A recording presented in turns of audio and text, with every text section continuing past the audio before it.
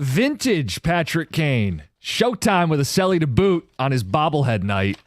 Wings are the hottest team in hockey. Won 5 in a row. 5-0 since McClellan got his feet under him.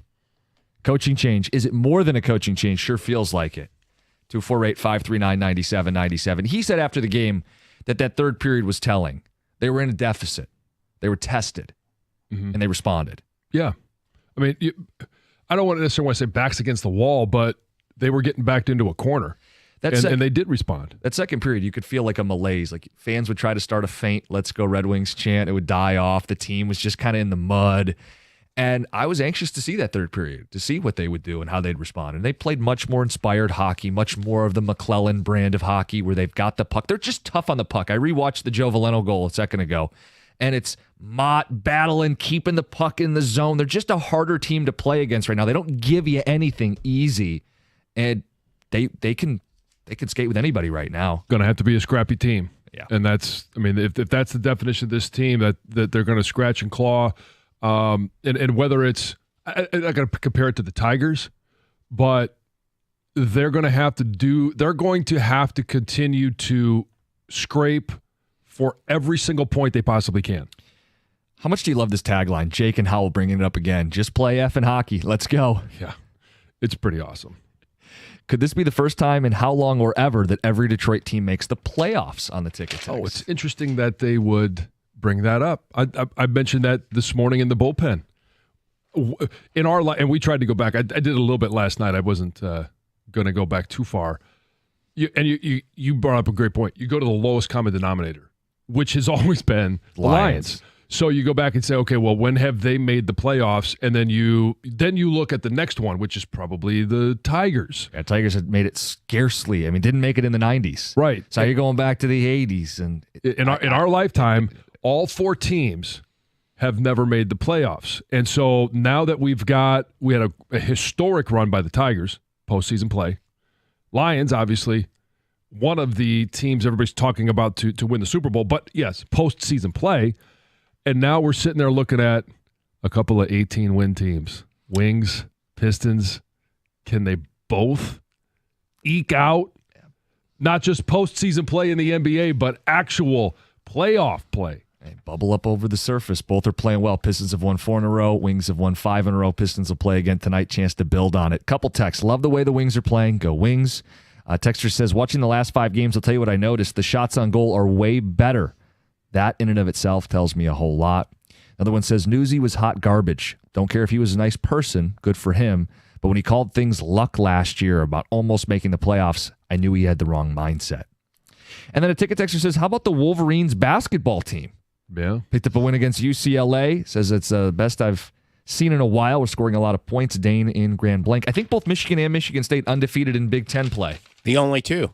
And Yeah. Michigan is now 10th in the KenPom rankings, which is a huge sign of a good basketball team if you can crack the top 10. Look, long way to go.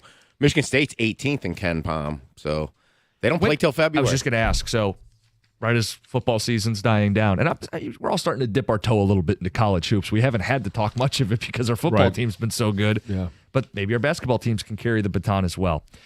Football, Dan Campbell. He was asked yesterday at the podium about an injury update. Carlton Davis, Aiden Hutchinson. What's the latest with those guys and more? Derek Barnes, let's hear from him.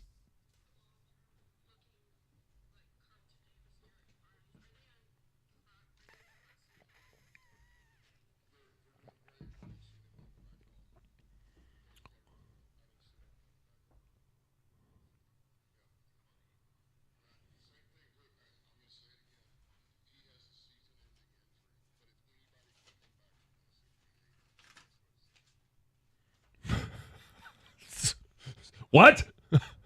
He had a season-ending injury. Okay, done. But if anybody can come back, it's Aiden. Is that him not trying to be a bummer? Like he doesn't want to be a buzzkill? But he was pretty blunt about it. We're not getting these guys back. I think that's more talking to Aiden directly. Like, we respect you so much that if you can come back, we'd love to have you and keep working hard. But it's a season-ending injury. We said it when it happened. Like, it's a season-ending injury, and you look at Now, we don't know exactly what's going on with his rehab, but when he, posts pictures of running in the pool, hey, that's great. It's awesome, and it's fun to see. It's fun to see him on the sidelines. You don't get on the sidelines unless you can actually defend yourself. But there's a big difference between running in the pool, running on ground, running in the pool, and actually having full contact NFL reps in game. That's a giant leap. We're 5 weeks away from the Super Bowl, give or take. I think last Sunday was 5 weeks away, or now it's 5 weeks away.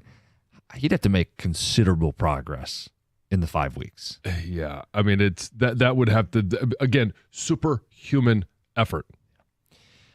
Bummer to hear about Barnes and Carlton Davis, though. Yeah. That's straight from Dan Campbell. They're done. They're not coming back this season. Let's get to Heather with the news.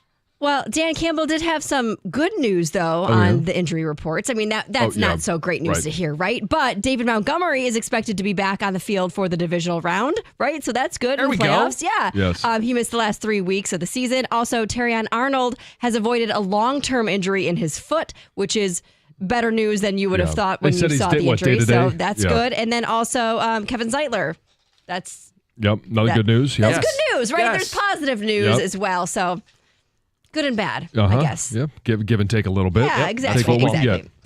So last year was actually the warmest year on record for Southeast Michigan, as the average temperature for 2024 was 54 degrees, and that's 3.4 degrees higher than normal. Now, the previous warmest year on record was back in 2012, when the average temperature was 53.8 degrees. On the other side of things, the coldest was in 1875. The average temperature was 44 degrees.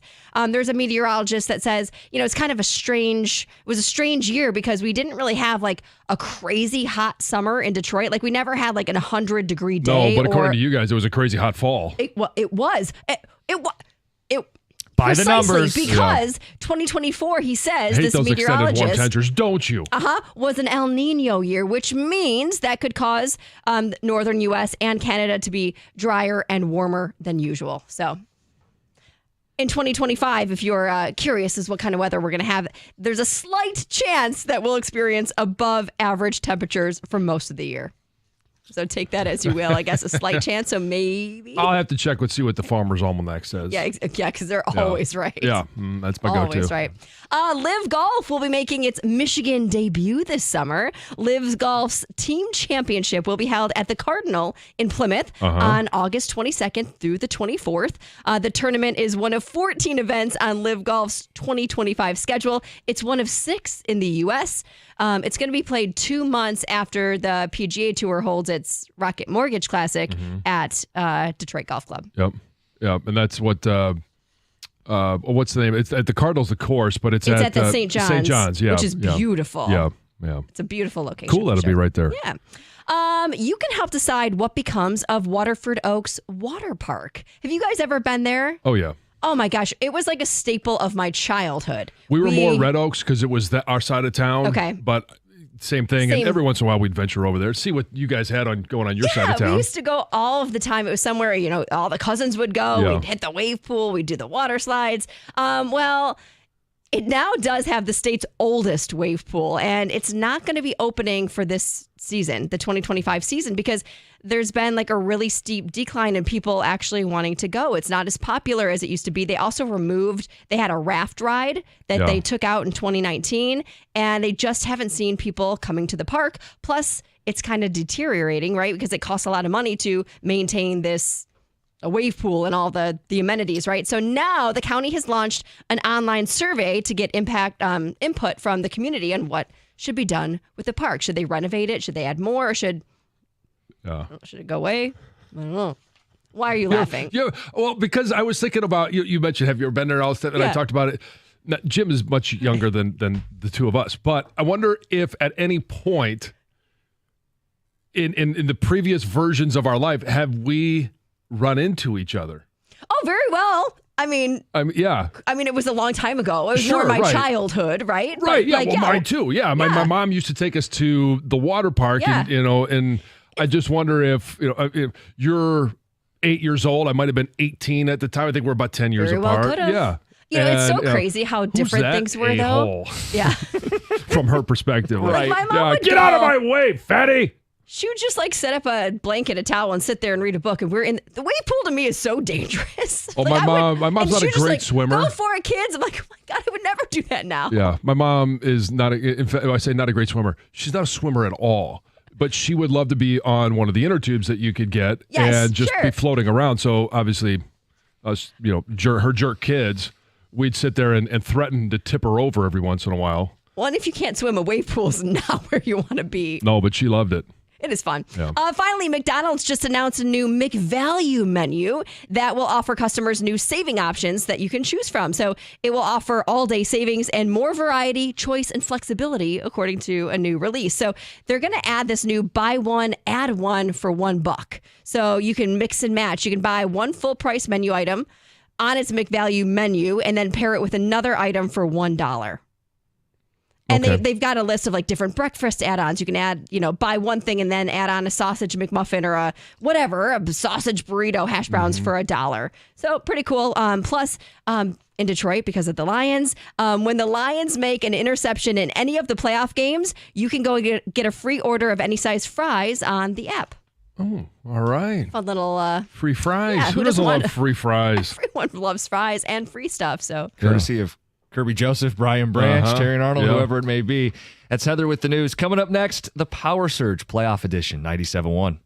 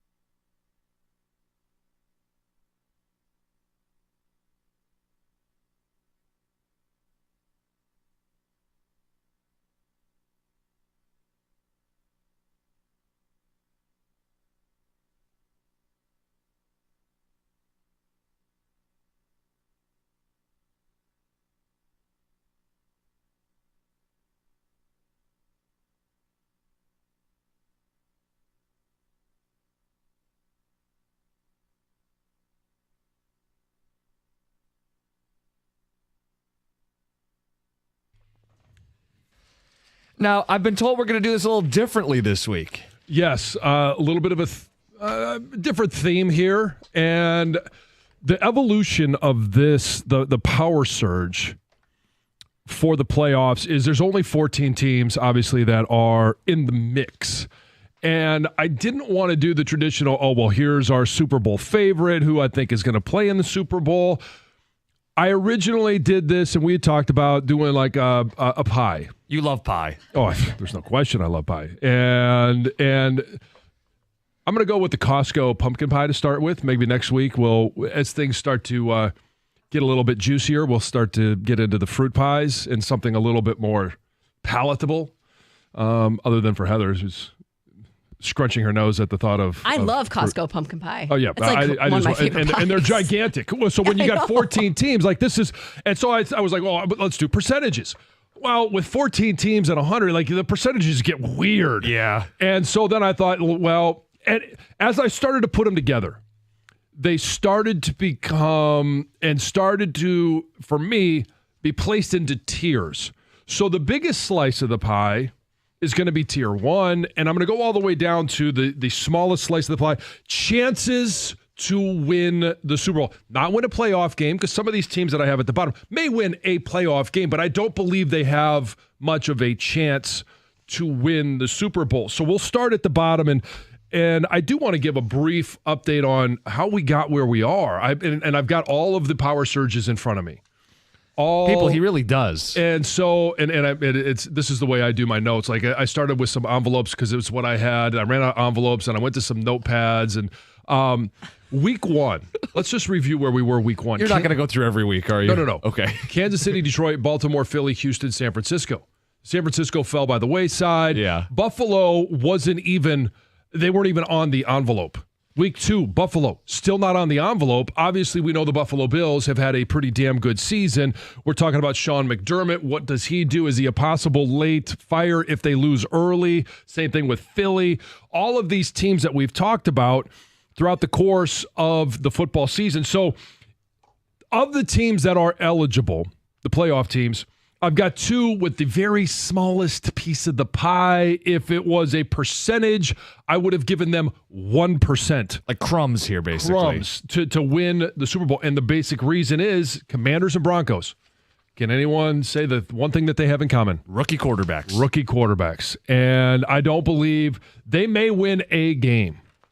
I don't even think that they get to an AFC or NFC championship game because rookies are going to do rookie things at some point, and the future is very bright for both of those organizations, whether it's Quinn as the coach, it's their quarterback, or it's Sean Payton and it's Bo Nix. It's like there are things that are exciting, but they're just not there yet. So the Commanders and the Broncos, the tier I gave them was rookies.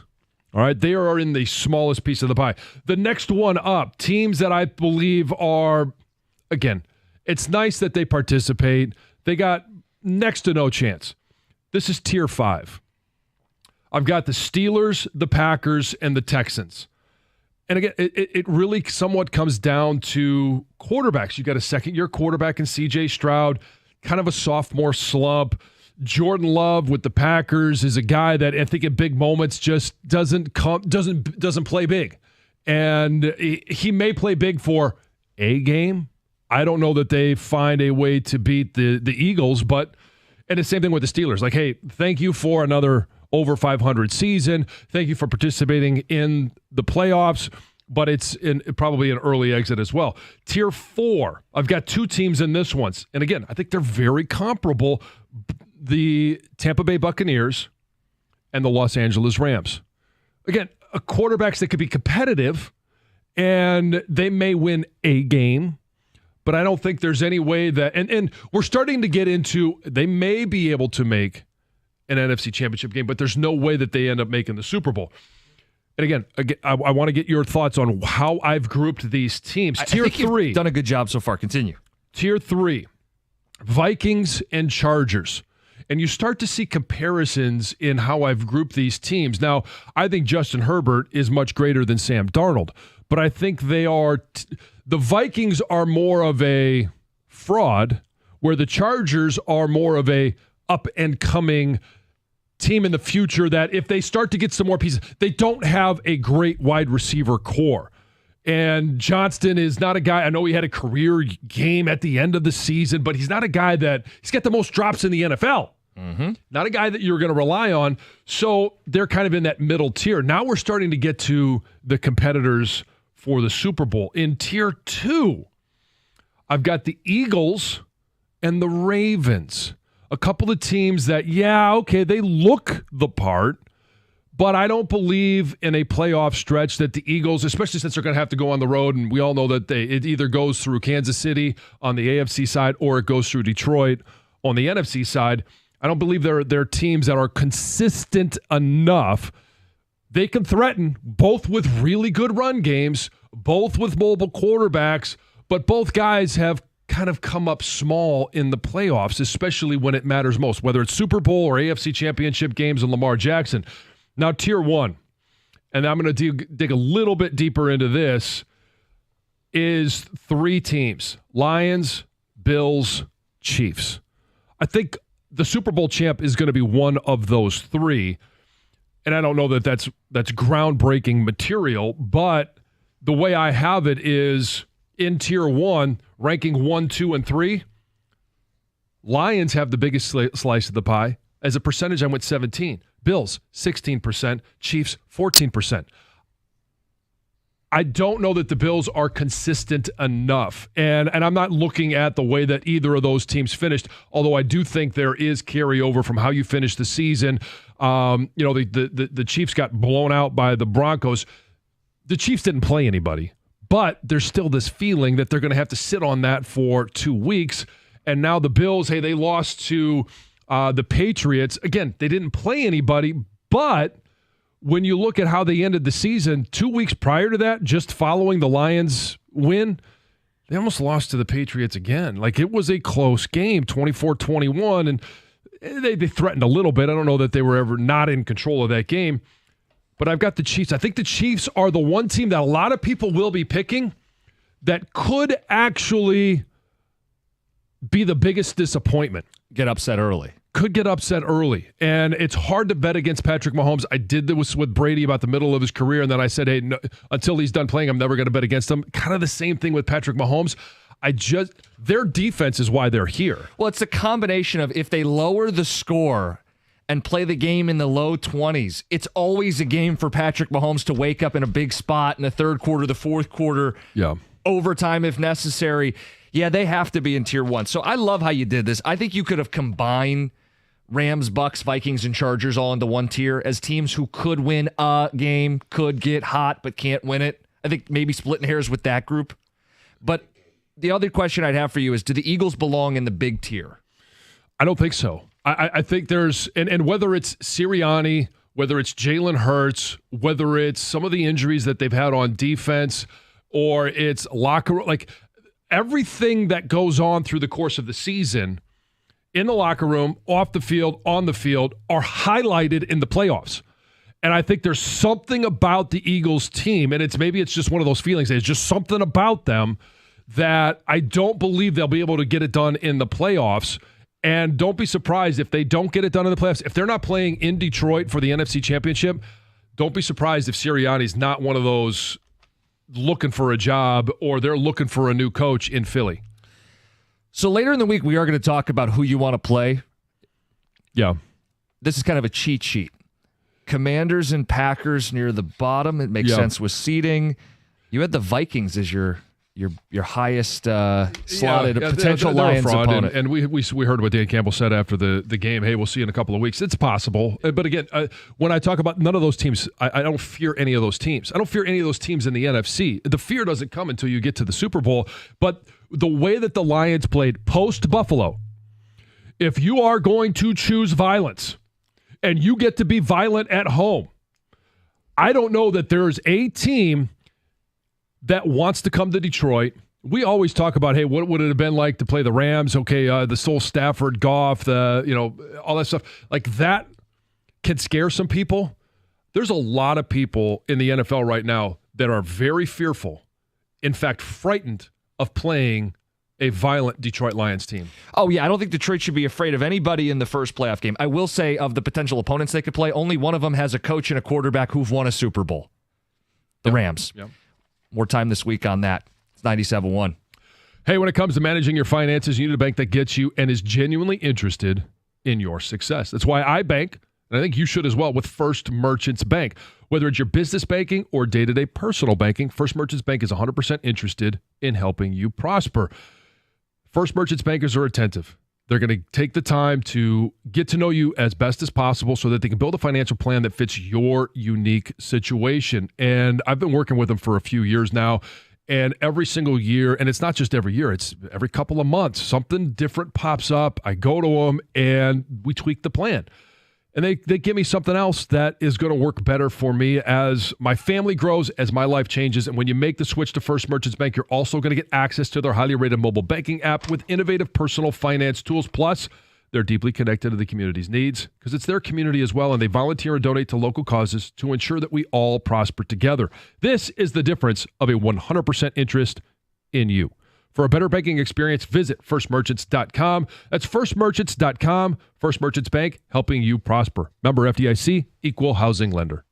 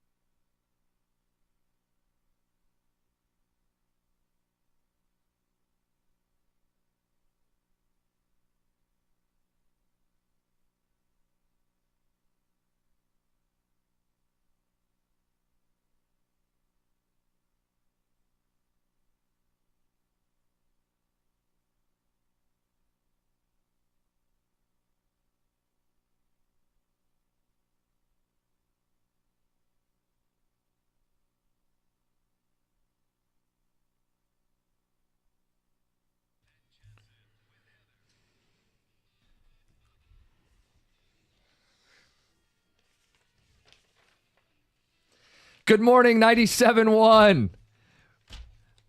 Wings and Pistons keep winning, but this is a Super Bowl push for the Lions, and they are our priority right now. John, season-long grades from CBS Sports. The Lions were the only team to receive an A+ for what they did. And and they actually said it in there. It's Super Bowl or bust. That's what I wanted to ask you about.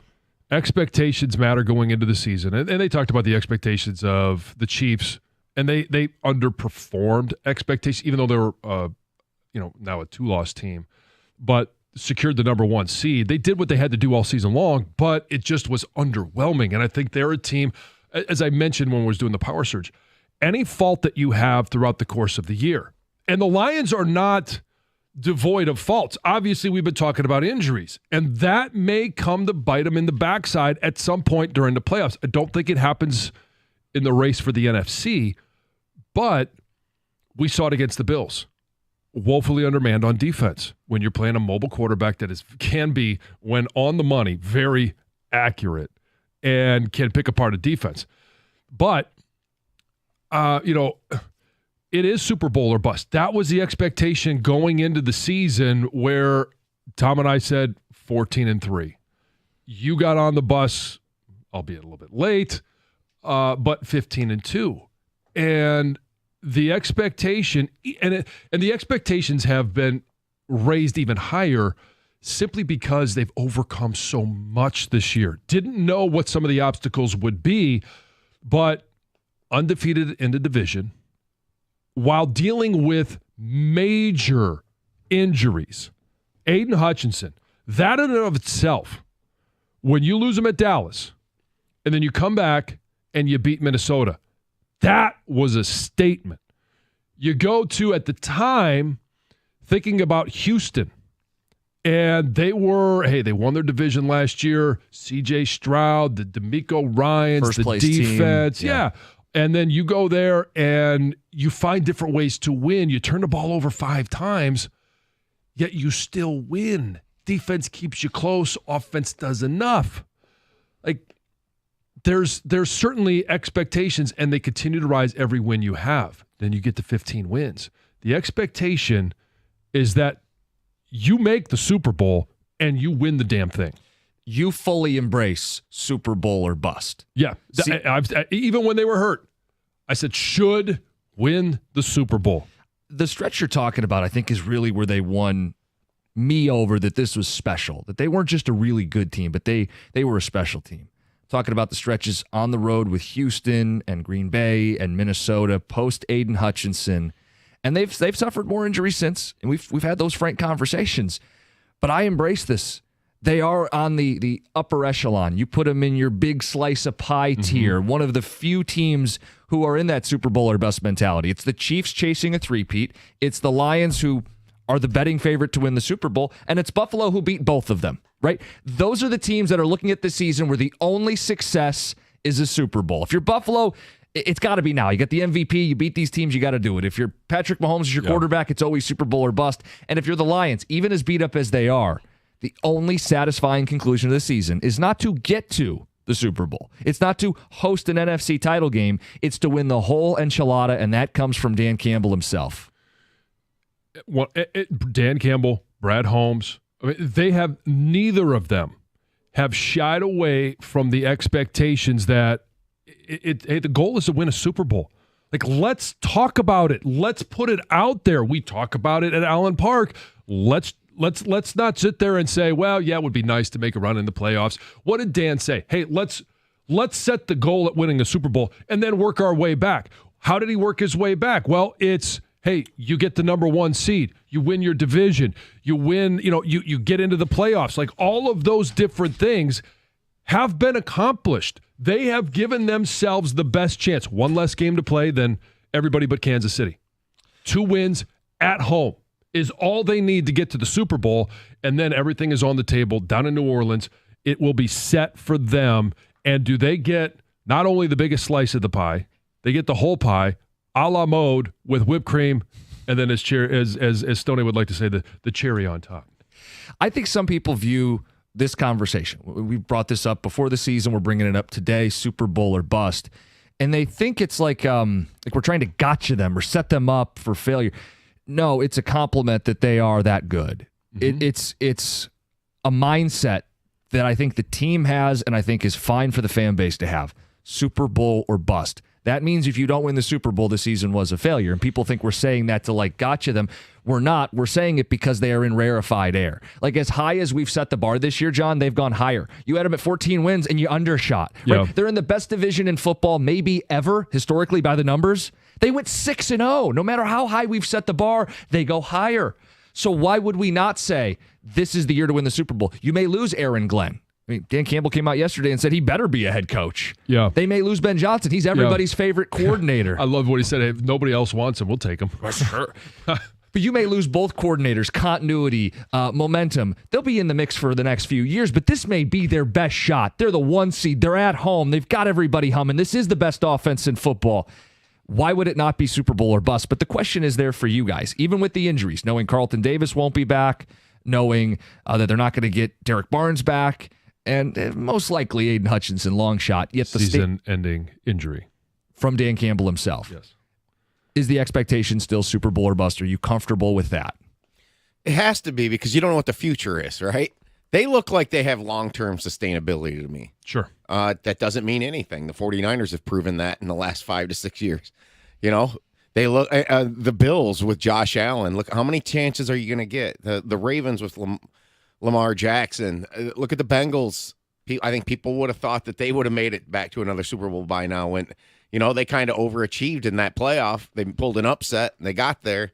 You got to, you're never going to have as good of a chance as this at 15-2 and being the 1 seed. But what we don't know is if you're going to be the 1 seed again down the road and you actually have a healthier team. You have to do it because you are in the best position to do it now. Right. You can't bring out the crystal ball. There is no crystal ball to be able to see what the future holds. You could do everything you want to set yourself up for success, but what have we seen? What have held teams back? Kansas City, the Super Bowl that they lost. Okay, they played against Brady, but it wasn't Brady. It was the Tampa Bay defense because of the injuries that Kansas City had on the offensive line. Lamar Jackson, why is he falling short? Last year, would they get to the AFC Championship game? He couldn't find a way to get over the hump, but there have been times in the last couple of years where he's been banged up. And they didn't have that opportunity. That's why, you got we got a text about mobile quarterbacks. I don't know how this team could figure out how to get to Lamar Jackson or Josh Allen right now. They don't have to do it right now, right? You know, but that's why I would lean towards wanting the Chiefs. And I know that sounds crazy, but Mahomes just isn't as elusive as those two. And when we come back, we'll talk more about this. Is it Super Bowl or bust? We want to hear from our callers, from our listeners, 248-539-9797. But it's also about Jared Goff. They lost a lot on defense. The one player you can't lose and still be a Super Bowl champ, say what the Eagles did with Foles, is lose your quarterback. Jared Goff, for 3 years now, has not missed a game. Durable. My point is, you don't know if that's going to continue to be the case. Will that be the case next year? Who knows? We don't know. It's in front of them right now. It's 97-1.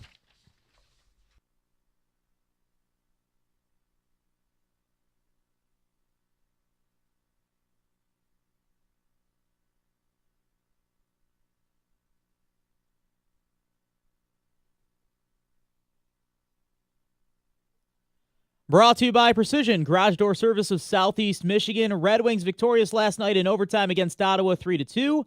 Patrick Kane playing the role of hero, netting the game winner. Detroit now riding a 5-game winning streak. Also riding high off the heels of clinching the NFC North and the 1 seed in the playoffs, the Lions continue to heal up from injuries. Running back David Montgomery is expected to play in Detroit's next challenge, that being the divisional round in the postseason. Meanwhile, 2 different paths teams are taking this week in the NFL. Some are gearing towards the playoffs, while other organizations who missed out are beginning to clean house. Multiple head coaches have already been fired the last few days following the conclusion of the regular season. Gerard Mayo, Doug Peterson, and Antonio Pierce were all relieved of their duties this week. Multiple coordinators this week were also released. And with teams like Chicago and the Jets firing their head coaches mid-season, there are a lot of openings going into the 2025 year.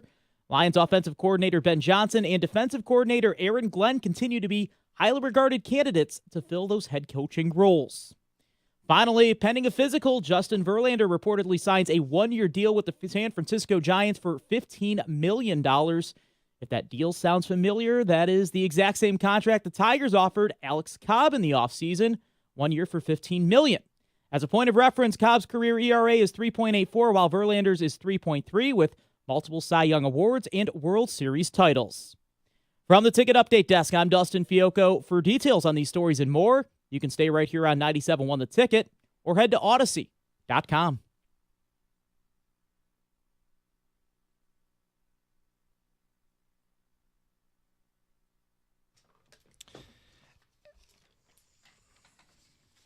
I have some thoughts on that Verlander stuff we'll get to this hour. But, John, you said we were going to talk after the update a little more about this Lions Super Bowl or bust mindset. Yeah, and I mean, it's got to be Super Bowl or bust. And simply because you don't know what will happen. Dan said it after last year. It's going to be really hard to get back to this point. They're not back to the NFC Championship game. They have not made the Super Bowl. Everything is out there for them, but they haven't done it this year. While they have had a ton of injuries on the defensive side, and it has become infinitely harder, they haven't lost the number one piece to the pie, and that is Jared Goff. Jared Goff has been very healthy. Some of that is the protection that the offensive line gives him. Some of that is self-preservation, and Goff being as smart as he is to be able to get rid of the ball and not take unnecessary hits. He had to take some of those in the Minnesota game simply because that's what it took to win that game. But through the course of 3 years, he's been very durable. You don't know if that's going to be the case in 2025. And I'm talking about next season, not right now. Mm-hmm. So what this means, Super Bowl or bust, is the Lions host the NFC title and they win the game. And they go to the Super Bowl. There's 2 weeks of buildup and there's parties and there's celebration and there's anticipation and they play well and they lose. That season is a failure. That's what Super Bowl or bust means. Yeah. I think there are some fans who go, oh, hold on, that's the greatest Lions season of my lifetime. You guys can't say that. It can be that. It can be the greatest season of your lifetime, but it can also be the greatest disappointment of your lifetime. That is perfectly well said. 248-539-9797. That both things can be true. They are back-to-back division champs. They won 15 games. They're the Super Bowl favorites today. They should win the Super Bowl this season, or you are left with a pit in your stomach. You are left with the feeling of last year's NFC title game on steroids. The Lions, as we all know, have never been to the Super Bowl. To have your heart ripped out in that way and know the history of teams that get there and for whatever reason struggle and don't get back. Teams that are loaded, they are young. It's just a matter of time, and it doesn't happen again. You have to capitalize on the moment. You don't know if you're going to be the Bills from the 90s where you get 4 bites at the apple and you always come up short and then you don't get another chance for, 30 years? How about Joe Burrow Bengals? Didn't it feel like they were going to be in a couple Super Bowls? They didn't make the playoffs. And let's just look to our recent past where the Eagles make it. And they have struggled ever since. Now, hey, they had a great season going last year, but then things dismantled. And then all of a sudden, hey, San Francisco was played for a Super Bowl last year. And we unfortunately painfully know how they got there. But what are they doing this year? They're not in the playoffs. They're home at this point. They're picking 11th in the draft. And you just don't know what the future holds. I think the Niners are a great example. They had a loaded group. And they had a seemingly unlimited runway, right? They lost to Patrick Mahomes in 2 different Super Bowls. That core age is out. And I trust Brad Holmes to reset and reload and do all those things. But the point is they are a cautionary tale. They've had a couple chances, and they haven't won a Super Bowl. Mm-hmm. And those are missed. You don't get those back. You don't. And you look at it, they didn't lose their quarterback. Brock Purdy's been there, but they've lost a lot of pieces around him offensively. And I think a lot of things have changed as well, where it used to be, hey, defense wins championships. I mean, Trent Dilfer won a Super Bowl, but that was because of the Ravens' defense. Now you're looking at much of the NFL is based on how dominant can your offense be, and can you pair that with a defense that's good enough? So the 49ers, they didn't win a Super Bowl because their quarterbacks couldn't close the deal. Right. They played terrible in the fourth quarter, especially Garoppolo. Purdy wasn't quite as bad, but they couldn't finish. They couldn't make a play when you needed them to make a play. You know, I feel like the Lions have a better quarterback than the Niners did in either of those situations. I do. I would agree. rather have Goff than Purdy. I know there's a debate there. I don't see it. Look, in terms of right now with the NFC, the one thing that probably scares me more than anything is the fact that the Eagles have the best player that's not a quarterback. You could argue they have the MVP of the league in Saquon Barkley. I believe a team that truly comes and tries to play the Lions, that has a legitimate offensive line with a legitimate running back, can run on the Lions. I actually have thought that there's a little weakness there all season long. Teams just can't do it because they get behind. I don't know if that would happen against the Eagles, but you got it at home. See, that was my thing going into the season. I thought the Eagles, if you had to go to Philly, that would be a very tough situation for the Lions. Well, going into the season, it was, do you want San Francisco to come here, or do you want to go to San Francisco? Because we've kind of felt like it was destined for a rematch. We had the one at the end of the regular season where the Lions go out there to San Francisco, and we know what they did, played their starters, and went out there like they wanted to win that game and set a tone for Minnesota, set a tone going into the playoffs. But that narrative quickly shifted, and some of it we should have seen coming, and we talked about it a little bit with the IU contract issues. The same thing with Trent Williams, and then what's going on off the field, and it's been horrific for Trent Williams and his family. But there's just been a lot of off the field, on the field issues for San Francisco, and it quickly shifted to Saquon Barkley and the Eagles. Right. Well, the thing is, I'm kind of holding myself accountable, Hill. The biggest reason I thought the Lions wouldn't win the Super Bowl this year is that they wouldn't get home field and they'd have to go to Philly. Right. Well, that's not happening. So for me, it's a huge Super Bowl or bust right now because of that, because I thought that would be a tough situation for that team. Look, I think everybody should be like, you better not miss this opportunity, and it's going to be interesting to see if they don't, how people react. We know last year there was devastation, and we actually did a topic about after a month, are you over it? And most people weren't and stuff. But I think people were like, because it was the first taste. You know what it is? The comparison is to the Tigers. 2006 was last year, where you break through suddenly and go further than anybody have ever anticipated, and they lost the World Series. The Lions lost the NFC title. But after 2006, every Tiger season became defined by, were you the last team standing? And they made it in 12. They were maybe even better in 13 and lost in the ALCS. And those seasons were hollow. You know what I mean? They were exciting. They were good. But they rang hollow at the end of the day. And that's what this year will be. If they go to the Super Bowl and lose, best season of your life, yet hollow at the same time. And it's because of the expectation. Yeah. That's what's changed. I just think, like, too, the way the field is set up and there is nobody in the AFC playoffs that has defeated Patrick Mahomes in the playoffs. Tom Brady retired, and Joe Burrow's not in. Yep. And they're at home. Okay. Like, and the matchup is that, okay, the Lions have scored 30-plus in 5 straight games now. They haven't been held under 20 all year.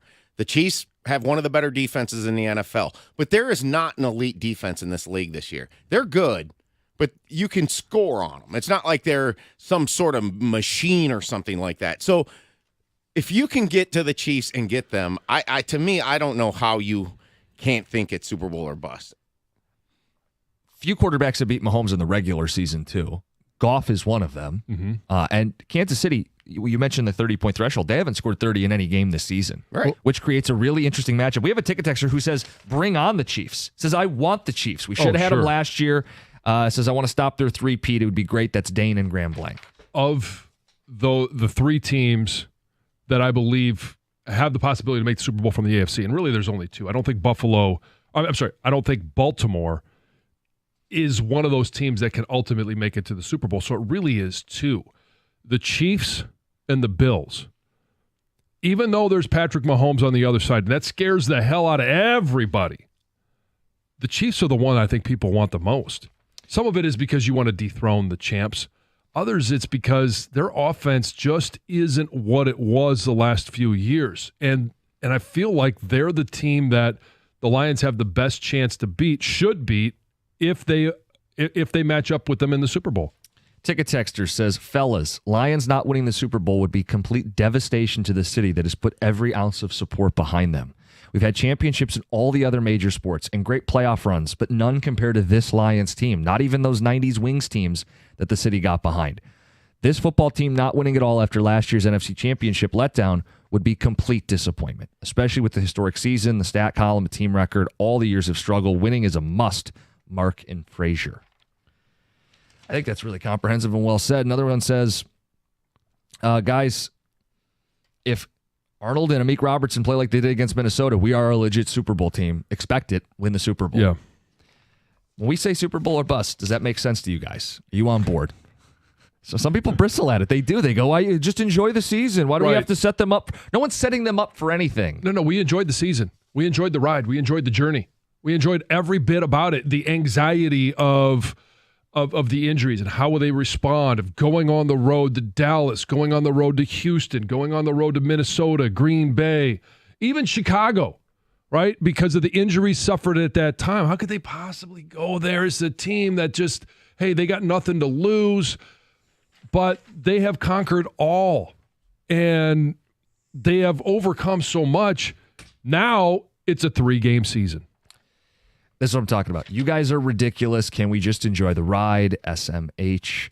But I think people will get it because Ryan at work says, absolutely Super Bowl or bust. You guys are spot on. This is what the team's capable of, and that should be the standard. Another one says, stop saying or bust because no one knows what that means. It means failure. Yeah. It means Super Bowl or failure. We could play it that way if you'd like. Yeah. Do you agree with that? 248-539-9797. We got some phone calls. We got some ticket text. A quick note on Verlander signing elsewhere. I know that's on people's minds. We'll spend few minutes on it. It's 97.1. Hey, buckle up, football fans, because right now, for the first time ever, we've got 5 straight days of playoff football in college, and it starts tomorrow on Thursday night, and it doesn't end until the NFL playoffs wrap things up on Monday night. There's a no-sweat same-game parlay every single day for 5 days, and it's on FanDuel. It's the great playoff payoff. With a no-sweat SGP, you can combine your bets from the same game for a chance at even bigger winnings. And if it doesn't hit, you're going to get your bonus bets back. So not only do you get a chance to watch 5 straight days of playoff football, but there's 5 chances to win huge. Just visit FanDuel.com/Jansen to be part of the epic run. That's FanDuel.com/Jansen. It's the great playoff payoff, and it's only on FanDuel, America's #1 sportsbook. Must be 21 or over and present in Michigan. Opt-in required. Minimum 3-leg parlay required. Refund issued as non-withdrawable bonus bets that expire 7 days after receipt. Max refund $5 unless otherwise specified. Restrictions do apply. See terms at sportsbook.fanduel.com. Gambling problem? Call 1-800-GAMBLER.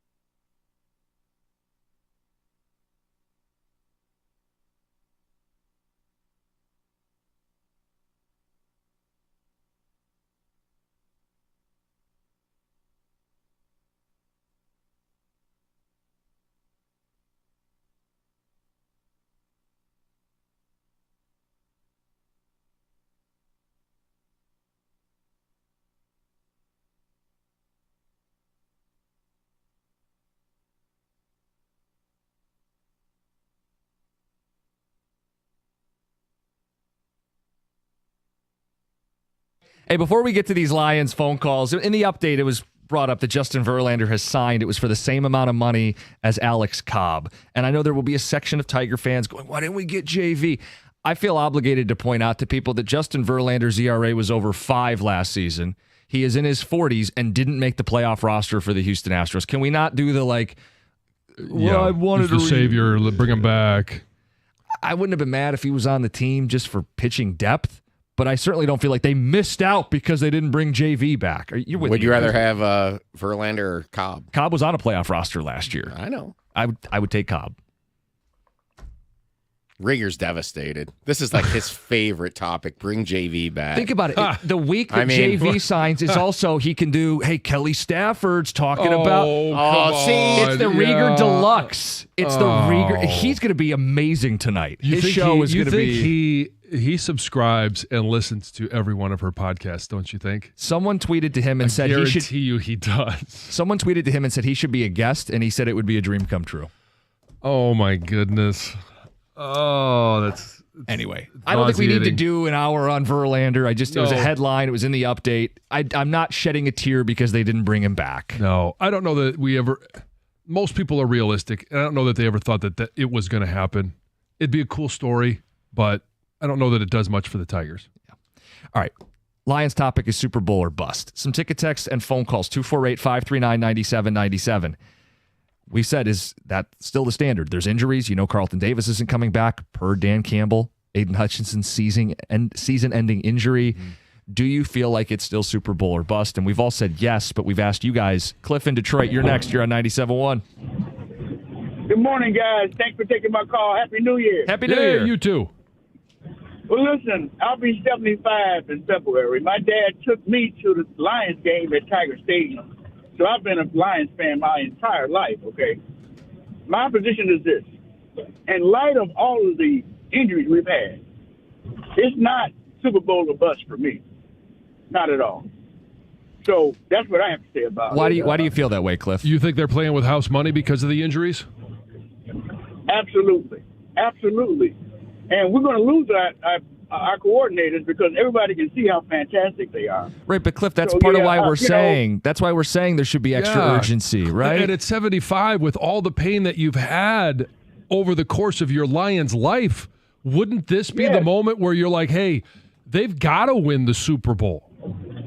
I'm hopeful. I'm very hopeful all the way, but it's not a bust for me. Okay. They've shown their mettle. Oh, they have, and they've given you lifelong memories. They still can't win. Don't get me wrong. Oh, I know. I'm not taking Cliff, that's a really good distinction to bring up. If you call in and say it's not Super Bowl or bust, that doesn't mean you think they're losing. No. It's just you being honest about where you're at emotionally with this team. You're still going to be happy with the season. You're going to be happy if they lose in the Super Bowl. I can't even say it. I'd be disgusted. They're right there. They're going to lose the coordinators. I don't know how many great chances you're going to have where you're the host all throughout the NFC playoffs. And we can look back in future years and say, man, it was so much fun to go 15-2, and the build up to the Lions Vikings. And we talked about it. It was the highest rated game, end of the season game since 2012. That's fun.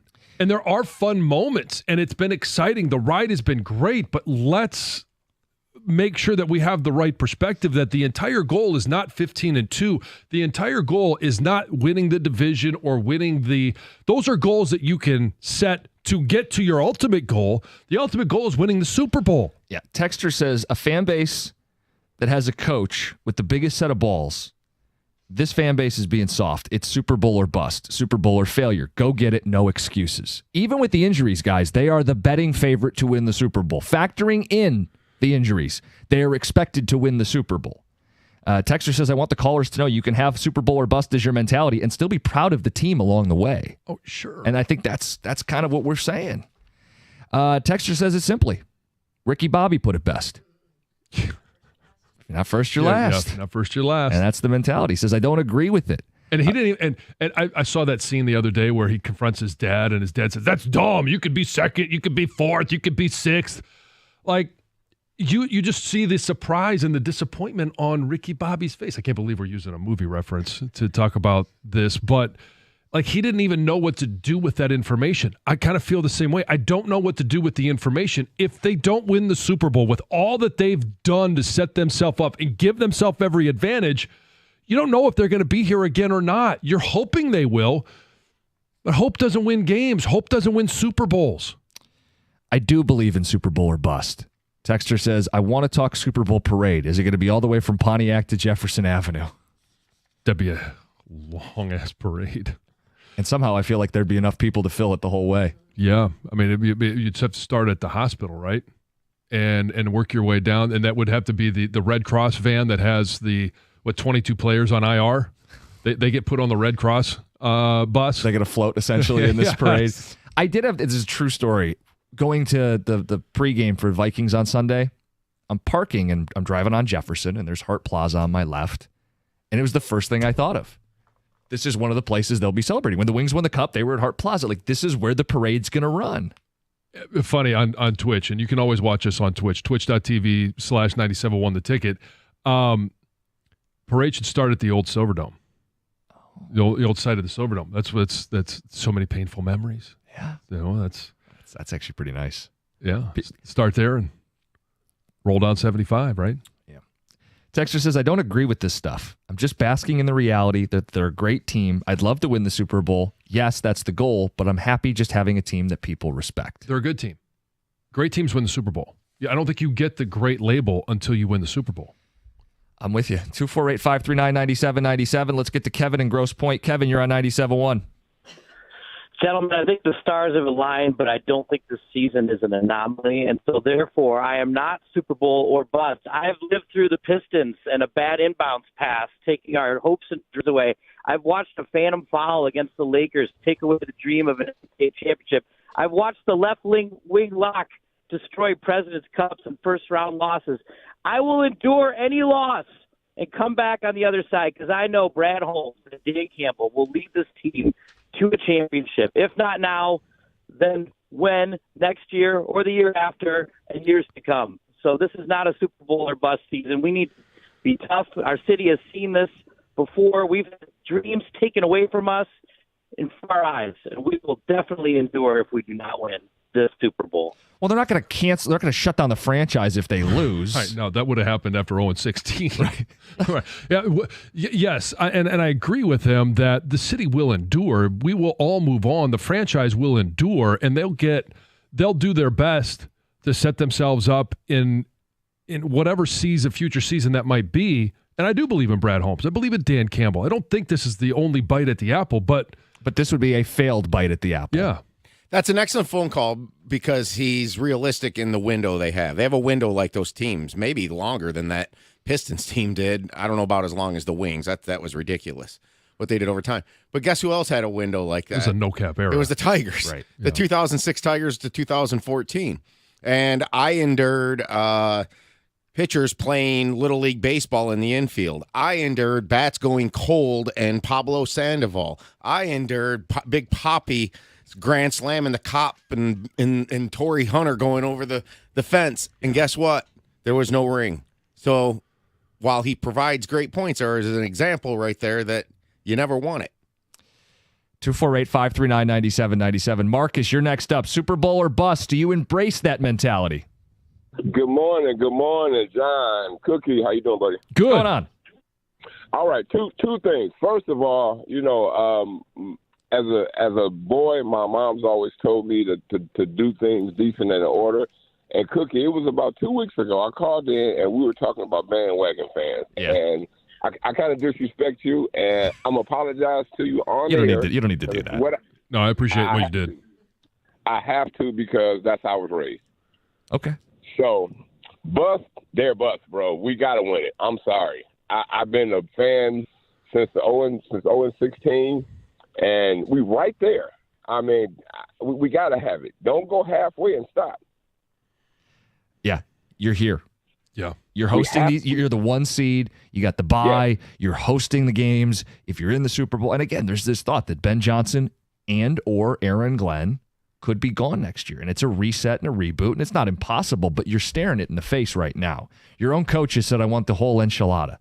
Brad Holmes, we have the drop somewhere where he said he expects to win the Super Bowl, and they are still the favorite to do so even with the injury. So I don't think you can make the excuse if they fall short, well, it's still a successful season. The only success is the Super Bowl as defined by the coaches, management, and players, and I think the fans should be on board with that too. Yeah, and I got a quick take on losing the coordinators. Just something I want to mention when we come back. Okay, we'll get to that. Your take on the coordinators. We got Heather's news coming up. We'll get to the Red Wings. How about the Red Wings, the hottest team in hockey? Someone let the Wings get hot. You want to hit the button, don't you? Yeah.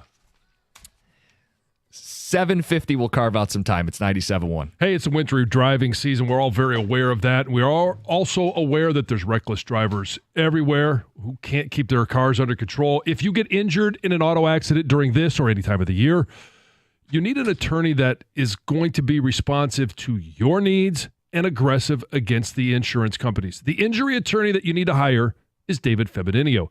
You can pick up the phone right now and speak with David personally by calling 855-65-CRASH, or you can always go to his website, getdavidgetpaid.com. That number again, 855-65-CRASH, or on the web at getdavidgetpaid.com.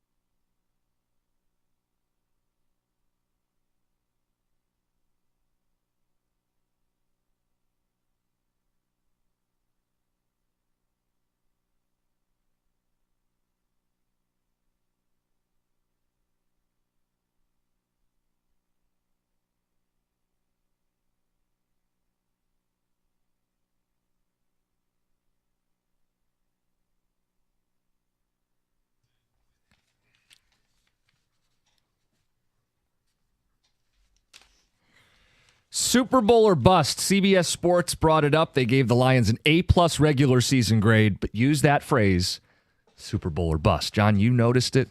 Yeah. We've been saying it, and as the playoffs get set here, that's the mentality that we have, and it's the right mentality. 15-2, home field, betting favorite to win the Super Bowl. Unsure if you're going to have either coordinator next season. You should win the Super Bowl this year, and if you don't, it's a failed season. It's okay to say that. People are like afraid of failure. Like when you have a really good team, there is only one thing that can be satisfying, and that's winning the whole thing, and the coaches and the players have said so. They've embraced it. The fans need to as well. Super Bowl or bust. You had a note on the coordinators. Yeah. The coordinators, everybody is always worried about losing the coordinators, and change can be painful. We saw it a couple of years with the Eagles. They lost both coordinators. What happens? They fall apart at the end of the season. Part of that was a bad hire in Matt Patricia, and we don't need to go down that road. But so there's plenty of examples of things changing and not working out. It can also be there's two sides to that coin. Nobody can envision somebody doing a better job than Ben Johnson. And I know that's really hard to think about. Dan Campbell's still here. It's still his offense. Somebody might be better. It's not like we're sitting here saying Ben Johnson's the best coordinator in the history of the NFL. So who is next? Could be worse. Could also be better. Same thing with Aaron Glenn. Like these guys should be head coaches, but it doesn't mean that you can't go out there. There is the chance it could be better. I think the unknown is what you're right. The guarding unknown is against, though. always scary. Yeah. Texts on both sides of the aisle here. Couple that say, yeah, I'm with you guys. Doug in Sterling Heights says Super Bowl is the end goal, period. Participation and effort trophies are not an option at this point. Ask the Patriots how they felt about their 18-0 season, getting skunked and losing to the Giants in the Super Bowl. And another texter says, I wasn't Super Bowl or bust until I saw next year's schedule. It's going to be hard to get back here with home field. Super Bowl or bust, Matt in Metamora. Next year's road schedule is tough, and we haven't talked much about it. But when you look... What is it? Chiefs, Eagles, Ravens, all on the road next season, among others? Yeah, I mean, the road games are Baltimore, Chicago, obviously. I mean, the Green Bay, Minnesota. But you got the Bengals, you got the Ravens, you've got the Eagles, the Commanders, the L.A. Rams. Kelly Stafford's going to get her wish, and the Kansas City Chiefs, all on the road. Some people who think we're being too harsh. Texter says, holy crap, guys. I want and expect them to win the Super Bowl, but if they don't, are you going to say they're a crap team or stop watching? Come on, man. That's from Cooper. No, it's not what we're saying. No. 15-2, and you guys are trolling for negativity? Damn, do better. Not trolling for negativity. We got one that's trolling. Where's that one from? Let me find it. Here we go. I underlined a key phrase. Jamar and Westland. We definitely need to win the Super Bowl. It's Super Bowl or bust. Failed season if we don't. I want Goff to get hurt. We know Hooker's a better quarterback anyways. I don't know if Jamar is real. Jamar, he's been trolling us all season long. Yeah, well, he wants Hooker every single text he sends in. Right. So, Jamar, you know what? Hey. I gave him what he wanted. We read his text. Well, Hooker's. We don't even know if Hooker's going in. It could be Teddy Bridgewater. So take that. I'm a little stunned on we're trolling for negativity by saying they're the best team in the NFL. They should win the Super Bowl. We expect them to win the Super Bowl. I guess it's negative to point out if they don't, it's failure, but I don't think that's a gotcha. We're not trying to set them up. It's just being honest about where the Lions have elevated themselves. Right. People want to enjoy the season. Can we enjoy the fact that the expectation is to be the best? The expectation. We said, hey, at the end of the Wings season last year, just say it, right? Expectations. Say the fact that you should be a playoff team. That is the expectation. The other two top four favorites or top five favorites in the league, that's the expectation. Yeah, do you think the Bills the fans Chiefs, are going the Ravens, the Bills, the Eagles? Yeah, the Chiefs have won back-to-back. If they don't win the Super Bowl, their season's a failure.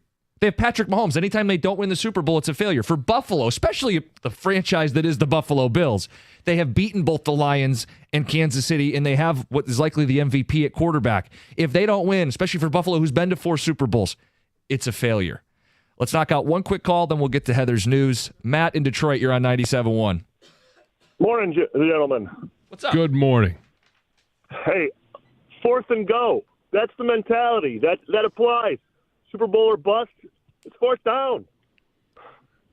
I it's a great agree. analogy. Yeah, it should be the same mentality that Dan Campbell has on 4th and goal, 4th and whatever, that you're going to go for it. Fans got to have that same mentality. It's soft to think otherwise. Well, that's a very, very dirty word. Can't call people soft. That's a harsh one. If you call me soft, we're fighting right now. I don't care if it's mid segment. You call me soft, and we're going for it. And so I'm not going to tell people what they have to think. They can view it any way that they want. And if it's not Super Bowl or bust for them, then so be it. But that my mentality is, yeah, they have the number 1 seed. They don't have to play this week. They've earned that right.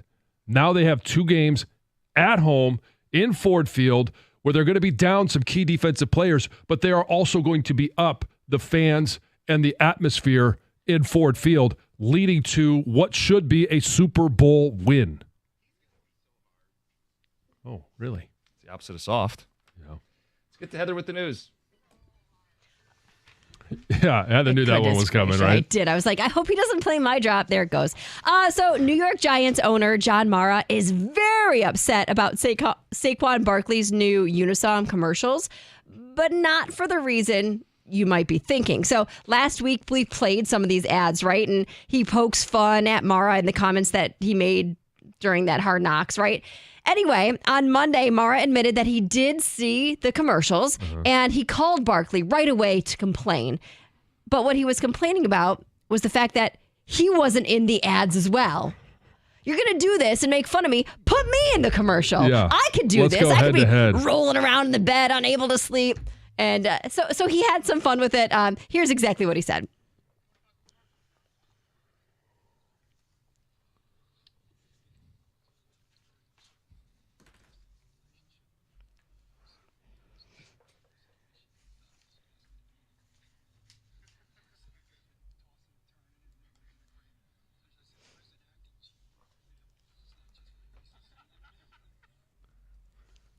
So Yes. he Got a sense of had humor. fun with it. Yes, Yeah. had a sense of humor. He wasn't actually upset by any means with the commercial.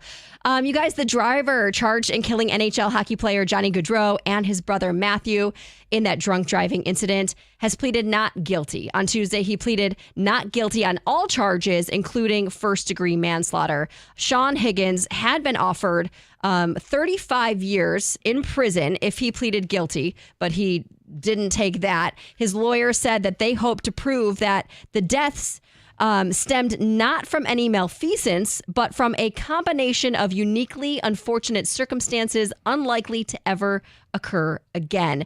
The lawyers also described Higgins as a combat veteran, a loving father, a good person who made a horrible decision on that night. Also said that Higgins has faith in the legal system. We'll see. Yeah, we will see. David Montgomery is expected to be back on the field when the Lions play their first postseason game. So there's a bit of good news. On Tuesday, Dan Campbell confirmed that Montgomery, who did miss the last 3 games due to that injury to his left MCL, will be available for either January 18th or the 19th, whenever they play. Campbell also updated the injury statuses of Terrion Arnold, Pat O'Connor, and Kevin Zeitler, saying that the team received good news when it comes to Arnold and Zeitler, but he can't guarantee that they will be playing, but they're not on this long-term injury list, right? So that's good news.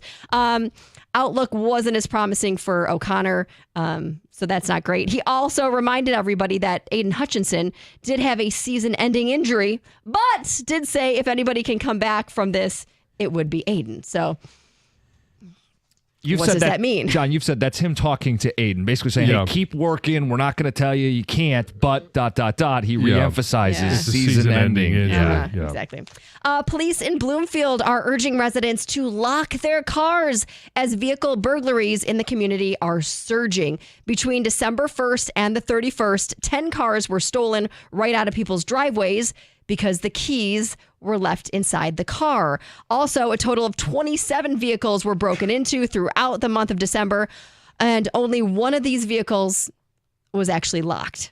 So simple things you can do. Obviously, right now they're investigating. They're trying to find the people behind this, but they're just saying, hey, take these simple precautions. Make sure you're locking your car doors. Make sure you're not leaving anything valuable inside, your purses, anything you don't want stolen. Bring it inside, and that could prevent, obviously, some thefts.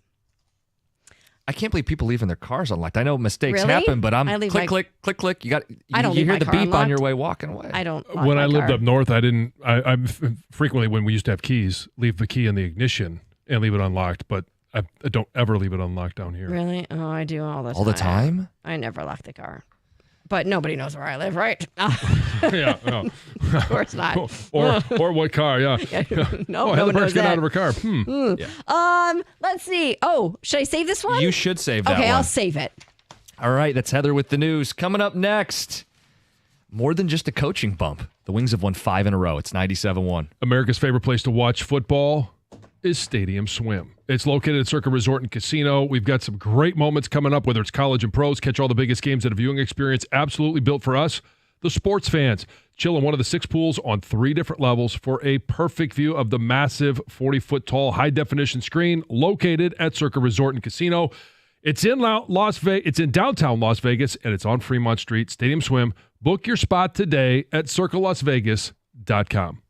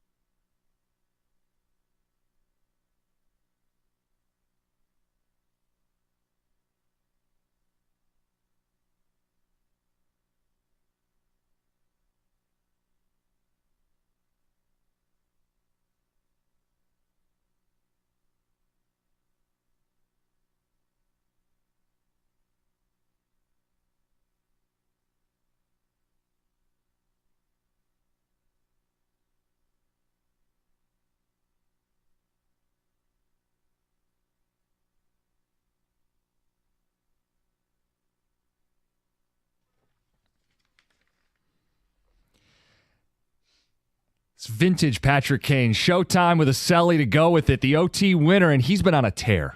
Wings have been on a tear. Hottest team in hockey, winners of 5 in a row. I think we can say this is more than a coaching bump. They're playing a completely different brand of hockey. Sure they are. They're winning. Beyond that. It's a totally different brand of hockey. They're shooting. That's 33 shots. They won a game this year with 11 shots. They were winning those games, but they weren't winning many of them, and that wasn't a brand of hockey that you could consistently win with. This is, guys.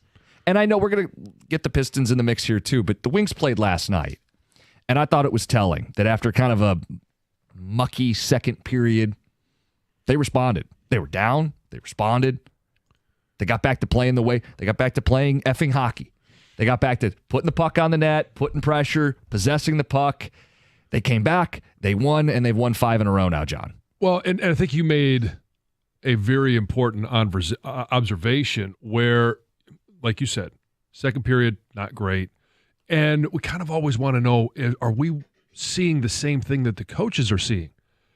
And then after the game, McClellan says exactly what you wanted to hear. Yeah, he didn't like their second period. Yeah. And I just the blunt honesty of it all, right? With Lalonde, it felt like it was always sugar-coated, or he'd couch stuff, or we're lucky to be here is something that he said last year. Or he didn't even see it.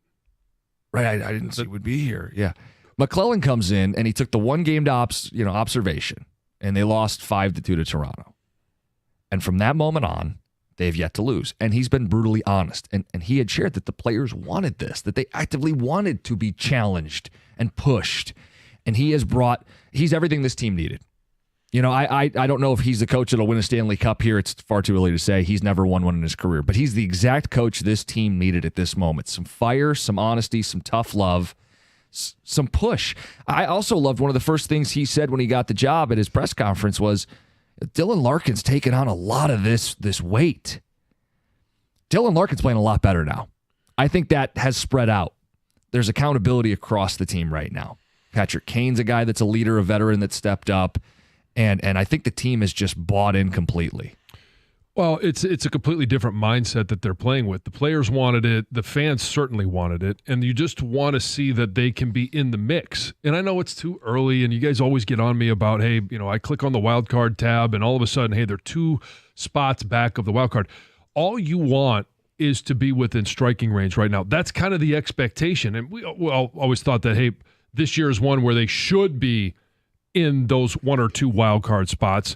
But they fell so far behind, and now they're in the mix. And Yzerman said it, hey, we're a 3-game stretch away from, being within striking range. And he was right. I mean, okay, it took 5 games, but they are within striking range. And at this point, I think really the best you can hope for is that they remain there. Like, they're always within striking range. They might be 3 back, they might be 1 in, but that they're always in that mix to be a wild card team, because the expectation that we had as fans, even though they wouldn't say it, Derek Lalonde wouldn't say it, Yzerman wouldn't say it, was that this is the year where they were going to be a wild card team, that they were going to get postseason play. And a ticket texter brought it up. We talked about it before the show. In our lifetime, we've never had all 4 teams be playoff teams in 1 calendar year. Yeah, you start looking back and you realize it's never happened. No, I mean, Tigers, okay, check that box. They did it. It was a historic run. Yep. Nobody thought that they were going to do it. Yeah, miraculous. Yeah, and now, hey, the Lions did what they were supposed to do. Yep. They're in the playoffs, 1 seed. Now, what will the other 2 teams do? The Wings, the Pistons, higher expectations for the Wings, obviously, because they've been building for long. I mean, Pistons seems like they're up, but they're starting with Trajan Langdon. Cade Cunningham is playing at all-star level. This should be the year that we get all 4 teams in postseason play. Yeah, Yzerman had shared when he made the decision to move on from Derek Lalonde that his expectation was they'd compete for a wild card spot. Now, it's still a little light to me. Like, make the playoffs is a reasonable expectation 6 years in, and they're playing more like it now. The playoffs are on the table for this hockey team, which is a lot more than we could have said about them 2 weeks ago, 2 months ago. They're in this thing. And, John, we could look at the playoffs seriously for both teams, the Red Wings and the Pistons right now. I think we're seeing real growth from both of these teams. So we'll open it up. I know the Lions are the big story, and they're the majority of what we're doing this week. But in the middle of the week, Lions aren't playing. Tune into a Red Wing game, you got to be happy with what you see. You tune into a Pistons game, you've been pretty happy with what you've seen so far. 248-539-9797. Your thoughts on the progress of these teams, and maybe who's making more progress? They're both at 18 wins today. Mm-hmm. They're both at 18 wins. Both are at 500, and the Pistons are in a more advantageous spot. Some of it's because of the Eastern Conference kind of stinks right now, but they are in that play-in tournament as we sit. And again, it's still very early. There's still a lot of basketball. They do have the right to get better. We have no idea what they're going to do at the trade deadline. We also don't know what the Wings will do at the trade deadline. Are they going to be in a position where, didn't think it a couple of weeks ago, but maybe they add somebody, or they at least stand pat? We kind of felt like this was going to be another year to sell. It could be very interesting. I know the deadline in the NBA is about a month away, and hockey's even a little further out. They got to earn the right to buy, Sure. and I want to see the urgency from these teams, right? I think Langdon's in a different position, having just taken over in Detroit. Yzerman, 6 years in, didn't show enough urgency in the offseason with Lalonde, didn't show enough urgency until it had hit rock bottom with Lalonde.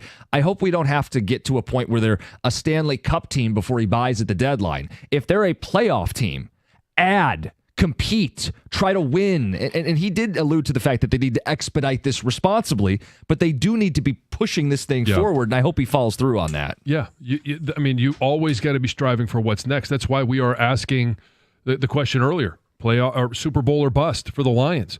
Expectations matter. Fans' expectations, while it may not matter to the players and it may not matter to the general manager or the owners, but fans' expectations are real. And we expect these teams to be playoff teams. What are you seeing with the Wings? What are you seeing with the Pistons? Who's making more progress? But you don't have to pick a favorite child. If you want to celebrate both of them, call us. Let us know. 248-539-9797. It's just good that we can even have the conversation about all four teams in the postseason. It's been a long, dark time. Yes. It's finally starting to look up. It's 97.1.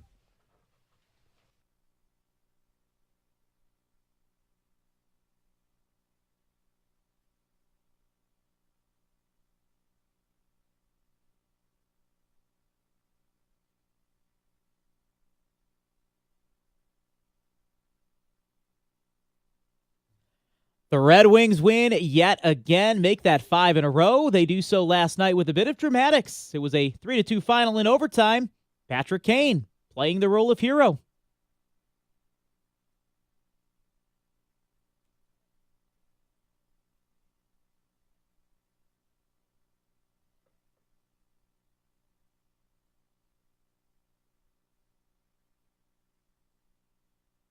Ken Call on the call. Todd McClellan certainly proving to be a difference maker since taking over the duties as head coach. Detroit is now at a 5-1 record. Also taking care of business lately, the Detroit Pistons, they finished a perfect 4-4 on their homestand, and tonight they look for their 8th win in 9 attempts as they hit the road for the first time in 5 games. Tonight they play a struggling Brooklyn Nets team. A win tonight would make them a winning team with a 19-18 record. It would also put the Pistons in a position to be tied for 7th place in the Eastern Conference. You can hear that action right here on the ticket with a 7:05 pregame. An eventful day in baseball yesterday. Former first-round draft pick Brian Mattis passed away at age 37. No details have been released yet on his death. Tigers play-by-play commentator Jason Benetti also receiving honors from the National Sports Media Association as Michigan's Sportcaster of the Year. And the big story, Justin Verlander reportedly agreeing to a 1-year deal for $15 million. The San Francisco Giants getting that contract, as that deal is also the exact same contract Detroit made to Alex Cobb in the offseason. From the Ticket Update Desk, I'm Dustin Fiocco. For details on these stories and more, you can stay right here on 97.1 The Ticket. You can also head to Odyssey.com.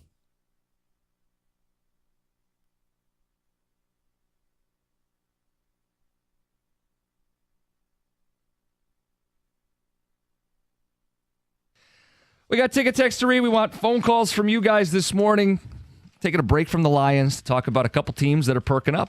Red Wings and Pistons, both on win streaks. Wings, 5 in a row. It's the longest active streak in the NHL. It's clearly more than just a couple games where a coach shook them up. They're playing real better hockey, like significantly better brand of hockey. And with the Pistons, John, Cade Cunningham has turned himself into a legitimate all-star.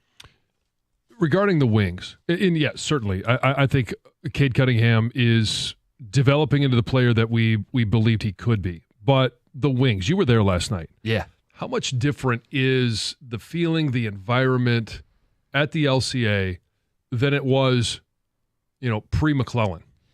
Yeah, I mean, there was a lot of like the team played with a malaise, and sometimes that would bleed into the crowd. And then I wonder if it's like a cycle because then the team's just kind of skating through the motions.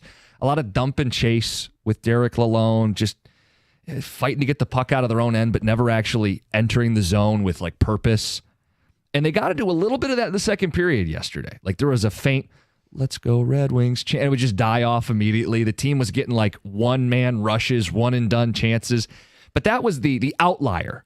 That was the norm under Derek Lalonde's Red Wings. Todd McClellan, I mean, they get into the intermission, and they snap back to it. They're trailing. They're down a goal. He said after the game, this was a good test for our guys. And they did. They came back in that game. And he made a savvy line change. He took Joe Veleno, who's been a little burst up on the first line, bumped him down to the fourth.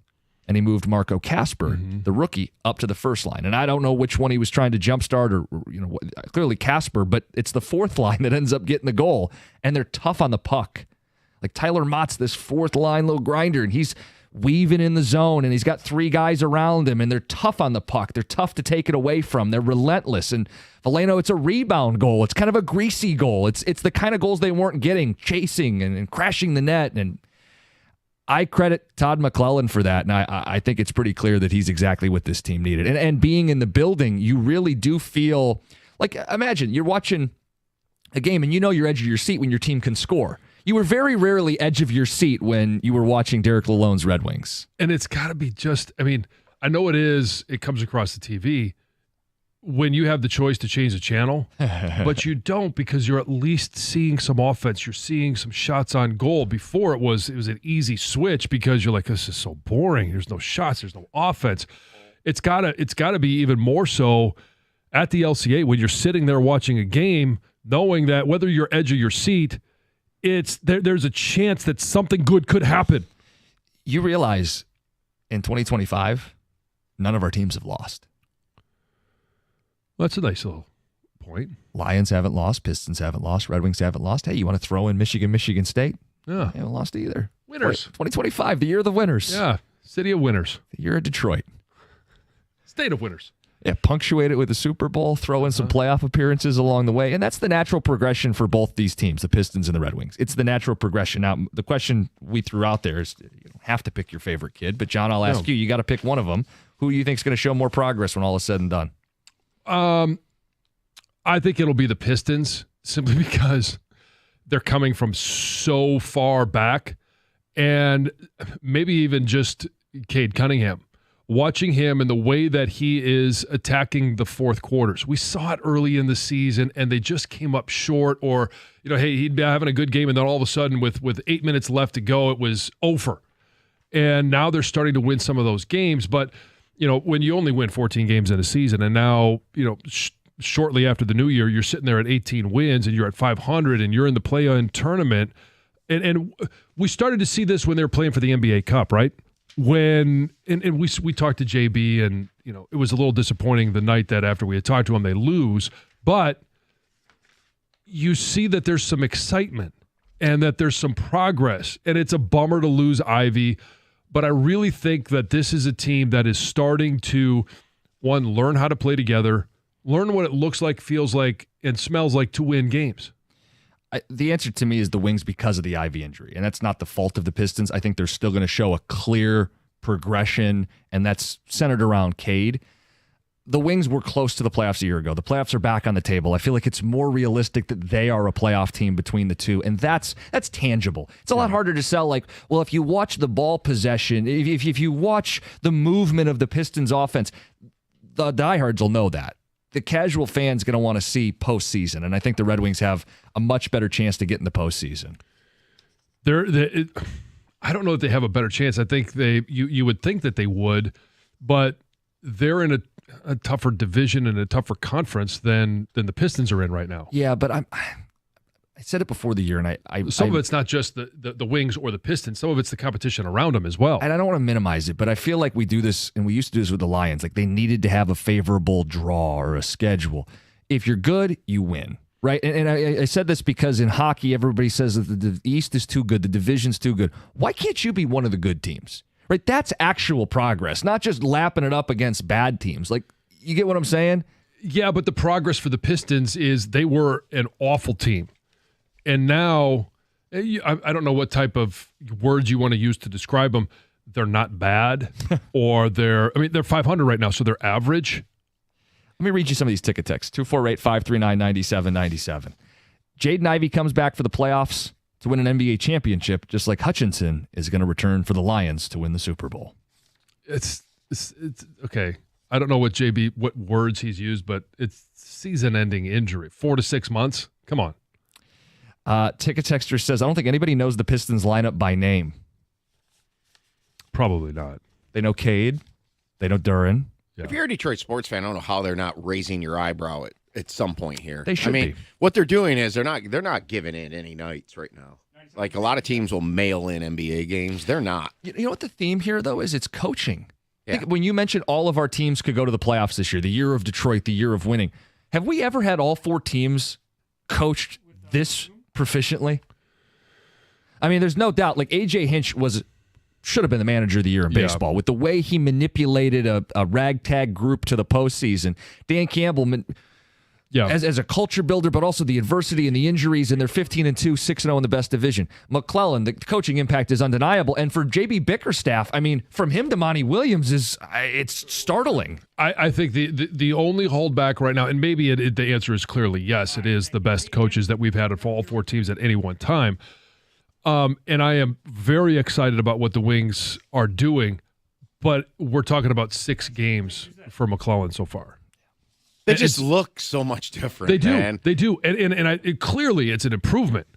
I want to see more sample size. The one time they didn't look different was last night in the second period, and then they snapped out of it. They snapped out of it. Because you're not going to play perfect. Right. Every team has bad periods, okay? But they looked like the Lalonde Wings last night in the second period, especially the first 15 minutes. But isn't that telling, though, when you have to snap out of it? Are you forming these new habits or not, right, John? It's easy to fall back into the old habits, but all it takes is, hey, a quick reset in the intermission, and you're right back to it. And maybe that's what I want to see, because they're obviously not going to win every single game from here on out. Right. And they're not going to play great every single night, every time they take the ice. So what happens? How do they respond after a 2-game losing streak or a 3-game losing streak? Between these 2 teams, I think one thing to keep an eye on is Cade's durability. It's been a knock on him. I mean, look, I'm a Cade fan, and he's starting to realize some of the potential I thought he had when they drafted him, and it was going to take time. He's still only 22, okay? But can he last the whole way? Now, he's probably going to need a few load management games here. I mean, it's reasonable to have a couple of those. I know people hate it, but a couple are okay. But with the Red Wings, I have to go with them, and it's more than just Ivy. It's the bottom of the East is pacing right now for the 8 seed to get 84 points. This team had 91 last year. Okay, now it's probably going to get up to 890 anyways, or maybe even higher.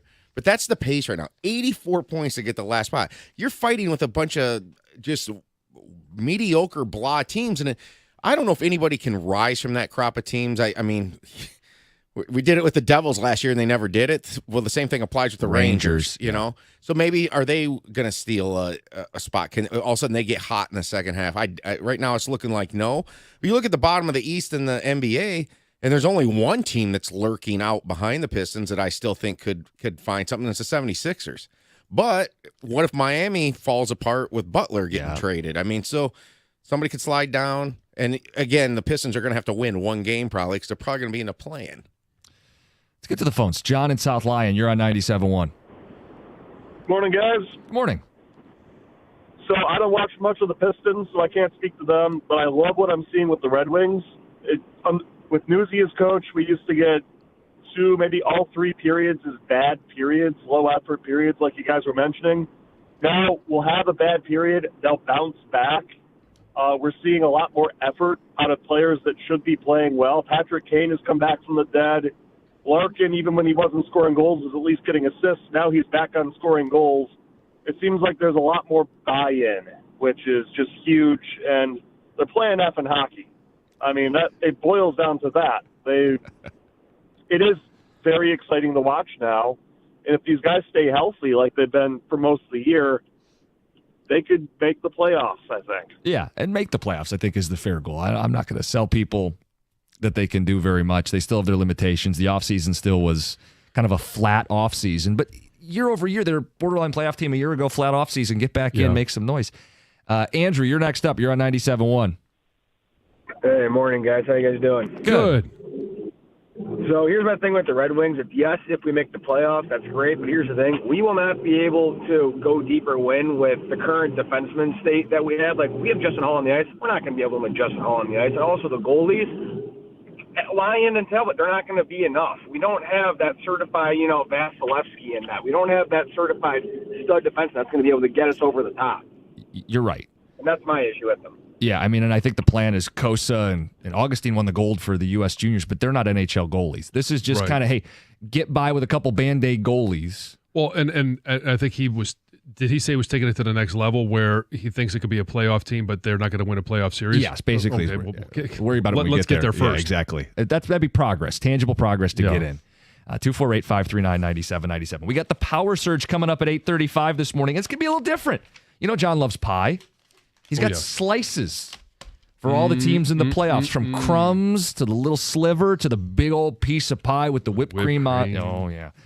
8:35. It's 97.1. Hey, Planet Fitness is the judgment-free zone. It's where you can go and start the year strong. That's what they've got going right now. And what else they have going? It's a $15 at over 2,600 clubs nationwide. There's over 50 in Detroit, 15 in Grand Rapids, 6 in Toledo. So no matter where you are, if you want to have access, upgrade to that Black Card membership. You have access to every single Planet Fitness. You're also going to be unlimited guest privileges. So you can take a guest with you every single time if you don't like working out alone. I don't like working out alone. So that's an offer for you as well. And the Black Card offers you the Black Card Spa, where you can recover with hydro massage and other innovative amenities. Find your nearest club and join today. You can do it in club, online, or on the Planet Fitness free app. We are all strong on the planet. That's Planet Fitness. And here's what you need to know. Hours, amenities, and offers vary by club. Check out theplanetfitness.com, or you could stop by your local club for more information. You must be 18 years old to enroll, or 13 and 17 with a parent or guardian.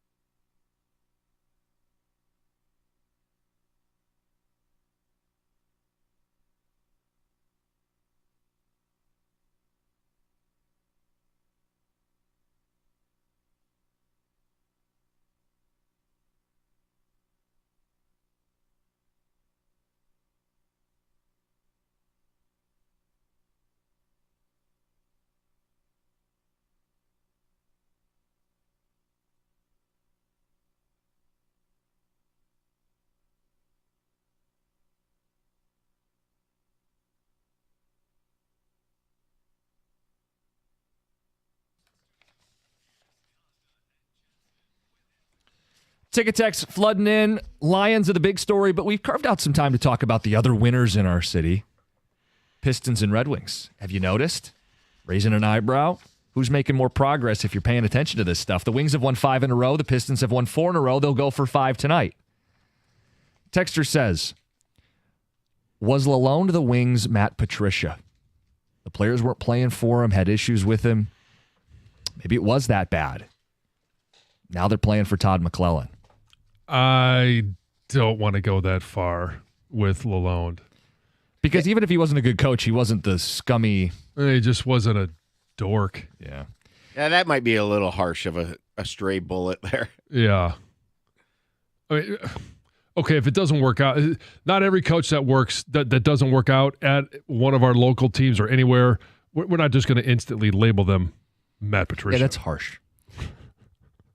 Text says, doubt you'll hear this talked about on the radio, but the Pistons are now 18-18, only a game out of the 5th seed. Great fun.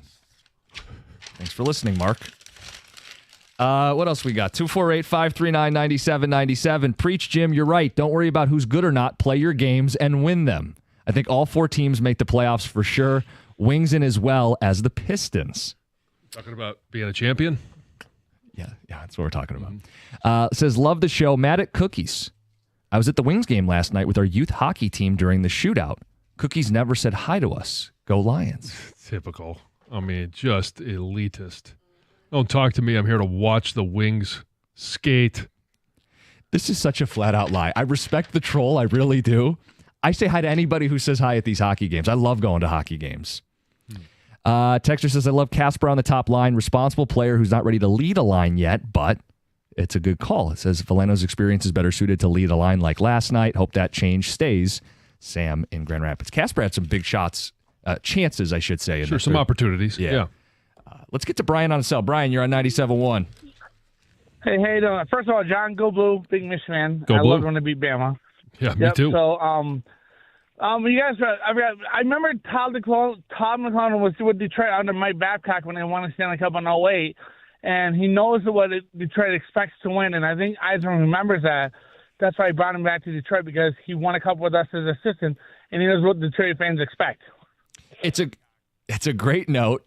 Yes, he was on the Babcock staff and then immediately left after a Stanley Cup and won the President's Trophy with the Sharks. Like he's got a long coaching history. He picked up his 600th win on New Year's Eve with the Wings.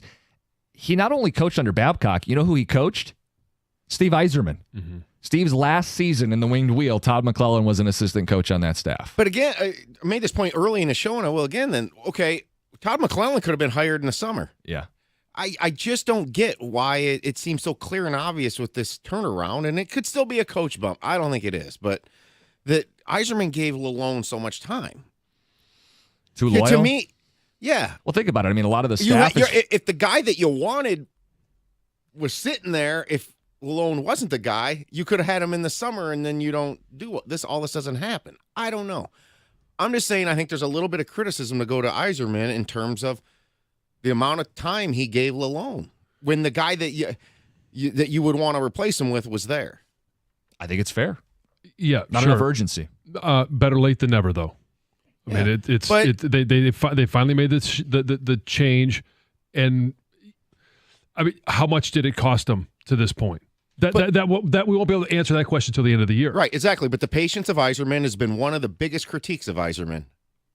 It is, and he said at the press conference where they introduced McClellan that he does want to expedite this. Now, he doesn't want to do anything reckless. He doesn't want to compromise the long-term vision. But I think he is getting the sense, he had higher hopes for the season, and they need to do more. And I just hope it's followed through. Like this offseason, flat is the word I used earlier. I mean, they brought in another veteran Band-Aid goalie. It wasn't like a real goalie move. On the blue line, they lost a couple puck movers and didn't really replace them. They lost a lot of secondary scoring, and Tarasenko hasn't replaced it. It was kind of a flat offseason. I hope the trade deadline, if they're in it, he's more aggressive than he's ever been. Yeah. All right, we're going to get to not the cookie jar. That's Friday. We got pie coming up at 8:35. John is going to go through his power surge with slices of pie. Mm-hmm. But first, Heather with the news.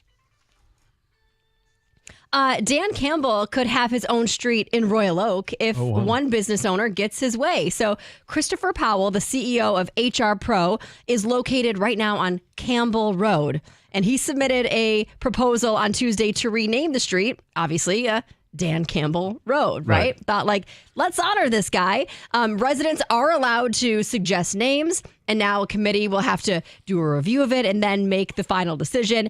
And this business owner says, you know what? If the city does approve his proposal, he's going to help raise money to update the street signs because obviously got to do that too. you got to. It's a process to do. It's not that expensive, it sounds like, but you still have to update everything. So he'd help raise money so that they could update all the signs. Right now, Campbell Road is named for somebody. It's actually named for Welcome Campbell, who moved to Royal Oak in 1859 with his wife and 8 children. And His name owned, was Welcome? that's what it says. Welcome Campbell owned tons of acres of land in that area. So there's old Welcome Campbell. yeah, exactly. I don't know if he would mind if it or was if any of changed. his descendants would mind. The question is, how long does this process take? When's the final vote? Well, somebody, I might have been the mayor of Royal Oak, said, you know what, we're going to push this through and see if we can make a decision quickly. I was just curious because, I mean, if they make it after February 9, it seems like it'd be an easier vote if they win the Super Bowl. So he's not just playing for the Super Bowl. They're playing for the right to rename a street. Rename a street. Rename a street or bust. Yeah, exactly. Exactly. Yes. Zero Lane. We brought her name up earlier in the show. Yeah, Kelly Stafford was hoping for a Lions-Rams rematch in the NFL wildcard round. She discussed it during an episode of her podcast, The Morning After, and she discussed the NFL playoff scenarios, right? This is obviously before the Lions beat the Vikings. This was before that, but she was hoping that the Lions would lose to the Vikings and then play the Rams on the road in a wildcard game instead.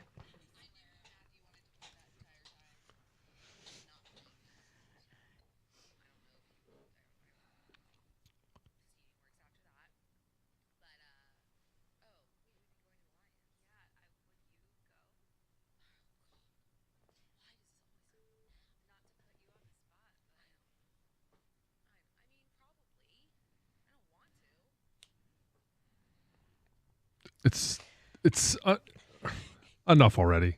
I think we're all on that same page. Enough already. We've seen it. Let's move on. I don't want to see it the next round. Yeah, what, does he want to lose the Lions again? Does she want to endure that again?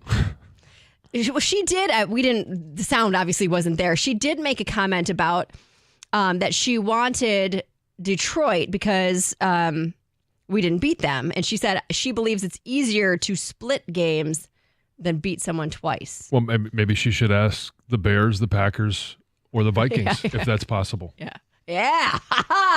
Take that. Yeah. This is some sad news. An Ann Arbor woman was killed Monday night after she was struck by 2 vehicles. So officials say this 26-year-old was crossing Carpenter Road in a crosswalk, but it was during a do not cross signal when 2 cars who did have a green light struck her. The drivers both stopped, cooperated with the investigation.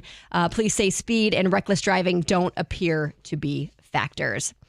This is also a wild story. 2 men were found dead inside a wheel well of a JetBlue plane in Florida after it spent the day flying from New York. So the bodies were discovered inside the landing gear compartment during a routine post-flight inspection at the Fort Lauderdale airport. The plane landed in Florida from New York, but it did spend the day or started the day in Jamaica, which is where they believe these stowaways were from. Obviously, JetBlue says this is a tragic situation that we are going to be investigating. The identities of the individual and the circumstances surrounding how they even got to the aircraft inside of it are still under investigation. But quite a discovery, a shocking discovery for one employee there for sure. Yeah, absolutely. Finally, Detroit made the New York Times list of places to go in 2025. So the annual list includes 52 locations around the globe that you can travel to each year. And Detroit is the 39th location on this list this year. And it was applauded for its remarkable signs of renewal. And they highlighted specific areas to visit. They talked about the Gordie Howe International Bridge, the Ralph C. Wilson Centennial Park, and then, of course, the new revitalized Michigan Central Station. Cool. Yeah, I mean, It's awesome. Love the pub. Yep. Yeah. And it really has. Detroit has done such a great job of remaking itself. Pretty awesome. All right, John, coming up next is the power surge, but you're not just going to list the top 6 teams in the NFL. We're in the playoffs now. So we look to pie. You love pie. It's next, 97.1.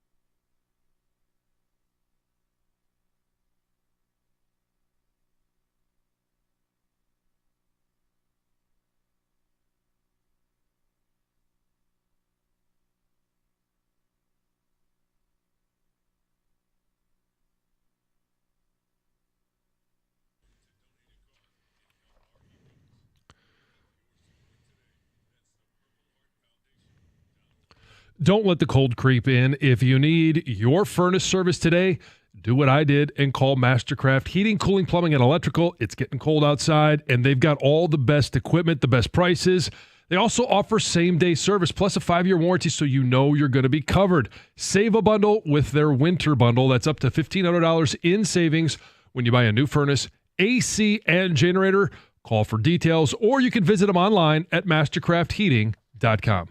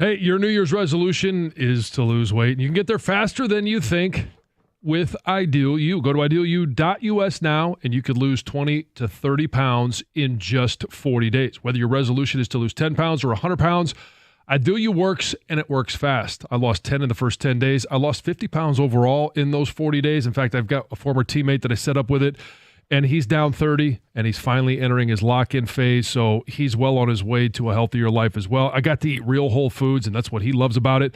No shakes or bars. Ideal You's weight loss coaches are going to work with you every single step of the way. Your coach is there to help you lose weight, attain your goals, and help you keep the weight off. I mentioned I lost 50 in the 40 days. I'm down 70 pounds. I'm 3 years in, so I've been able to lose even more weight and stay on it. So if you want to weigh less, go to idealu.us. Ideal You is a Michigan-based weight loss company that's helped thousands of people just like you and me lose weight. In fact, over 90% of Ideal You customers lose at least 20 pounds in just 40 days. If you want to weigh less, go to idealu.us. If you sign up now, you're going to get a $200 Visa gift card. Start your new year off right. Lose weight and get a $200 Visa gift card. Want to weigh less? Go to idealu.us.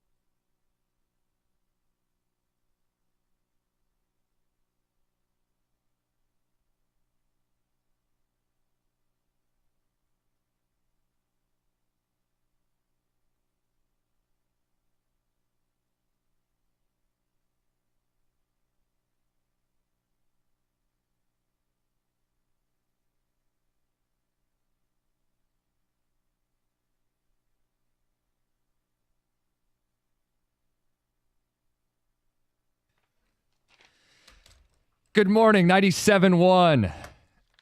NFL playoffs start this week. John gave us a nice little primer there. Uh-huh. Regular season's over, and with the regular season ending, CBS Sports did season-long NFL grades. And I want to read you the blurb they wrote for the Lions. And there's 4 words specifically that I know will trigger some people, but I think it's a pretty honest assessment. They gave them an A+. Only team to get an A+. They said, incredible season for Detroit. Best in franchise history.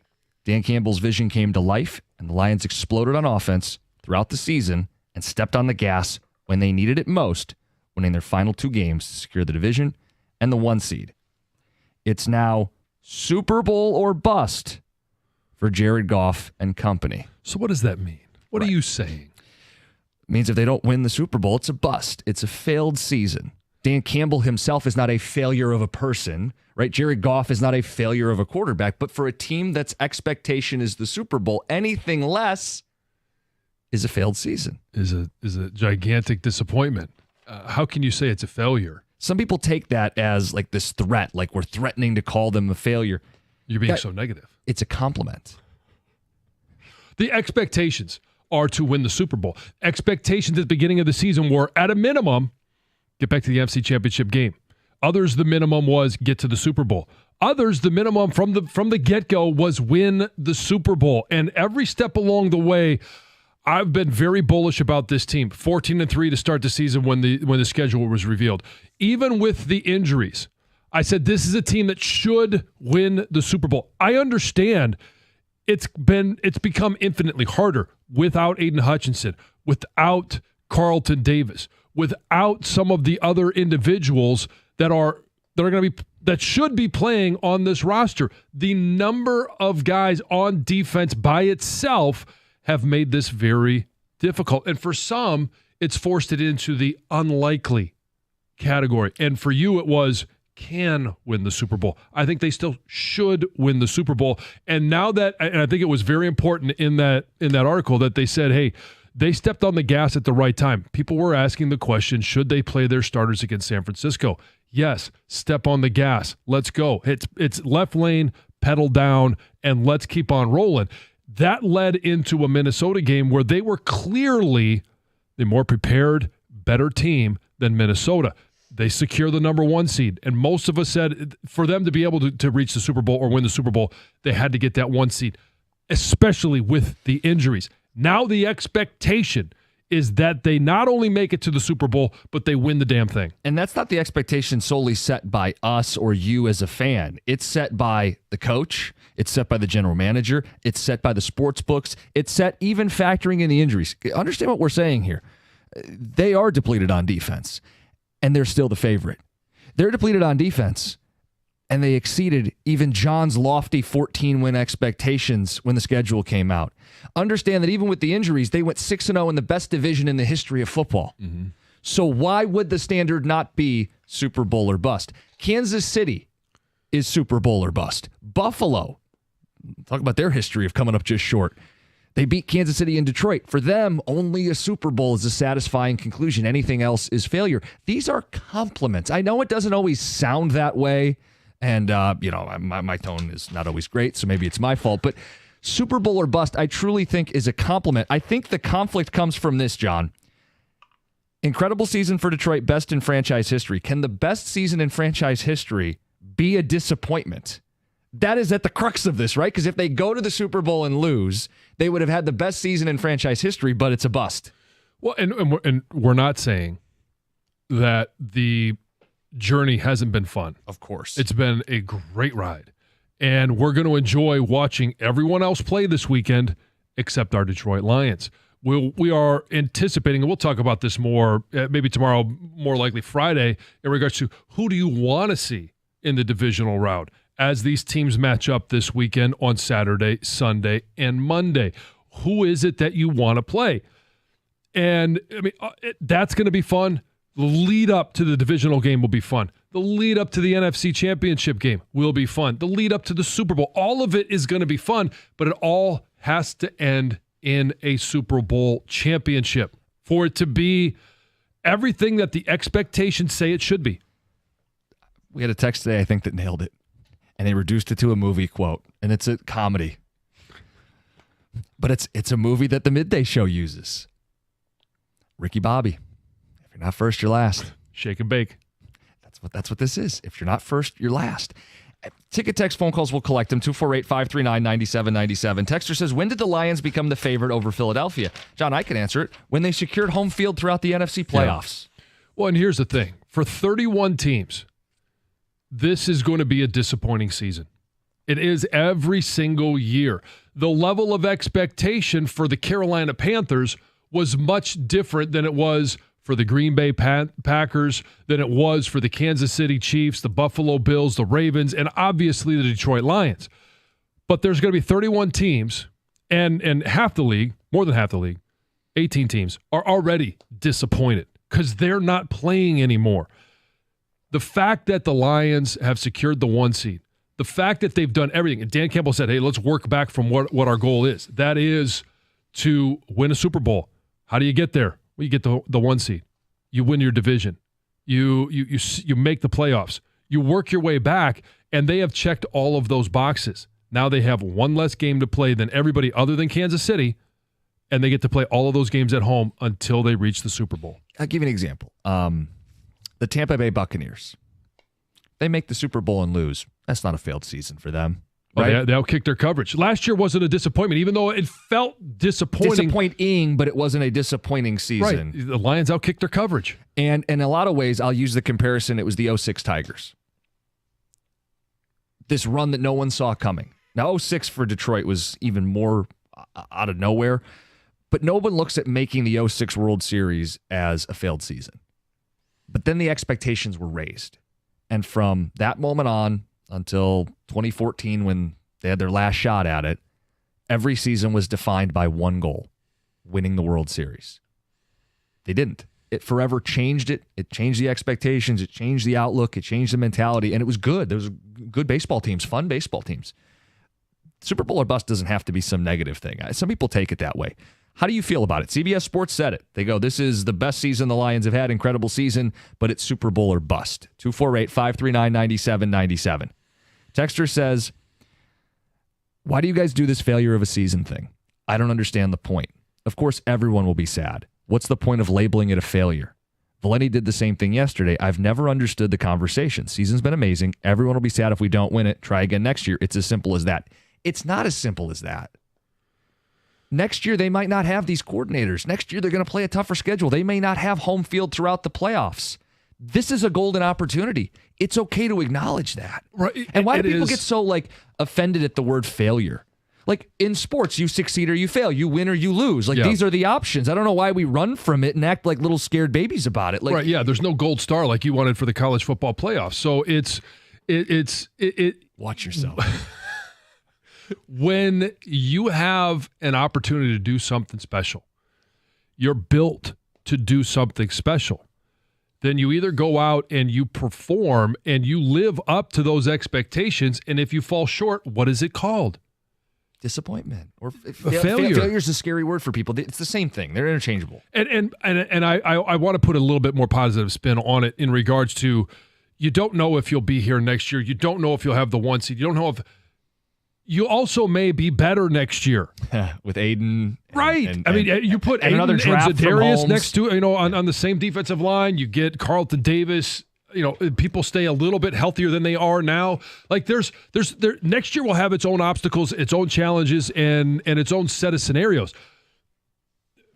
It could be better. We don't know that because we're living in the moment. This is the here and now. I think the unknown is why people get nervous about, beyond just this year, how it's going to look. You're right. Brett Holmes could draft another 3 or 4 All-Pros, put a full season of Aiden Hutchinson in this defense, hire good coordinators because, hey, Dan Campbell's done it once. I'm not telling you this is their only chance to win a Super Bowl. I'm just saying, this is where it is. I mean, this is as good as it gets. 15-2, 1 seed, favorite to win the Super Bowl as the postseason starts. We'll get some of your phone calls after the update. It's 97.1.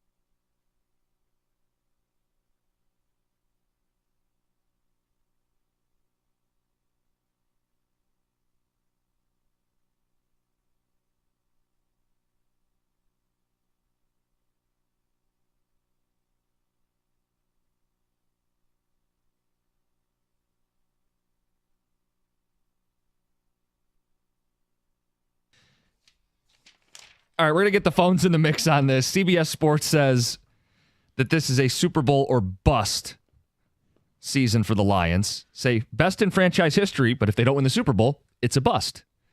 Can that be true? Do the injuries at all lower the stakes? John, you say no. I say no. They went 6-0 with all these injuries. In the best division in football, they went 15-2. And Vegas, along with their coach and general manager, all feel like this is the best team in football. Let's get to the phones. Mike in Livonia, you're on 97.1. Hey, what's up, fellas? So, What's up? Cookies, I wanted to push back on this narrative a little bit, and I'll explain why. To me, for instance, I don't use Vegas as a measure because, they're looking at it from a different perspective than I do. I evaluate this team on a week-to-week basis. As a fan, I want to enjoy this ride, right? Now, coming into this season, or actually going into last season, right, the expectations was, hey, give me the first-round playoff, win your first playoff win in God knows how long. Yeah. And that's a successful season to me, right? Yep. We end up beating the Rams. We end up beating the Bucks, right?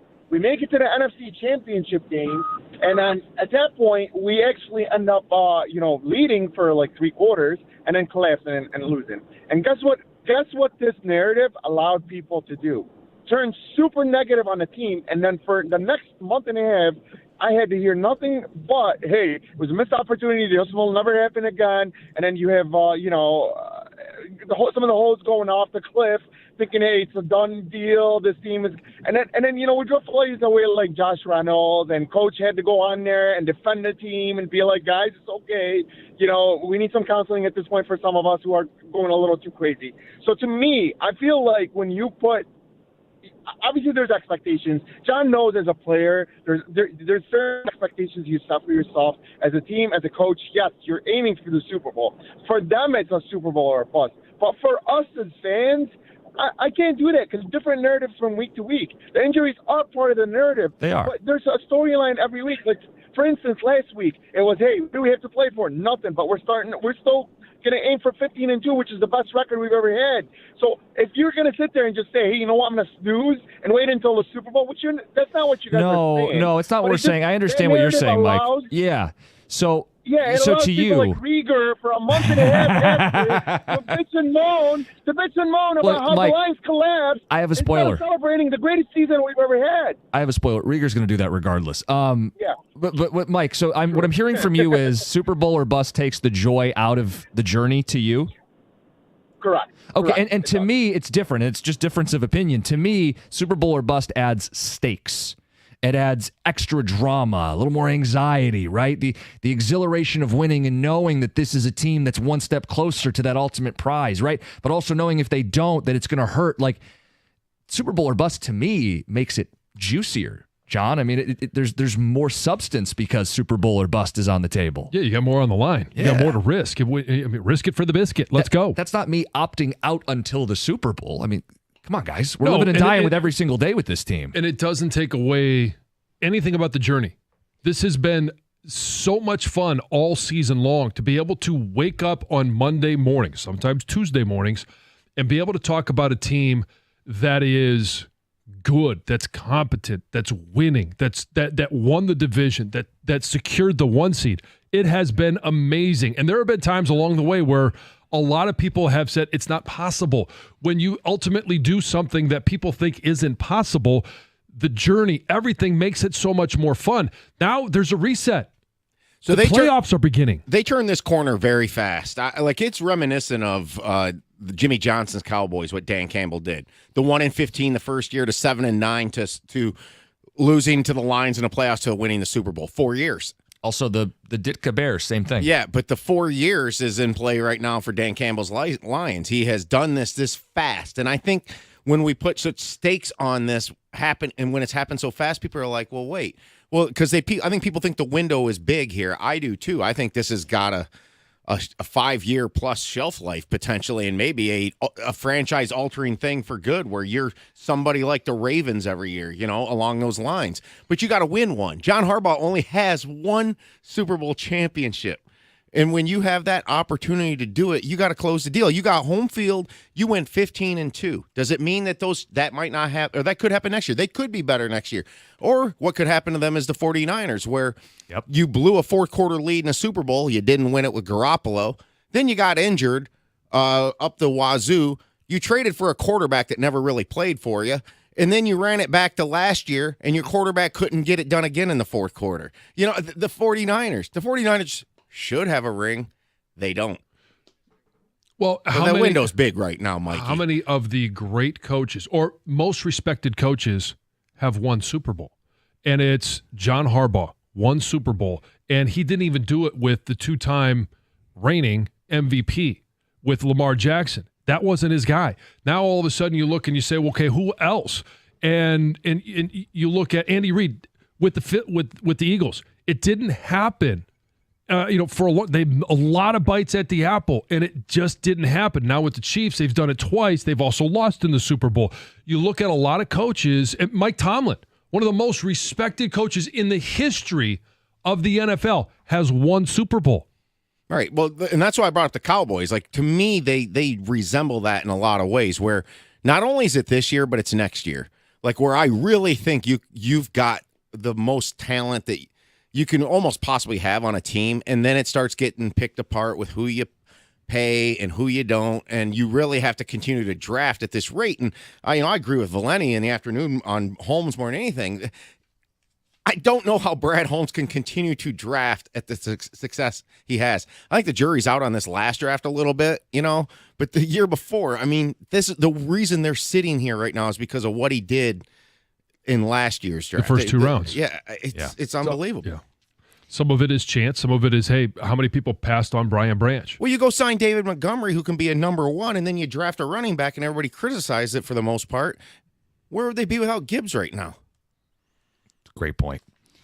Ticket Texter says we don't want to be the 2014 Tigers and just be a really good team. To be a great team, they have to win the Super Bowl. If we believe they're a great team, we believe it's Super Bowl or bust. Let's get to Elon in Detroit. You're on 97.1. What's up, fellas? What's up? I kind of go both ways with the Super Bowl or bust. I don't think one way I don't consider it to be a Super Bowl or bust because I think it minimizes what the Lions have actually done. This is not a year of the Lions really breaking records. They're making records. And you got to understand what this coaching staff, what Brad Holmes have done. They brought back Barry Sanders and Megatron. They were pretty much removed from the Lions. So the things that they are doing to actually show us that they can do, and where I can see where it'll be Super Bowl or bust is because of our OC and DC. They may not even be there next year. Yeah. So you don't know if we can get the same people to utilize the talent that we have the same way. So that would be the only reason I could see that it would be Super Bowl or bust. But I really don't think that we should minimize what's going on. Yes, we have had the injuries, but things happen. Like you said, like the last guy says, a storyline every week. I don't think we're minimizing at all. I think we're trying to maximize, right? I mean, I'm just speaking as a show here. Like, we want to talk Lions as much as we can and soak up every minute of this because this has been such a fun 100%. Time. Yeah. Oh yeah, 100%. I love it. As guys call it, diehard Lions fans. This is, this I almost cried just after they beat the Vikings. That almost brought me to tears just watching that. So, because I was at the Vikings game with that Vikings game when they won that game. To start where everything started. Campbell's first win. They were wearing the gray jerseys. Yeah. The stadium was crazy. Okay, everybody was hugging and high-fiving, and it was wild. But seeing that from its birth, it gives you a really different perspective on it. To just really respect what they are doing, and you love to see it, and you just hope that they can continue. And whoever those next OC and DC that we may have, that they are just as good or better and able to utilize the talent that we have. Because Brad Holmes is going to draft. He's going to draft great no matter what. I think a lot of us believe that he is going to continue to draft good. I don't know if the hit rate can continue, but I mean, careful. He's going to be a receipt. But after 4 years, how would you possibly doubt it? If you do it once, okay, yeah, it's a one-off. But if you do it repeatedly, it just becomes who you are. Yeah. I think windows in the NFL are probably 3 or 4 years unless you have like a Mahomes, but you can always extend it by drafting well. And that's going to be what extends this because you're going to have players that you can't keep, players that age out of their prime. I think San Francisco's dealing with some of that right now. Mm-hmm. They had the most loaded roster in the sport a couple years ago. It changes quickly unless your general manager keeps putting logs on the fire. Yeah, exactly. 248-539-9797. We got more phone calls on this coming up next. This idea, Super Bowl or bust. Can it be a bust if you have the best season in your franchise's history? That's the question. It's 97-1.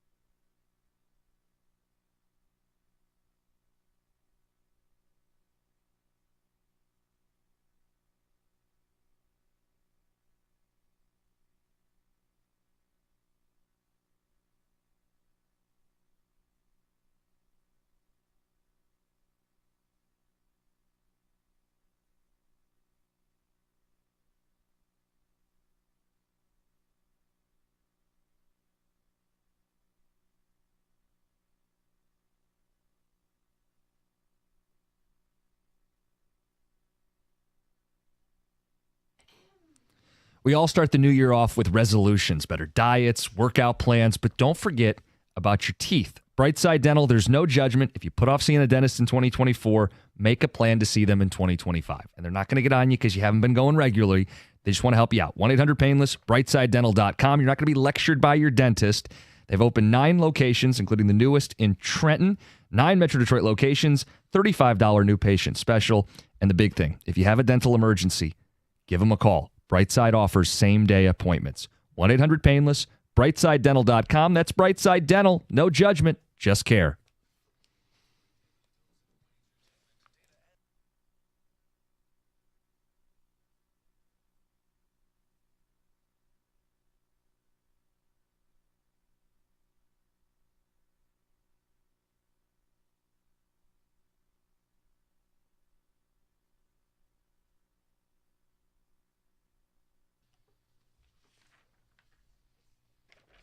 Ticket Texter says, doubt you'll hear this talked about on the radio, but Michigan basketball is now 12-2 and in first place in the Big Ten. Great fun. Just sign Mark. Tom is loving these spinoffs. Apparently Mark Champion was trolling our station on Twitter yesterday. Yeah. Anyway. Well, he basically said almost verbatim what we had talked about in the morning, but it might have been too early for him. I don't know how to. I know he's up late. I don't know how to break it to. Like, Lions are in a Super Bowl run. Yeah. I mean, the Pistons are a fun note, and if they keep winning, they'll keep getting talked about. Same with the Red Wings. And we'll talk about both of them a little bit at the end of the show here, but the Lions are the story. 248-539-9797. Let's get to Mike in Sterling Heights. You're on 97.1. Hey, fellas, how you guys doing? Good morning. Listen, I don't like the word bust at all. I love the Lions. What they did the whole season is amazing. What they did Sunday defensively was strictly amazing. When you look at where they're at and what the task is that lies ahead of them still against better quality coaching, better quality talent, better film that you can see where the weakness of the Lions is, what Minnesota didn't do that we could do. It's a tough task, man. No doubt.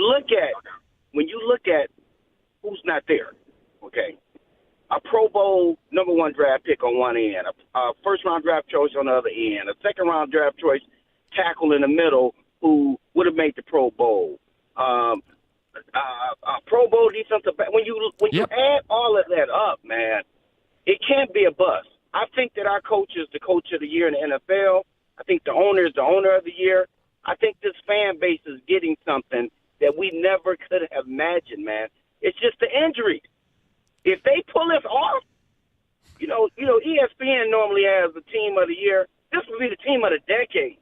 If they win this, because if you look at the 2 teams that they lost, the type of quarterbacks that they lost to, if we go to the Super Bowl, it's going to be Josh Allen type or the boy for Tampa Bay who got the moxie and can run.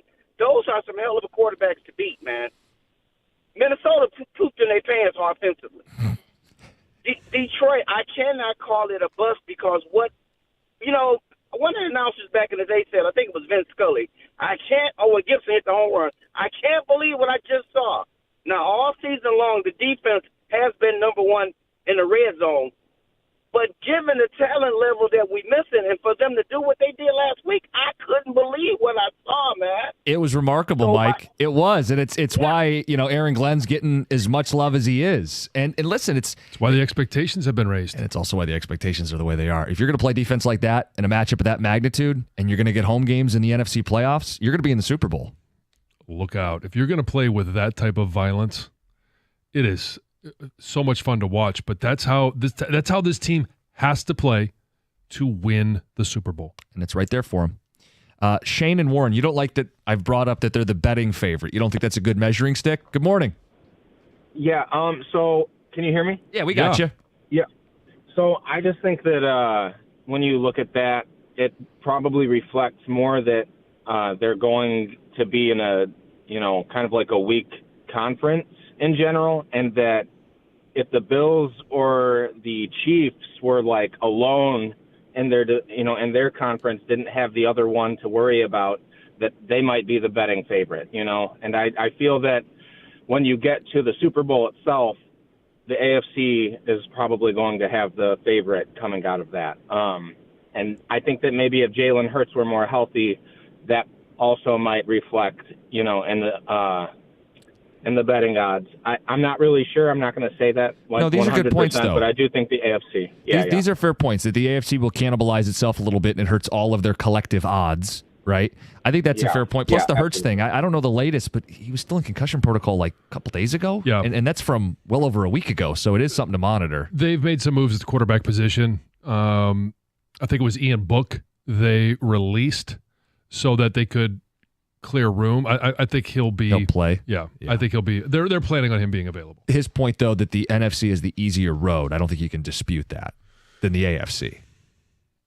Okay, overall, but I'm not saying I'm not saying it to like discredit what the Lions are doing. I think it's correct. We've also talked about this being the best division possibly in NFL history. Yeah, and the which Lions I think might be a bit of a exaggeration. By the numbers, win percentage, and the fact that look at who they don't lose to the teams outside this division. Yeah, they only lose to themselves. 3 playoff teams. Yeah, and you have 3 playoff teams. 248-539-9797. Let's get to Heather with the news. So the search for a missing Macomb County mother has intensified as her car was found late Tuesday night. So 30-year-old Ashley Elkins was last seen by her family leaving her house in Warren on the morning of January 2nd. And according to her phone, her last known location was at her ex-boyfriend's home in Roseville. Ruh-roh. Now, her car was also found just a couple of miles from her ex's apartment.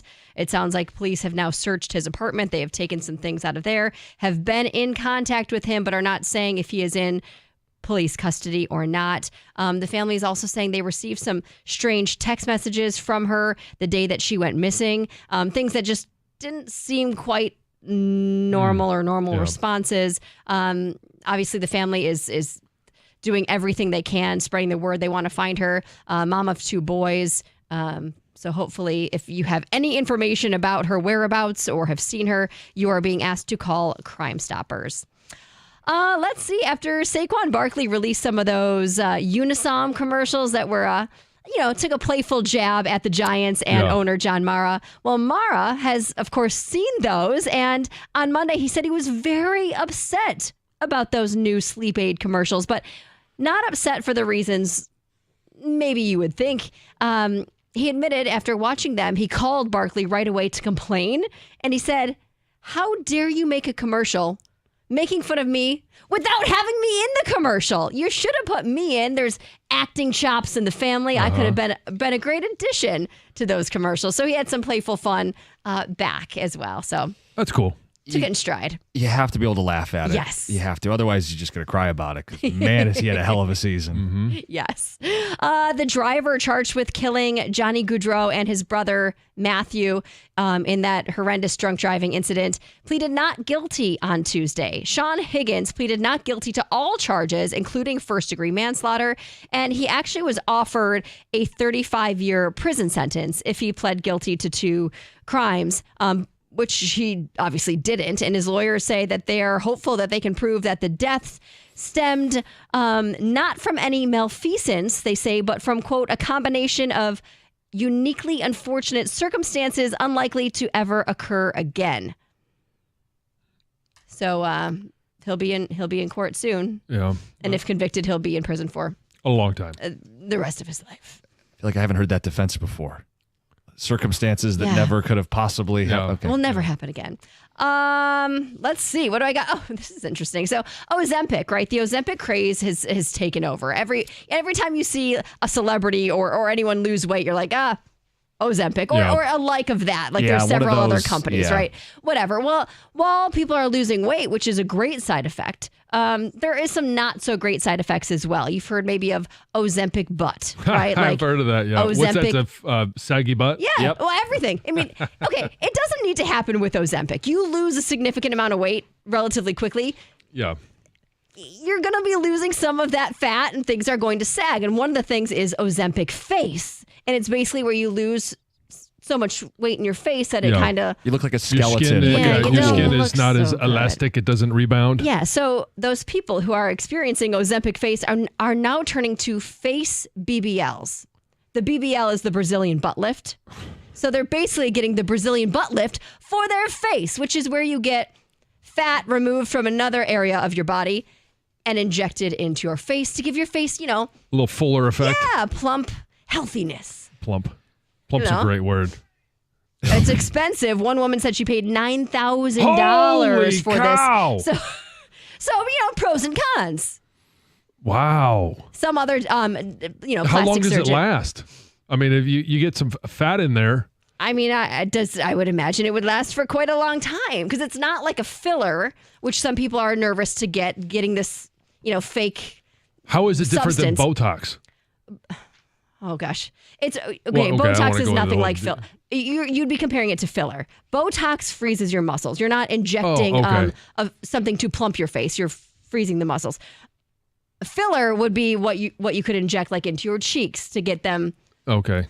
plumper. Yeah. So, but this is more but this is- natural. But yes. eventually, I mean, if you lose fat, I would think you'd still lose this fat. And if you're still on Ozempic, is Or it it eventually going to end up I looking... don't have all those I'm answers. not grilling but you. I'm just... you would imagine. I feel like if this is the way it's going to go, maybe you should reevaluate if you should be on something like that. But anyway. People will never stop wanting to lose weight. Yeah. So no. But what's wrong with losing weight in a more gradual, What, natural... you want me to work for it? Please, you've got Yes. this injection I can take and lose weight instantly without having to get off my couch. Silly That me. is why. I forget who Why I'm question talking that? to and about, and people just want the easy way. Anyway, listen to this. Busch Light is doing a contest called Date-tona, okay? Where 8 lucky singles will have the chance to go on a speed date before the Daytona 500. Oh, wow. And they get to do it all while in a lap car being driven by a trained driver. So So you're speed dating while you're speeding. Exactly. Now, of course, it's not actually during the Daytona 500. It's a couple days before that, but they say they're going to pay for your airfare, your hotel, and you're actually going to get to go to the race later. However, if you stay for the race, you have to pay for all of that. But anyway, interesting concept. And if you'd like to You have to sign include a up, picture? probably you do have to give some basic information about yourself. You got to pitch yourself, right? Like height, weight, age. and all Like the all the important statistics. of course, right? Your Dimensions. income. Ozempic face. Yeah. Yes. Whether you Things had like any that. filler, Yeah. how plump you look. All right, there you go. Heather with the news. It's 97.1. Hey, it's wintry driving season yet again, and reckless drivers seem to be everywhere, and they can't keep their own cars under control. If you get injured in an auto accident during this or any other time of the year, you need an injury attorney that's going to be responsive to your needs and aggressive against the insurance companies. The injury attorney that you need to hire is David Femininio. You can pick up the phone right now and speak with David personally by calling 855-65-CRASH, or you can always go to his website, getdavidgetpaid.com. That number again, 855-65-CRASH, or on the web at getdavidgetpaid.com.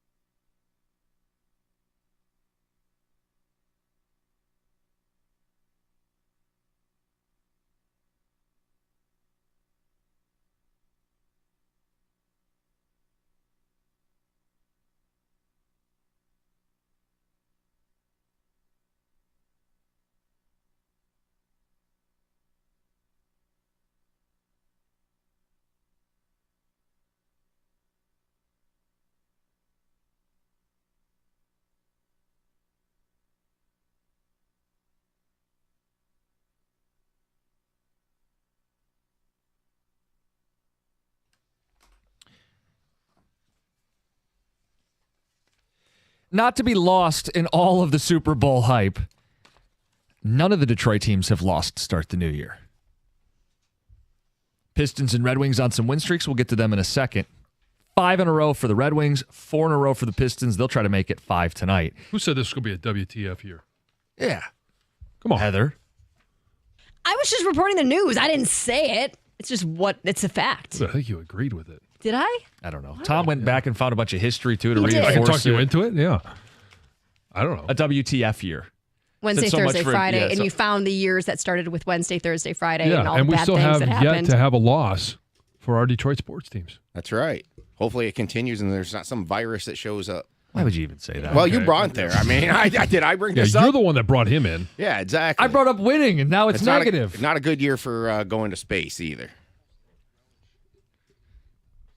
All right, let's get to the phones. Want to talk to Lions fans. Wrap up our conversation about expectations. The injuries are there.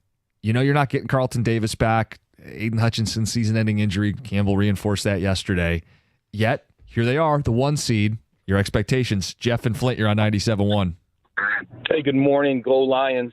I got a couple things that I really wanted to talk about the expectation of the Lions and what they've done to our city and what we believe in ourselves. They're an inspiration. They're like a slow burn. I don't think there's ever going to be a thought of a failure or a bust this year because what they're building is beyond this year. And you can see it in the way that when we think, all is lost and we got 15, 16 guys on the IR, these guys step up and they play their hearts out for the guy that's leading them. And that's probably the biggest asset they have is his ability to recognize who he has on his team and inspires them. And the biggest concern that everybody has right now is, are we going to lose Ben Johnson? Are we going to lose Aaron Glenn? And that's a possibility. But the thing is, they have so many other assets behind those guys who are supporting them that I don't think they're going to reach outside of their team to find the replacements. They're just going to step up, man up, next guy up, and we're just going to keep moving forward. And they're just going to wish those guys, the best of luck, go on, have a successful career, whether it's here or wherever it's going to be. But Detroit Lions are not going to be a flash in the pan. It's a sustainable build that they're doing right now. So whether we win it this year or 4 years in a row, I think it's something that's going to be around for a long time. Yeah, in regards to the succession plan for if they lose Aaron Glenn or Ben Johnson, I think offensively Ben Johnson came up through the ranks. He was promoted by Dan Campbell. This is Dan Campbell's offense. So whether it's Tanner Engstrom, Mark Brunell, Hank Fraley, there's a lot of good options that could be play callers, all guided under the leader of Dan Campbell. Defensively, I think that's more where you might go outside. It could do for both, but you might go outside the family to bring in somebody who's been a defensive play caller. But to give you an insight into the mentality, Dan Campbell said yesterday, Aaron Glenn's got to be a head coach. Right, yeah. If nobody else wants him, we'll take him back. We'll gladly take him, but he's stumped for his guy, and that's because he's secure in what he's building in Detroit. One, he wants Aaron Glenn to continue to progress and achieve all his goals. He's his friend. He wants to see his friend succeed. But he's not intimidated by losing him. No. Listen, it will add a curveball and a wrinkle, and you'd rather keep him. I understand. But that's part of why we've emphasized winning while you have the continuity. This is not year one of the Aaron Glenn defense. And I think they were able to handle so many injuries because it's not year one, right? I think Ben Johnson's been able to go into that deep well of plays because of the continuity. That's rare that you have two head coaches under your head coach with the continuity, with the talent, with the 1 seed, with the bye week. It's why we've emphasized, it's got to be this year. You have no idea what the future holds. You don't know what next year looks like. You don't know what the draft is, free agency is. You don't know what injuries look like next year. We know what the schedule looks like. We don't know, when they're going to play, but we know where they're going to play. Well, what is it? At Baltimore, at Philly, at Kansas City, at Cincinnati. Oh, it's brutal. And obviously the division opponents, yeah. Yeah, you it's trip a to tough Lambeau road. and all that stuff. Yeah, listen, the Lions are good. They should win most Philly, of the games, but Washington, Rams. There's no guarantee you're the 1 seed next year. No, but you might be. Who knows? So you could go 17-0 next season. You could, 16-1. You want to start that now? bus? Yeah. Warm it up. Crack up that diesel.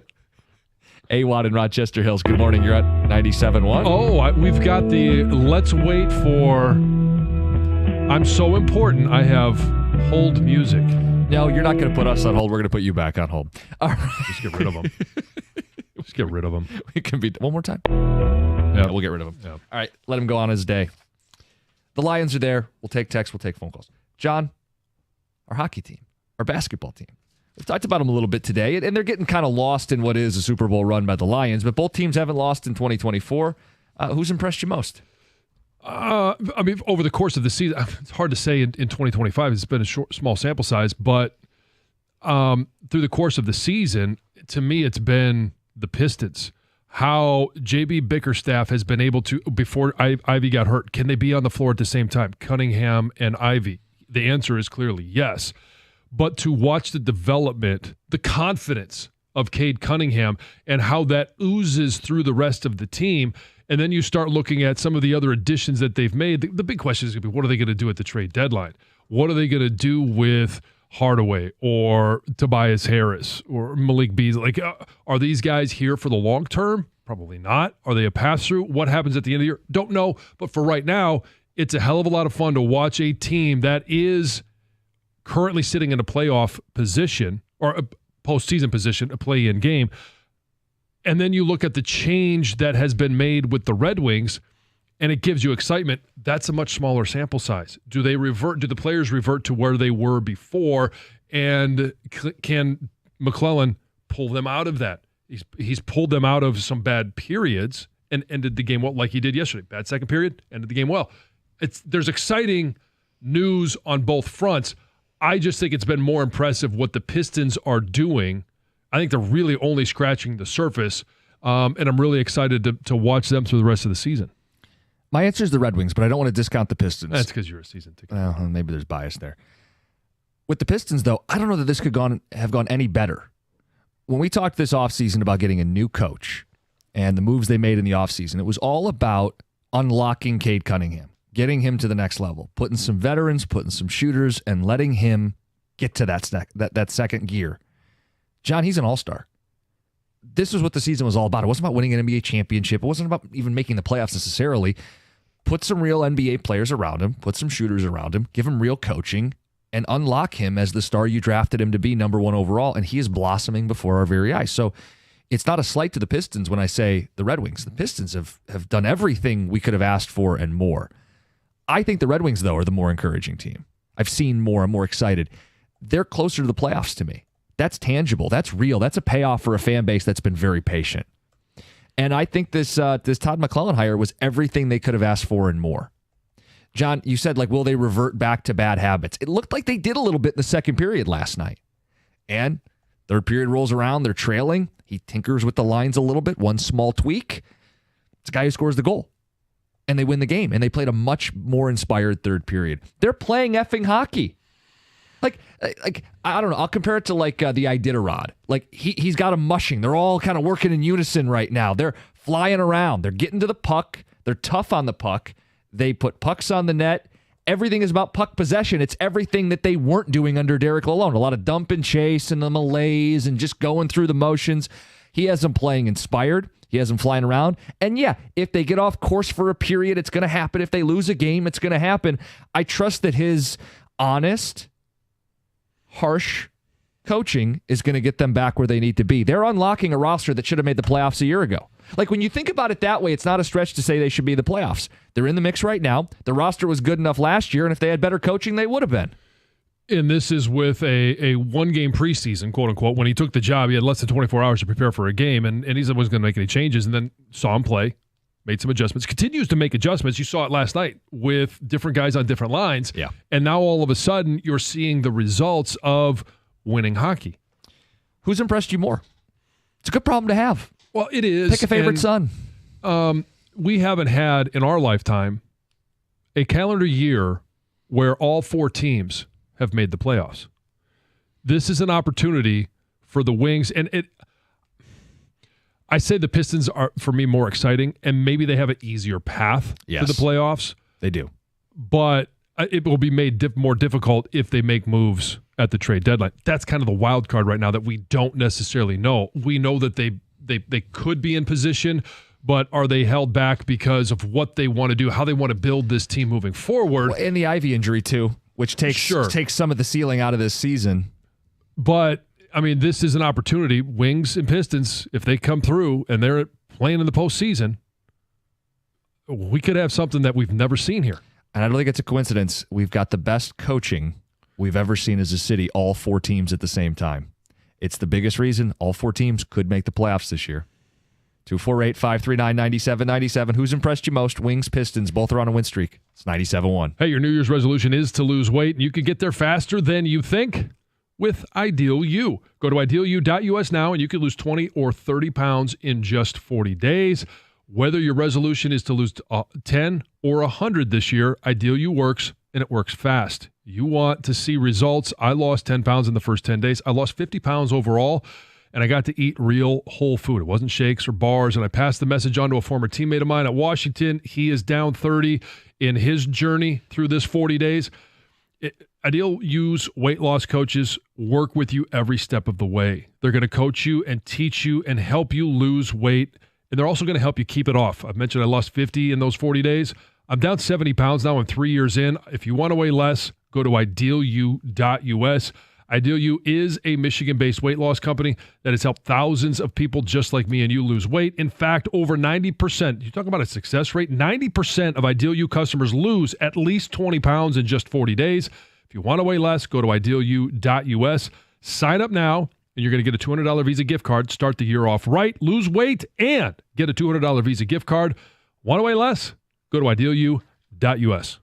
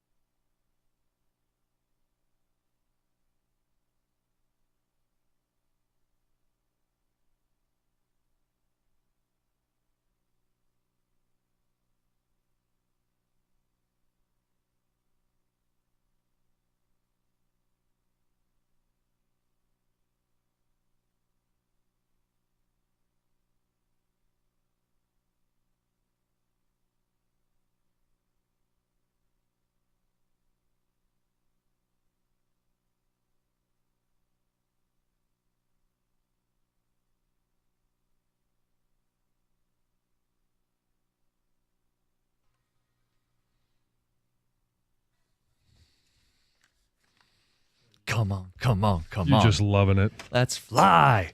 5 in a row for our hockey team. Patrick Kane, vintage Patrick Kane, on his bobblehead night. By the way, that was a hot commodity. I got there 6:30 and they're all gone. Oh, stuck in the bathroom? No, I wasn't dying to get one. I showed up half hour before the game. But people love him, and he stepped up, and I think it's 8 points in the 5 games. And he is one of several Red Wings that have responded to Todd McClellan. I don't think this is a coaching bump. I think he's unlocking talent that the roster had. We could argue they underachieved a year ago, missing the playoffs. Certainly. And even with a flat offseason, we were expecting the playoffs this year, and he's got him thinking playoffs again. I think he has flipped the brand of hockey on its head. They are not a lazy team. They are not a team going through the motions. They're inspired. They possess the puck. They throw pucks at the net. They crash the crease. John, even when they had a lull yesterday, they responded. I think this coach is exactly what they needed, and I do think the playoffs are on the table. I'm encouraged by the Red Wings and the Pistons, but to answer our question, I'm more encouraged by the Red Wings. That's not to disparage the Pistons, who I think have done everything right. They've surrounded Cade with vets and shooting and coaching, and he's blossoming. But we asked you guys that question, 248-539-9797. Both teams have 18 wins. Both teams are on win streaks. Both teams may be dreaming about the playoffs. Let's get to Ryan in Rochester. Ryan, good morning. Morning, guys. Love the show. Thanks for having me. Just want to talk a little bit about the Pistons. I went down there last Friday to the Charlotte game. The energy in Little Caesars is starting to change, and I'm starting to see the crowd and stuff really get back into it. And it's nice to see that since we haven't had the NBA rocking for quite some time. But I think in the NBA, there's a lot of parity going on, but there's a lot less parity. NHL, it's so hard because these teams are so closely bound together, and the run and playing good puck is really going to matter coming into this final stretch. But in the NBA, I really think, those bottom seeds playing in for the play-in, the 8 through 10 seed, we have a real chance to get there. I don't know about how much noise we can make because I think the parity in the NBA, the elite are the elite, and kind of the bottom, you're fighting and you just want to see some fight. But I'm super happy about both teams, and obviously the Lions is huge. Can't wait for the divisional coming up. But thanks for having me. Thanks, Ryan. Let me ask you this about the Wings. Yeah. You mentioned it. Patrick Kane's on a bit of a heater. Mm-hmm. Last year, we talked about how many guys that were in on scoring. So many guys with double digits. This year, it's a different story. Yeah. If Kane cools off, not to what he was before McClellan, but if he just cools off to be, maybe not a point-a-game guy. Can they sustain? Yeah. Well, I think you're going to need to get a little more out of DeBrincat, right? But those kind of go hand in hand, Kane and DeBrincat on the same line. You're going to need Tarasenko to do something as well, right? I mean, he's been such a disappointment offensively. Really, I mean, he's not a defensive hockey player anyway. He's just been a disappointment. They're going to need some more secondary scoring. It can't just be Larkin. It can't just be Raymond. They're going to need to have at least three lines that can produce. But I think it was interesting to see Joe Veleno moonlight on the first line and then throw Casper up on the first line and try to get some of these young. Berggren's another one with a couple goals since McClellan took over. Try to unlock some of these younger players who, in theory, may have not been utilized enough by the previous regime. Yeah, and maybe it is Casper that as he gets more comfortable and he grows at this level and starts to develop, he had his opportunities in that third period, and it just came up a little bit short. But does he start to adjust and just capitalize on some of those? That could be a guy that picks up a slack if Kane doesn't stay on the same pace that he's on now. Casper's an Yzerman pick, a first-rounder. Edvinson at the end of last year really slid in and stepped in, and maybe Casper second half of the season. I don't know that he's ever going to be like this offensive engine, but he is a complementary piece. A complementary piece. He's responsible in his own end. You can throw him on the fourth line, the penalty kill, and if he can give you a little juice offensively, fight in a corner, steal a puck, put something on the net, create a little havoc, I think there's some upside there for sure. I think you make the case, too. Maybe Yzerman gets proactive in the trade market, and he starts it. Yeah. Because that's when you can get the goal scorer maybe that is out there. Yeah, some mid-30s or early 30s vet scorer that's on a team going nowhere that you can plug in. Make that trade a week before the deadline or 10 days and set the market. That's often when you can get somebody. The other thing I was interested in last night is just geeking out here. Simon Edvinson had a different defensive partner, Albert Johansson, who's another Yzerman pick. That's a very young D pairing. Mm-hmm. If they can work together, you may have a real top four. Nah, they're not there yet. But if Johansson can slide in and end up being a contributor, I would like to see a little more of him and less of Petrie. Yeah. You think we're really going to see less of Petrie? I wishful thinking. That's when I believe things really have turned the corner. Wishful thinking. He's got one more year on his deal, I think. Win with what you got. Exactly. And we don't know the status of Alex Lyon. That was the other weird moment last night, is he didn't come out for the second period. And I don't even know that the crowd really realized until they announced, now in net for your Detroit Red Wings, Cam Talbot. And you could hear like an audible, what? Gasp. What's going on here? It was the Scooby-Doo. Yeah, exactly. Ruh-roh. Now, Gator, you know this. What happens if Talbot gets hurt? They have like an emergency backup goalie, the E-bug they call him. Like no other sport has this, where you just have like a local guy who plays hockey and practices with the team. He had to go to the arena. Like he had to get notified. We might need you. Signal goes up and Yeah. I gotta go, guys. I gotta go. One of the guys I was sitting next to knows people who know him, and he sent a picture, and it was him sitting back in the dressing room just from the pad view. That's great. The E-bug. He may have had to go in yesterday. Just waiting for the light to go on. That's right. Yeah, I mean, is that going to be a better option than say just, hey, Ozzy, you know? Grab him from Jimmy, the Jimmy desk. Howard. Yeah, one of the guys that you know, I don't think Jimmy's at the desk anymore, but you know, one of those guys. Just come on. If football had like an emergency backup tackle, John, would you? John's good for a couple plays. I'm good for a couple plays. That's for sure. Yes, the experience, the knowledge, all comes through. Although now until they figure out the deficiencies. The weight and all that. Again, we're talking about a couple plays. I got a couple. Yeah. You might be better. You might be able to do more plays, but is the quality of the plays there? Well, see, I could.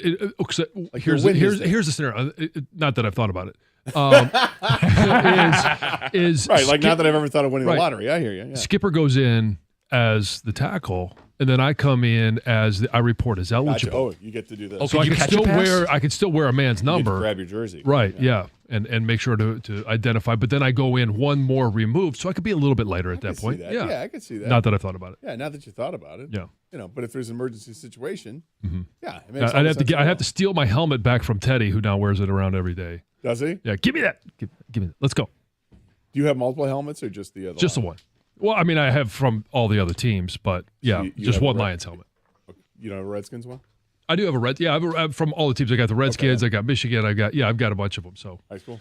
Yeah. Oh, I got my high school helmet. Yeah. Do you? You have your high school Hell helmet? yeah, I got my high school I wish helmet. I still had mine. They let you keep it? Yeah. Or you stole it? I'm asking. No, I kept it. Okay. I don't remember how I got to keep it. I played in the East-West game, the All-Star game. Oh, and I they think probably I needed got a it for chance that. to keep it. Yeah, after that. There's some big regrets that go like my high school. They merged with another school in Bloomfield Hills, so the Andover High School and Lasser High School became Bloomfield Hills High School. And when they did that, one of the things they added on to the old high school with the construction and all this, and it's fantastic now. But one of the casualties was all the old equipment that they had for both schools, but for our school, because that's what I cared about, they ended up like throwing out or donating.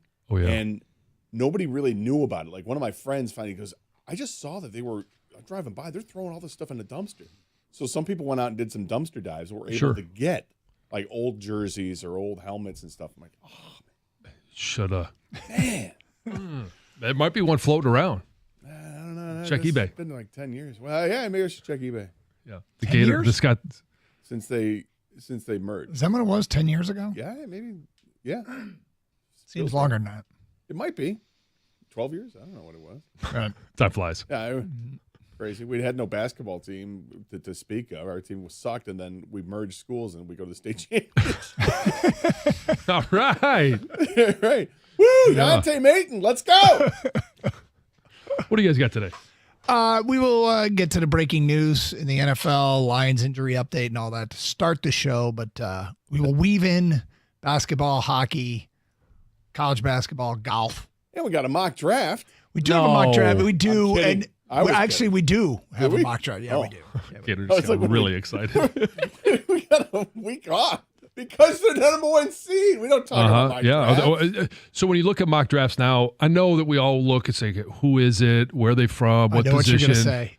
Now you're just looking at what's the position. Where are they Are picking? they picking 31 or 32? That and more. Carson Anderson next, 97.1.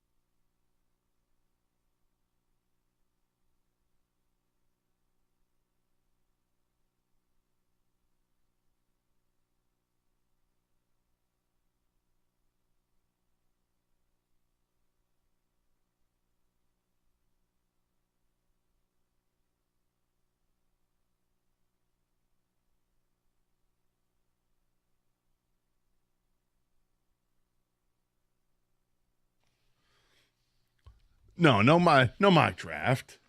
I didn't realize we're really going to do a mock draft at some point.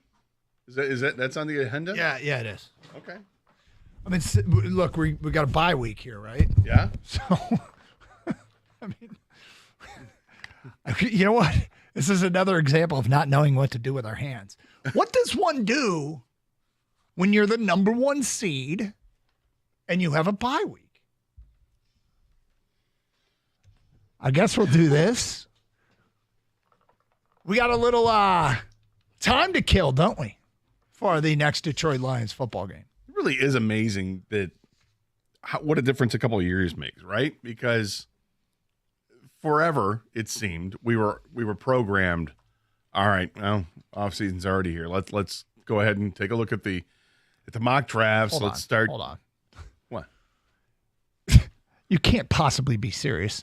The off season's here. Let's start to look at the mock draft. I mean, in October, right? It was. That's what we were doing. Yeah.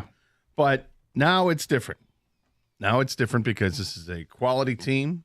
Better than quality. This is a great football team. Mm-hmm. And it's a lot of fun. And look, I will admit, have I looked at some of these things over the last month or so? Yeah, I have. But not with the fervor that we used to. Right? I feel like I am so ill-prepared to discuss the draft. And I love that I'm ill-prepared because we're worried about things like, okay, who's the opponent in the second round of the playoffs because they have a first-round bye. So what's funny about that is you're 100% correct. And you're right. The difference is funny. That we do. we do. The difference of doing the show now as opposed to a few years ago is we have games to talk about, football to preview, excitement to build and all that. And now we do have some time to kill before the next game. And so we might look at this, but I'm so far behind on what was typically my draft preparation, free agency preparation, et cetera, et cetera.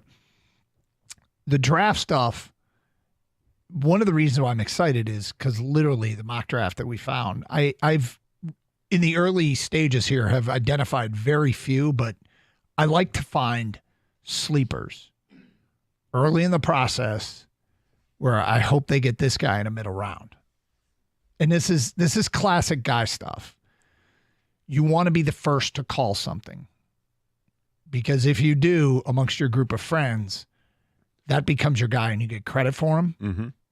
And so you want to be the first to say, hey, remember this name or watch this guy. I got 2 in particular, mid-round sleepers, and one of them might not be a mid-round sleeper because in this mock draft, the Lions take him. Oh. At 32. That's right, at 32. That's really not a sleeper then. No, it might not be. But I thought it was intriguing. going to be, yeah. Oh, is it pick in?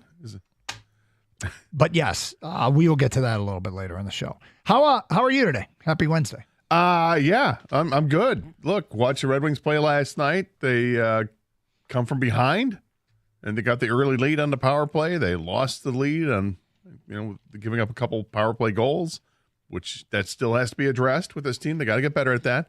However, the resiliency is there. They came back and tied it, and then win it in overtime on a power play goal. Mm-hmm. But that's what happens when you make costly mistakes and the other teams take advantage of it. Now the Red Wings, that's what they've done. They've taken advantage of it. 5 straight wins after the opening loss with Todd McClellan behind the bench when they lost that Friday night to Toronto. And now it's just been, all right, go out there and take care of business. And I like it. And I think we all like it. We wanted to see this team win. Now, I don't expect them to go out and win the next 10 in a row. But what I hope we're done with. Why not? Well, because I don't expect it. What I hope we're done with is the stretches where they lose 7 out of 10, 8 out of 10. I hope we're done with that stuff. So we get back to playing hockey that has them winning more often than they're losing. Win 6 out of 10 and keep that clip going the rest of the way. That'd be great because that's a playoff team. And where they stand right now after the win last night, they're 2 points out of the last wild card spot, but they're still 5 points out of the basement. Mm-hmm. However, they're also only 5 points out of being third in their division, which would mean they wouldn't have to worry about the wild card. So that's kind of interesting how tight things are. halfway through the season, which is where they're at, halfway through the season. Yeah, we're kind of newbies, and we're not really, but we're kind of newbies to the Red Wings and the Pistons both being in playoff chases. And we're not, but it's just been a drought. But, it kind of rekindles some old feelings of seeing these teams doing what they're doing. Pistons in action tonight at Brooklyn. Did you see the point spread tonight? I did not. I just know that Brooklyn's bad. Yep. The Pistons are playing well, so I imagine the Pistons, are they favored by like half dozen? They're favored by 8.5. Oh. Kang, did you say you guessed 4.5 earlier today? Yeah, I guessed 4.5. They're favored by 8.5 on FanDuel. My, oh my, how things have changed. Well, and that's a chance to be above 500. Yep. This is getting fun again. Both teams, both the Red Wings and the Pistons, are enjoyable to watch now. Couldn't say that about the Red Wings 2 weeks ago. And I think we've said that about the Pistons all season long, that they've always been kind of fun this year, playing with more youthful exuberance. And I wonder how the city of Detroit's overall professional sports team winning percentage ranks in the country starting at about August 5th. Oh, so you get the Tigers with their hot streak. Yep. And obviously the Lions winning, they're going 15-2. And having and the other basically teams are two 500. 500 teams, it's been a good run, man. It's been a really good run. Yeah. And, we've had a lot to get excited about. Dare we even bring up the two college basketball teams, the only two undefeated teams in the Big Ten. Michigan added on another win in Classic. This Michigan team is developing one hell of a bizarre pattern. But we'll get to them later as well. Michigan State. They finally they've covered won- Tyus Edney, so that was good. Big Ten legend Tyus Edney. That's right. Yeah. Last night was just a Big Ten classic, Doug. UCLA, Michigan. Yeah, that's right. Basketball, Yeah, Michigan's got the Russian Loy Vaught now. But anyway, yes. I swear to God. Are they bringing in Serbian Terry Mills? Vlad Golden is the Russian Loy Vaught. If people remember Loy Vaught, the way he his physical shape, his size, but Michigan State's won 7 in a row. Like these are good times. And it was, you go, I went back to 2019, and 2019 was, I just randomly grabbed it and looked at what all their teams' winning percentage was, and it was pathetic. And 5 years later, light at the end of the tunnel is now blinding. Do we dare bring up the college hockey situation with Michigan and Michigan State? Both top 10 teams. Spartans number 1. Michigan's had an up and down year, but they're still in the top 10. But yeah, sure. We don't bring it up though. No, not college hockey. Big B. Got too far, Big B. Gator. Yeah. Sorry, my bad. We love it. We love it. But I love it. Big B Can't is talk about yelling it. at us from beyond the grave. Anyway, look, this is it's good times. I hear somebody pounding on the glass. Yeah. Oh, it's the ghost of Tom Baker. But seriously, we gotta love all this stuff. Okay. Let's get to some clarity on the injury front with the Detroit Lions. We'll do that today at 10:20. And I have a question about the return of one player and what role they should play. We will get to that as well at 10:20. Here on Carson Anderson on a Wednesday in Detroit, 97.1 The Ticket.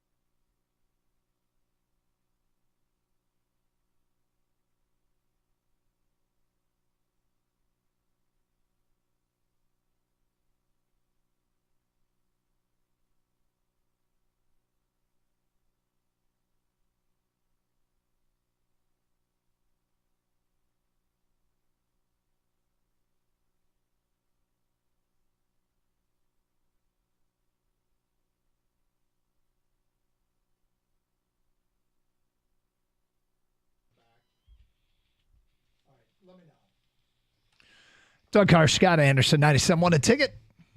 Hope everybody's doing great on this Wednesday in Detroit. All right, so some clarity came up on the injury front yesterday with Dan Campbell meeting with the media. And finally, Derek Barnes' situation got specifically addressed. And Derek Barnes, Aiden Hutchinson, Carlton Davis, the Dan Campbell quote was, well, here, we've got it. Let's play this interaction between Dan Campbell and the media.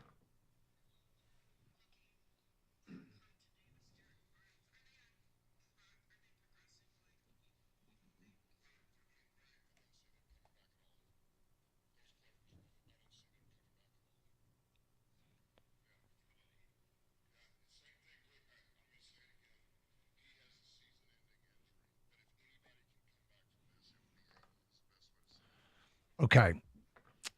Carlton Davis was the one that, where you raise the eyebrow and you're, oh, crap. Yeah, I've been holding out hope on Derek Barnes. And I don't really know why. I guess the reason why. I'm not sure why either. Well, is it Purdue, Doug? Is that it? Yes. Okay. It's your love for Purdue. Yeah. Kang, I knew it. It's because there was no reporting on it. Like the last report was Derek Barnes is not ruling out a comeback, and it was from like late October. And so there he says, Derek Barnes, Carlton Davis, they're doing great, but I don't see them coming back at all. And now why did the Aiden thing, though, when you say I don't see him coming back, but if anybody can do it, Aiden can do it. So are we saying that he's out, or are we saying that he could come back? Well, he's saying that he's not. It sounds to me like Dan Campbell's just telling himself, don't expect it. But if it happens, awesome. It's like a gift, but you're not expecting it all. Yeah. Prepare like he's not, which is probably the right way to approach this, because that would be, that's it would be such a progression in that timeline for him to come back. It'd almost be like a miracle he's able to do it, even though you're seeing videos of him running in water and areas at the game, and he looks like he's rehabbing very well and all this, but to come back from a severe injury like that quickly, seems just not realistic. Gator, no. is the word you're looking for. Yeah. It's not happening, guys. I'm sorry. It's Aiden Hutchinson is not going to be playing for the Detroit Lions this year in the Super Bowl or anytime during the playoffs. Period. End of story. Jeez, Kang. Will you would guarantee that? Doug, I'm willing to bet you 10-1 lunches. But you didn't want to shoot the boot. Did you hear that? Hold on. I'll shoot the boot too. Wait a sec. Oh. Hold on. I don't know if I'd prefer. I think I want the bet. There 10-1 lunches. Yeah. You actually gained something. 10-1? 10-1, Doug. He said 2. He said also. As in both. Sure, but I want to make sure. I need to think about. I love how you're keeping me at bay with the waving. I am. Like, I need to. Hold on. I need to compartmentalize what he just said. Yeah. If Aiden Hutchinson plays in the Super Bowl, you will buy me 10 lunches? Correct. Gator, you know how Spider-Man has Spidey sense? Yeah. The Karsh Casino has a sense as well. Oh, there's a sense, yeah. He sensed favorable odds, like incredible odds. This feels like a sucker's bet because it feels like parlays, right? Oh God, look at the payoff. All I need is these 17 things to happen, and I'll make $1,000 on a $4 bet. If all I need is all of these, and I can see each and every one of these 17 things happening, I'm all in. I should double it, and I'll make $2,000. And then you go, look at this parlay I made. Look at this parlay I made. Am I going to make this bet because I might get 10 lunches? It's all about the reward, man. Okay, well, hold on. Let me stop you. What if the Lions, dare I say it, but if they don't make it to that game, do you win the bet? It's a push. All right. What do you think, Doug? This is awfully enticing. Oh, this is. Let me consult with my my colleague here, Scott Anderson. By all means. Scott Anderson. Yes. What do you make of this? I think this is really intriguing because what you are your eyes get wide because of the bright shiny thing, which is the reward of 10. It's totally the parlay. And what you're doing is you're forgetting the part that for Kang, it's the easy button that he gets a lunch because the odds are way in his favor that Hutch is not going to be able to come back. So basically, Kang's looking for a free lunch. I don't want. You know what? Really, I don't want Kang to have to buy me 10 lunches. Yes, you do. That's why you would want to make the bet. No, I want 10 lunches. I don't want you to have to buy me 10 lunches. Well, that's up to you. If you end up winning the bet, you can always, Let's do value menu stuff. All right, Cena. Yeah, I'm not sure we're going to see eye to eye on what I want for lunch, what I'm getting for lunch. Kang's like, I will present to you a menu, and you get to pick from the menu. We'll spread these things out throughout the year. I don't have to buy you 10 consecutive lunches or anything. It could be a hamburger or it could be a cheeseburger. If you don't want the cheese, we get it. Look, it's 10-1. I mean, really, it's just, do you think he's going to play or not? If you think there's no way, if you like, you trust Dan Campbell, and it's just not happening. Well, why would Dan Campbell say? Yeah, he left the door open. Yeah, why would he leave the door open? First, he says he's not playing. But if anybody can, okay, what did you just do there, Dan? And I'm not mad at him. Don't get me wrong. This isn't some sort of federal offense. I'm just saying, why did he leave the door open? So, okay, again, getting back to the wager, because we love the wager. Really what it comes down to is it's an emotional hedge. Would you gladly give Kang a lunch? If Aiden Hutchinson doesn't play in the Super Bowl? I guess it's the other way, right? For Kang, it's the emotional hedge. Kang would be like, hell yeah, if Hutch is going to play, I'll give you 10 lunches. The weird thing about it is, and from a pure football standpoint, I don't expect Aiden Hutchinson, let's just say he gets physically cleared to play in that game in 32 days or whatever it is. I can't imagine him picking up where he left off as a problem. Oh, that'd be really hard to right. Yeah. I agree with you. So I don't know that getting Aiden Hutchinson back for the Super Bowl, my instinct tells me it wouldn't even be that big of a deal on the field. Like it'd be an emotional boost and everybody'd be fired up. But I'm not sure that Aiden Hutchinson rushed back, because you know what he wouldn't have? He would literally like just be cleared to play and just be cleared to get it, practice. Okay. Let me put this in your head. Okay. Somebody just came back to the team ahead of schedule by a couple of weeks. And had we had this discussion last week, and we really didn't talk about it too much, but had we talked about what kind of impact we really expect Anzalone to have on Sunday night against the Vikings, I think you and I both would have said, I don't expect much. Maybe it's going to be a situational thing. I think actually I may have even said something to the effect of, I expect him to get like maybe at best 60% of the snaps. At best, I don't know. Just don't see it. And what does he do? He comes out there, leads the team from moment one on the defense, along with, he just leads the team. And he didn't miss a beat. Did not at all. He missed one snap. One defensive snap. One snap. And that's coming back ahead of schedule. When I think, and after hearing him talk after the game, he legitimately wasn't sure if he was going to play in the game because he wasn't sure if the time was right for him to come back with, had he healed enough? Is he going to hurt himself? Is he going to put himself in more jeopardy? But he was out for a month and a week. If Aiden returns, it'll be 4 months. Fair enough, but he was supposed to be out for 6 to 8 weeks, and it ended up being 5. Yeah. And an iffy 5, but he played and played awfully well. My initial response to your offer is I will accept the bet. But I also want to talk about what defines a lunch. Oh, come on now, man. What is that? What we've always done. Yeah. What do you think Kang's all of a sudden going to go with Go-Gurt? No. I could only be so lucky. Yeah, yeah, right. A Go-Gurt and a Capri Sun. Yeah, well, when he mentioned value menu, it scared me a little bit. But I'm on. Let's go. Oh, he's in. We're in. All right. Do you also want to do the shoot the boot?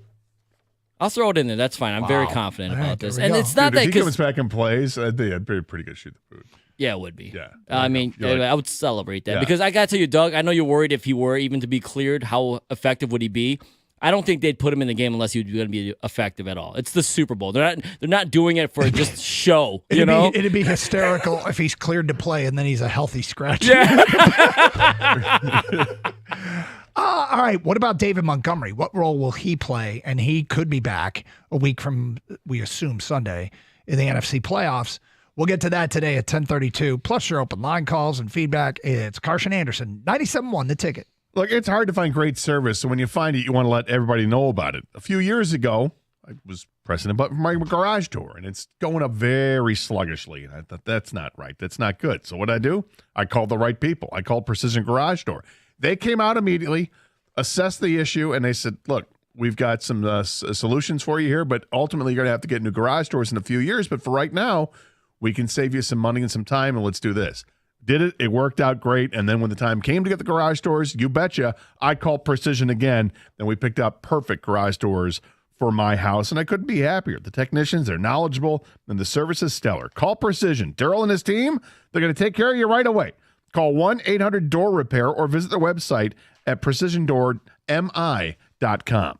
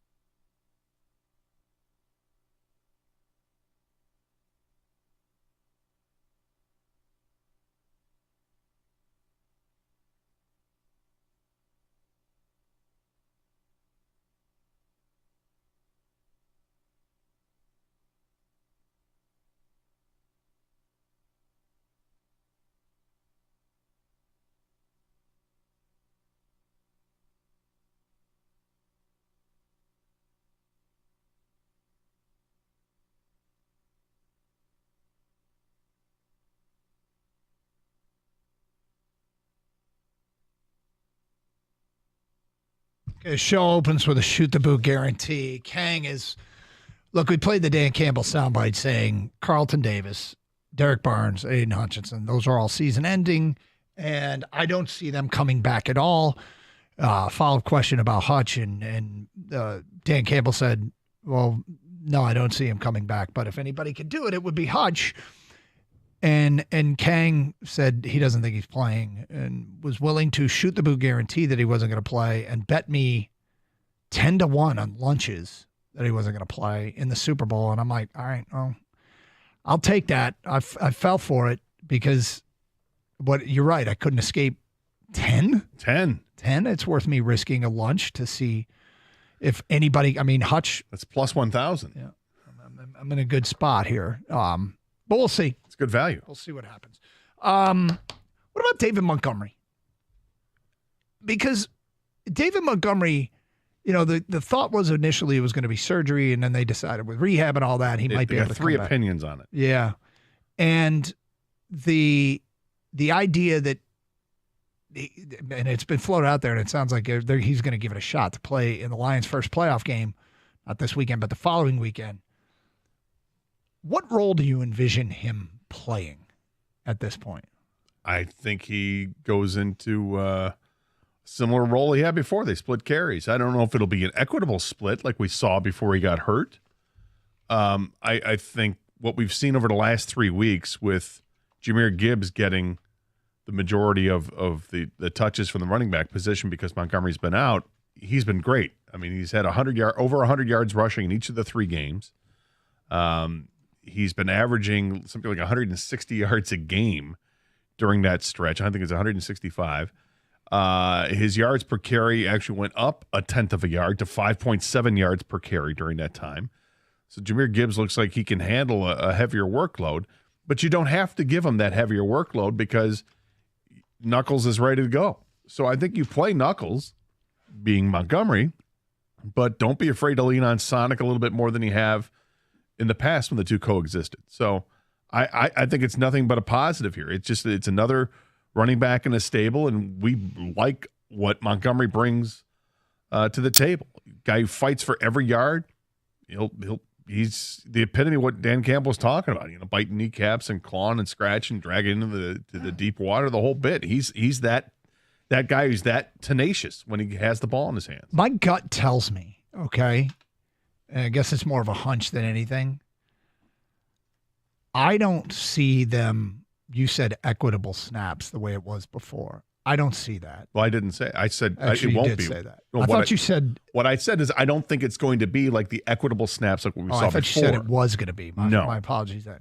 Because no, I think you lean heavier with Gibbs. To me, my concern here is the way Montgomery's running style is he's so good in short yardage situations.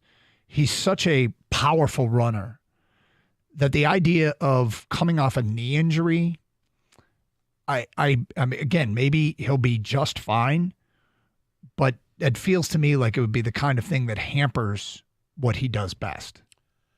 It might, but if that's the case, then why play? Well, and because I think he still could be better than Craig Reynolds.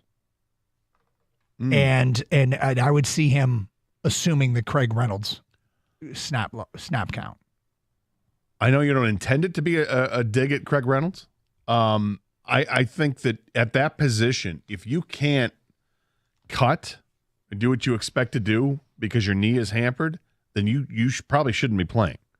So, and I think they keep that in mind, and I think Montgomery's keeping that in mind. And look, he's got another almost 10 days before he's going to have to play, which is awesome because it's a lot of time to continue to heal up and go through the rehab that you need. And by all accounts, it sounds like he's ready to go. So he's only going to be stronger and stronger by that point. But if he's not ready to, then don't play him.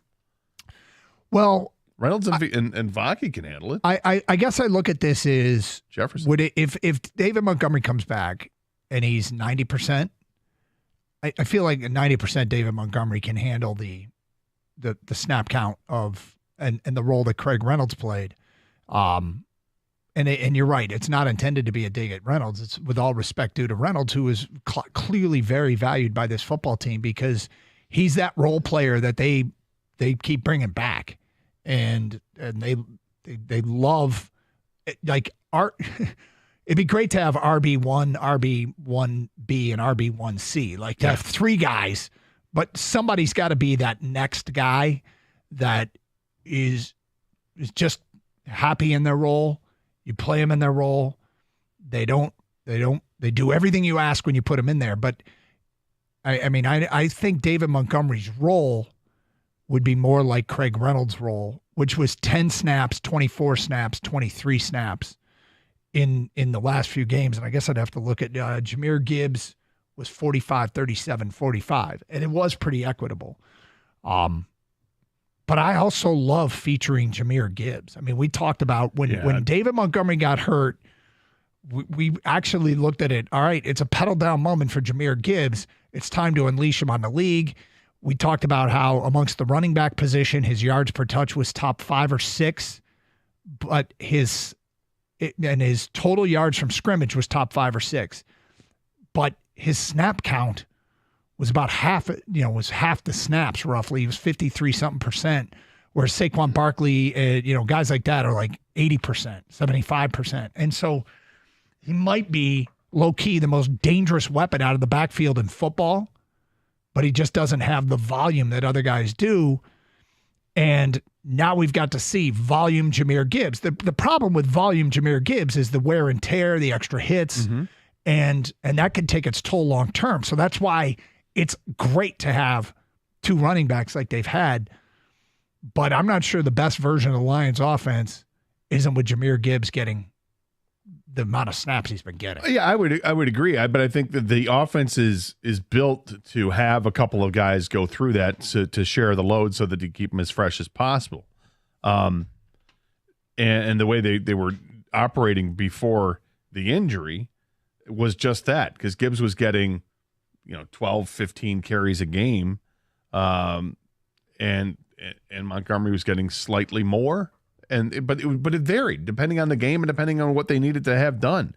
But I'm looking at like Craig Reynolds the last 3 weeks, 8 carries, 7 carries, and 4 carries. He had 4 carries against the Bears when they were at Chicago. So those are the 3 games since Montgomery's been hurt.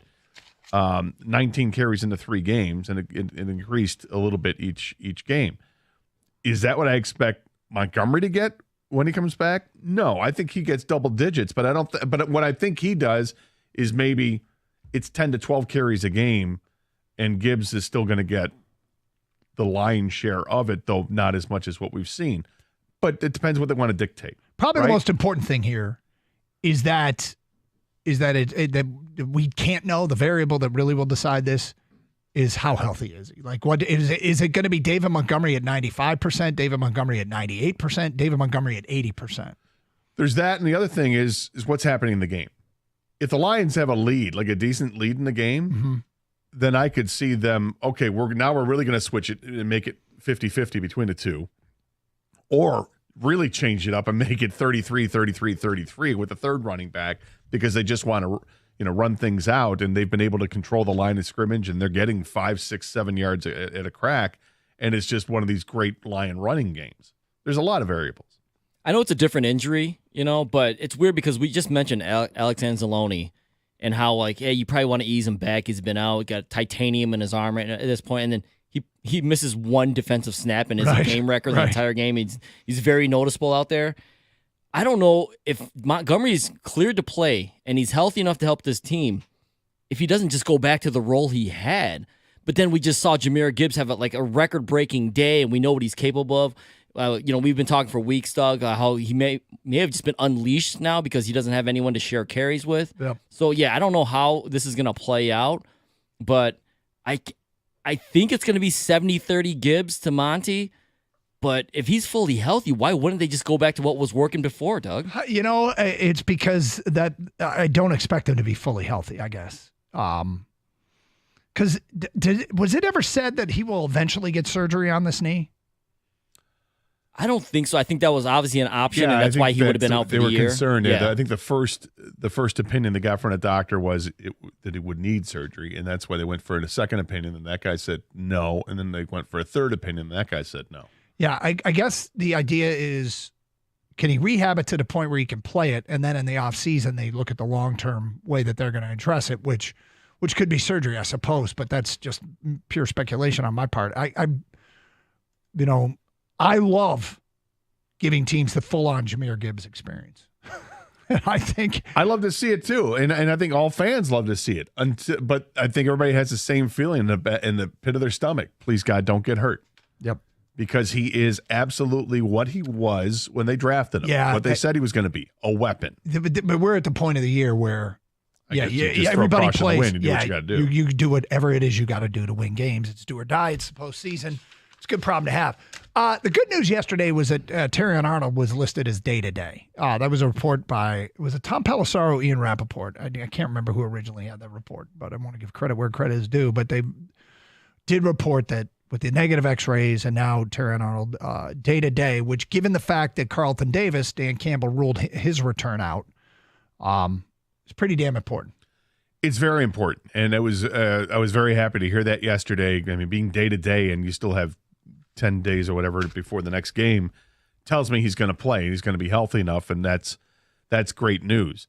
There was other slightly decent news out of what Dan Campbell said yesterday, and that is the only other player it sounds like that can come back is also in addition to the secondary, and that would be Ennis Rakestraw, who they haven't seen much of at all. But it looks like he could come back, and he's getting real close to returning to the team as well. Any kind of depth to the secondary, you're going to feel good about. Because the names they brought up for the last couple of weeks to play, I mean, it is really, honestly, we joke about, who's this linebacker who's this defensive lineman we just saw. But when you get to the secondary, you're like, oh my God, here's two more names I've never heard of in my life. Who is it? Sidney Johnston Powell? Or The whatever. third? Yeah. That guy? And was it Morris Norris or something? And The Fresno kid. Yeah, but hey, guys made the team. They did something good enough in practice to show that, but Rakestraw is a guy they drafted early and has a ton of talent. You're hoping to see some of that. Yeah, with all the unfortunate injuries, they're actually fortunate that if he came back, they were able to move Branch to nickel. And Robertson played outside corner all of the last year with the Raiders. So they got lucky to be able to move pieces, but they start losing another one. I mean, things get really sketchy. So it's really important that Arnold can play in the divisional round. There is some recent news on interviews with the Lions coaches. We'll get to that. And the one team says no to something, and I think it does impact Detroit. All that straight ahead, 1048. It's Carson Anderson, Open Lines. We got feedback coming in as well. If you send a text, good chance we'll read it next here on 97.1 The Ticket. Michigan Auto Law, auto accident attorneys. They care more, so you win more. They specialize only in auto and truck accidents. Many law firms, well, they don't specialize. They focus on many different areas of the law. You wouldn't go to a doctor who specializes in all sorts of medicine. Why would you do that with your lawyer? Specialization really matters. Educated consumers will choose Michigan Auto Law. Do your research and learn more at autolaw.com. Once they take your case, they will communicate with you. They are the best at customer service and satisfaction. They care more. You win more. Michigan Auto Law, auto accident attorneys. Visit autolaw.com. That's autolaw.com.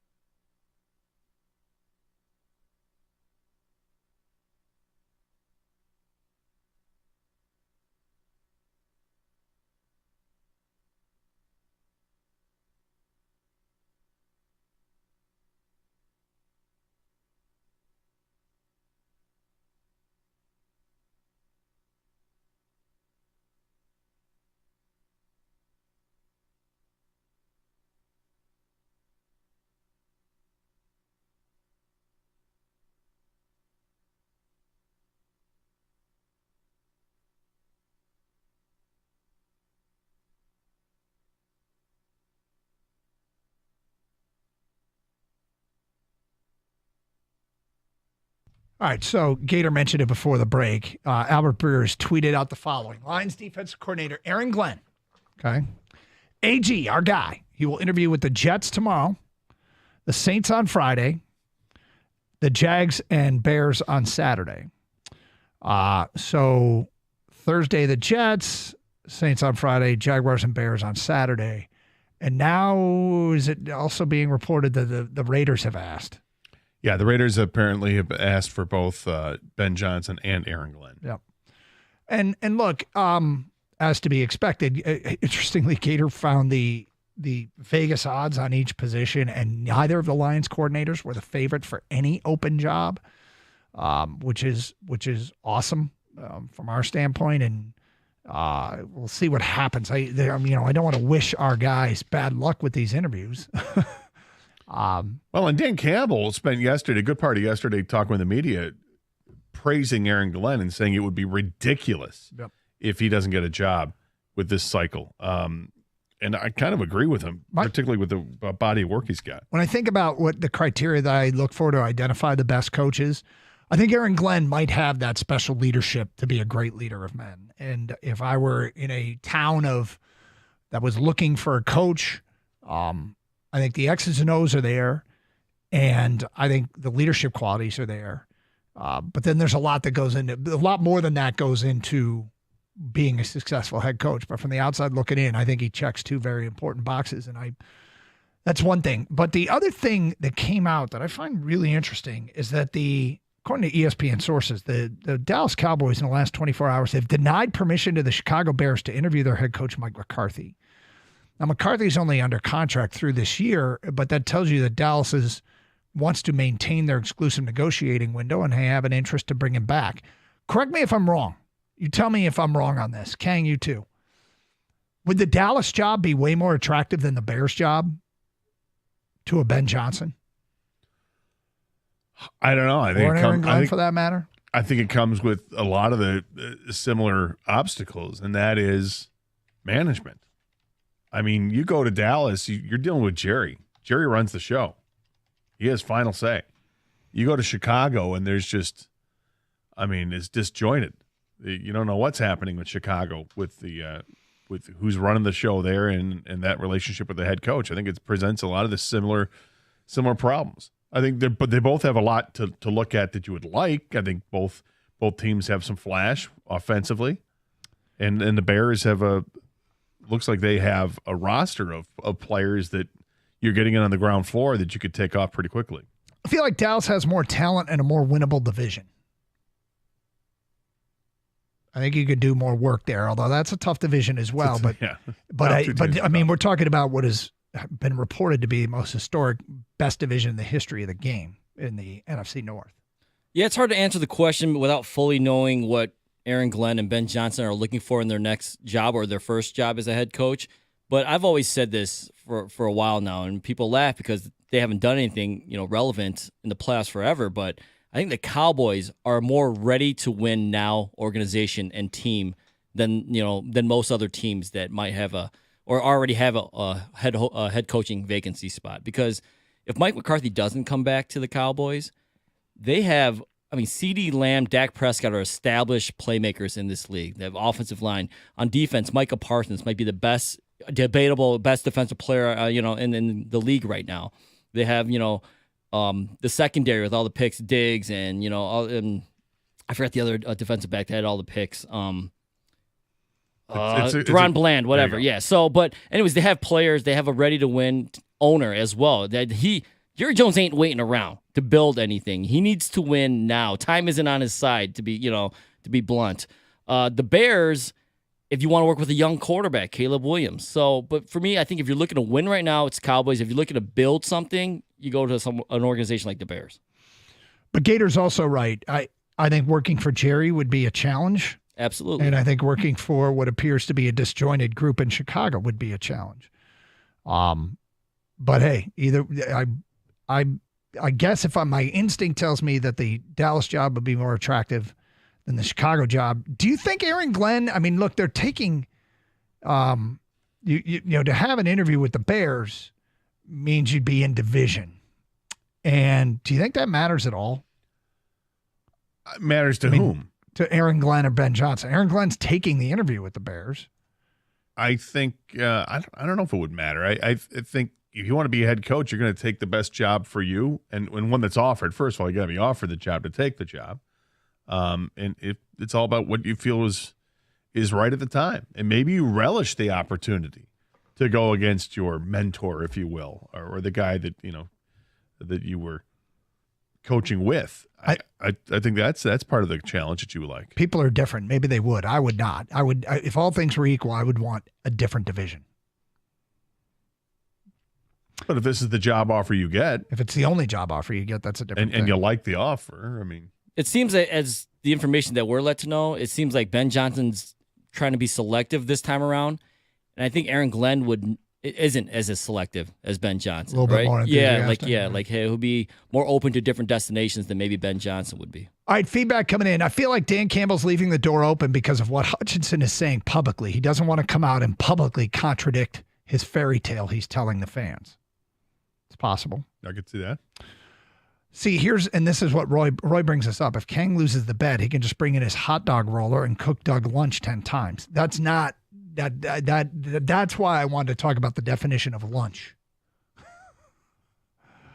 I don't want to eat a hot dog one more time, let alone 10 more times. I would imagine that that's not even up for debate. I could put turkey dogs on the roller. Ooh, yay.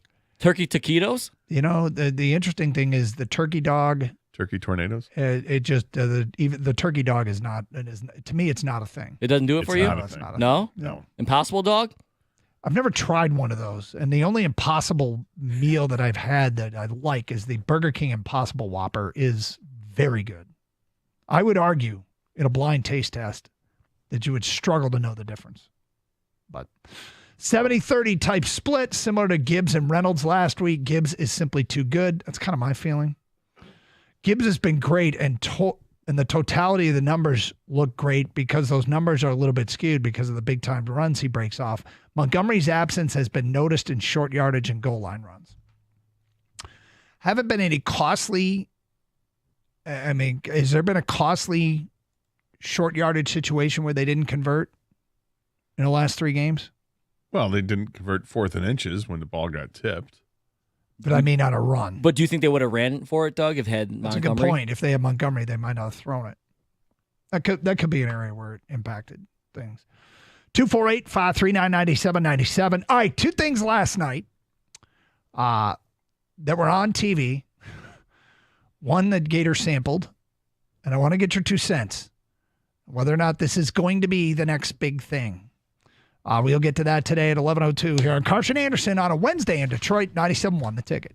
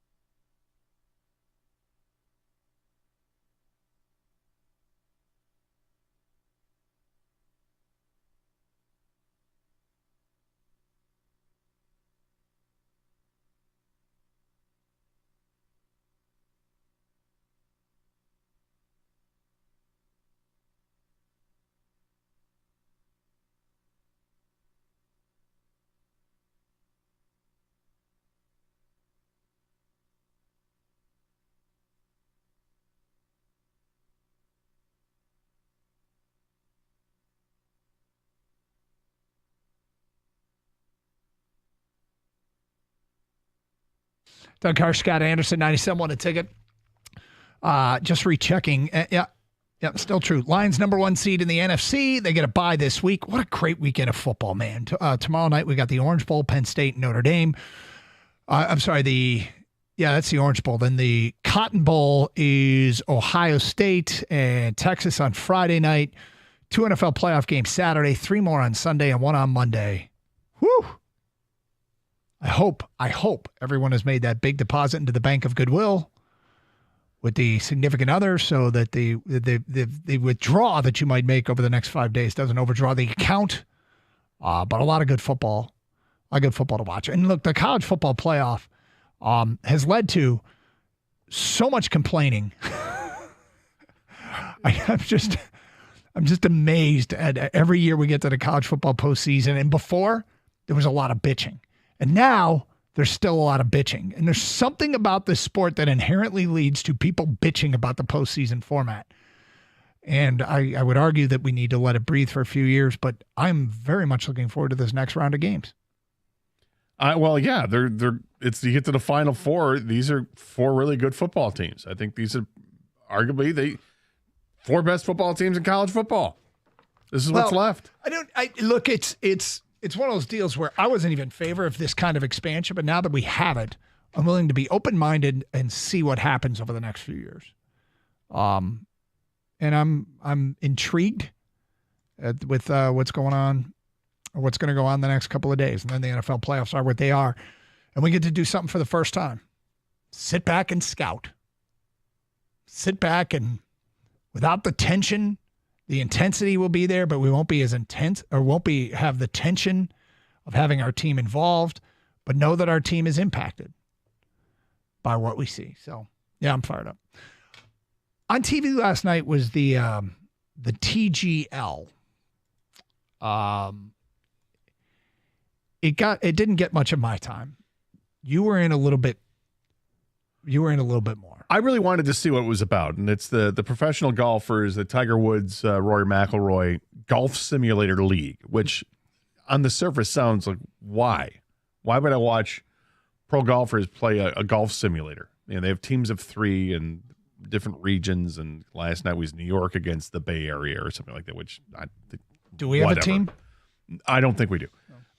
But it doesn't really matter. What it is, I mean, in concept, I didn't like the idea of just simulated golf. But then when you see the arena that they're playing in, it's different.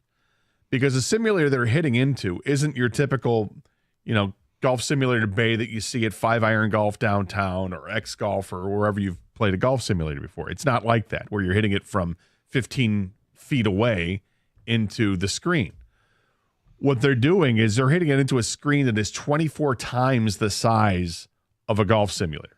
It's a massive wall of, computer-generated golf course, which is actually, the courses are pretty cool. The course they played last night was really cool to see how it was laid out with different obstacles and challenges with it. The other thing is, you're not hitting from 15 feet away. You're hitting from 35 yards away. And you're literally hitting off of grass. They have a big patch of grass in there. And if you're going to have to hit if your shot lands in the rough, then you slide over to the rough side, and they have longer grass to hit out of. If you got to hit out of trap, they've got sand that you can hit out of the sand.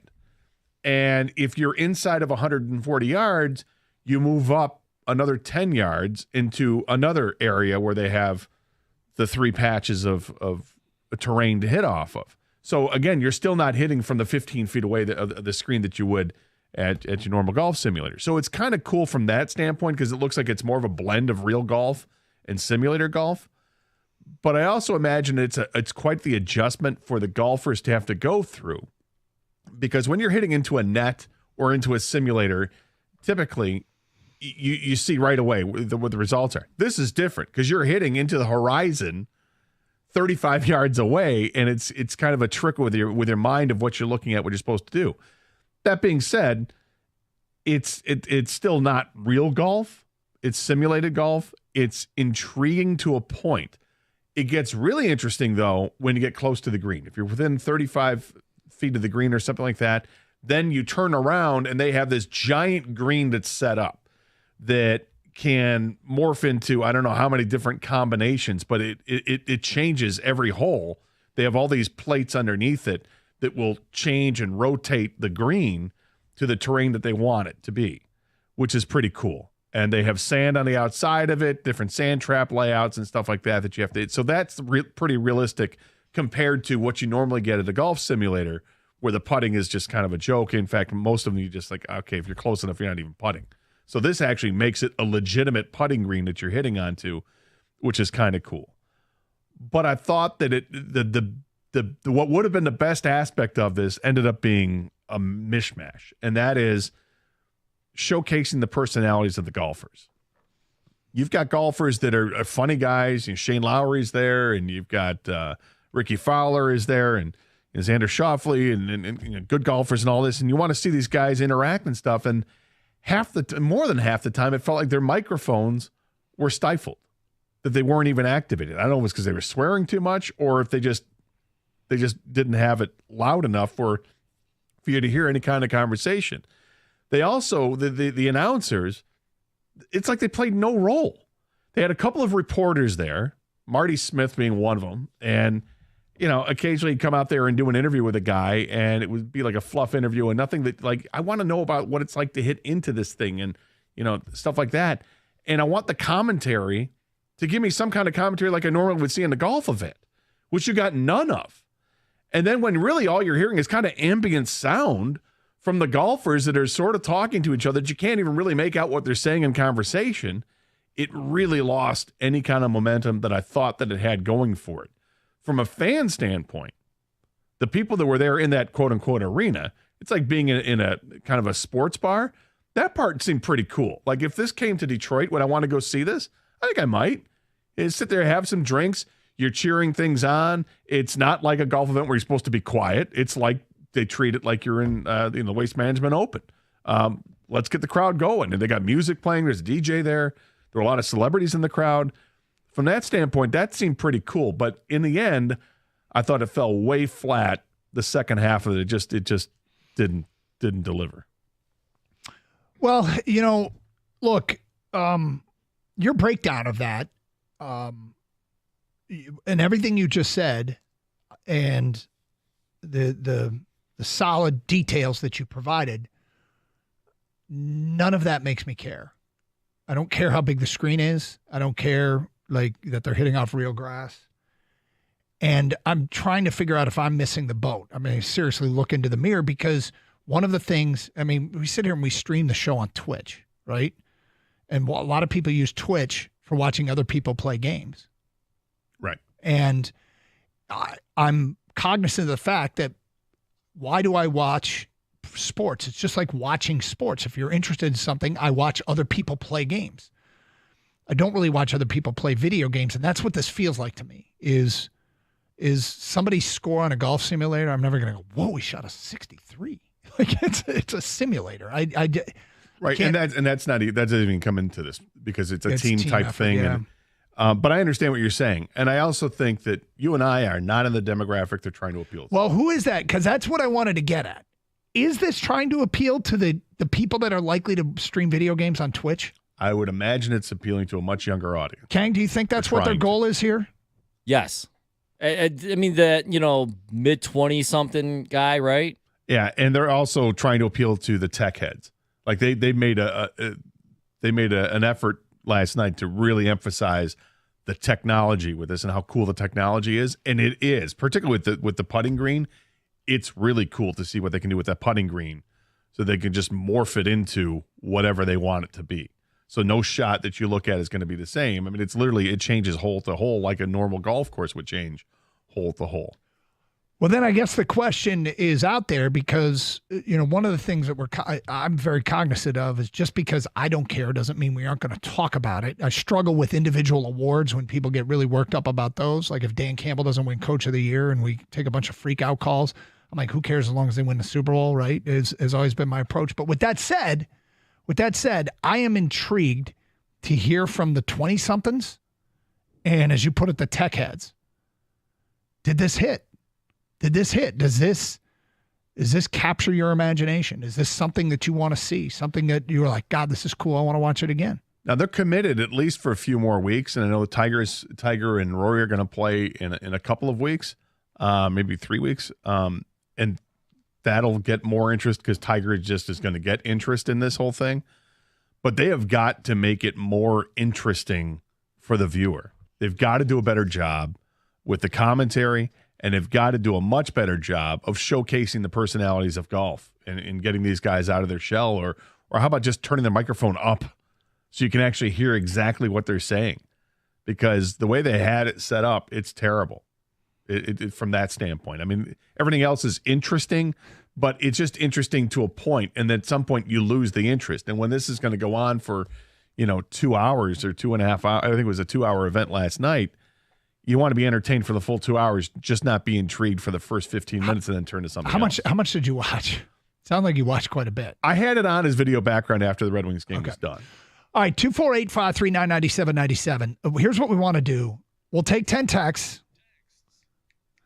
The first 10 texts from people 20 in their 20s or younger, or the tech heads. Did this thing hit? So give us your age, whether or not this thing is truly appealing, and we are just old guy. Above the age of we're out of our 20s. We'll admit that. Out of our 20s. But if you're in your 20s, or you're a gamer, or you're a tech head, did this hit with you? 248-539-9797. It's Karsch and Anderson. We'll get those 10 texts. Read them on the air. Remember to sign your text. First 10 that come in. It's Karsch and Anderson, 97.1 The Ticket.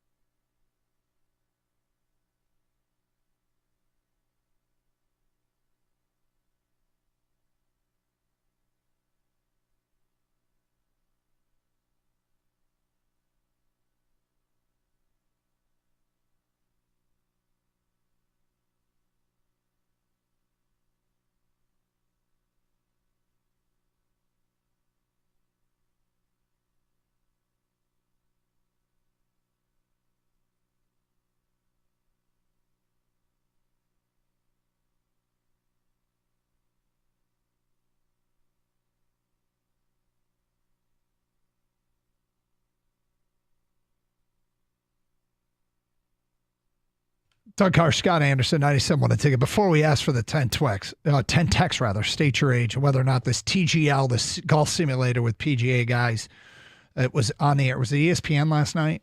Yes. This feels to me like it's going to be a quick to streaming kind of deal if it doesn't get better. Although you gave it a lot of time and you liked a lot of it, but you thought it needs a lot of tweaking. Here's some of the feedback that has come in. The TGL is not for the top golfers. They need celebrities with everyday garage beer drinking golfers or something like that. Pros that haven't fully made it yet. I see everyday garage simulator guys creating teams to compete and play in the TGL for the Final Four weekend thing.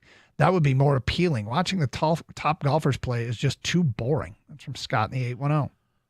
I'm not sure. I mean, I hear what he's saying, but I'm not sure if it works that way better than it works. I mean, is there more mass appeal to see the top golfers do this or more mass appeal watching guys you've never heard of doing this? It feels like, well, Scott in the 810 thinks it's guys he's never heard of. But bringing celebrities in, I don't disagree with that. Should be recorded and then dubbed over like poker. That's from an unnamed texter. Now that's probably a better idea. Edit the hell out of it. Yep. And that would make it a polished apology, and it's different, and it could be done better. The gaming crowd and the younger crowd may dig this because it's just an example, another example of watching people play a quote unquote video game. It's the NFL skills competition, fake, and SVP and ESPN as hype man, nauseating. Well, they hyped the hell out of it last night. They definitely tried to do that. And is it like the skills competition? I'm not going to say it isn't. I think there's a kinship with that. However, I enjoy the skills competition from time to time, watching the quarterbacks hit the moving targets and stuff like that. I'm not against that once a year. I don't know about once a week. Feedback coming in. Here's the 10 text from either the techies or the people in their 20s, which we think might be the target audience here of this TGL golf. Techhead, not a golf fan. I have zero interest in this at all, despite the technology involved that you described sounding pretty cool. Next one. I'm 24. I'd rather watch a house being remodeled. I'm 23. I'm a golfer. Wouldn't be interested in watching it only if I was playing in it. Other than that, it's a simulator. I really wouldn't care. I'm 28. I had no idea what was going on the quote course. Was begging for commentary the whole time. Announcers sound lost on what to do. Chipping and putting was amazing, though. Yeah, that stuff was cool. That's because that's totally different than what you get out of a simulator. That's like watching real golf, that part of it. And that's half the game. Matt writes in, I'm 24 and I love golf. TGL was great. Only in December. Football's coming to an end and it's fun to see something other than football. Kerry from his IT desk at 52 as a tech head did not hit. Do not watch video game sports, of which this is, and everything Gator said about the announcers is exactly what I thought. Ben at a tire shop. I'm 21 and I play golf. And yes, this sounds super interesting. I could totally do this with my old man. I think doing it sounds different than watching it, if that's what he's saying. Yeah, look, you can go, like I said, go to 5-Iron Golf. Go to X Golf, and you can hit the simulators, and it's fun. Sid in Advance says, 26-year-old gamer here. Golf itself is not appealing, so adding a bunch of drunk individuals cheering in an intimate environment for something I don't care for is not something I'm going to use my time on. Well, if you don't care about golf, then you're not going to get in. Brad is 22, and he says, I would rather watch Michigan basketball blow a lead. That's their pattern. We'll get to that later. And they did last night and then got it back in a weird game. Hey, didn't they trounce them? Yeah, did you see how? No, I wasn't watching. Yeah, I just saw the score. They went from up 18 to down 4 and won by 19. That's basketball. What are you, new? This is extremes. Well, I mean, the Pistons the other night, they were down 22, ended up winning by, well, it wasn't by Did they win by 23? They didn't win by 23. No, they didn't do that. I watched a golf show last night. I'm a golfer myself, and I thought it was a total flop. The audio was not great. Audio was terrible. Well, the thing about that is that feels correctable, very easily fixable, but anyway, like I said, not necessarily for everybody, but that doesn't mean that it can't carve out its niche. And we'll see. Another one here. regarding David Montgomery and what his role might be. I think we're best when David Montgomery is in early in the game, softening up the defense, and when we need that tough 2 yards.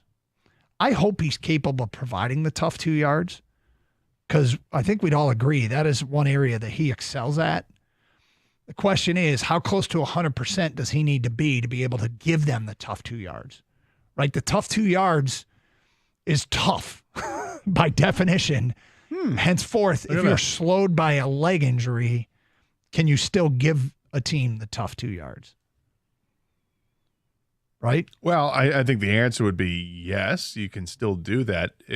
When you're dealing with a knee injury like that, I think you're more concerned about the cutting ability than you are the straightforward ability. Yeah, I don't know. I don't know if I agree with that.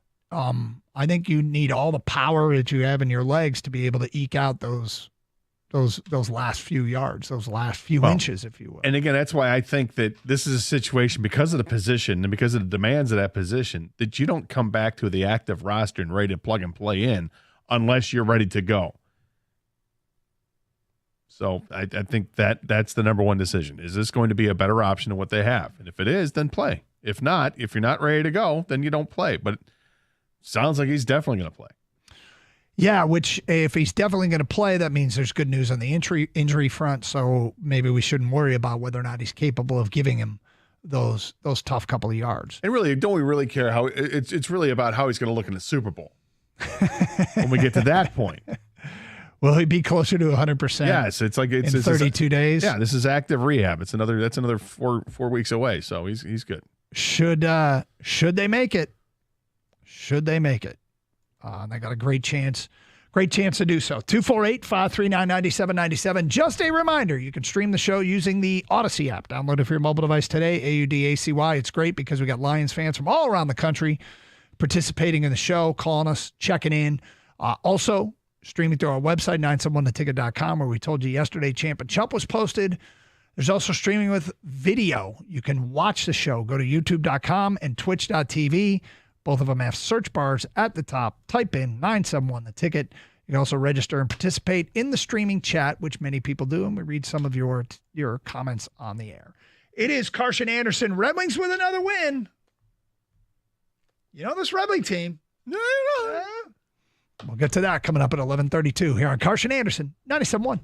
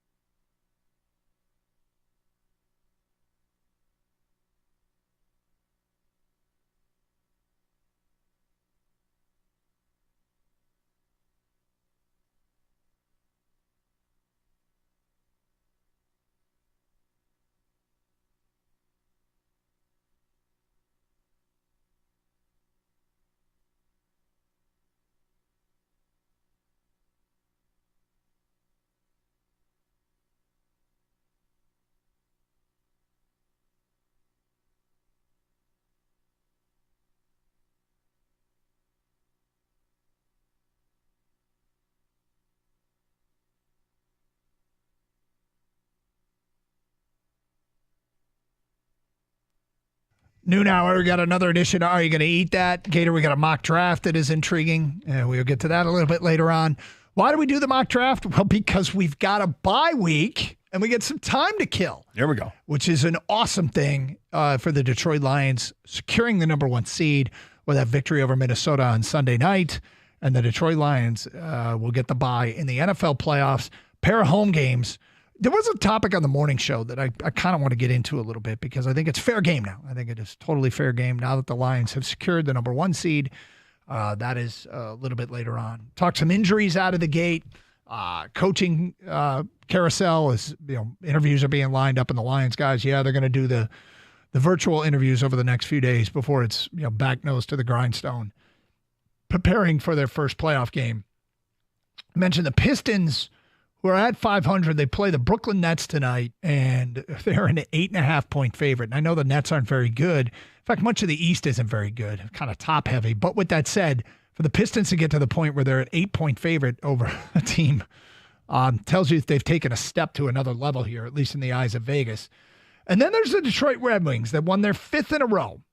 Now, there's something in sports that I call the new coach bump. You see it in college football, new coach bump and recruiting a lot. Oh, new coach, a lot of excitement. Oh, here comes, did you see who he got? Like the new coach bump happens in college football with recruiting and a portal and all that. I think you can get a new coach bump in the middle of a season like this. And the new coach bump can be intoxicating and misleading, or could be a real thing. So I don't know at what point. Like they lost the first game and now won 5 in a row. At what point do we say that's not just a new coach bump?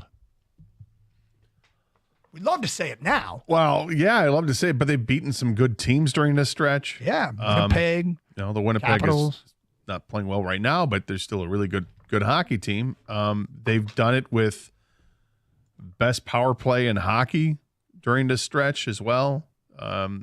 Is it sustainable? They've always had the ability with the top 2 lines to put the puck in the net, and they were not doing it before. So if nothing else, is to get the top 2 lines to become what they were and get this Red Wing team back on track to where they were trending last year, which was they should have made the playoffs last year, and they didn't do it. So does this get back to that? I sure hope so, and I think it does. Tom McClellan has an aura about him that just it screams legitimacy, and that this guy is he's the right guy for a job. He's a head coach. Is he the best coach? I don't know, but he appears to be the best coach that was available, and they got him, and he's been successful where he's been in his other 3 stops, taking teams to the playoffs, and he got to the conference finals a couple times. I mean, I certainly like him better than what we saw the Red Wing team under Lalonde. They're playing with more of a sense of urgency. I like what we're seeing from this team, particularly on the power play. They've gotten a little bit better in the penalty kill. But you're right. Is this just a bump? I think it's more than just a bump. But is this how many? What kind of streak are we going to see here? Is this a team that's going to win 10 of the next 12 games, or is this a team that's going to start to level off here? But if they level off and become just slightly better than 500, I'm good with that because that's good enough to make the playoffs for right now. Yeah. Yeah, and it'd be good to get back in that mix. You got to be wary of the new coach smell. Yep. Everyone loves new coach smell. Yep. It happens all the time in the NHL. New coach smell. Oh, yeah. All right. I like this. But after that new coach smell wears off, is the car still good, right? When does it wear off? Yes. That's the at what point can we say it's more than new coach smell? Well, the trade deadline is March 7th, I believe, in the NHL.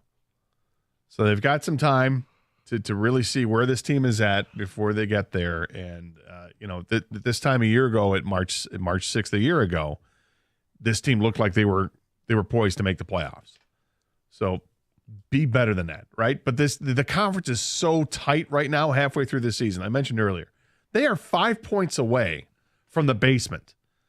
And they are 5 points away from being the third place team in their own division, which means you don't have to worry about the wild card. You're just automatically in.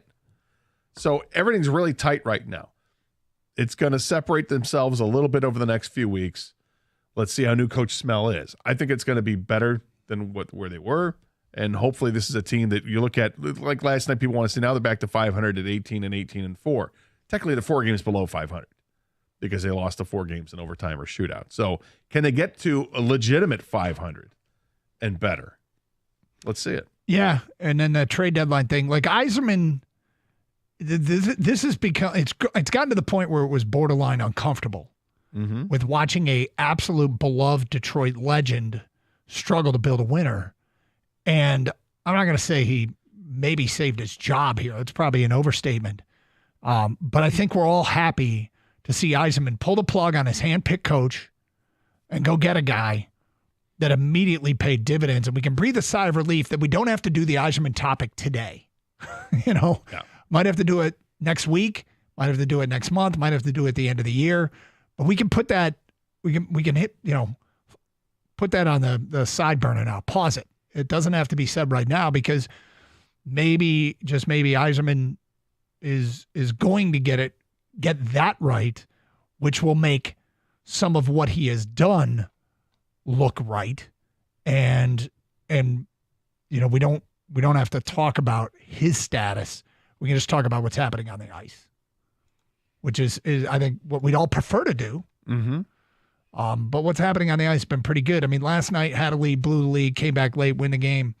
And it's funny because every little thing that goes well, I go to on social media, is being credited with the change of coach. Yes, it's the change. See, this is because of the change of coach. And I don't know that that's getting a little too overanalyzed. Well, I mean, I don't know what else could you explain it to? I mean, they needed a change. Clearly, they needed a change. Oh, I agree with that. Is this team, I guess the question is this team as good as they've looked, or is this just the adrenaline rush that they have right now? They had the injury to Alex Lyon last night. He had to come out of the game and, or I guess didn't show up for the second period. Everybody's wondering what's going on. Don't know how long he'll be out for, but I guess that just means that, Husso will be promoted. Talbot finished the game last night. But does the new coach want to take a look at Seabass, at Sebastian Cossa? Does he want to take a look at that? When you get to March, is it possible that they want to look at the 19-year-old Swedish defenseman that just tore up the junior tournament in Sandin Pellikka? Do they want to take a look at him? Give him a little trial run like they did before with Casper or Edvinsson? Wouldn't be a bad thing. I don't think it'd be a bad thing at all.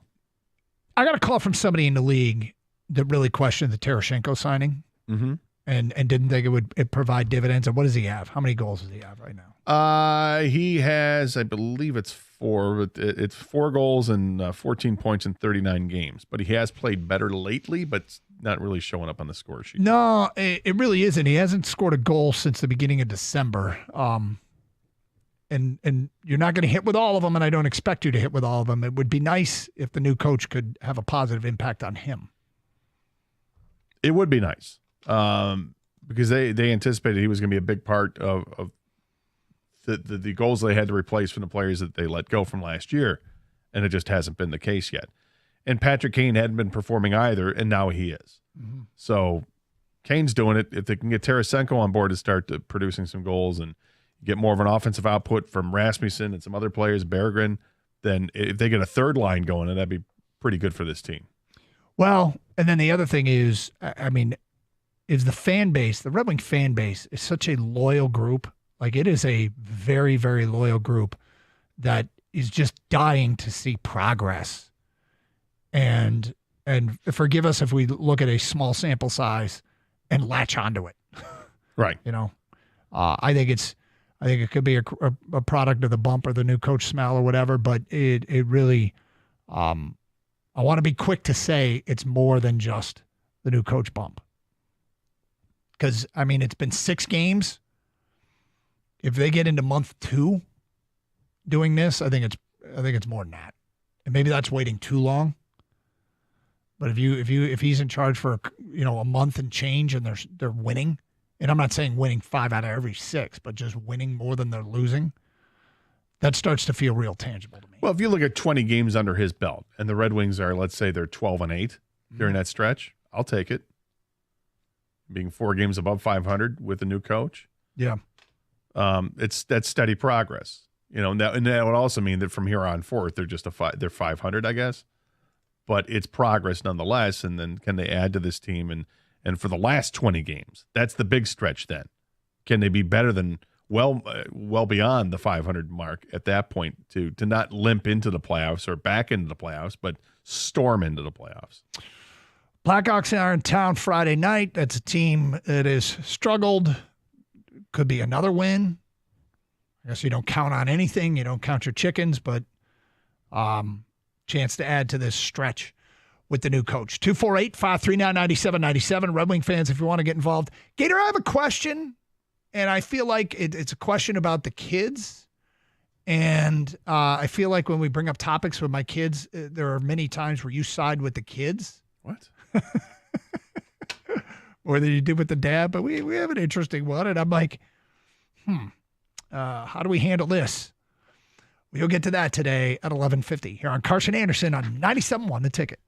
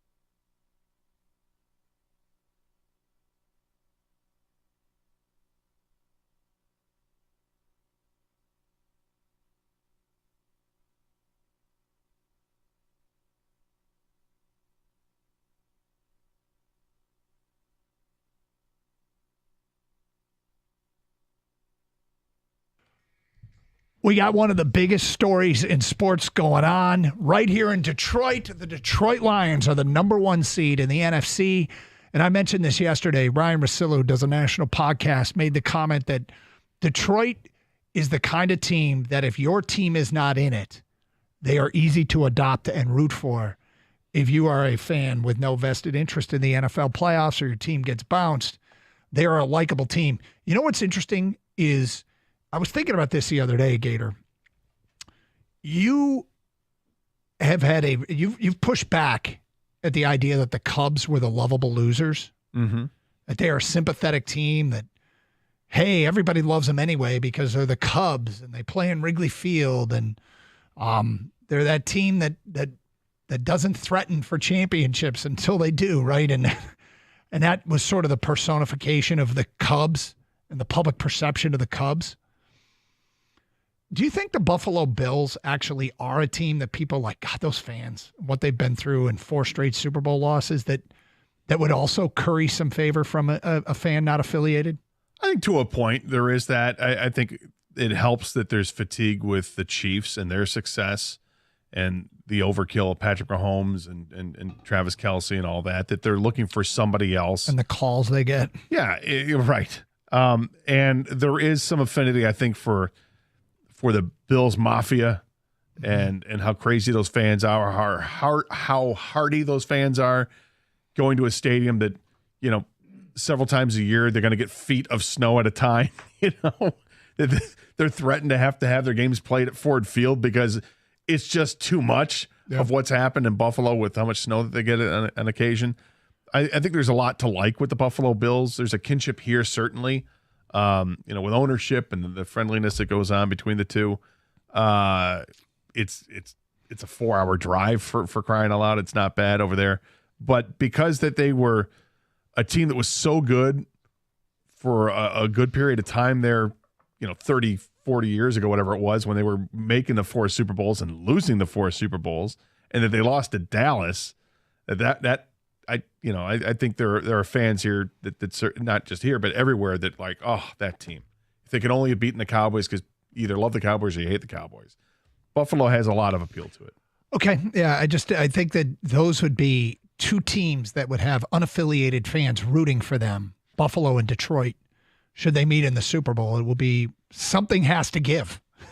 Either Buffalo will get their first Super Bowl victory or Detroit will get their first Super Bowl victory. And they have oftentimes been, I think, to a certain degree, drawn the sympathy of other fan bases because of what their fans have had to go through. All right, interesting challenge with the boy who is now out in the real world. Yeah. Your oldest? Yes. So something that has always been the case, has continued to be the case, and the way it's set up is still advantageous to us. The cell phone bill. We've always paid for his cell phone. Mm-hmm. Now he's out in the real world. If we take him off our account, the way our account is set up, our bill actually goes up. Really? Yes, because we have this family plan. We have more people, and so it saves us some money. My question for you, so the challenge came up is he decided he wanted to upgrade his phone. Okay. And I'm like, okay, we're still paying for the bill. And I told him, you can upgrade the phone unless it any way impacts our bill. Right. If it impacts our bill, you pay the difference. And it did impact our bill because, correct me if I'm wrong, every time you get a free upgrade, you get the actual phone free, your bill doesn't go up, except that the monthly charges will have to go up because the new phone has a different data plan or whatever. I don't know how they hook you in, but it's never free. No, they it's say never it's free. Right. I thought my last phone, I'm like, oh, great. Oh, I get the free phone? Great. Just within a few months, it's going to be reflective on the bill? So you just... Not so much. You flip it over and they go, well, because you have the new 16 Pro X or whatever the hell it is, well, the service you need has to be upgraded so it can carry. And so I'm like, I told him, yeah, go ahead and do that. But if there's any difference, you have to pay it. Right. That's fair. It is fair. And then I feel guilty, like having my kid pay me money. Well, and I think that's something every parent goes through. Yeah. And Thank you for being sympathetic. No, I am, because I go through this with my mom now, and because she's older and there are certain things that she can't do, that she relies on myself to do it, or my brother, and I'm happy to do it, Mm-hmm. And when I do those things, whether it's get cat food or put gas in her car or whatever it is, and she asked me how much was it, and I said, don't worry about it. 'Cause They've done so much for us. Please God, don't worry about it. But she does, and she demands. Like it ends up, foot comes down. I want to see receipts. Let me know how much it was. I'm like, oh my God. All right, it was $120. I mean, seriously. And then she disappears and comes back with $120. I'm like, I don't want to know where it's at. I don't need it. This is me giving back at this point. This is what happens. But as a parent, I see where you're at, because you're doing what my mom does with me. Like, you don't want, you don't, this is what you do as a parent. You take care of your children. And now mom and dad are on our phone bill too. Again, the family plan, the more, the merrier, the cheaper it is. And they set up a payment plan, but we aren't really following it. And that's what happens with families. I mean, maybe not all families, but in our family, it's just like, yeah, sure, I'll pay for it. And they're like, yeah, we'll take your money. And then you don't. Yeah. I mean, look, there is still things that go both ways. It's interesting how the dynamic works. And yeah, from your standpoint, I mean, you're even saying, make up the difference, right? Because you want to keep the kid honest and teach him that when he's this young, because he's whatever he is, 22, 23 years old. And now he's out in the real world and he's actually earning a living. Yeah. It's not, and then struggling to start like perhaps you and I did. But you don't pay for their phone forever. No, you don't. You don't. There comes a point when, there's going to be that separation. Mm-hmm. And because we pay for their phone, I guess I'm not. You're not ready to let go, Dad. Not ready to let go, but I'm also not ready to start charging him. Well, it doesn't sound like he's ready to let go either. He's taking advantage. He's taking full advantage of it. Oh, you're paying for it. That's he cool. started talking about the financial differences if we cancel and what it would cost him and what it costs us. And it's definitely cheaper for the family in general for him to just stay on the family plan. What is it? Is it like $20 difference or something like that? It's enough that makes me go, yeah, he's right. It is cheaper to keep him on the family plan. You'll know when the time's right, Doug. Like, if he's able... When he becomes the CEO of a company? Yeah, like when he has a real career, right? Because Doug, and Gator, I think you'll agree with me on this. I think Doug, he's an involved dad. Yes, I'll say that. Very much so. Right? Which is a good thing, by the way. I don't say that as a bad thing, Doug, but you're very involved. I've told Doug this before off the air. I think Doug is a fantastic father. And I mean that from the bottom of my heart. I think Doug does a great job raising his children. Thank you.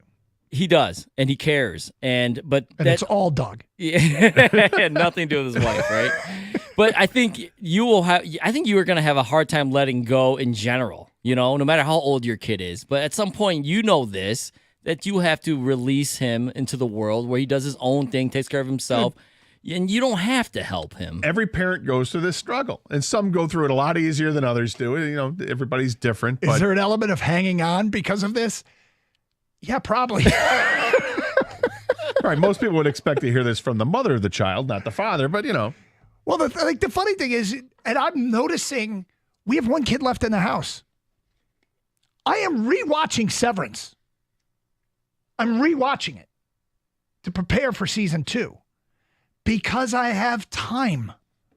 Because there's one kid left in the house. Shuffling off to 3 different sporting events for 3 different children. The juggle of practice and driving them everywhere and this and that and parent-teacher conferences and all that. The juggle's gone. It's an assault on your free time.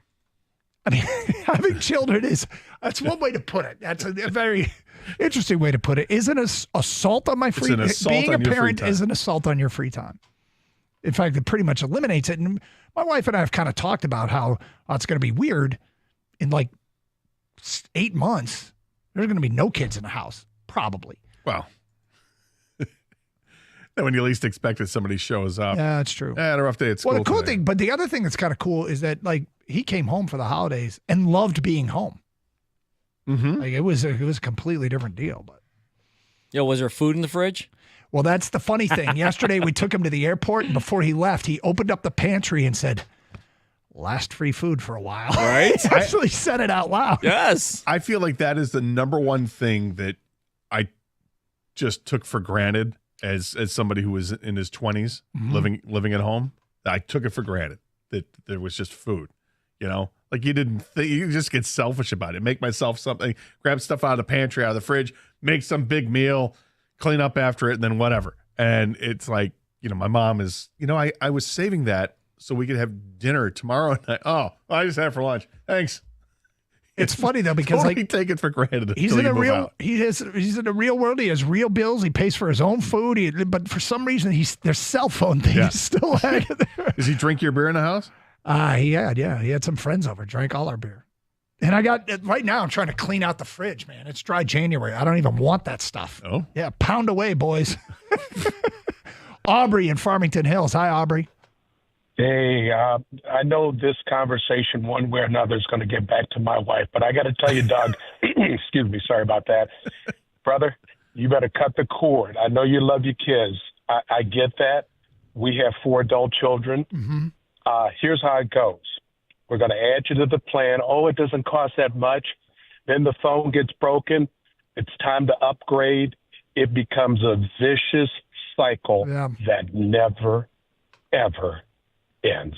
I promise you. Yeah, I think you're right. And now that the topic's been broached once, it's going to be uncomfortable to bring it up again and say, by the way, it's done. It's over. You're now on your own. But then he'll show me what he has. This is the thing. When he shows me what he will have to pay to have a single cell phone bill compared to what we have now, 7 people in our family plan, it's absurd. I get it. But I'm telling you, we've already said it. It's going to continue on. Welcome to the real world.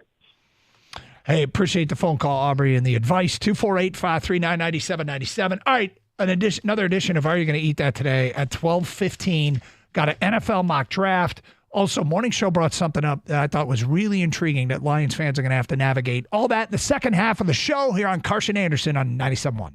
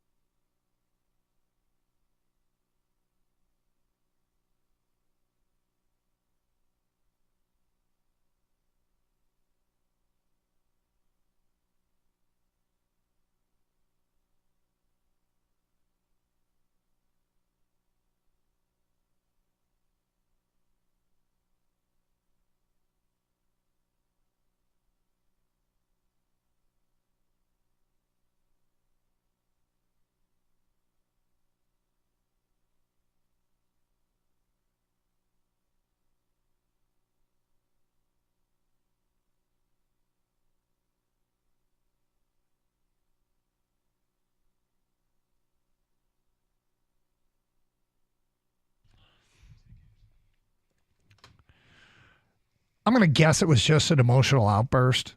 So I'm not sure this would be a topic we ever do. Okay. But if it was more than just an emotional outburst, would you want Tyreek Hill in Detroit? I mean, it's overkill. Don't need him. So no, I guess the easy answer is no. Now, in terms of the outburst, and look, I get it. Guys at this point in their career, they want to win. Myles Garrett wants to win. Tyreek Hill wants to win. And Tyreek Hill was playing on a team this year that was not winning enough to make the playoffs. So I can see why he's upset. And he put some of the blame on himself as well earlier in the season because he missed some time. He was hurt. He had some issues off the field. And, it's I get it. But for the Lions, they don't need Tyreek Hill. I wouldn't use Myles Garrett. See, I wouldn't. I would because it's an offense league. And I think I've holds again this year. It's the best offenses that are really the true Super Bowl contenders.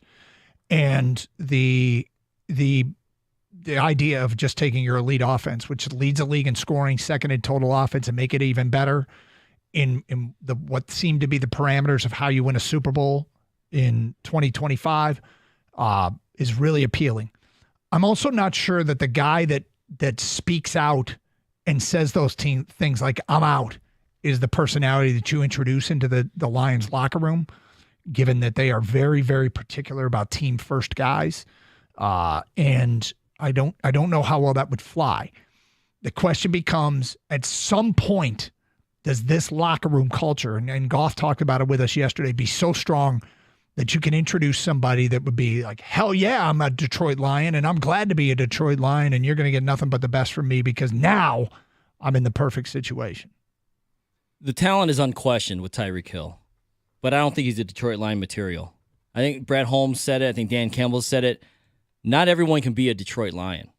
And I think that goes beyond talent on the field. I just don't think they would introduce someone like that to this locker room. And I don't think like the locker room's fragile, the culture's fragile, the one bad egg or whatever is going to cause an uproar and change everything. Because they can take on different personalities. But in the end, they don't have to. And especially with what they've built here, everything Brad Holmes has done, the players he's acquired, has been intentional. And it's not just on the field. It's a lot of it's off the field. And I just don't think Tyreek Hill that type of personality and player would ever be a fit for the Lions. So we are 0 for 3, all three of us. The other thing that's breaking at this hour, according to Tom Pelissero, and you could see this one coming. Did you see this? I think I know what you're going to say, yeah. Tom Pelissero just tweeted out, multiple NFL teams have inquired about whether legendary coach Bill Belichick would reconsider his move to college football, including the Raiders, whose minority owner Tom Brady spoke recently with his old coach, per league sources. Well, first of all, who knows what Tom Brady was talking to Bill Belichick about, but just the idea that Bill Belichick could be had after he just accepted the job at North Carolina and is openly recruiting and landing some pretty good recruits right now and talking to getting kids to come from the portal and all that. He's got a lot of momentum going there in Carolina. The thought that now that he could be swayed and come to the NFL, I would despise if that happened. I would be so upset with Bill Belichick to do that. And yet, isn't it in his track record? Didn't he do exactly this where he accepted a job?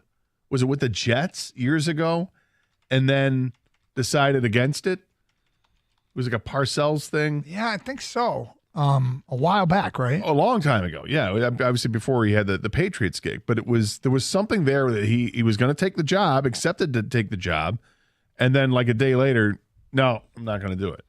Yeah, it was the Jets in January 2000. He, quote, backstabbed the franchise by resigning after one day on the job. So he's done it already. Would he dare do it to North Carolina this far into it, where he's been the coach there now for, 3 weeks or 3 or 4 weeks, whatever it is? You know where he'd make perfect sense? The Saints. I love the smile in the eyebrow, right? You follow what I'm saying? You mean so that other people can't take our guys? Yeah. Look, more coaching candidates in the NFL that could mean supplanting the possibility that Aaron Glenn or Ben Johnson takes their job? Yep. Yeah, I'm for it. God, I'm feeling guilty doing this. I don't want, if Aaron Glenn and Ben Johnson want head coaching jobs, they've done so much for Detroit. Like, they've been so good that those are guys, and I want them to have success. And I feel like we're backstabbing it by trying to go out of our way to find replacements, the guys who would be better candidates than them for the positions that they're trying to get. It's like they have the opportunity here to pay for their own cell phone. You're like, no, I'll pay for it. You can stay on my plan, please. Yep. I I gotta tell you, sometimes you gotta let go. The idea, if NFL teams are interested in Bill Belichick, I think it's like 60-40. He leaves North Carolina. I'd like to think he's not, and then as I recall, the whole Jets thing. So he would absolutely. It's in his DNA to do it. Kang, am I wrong? 60-40 he leaves. You know what? He's already got, does he like college life? I mean, he's got the new girlfriend. Right. That's Maybe she doesn't like him being on campus. Now, this is, by the way, Pelissaro tweeted that 8 minutes ago, and now everybody in the NFL is tweeting about this. Nicole Auerbach just tweeted, reminder, Belichick would owe UNC $10 million if he leaves before June 1st. The Raiders will pay that. Brady will give him crypto. Brady will give him crypto.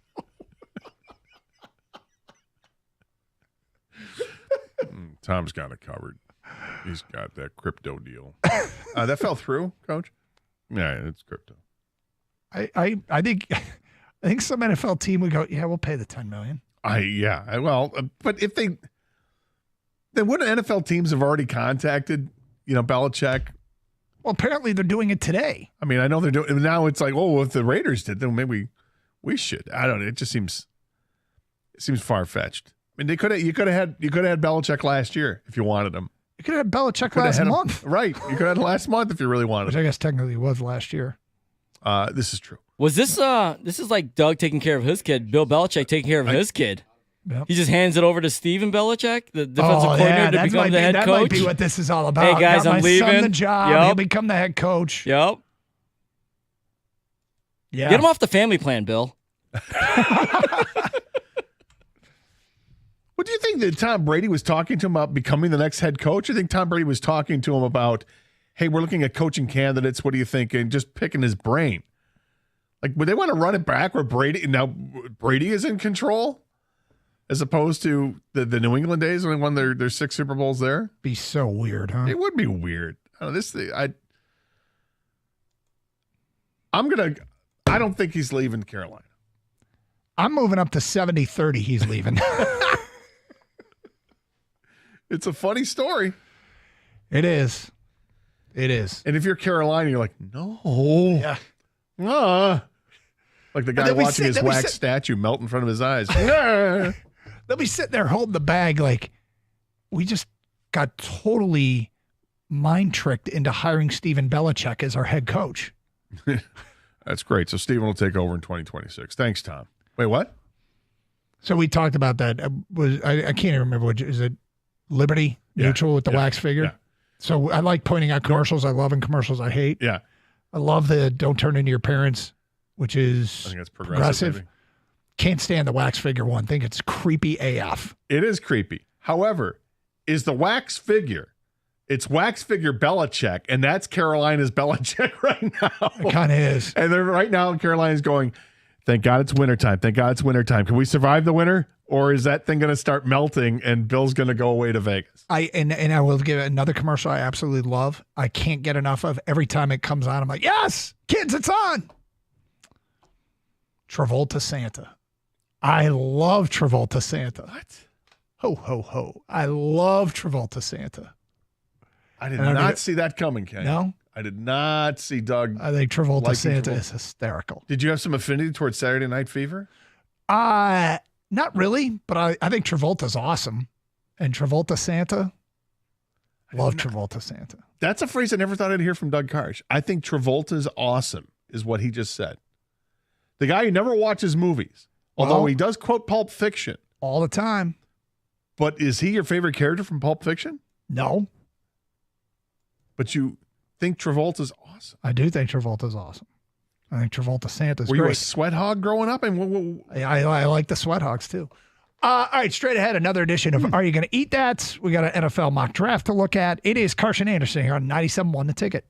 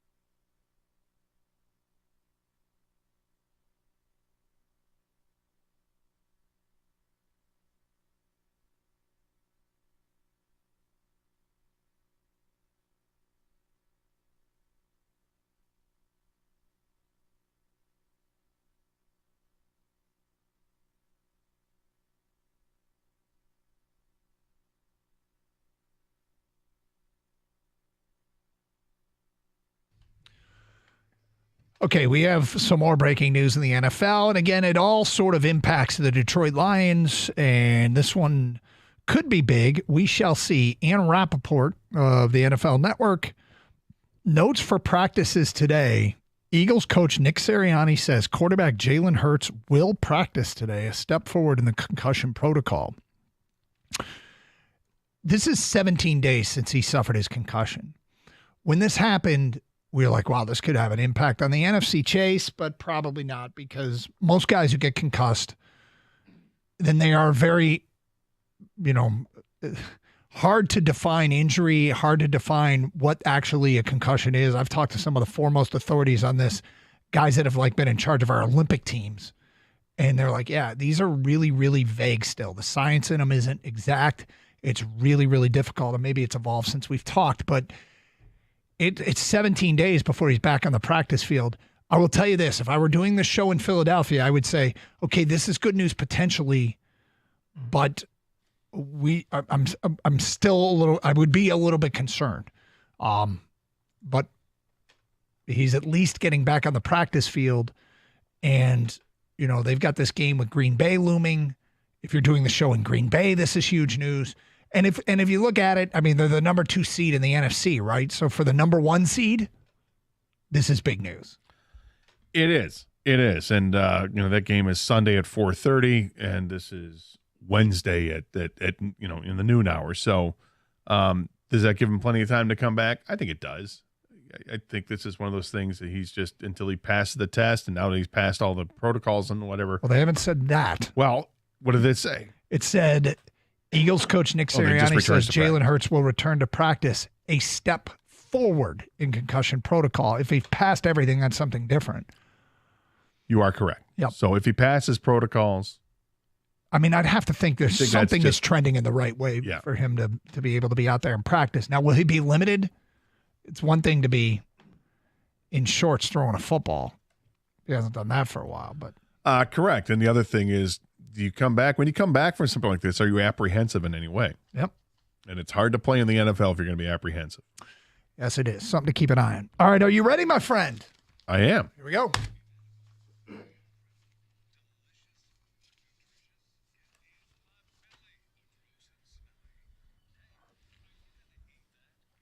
All right, Gator, these are items that are new to menus around the country, around the world. All right. I'm always intrigued to see mostly whether or not this is something that appeals to you, my friend, but we also get Kang's opinion, and I'll sound off every once in a while. Here's something I like. Baskin and Robbins. Do you know that since 1945, the 31 flavors have actually introduced more than 1,400 different flavors of ice cream? Good grief. That's a lot. This month, in fact, January, Baskin Robbins, its first new flavor is cinnamon roll. Yep. Cinnamon roll flavored ice cream, which is made with real cinnamon. Yep. And is studded with dough pieces. Oh, yeah. Squiggled with gooey cinnamon cream cheese flavored swirls. Yeah. Like I may have to stop off on the way home. Okay, Gator is that's a hell yeah. Kang? Oh, yeah, that sounds delicious. Love me some ice cream. I want to see Kenny's head shake up and down. Yeah, Kenny's all about it. Get that all in his beard. Yeah. Doug? I might lick this out of Kenny's beard. It sounds so good. Wow. Jeez.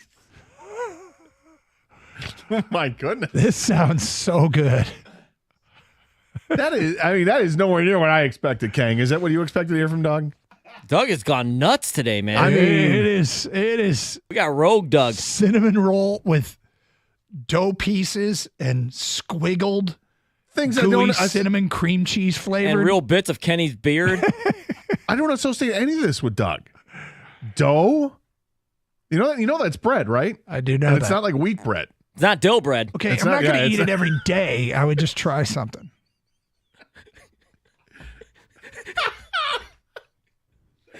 It's not dough. But I agree with you. This sounds great. 3 for 3 on that. Next up. 4 for 4, technically. Girl Scout cookies. Yeah. They come out this month. I know. I had some at the house. Did you read the 2 flavors are being retired? I saw there were 2 flavors being retired. I wanted to make sure they weren't the flavors that I enjoy. The 2 popular flavors that are being retired are Girl Scout S'mores and Toast Yay. S'mores combine graham the graham sandwich cookies with a chocolate and marshmallow filling. Well, Toastier features French toast flavored treats dipped in ice cream. Will you go out of your way to get either of these before they are discontinued? I don't really care for the s'more, so it doesn't bother me that that's going away. I would never buy it in the first place. The other one is one that I didn't know about. The Toastier? Yeah, and it sounds good. Yeah. I got my Girl Scout cookies delivered a couple weeks ago, and I was happy with the. I think I got 3 different varieties, but I don't know why I passed on the Toastier. That sounds. I'm all about French toast. I love French toast, and it's like a French toast ice cream flavor. No, it's French toast flavored treats dipped in icing. Oh, icing. Yep. I mean, yeah. Why is that going away? That's not a big seller.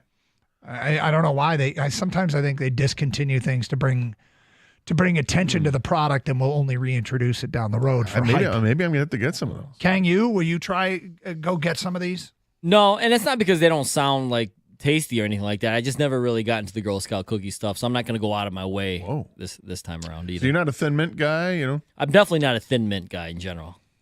That's interesting. I even saw Kenny shaking his head to Thin Mint. Thin Mints only for me. I love Thin Mints only. So to answer our question, I will not go out of my way to get either of these. I didn't know if we got a solid answer from you. Will you go out of your way to try? I might to get some Toastiers. Those sounds pretty good. Okay. So anybody on Twitch or YouTube can confirm are they good? Take a text.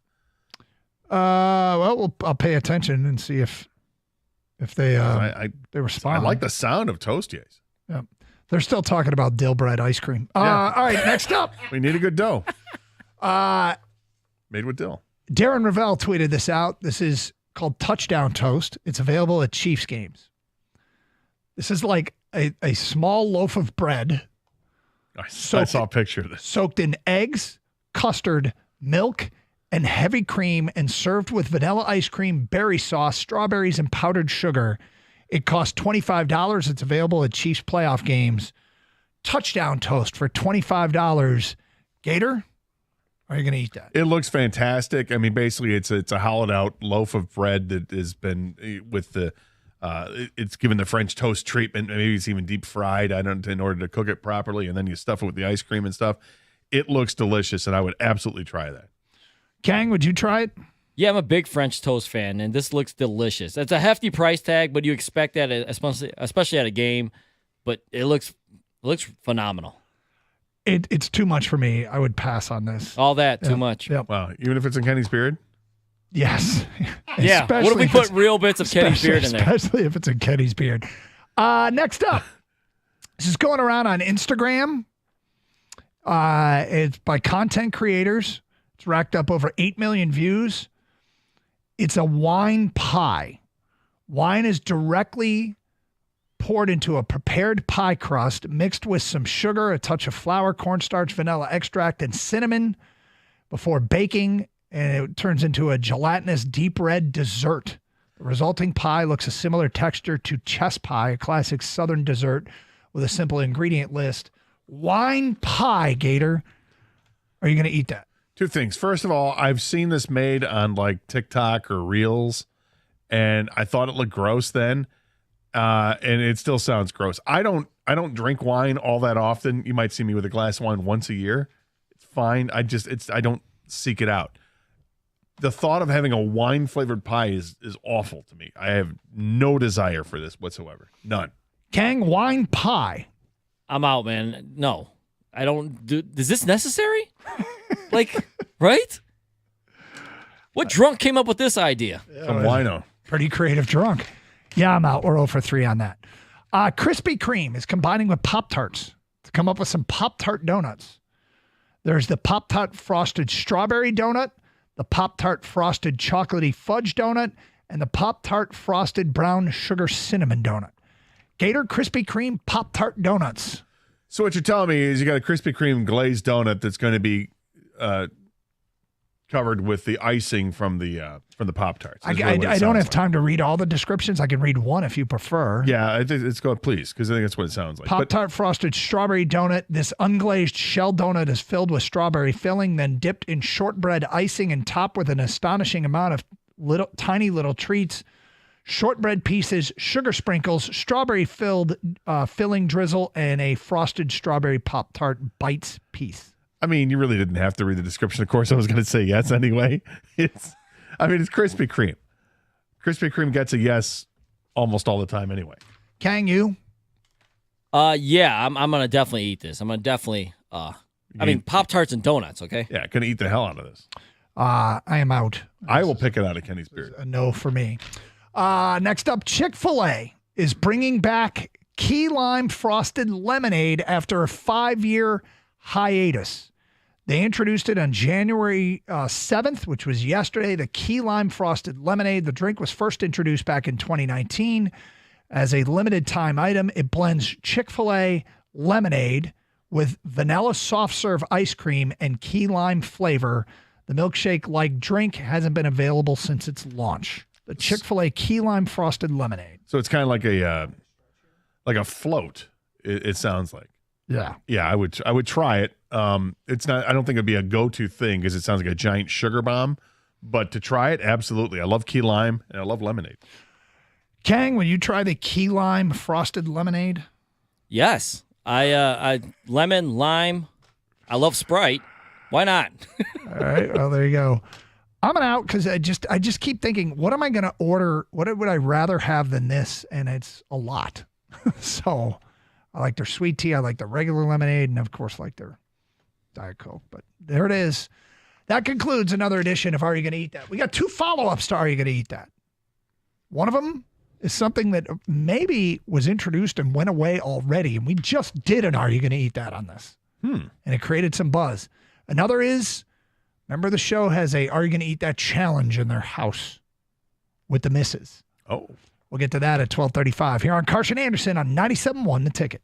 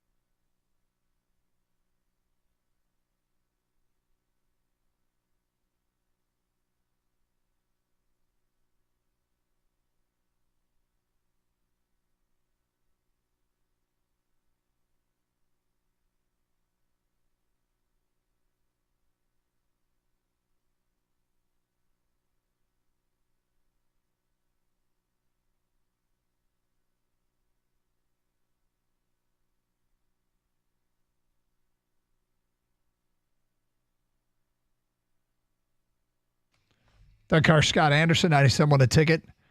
That Super Bowl Fan Fest, the commercial break there. Yeah. It's an interesting thing. Of course, you'd want to advertise it early. Of course, you'd want to let people know that this is an alternative, a very, very, very, very, very affordable alternative to actually going to the Super Bowl to try and get some sort of group fan stadium atmosphere. But it sure does feel like the success and failure of that event is riding on one thing. Depending on which team's playing in the Super Bowl. I mean, if the Lions make it, this thing, I think, will do very, very well. It sounds like it's cool. I mean, just on its own, you get to be on Ford Field and you get access to things you wouldn't normally have access to. And there'll be, some NFL legends there. That'd be great. Sure. Yeah. Watch the game, to watch it there could be really cool. It could be very cool, but I hear that probably the means a little more if the Lions are playing it. Right? Like, talk about going from thousands to dozens is what we're really looking at. But I don't blame it for advertising it now. It could be absolutely awesome. For fans. You've done that before, right? You've been to these. I went to a Pistons one against Portland Trailblazers NBA Finals at the Palace back in the day. Yeah, I went to the Red Wing one in 2008 that they had at Joe Louis Arena. Mm-hmm. That was a lot of fun. Mm-hmm. That could be kind of cool stuff. Yeah, and they had a lot of people. There were probably 10,000 people there. Yeah, and extremely affordable relative to even obviously just a home game. Yeah, and look, the experience was to be there with fans as if you're at a game, so you're having that fan experience, which is really cool. And we got to I was sitting right next to the penalty box area. That was pretty cool. Kang, have you ever done one of those? Go to a stadium to watch a game? I went to a Palace Vision when the Pistons were in the play that had that 5-year straight run in the Eastern Conference Finals, all that. Yeah, I think it's. When you're younger, that's when I went at least, you want to be part of it. You want to be part of energy, vibe, a crowd, an atmosphere. So, yeah, it definitely brings that. It's fun to watch it with other fans. It's not the same as a bar. I mean, because obviously you're in a different, setting. But yeah, I've done it. It's fun. Okay. Let me follow up on what we brought up. And Are You Going to Eat That a while ago? We brought up the Taco Bell chicken nuggets. And you and Kenny behind the glass did a little research. Was it yesterday? Yeah. Are they gone already? We think so. No. Peter. I saw that from last night. I did too. Yeah, Kenny did too. And I thought I saw something on Instagram as well. It was a sponsored ad, but then we both went to our apps. We both went to the website. You can't order these things. And I think Kenny's going to step in the studio now, but I think he went, or somebody he knows went to a Taco Bell and tried to get them, and they weren't available or something. And these things are specific sometimes to location. But we just asked you like a couple weeks ago, right, Gator? Are you going to try these? And have they already disappeared? Because was it an epic fail? Huh? Those I just started seeing TV commercials for them, and so I was like, oh, no, they're promoting these things, but. Kenny, you couldn't find them? I couldn't find them anywhere. I went yesterday to a Taco Bell. They didn't have them on the menu. You couldn't order them online, not on the app. They didn't have them on the display on the drive-thru when you're looking at the menu. Nothing. Almost everything that is new that gets introduced gets drive-thru display treatment. So one of two things may have happened. It was either so bad they pulled it, or it was so good that they ran out. That's what I'm reading about. There's a Reddit about this, and they're all saying that, the store ran out. They're done with the nugs. Locations must have sold out already. New items coming January 17th. Store ran out.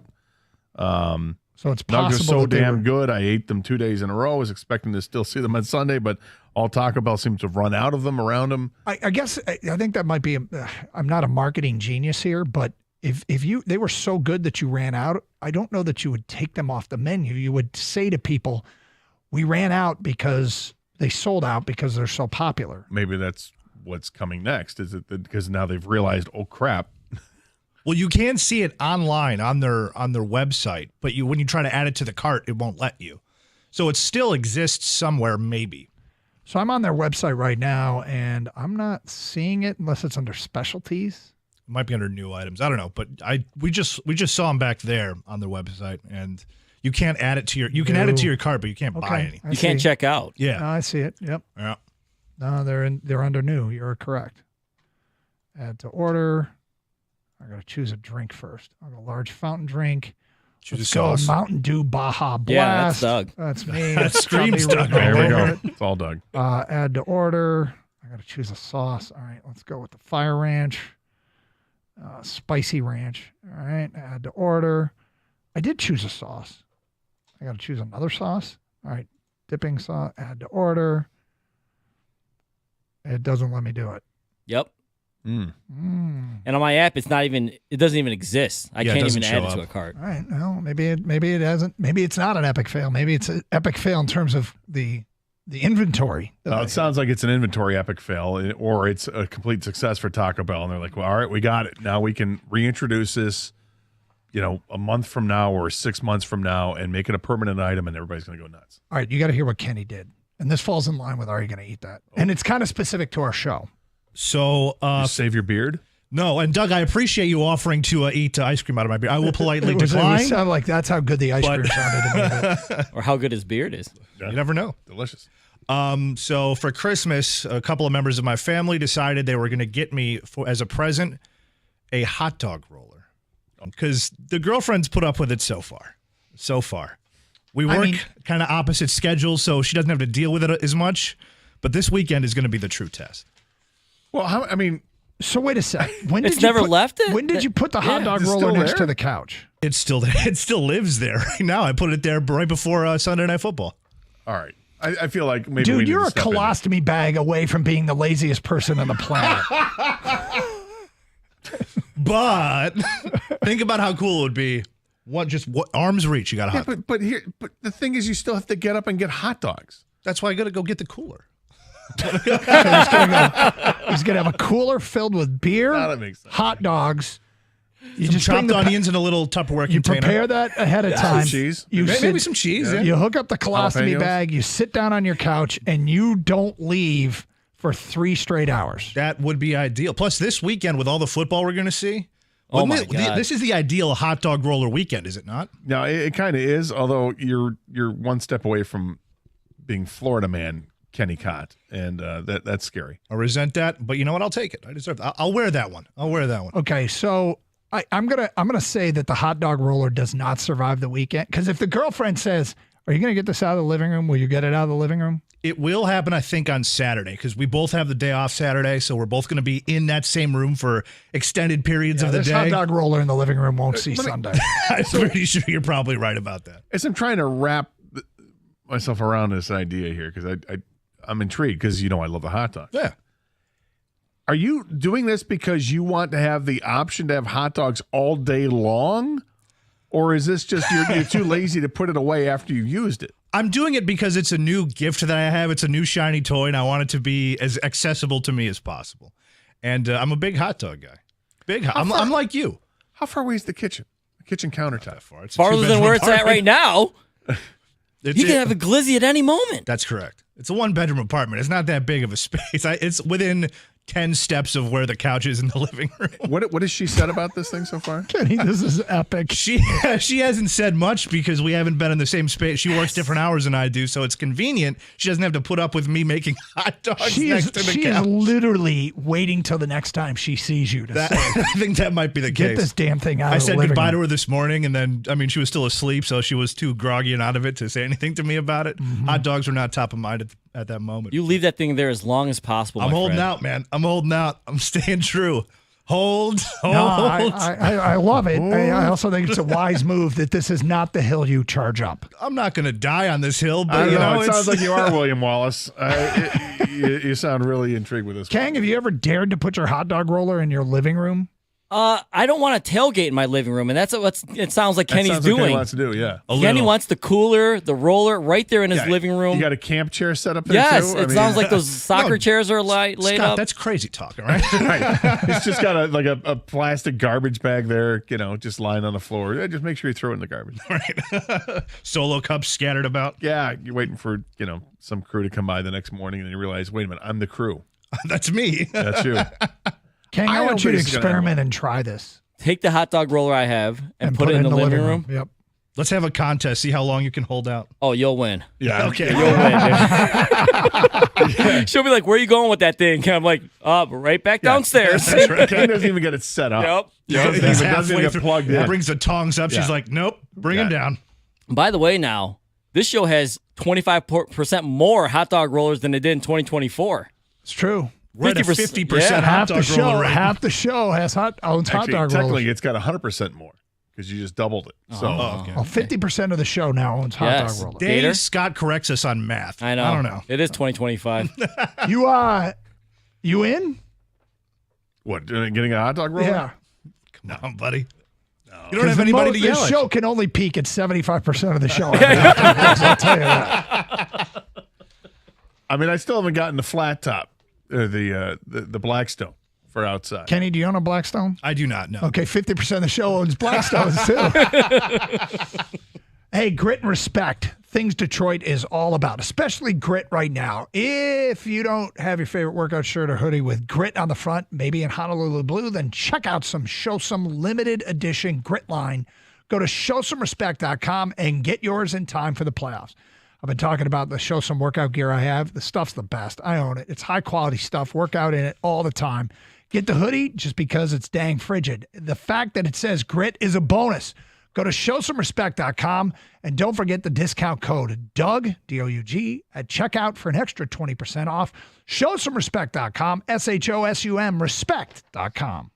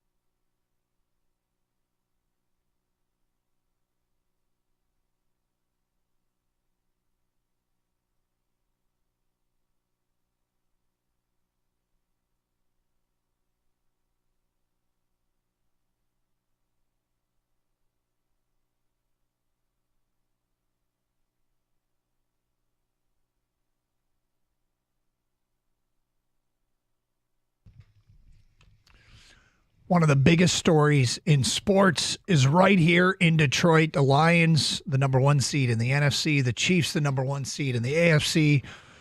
Great chance for the Lions to advance to the Super Bowl. No guarantees. Still work to be done. They will play the lowest remaining seed of the other 6 teams, playing 3 games this weekend. It is Sunday at 4:30. The Eagles play the Packers. If the Packers win that game, it's Lions-Packers. Period. End of story, because the Packers will be the lowest seed. Then Sunday night, it's Buccaneers-Commanders. If the Eagles win the opener, the Commanders win the second game, it's Lions-Commanders.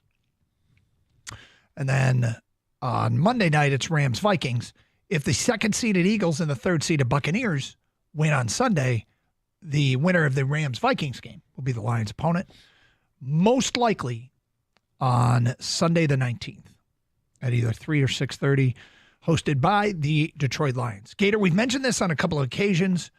We have a little bit of time to kill with the bye week, which is great. It allows us to branch out and do something that we used to do on a regular basis. Now we do it rarely. It is time to take a look at a National Football League mock draft. Whoa. Gator, I'll work my way through this and get to some picks that might be interesting to Detroit Lions fans. All right. And then we will give you a choice of 4 players and who the draft pick should be. Are you ready, my friend? I am. All right. The first pick, the Tennessee Titans select Cam Ward, quarterback, Miami. Okay. Dun, dun, dun. With the second pick, the Cleveland Browns go Shedeur Sanders, quarterback, Colorado. Let me stop you right there. Uh-huh. Do you think Dion will allow Shedeur to play in Cleveland? I don't know enough about the topic to forward an educated opinion, but I would say... I just remember what Dion was... Remember when Dion was getting drafted, and he was very vocal about not coming to Detroit. And other players, obviously Eli Manning famously did not go to San Diego. Yeah, I'm not sure how he'd approach this with his son. John Elway did not go to... We don't see as much of that as we used to, do we? I'm not going there. It felt like we went through an I'm not going there stage. And we haven't had the I'm not going there player lately, have we? Maybe not, but but this is a player that old school Dion maybe feels like maybe he can call a shot. Well, the Shedeur thing is becoming interesting because Tom Pelissero said on Rich Eisen yesterday that some teams don't even have him with a first-round grade, which was intriguing. But moving on, Giants at 3 take Travis Hunter. At 4, That's a great selection. Patriots take Calvin Banks Jr., the offensive tackle from Texas. That's a great selection. At 5, Jacksonville goes Will Johnson, cornerback, Michigan. Other picks that are interesting because they might be players that are coveted by Lions fans or they have local ties. Vegas Raiders take Abdul Carter, edge rusher, Penn State at 6. It looks like he might play this weekend, which is a big deal. Mason Graham, the defensive tackle from Michigan, goes to the Jets at 7. Michael Williams, the edge rusher from Georgia, goes to Carolina at 8. Skipping forward, Shamar Stewart, the defensive lineman from Texas A&M, goes to San Francisco at 11. Ashton Genty, running back, Boise, goes to Dallas at 12. There will not be a single mock draft, and there still has yet to be a single mock draft that has him getting past Dallas. Everyone, and nobody has him going before Dallas. Everybody has Dallas taking him. I so desperately want him not to go to Dallas now because that being the case. Tyler Warren, tight end, Penn State, goes to Indy at 14. Edge rusher, Jalen Walker from Georgia, goes to the Atlanta Falcons at 15. Josh Simmons, arguably the best tackle in the draft, Ohio State, goes to Arizona at 16. Edge rusher James Pierce Jr. goes to Cincinnati at 17. Other picks moving forward that could be interesting for local people. The Rams at 22 take Colston Loveland, tight end, Michigan. Jihad Campbell, the linebacker from Alabama, goes to the Buccaneers at 23. Kenneth Grant, defensive tackle, Michigan, goes to the Chargers at 25. And a very Harbaugh move. Emeka Egbuka, Ohio State wide receiver, goes to the Commanders at 26. Nick Scorton, edge rusher, Texas A&M, goes to the Eagles at 27. Derek Harmon, the former Spartan and Detroiter from Oregon, goes to Buffalo at 28. Walter Nolan, defensive tackle, Ole Miss, goes to Minnesota at 29. That brings us to the Lions, picking 32nd. Oh. 32nd. Here is who's on the board, Gator. All right. Donovan Jackson, guard, Ohio State. Mm-hmm. Jordan Birch, edge rusher, Oregon. Tyleik Williams, defensive tackle, Ohio State. Mike Green, outside linebacker, Marshall. One of those guys is the pick. And they all are of positions where you can see the Lions investing in that position. So, what I want to do is take text right now at 248-539-9797. Who would you take? And we will tell you that one of those four names is the pick. Now, first of all, picking 32nd, huh? That's something. That means that they would have won the Super Bowl. Yep. Secondly, do you think you know out of that group of players who you would want? I mean, ish. Okay. All right. We'll get to your selection. Not like I have in other years. Well, it's going to be different at 32. And I think I got to be honest. This is the first time I'm going to say this year. I say it every year. It's the first time I'm going to say it this year. It feels like a prime pick to trade back into the second round and get more picks. Get some more picks? Yeah. But if you had to make a pick of those four players, who would you take? And one of them is one of my favorites in the draft. We will get to that coming up at 105. So get your text in. We'll get Gators' pick as well. It's Carson Anderson, 97.1 The Ticket.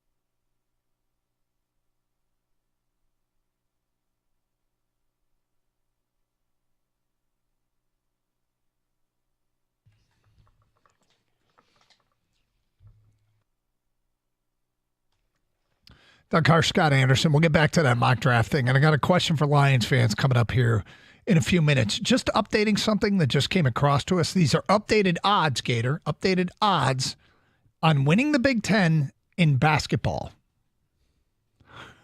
Okay. It's decent to be us right now. At 5-2, the favorites are Illinois and Michigan, and at 7-2 is Michigan State. Spartans have won 7 in a row. They are undefeated in the Big Ten. Michigan went into LA and swept USC and UCLA. Also undefeated in the Big Ten. Michigan State in action tomorrow night against Washington. The Michigan game last night, for people who watched it, for people who watch this Michigan basketball team, blowing double-digit leads is something that they are extraordinarily good at. And it's whether or not they will overcome said blown lead. They did it in both of these games in LA. I think it was a 12-point lead at USC. Blew that lead. USC came back, tied it. Michigan won. This one was wild. They were up 18 in the first half, fell behind by 4 early in the second half, won by 19.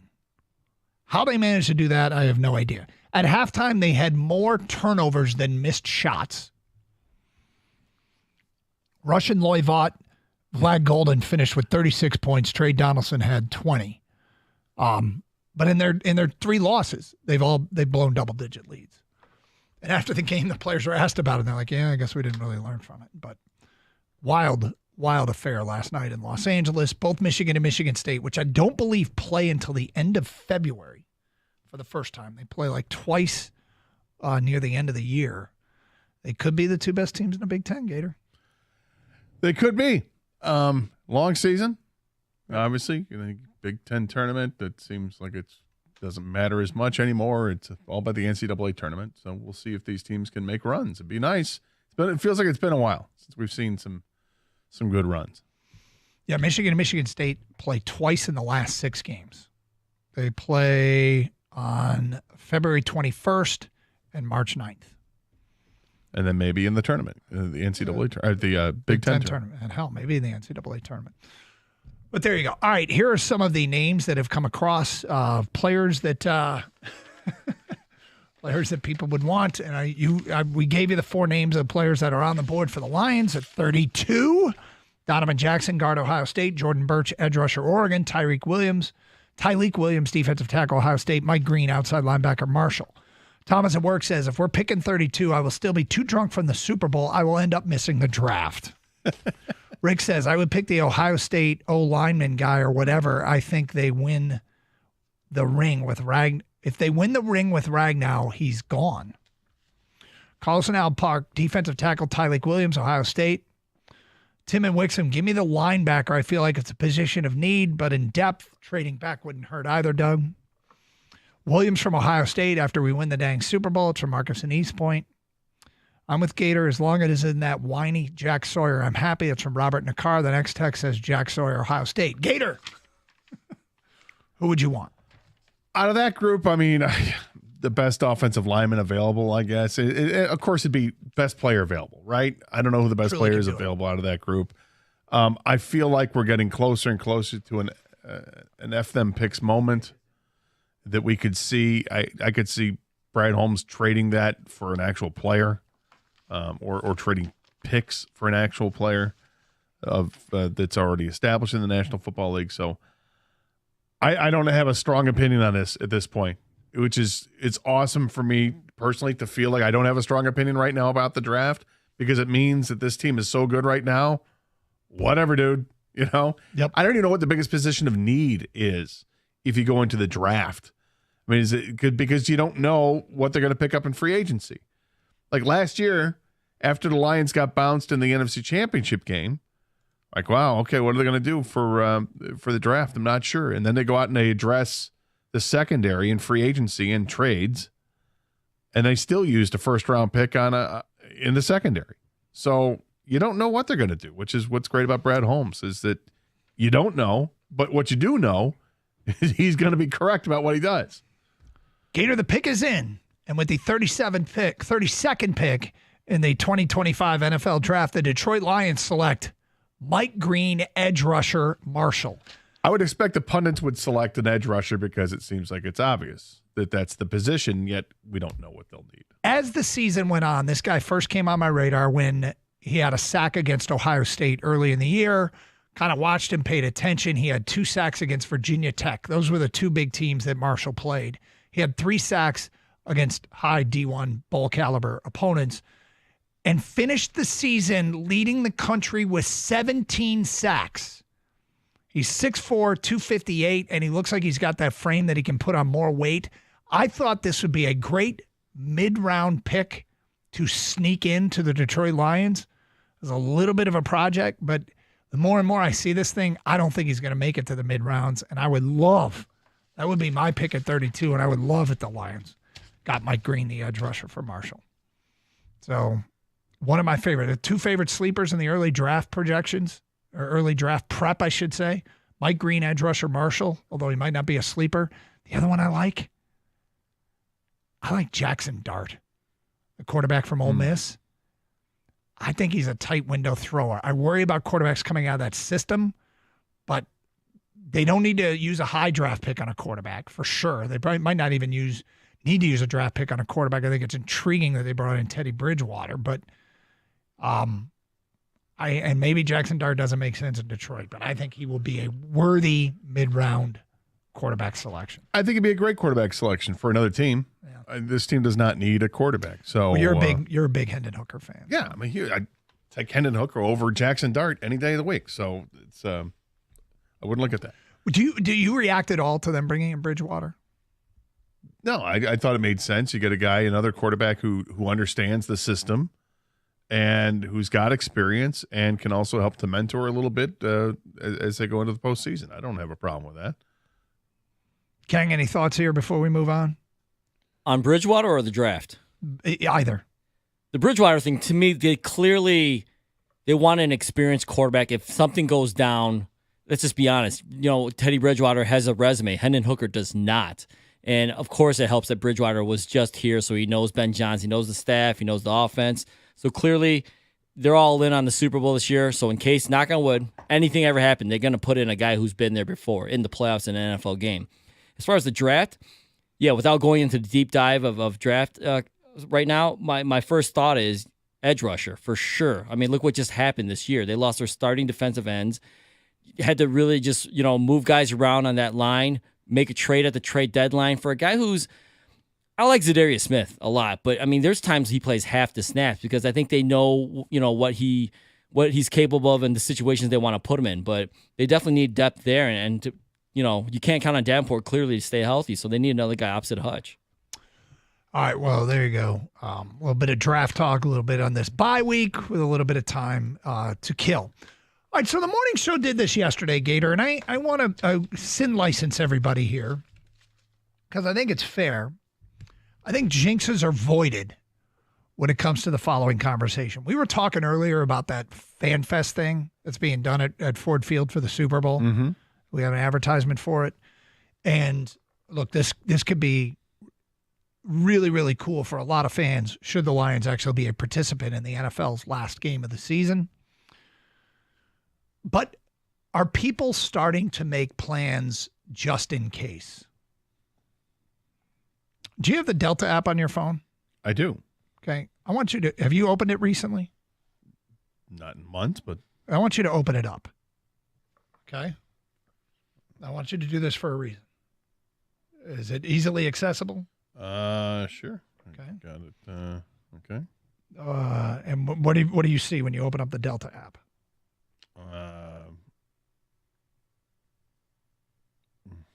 It says find my trip, so I haven't done a trip yet. But. Go ahead and find my trip. Go ahead and click on that. Okay, but then it says confirmation number, first name, last name, and confirmation. Okay, so yours doesn't open up right to a trip? Not that I can see of, no. I happened to go on my Delta app last night to track if my son's flight was late leaving town. Mm-hmm. And I had a trip scheduled. I was like, what? I don't have any trips scheduled. And I clicked on it and I realized I have a flight to New Orleans scheduled. I should, if you have one that I should as well. That's why I wanted you to open that up. And I'm realizing that what this is the station. I'm sure have refundable flights to New Orleans scheduled for the Super Bowl. And I was shocked. I was like, "Oh, wow. Okay." So anyway, here I am. I'm like, "Sweet." But it's refundable, as it should be. But if you're planning on going, if this is something, the once in a lifetime thing that you've been thinking about actually doing, it's probably a good idea to start looking at it now. You know what I mean? Right. This is not the kind of thing that you want to go the Thursday before the Super Bowl. I think I want to go. So is anyone, and again, we're avoiding all jinxes because the reality is, to make this practical, you have to plan ahead. Otherwise, it becomes impractical. Has anyone made any kind of plans? The just-in-case plans. 248-539-9797. Because you and I, we've been to Super Bowls. Yes. Part of the show. Big client thing. Went to 3 straight Super Bowls. Yes. And had a very good time. Yeah. Dallas, New Orleans, and Indianapolis. Yep. And it was good. Yeah. And it's so rare that we just get to sit in the stands and be fans. And we got to. Yeah, we got to. One of those Super Bowls is kind of blurry. But anyway, long story short, if you're planning on doing anything, you kind of got to start planning now, right? You would think, yeah, absolutely. And yes, I do think people have already planned. You've had to have booked a hotel or booked a flight. I think people may have done this long in advance, like a year ago, when the team went to the NFC Championship game. They thought, okay, this team's going to be back. Why not? You can always cancel. Mm-hmm. That would make sense. 248-539-9797. Have you started to put the wheels in motion? The just in case they make it, wheels in motion with over a month to go before the Super Bowl in New Orleans. 248-539-9797. We'll talk to you next. 97.1 The Ticket.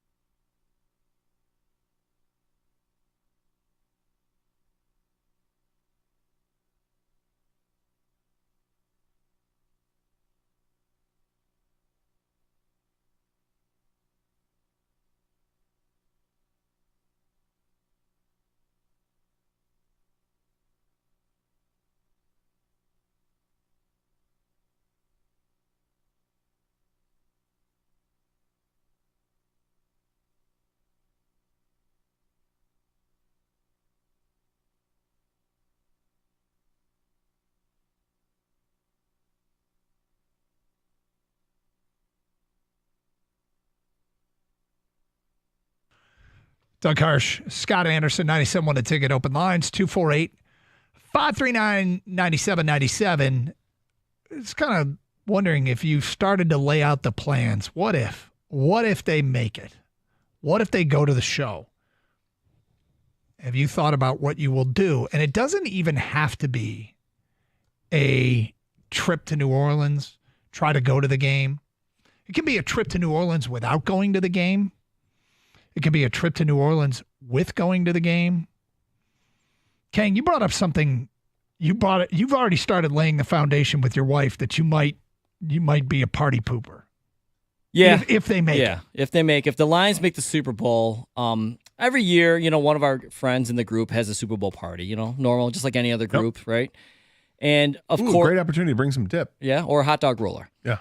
And I know a guy. But this year, if the Lions are fortunate enough to make the Super Bowl, I'm not attending any Super Bowl parties. I told my wife, I'm locked in. You can do whatever you want to do, but I am locked in at home on the couch. I can't have the nonsense around me going on. I can't have, bandwagon fan. I can't have, dip Squares chick. guy. Yeah, exact. Squares guy, parlay dude. Like, this is too important for me. Squares guy might be thrown out of a Super Bowl.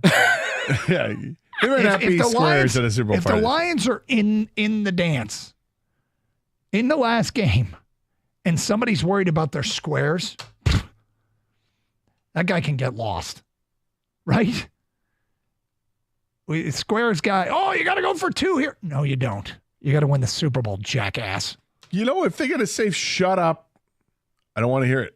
I don't want to hear it. If they get a safety, if they block this extra point, none of it, dude. Enjoy the game. That's it. Yep. Kang, I support your decision.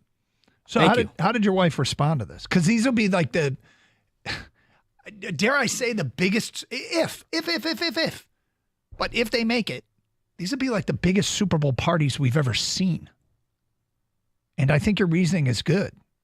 Also, biggest distractions ever from the biggest game of our lives. Yeah, I mean, could you imagine, if the Lions somehow, make it to the Super Bowl and they lose the game, and then you got some dude in the corner going, but did I just win the squares? Yeah. No one cares at that point, right? Like, I'm not dealing with any of the other stuff. So as far as my wife, Doug, she is all on board. She, either you're with me or you're against me. She's with me. So yeah, if I choose to stay home, she's with me. 248-539-9797. Sharon, you're on 97 The Ticket. Hi, Sharon. Hello. What's up? Hi. So back in November, I went ahead and took the plunge. Spent my niece and nephew's inheritance. on what? Oh, on a Super Bowl package. You've already purchased, huh? I did. I'm going regardless. Wow. You're going regardless if they win or not, or if the Lions get there or not? Wow. Yep. Made my airfare, and I'm all set. So you got a lot invested in this postseason run. Yeah, I do. I mean, I will tell you that a trip to the Super Bowl, they are fun events without a doubt. It's something that you will remember for the rest of your life for sure. If you happen to have made this investment way ahead of time, I can't imagine what the price tag, Sharon, on your trip will be if indeed it does fall our direction and we are fortunate enough to get there, what the price tag might be. I know. Well, last year we waited until the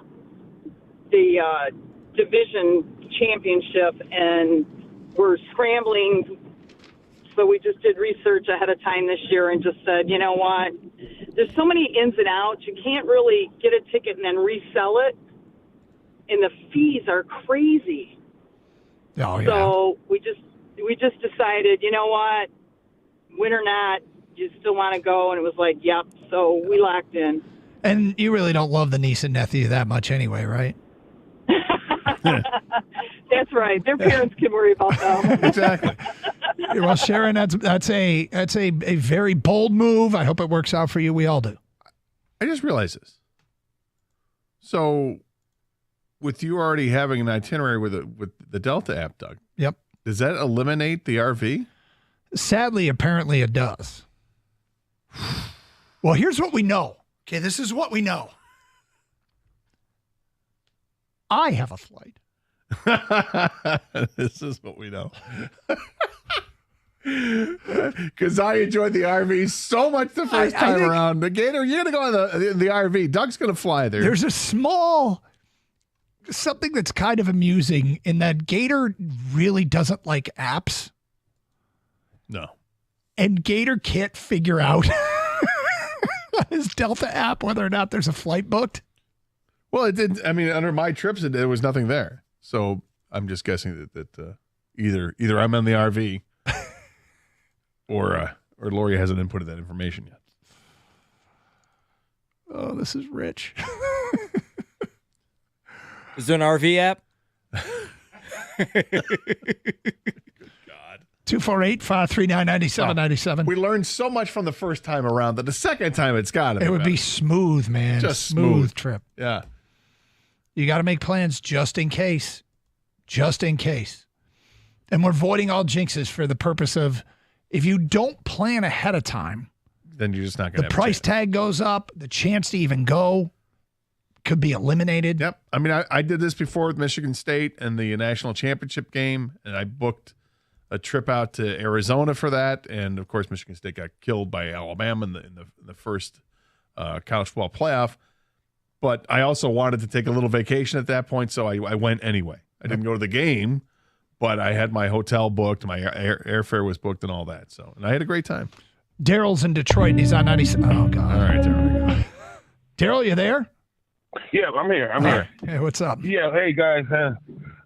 Kane hit the nail around the head. I will not be going to a Super Bowl party. I don't want to hear all these people yelling and screaming that just started watching football this year, and let alone end up somewhere where they watching it on some app or Fire Stick. The screen is freezing, and no, I can't do that. And if they're there, if our boys are in the big game, man, I have a fit. I can't go to a Super Bowl party. Daryl, you brought up something that is a real thing. And that is people that just started watching football this year. Oh, man, worse. The worst. Can you? I just started thinking about this, man, because if you do go to a party, everybody's been to Super Bowl parties, and there's always been issues with every Super Bowl party, whatever it is. We talked about the annoying guy, the squarest guy, whatever, but like seating issues. There seems to always be an issue with getting a good seat to watch the game, the quality of the TV, and all that. If the Lions are in the Super Bowl, that matters more than anything else. I'm trying to tell you. Right? I'm trying to tell you. I'm already probably going to shed tears once they make it, let alone, let alone them in the game getting ready to win it. No, I can't take it. You got people yelling out crazy things like, oh, he's running with the ball. Oh, why are they doing it to him? What, tackling him? Yeah. It's like, different stuff. Amon-Ra Brown Saint is my favorite player, Right. Yeah, so that's it, guys. Yeah, no, I understand. Those people are already out there. Like the just started watching football this year crowd. And I think, again, they can be forgiven. Like, this is not something that but at a Super Bowl party, it could be a bit much, right? Yeah. I think when it comes to this, I mean, if this comes to fruition, if the Lions play in the Super Bowl. If. Yeah, I just think that so many, every fan wants to watch the game. And, Super Bowl parties are distracting and they're fun to be at and all this. But it's different when your team's going to play for it. We haven't seen that yet. I want to be all locked in, right? Yeah. You want to be completely locked in. I don't want the distraction of, oh, hey, and good God, if you have to host that party, you better not be a fan. Because, how could you be a fan and host the party? Hey, we ran out of napkins. I don't care. Right. It'll be the worst host ever. We have any more beer? I don't know. Don't care. Where's the bathroom? Go anywhere. Yeah. It's outside. It is a 15-hour. But I have to go. If you got to go number 2, then just keep driving. You're not stopping. Depending on where you are in Metro Detroit, it can be anywhere between 15 and 16 hours to get to New Orleans. Strangely, Gator and I have made this drive. What did they say, 15 or 16? I thought it was like 24 hours. No. It says 15 or 16? Well, it says from Detroit to New Orleans, and it depends where you're leaving from in Detroit. Yeah. But it is 15 hours and 37 minutes. Okay. That's actually if you drive straight through. Yeah. Driving is probably going to be cheaper than flying at this point because it's so expensive for flights direct to New Orleans, or you might have to find a flight to Baton Rouge or something somewhere else, you know? You may have to buy a new car, halfway through. Isn't that what the one listener did? They had to buy a new truck? And that was for a regular season game. That was a regular season game. 248-539-9797. 15 or 16 hours. Hysterical. Well, you're just saying if you don't Of course account you for have- stops. You have to leave on time. That's the first thing. You have to make sure there's not a snowstorm in Cincinnati. It's going to cost you like 5 hours. You have to have a driver that's willing to stay awake and alert for the entire ride. I got to tell And you you, have to make sure that you stay on the right route and not head to Huntsville instead of going and making that right turn to New Orleans. There's a lot of things that have to go right. yeah, we almost went to the Super Bowl in Mobile. Yeah. 248-539-9797. 97.1 the ticket. Hey, football fans, buckle up because for the first time ever, we got 5 straight days of playoff football in college and the pros. And FanDuel is celebrating with the great playoff payoff. That's a no-sweat same-game parlay every day for all 5 days. With a no-sweat same-game parlay, you can combine your bets from the same game for a chance at bigger winnings. And if your bet doesn't hit, you get bonus bets back. So not only do you get to watch 5 straight days of playoff football, but there's also 5 chances to win big. Just visit FanDuel.com/Doug to be part of this epic run. That's FanDuel.com/Doug. It's the great playoff payoff. It's only on FanDuel, America's #1 sportsbook. Must be 21 or older and present in Michigan. The opt-in is required, so make sure you look at the banner at the top, claim offer, and then when you make your bet, hit the little button that gives you your no-sweat same-game parlay. It's a 3-leg minimum required. Refund issued is non-withdrawable bonus bets. It expires 7 days after receipt. Maximum refund is $5 unless otherwise specified. Restrictions apply. See terms at sportsbook.fanduel.com. Gambling problem? Call 1-800-GAMBLER.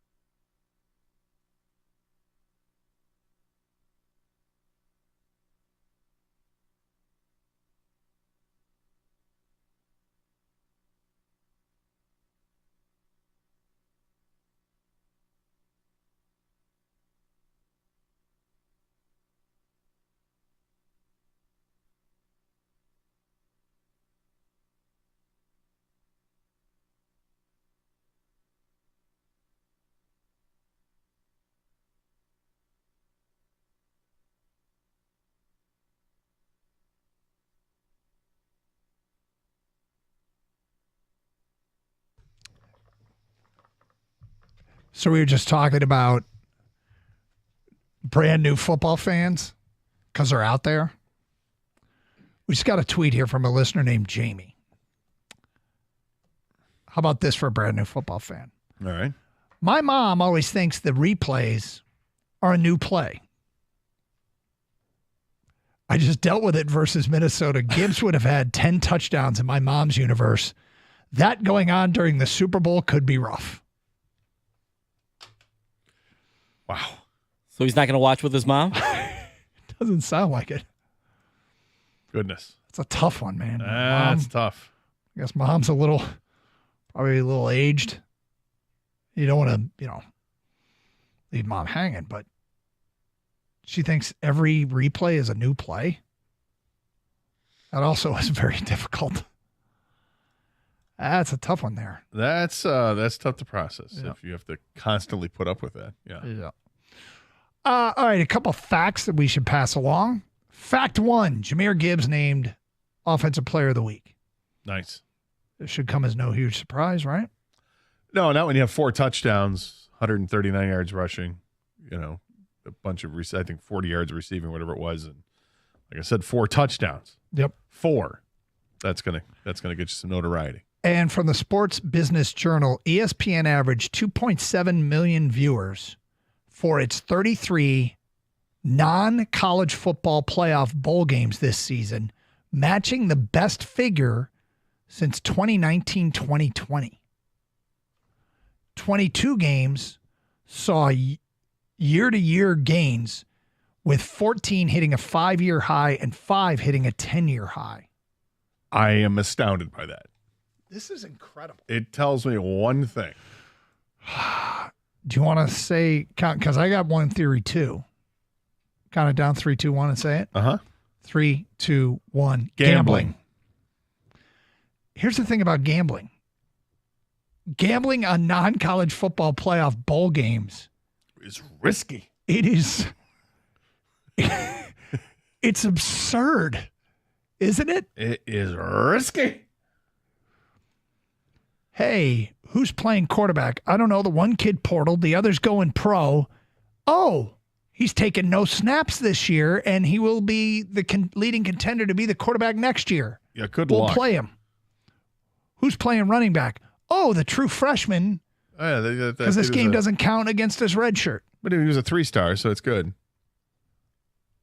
And I mean, is that crazy or is that crazy? Yeah, I found myself not. I don't know if I bet on a single college football game that wasn't related to the college football playoff. I don't think I did. You went the other way.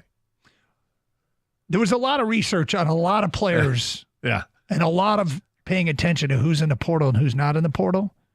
Still didn't make it risky. Risky as hell. But I mean, we're talking about some huge ratings for a lot of bowl games, which all that's going to do is feed the beast. And people say the bowl games don't matter. What defines don't matter? Because if more people are watching, does that mean they matter? Maybe the outcomes of the games don't matter, but if the interest in the games are there, more power to them, right? Yeah.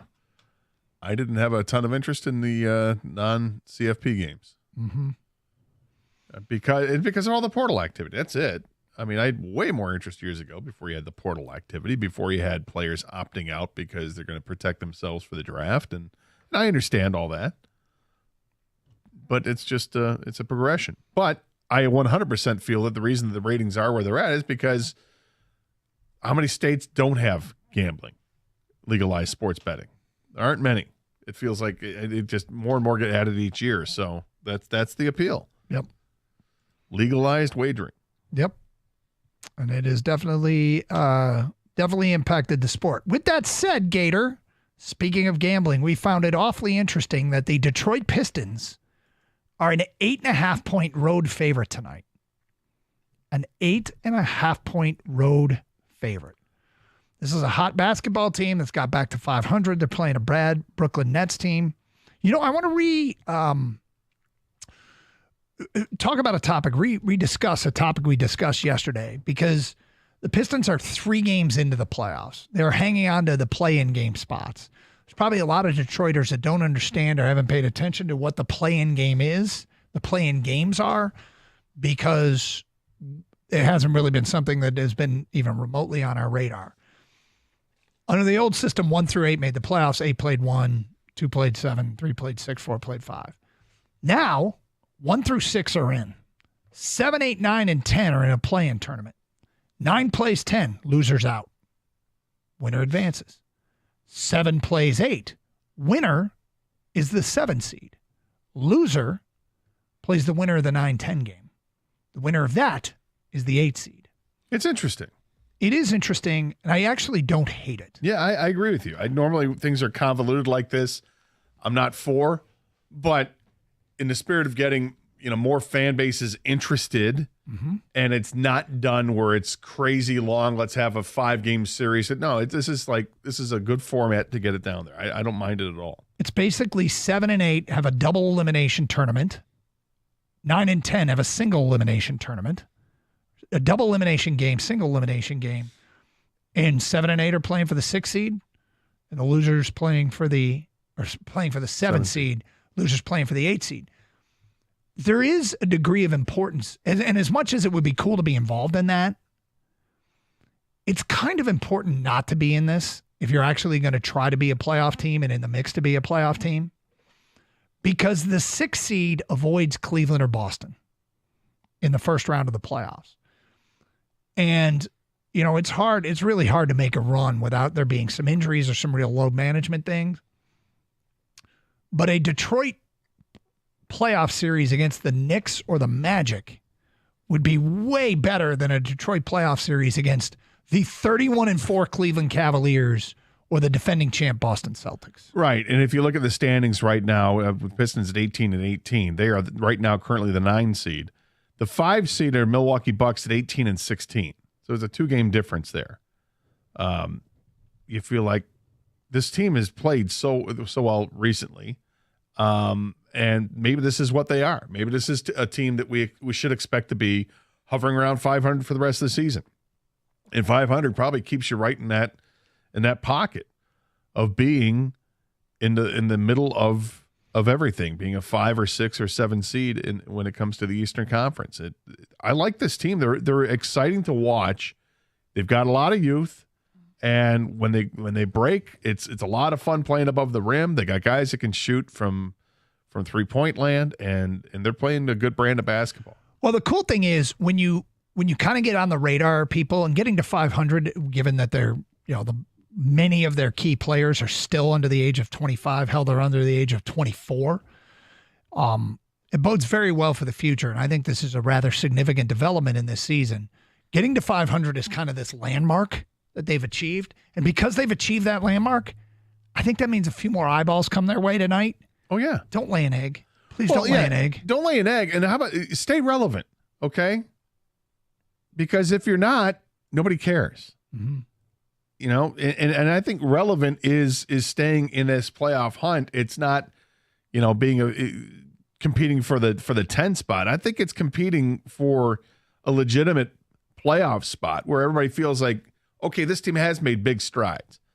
Don't go on a 5-game losing streak after you've gotten a 4-game win streak, and hopefully it's a 5-game win streak after tonight. Don't do that. It's the same conversation you have about the Red Wings. Don't shoot yourselves in the foot. Keep going. Build off the momentum you have. And it feels like with the Pistons that it really is kind of like, I don't know if sky's the limit, but it feels like there's a lot more to be had here because you're getting in the embryonic stages of what looks like it's something pretty nice here. They're in the ground floor of a nice enterprise. They've got some veteran players that are there, but there's just a few of them. But it's the core group of the young players that you're counting on. With the Red Wings, it feels like they're a little bit older than what the Pistons are. But both teams are kind of in the same territory right now. Well, let me give you another fact. We were talking about facts here, and this according to ESPN, and this is not a small fact. This could be a very significant fact, Gator.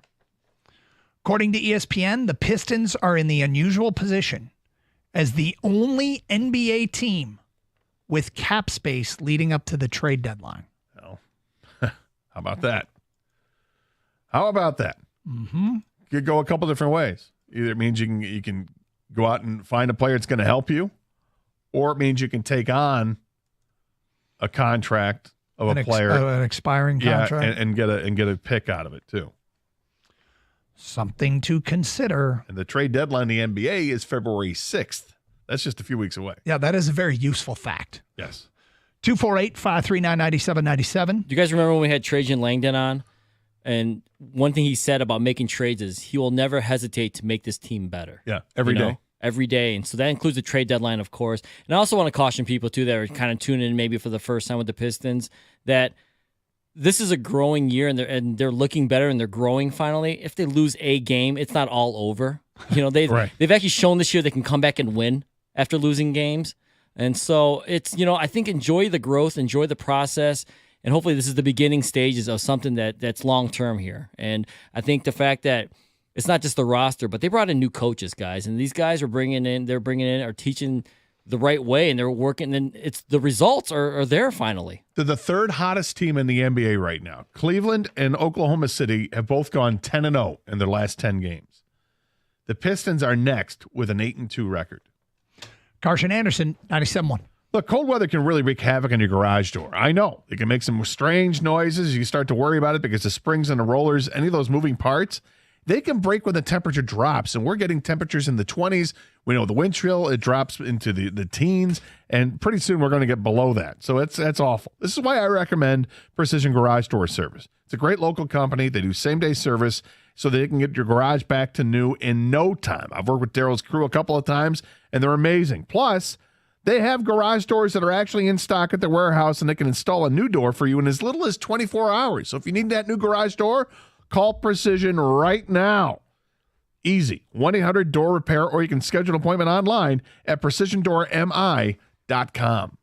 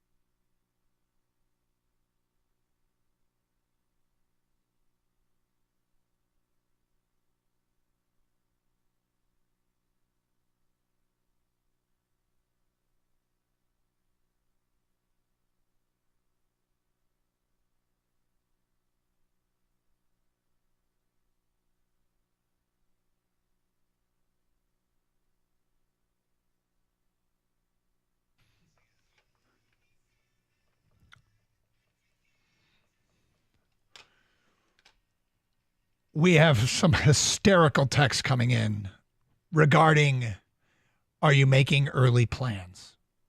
And of course, what we're talking about is, to be safe, you have to start mapping out what if this football team advances to the Super Bowl. Now, whether it's for travel or laying the groundwork for there will be no party this year if the Lions are in the game.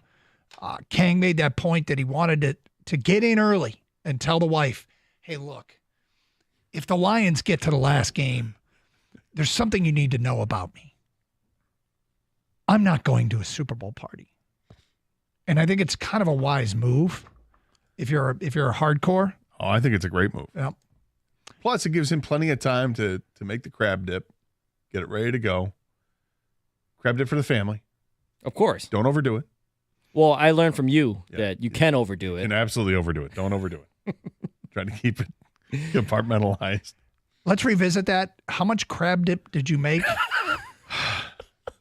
You found a recipe online, right? I did. I found a and recipe. You followed it for a party of 12 or what? I don't know what it was for, but it was big.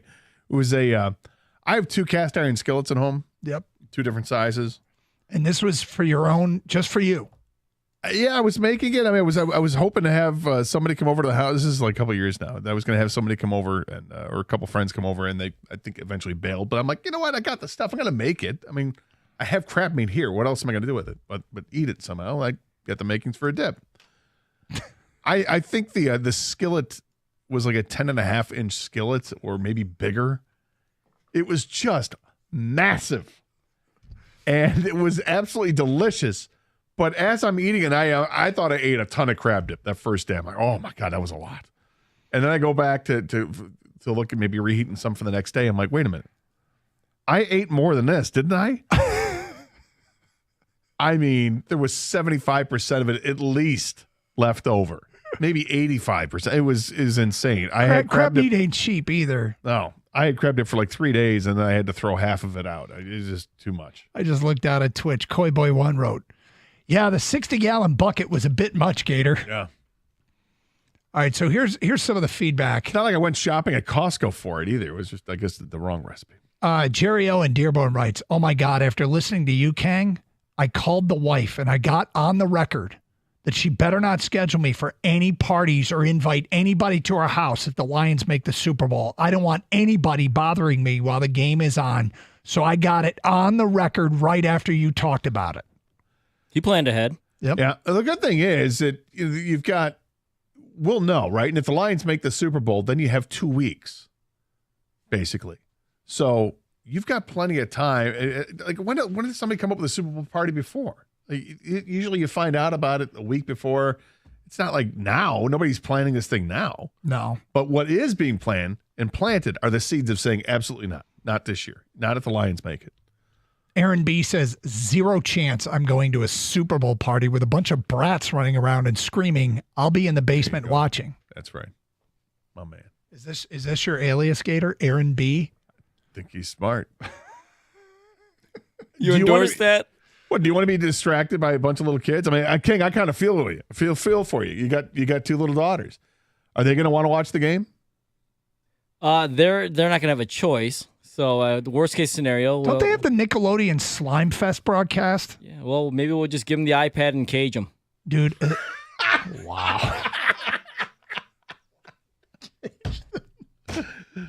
I promise I'll be good.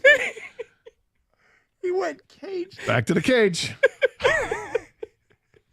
You guys want some crab dip? Right. How do I eat the crab dip? We'll feed it 3 of them. Did I hear you speak? Did you speak? Because if you spoke, it's back to the cage. Back to the cage.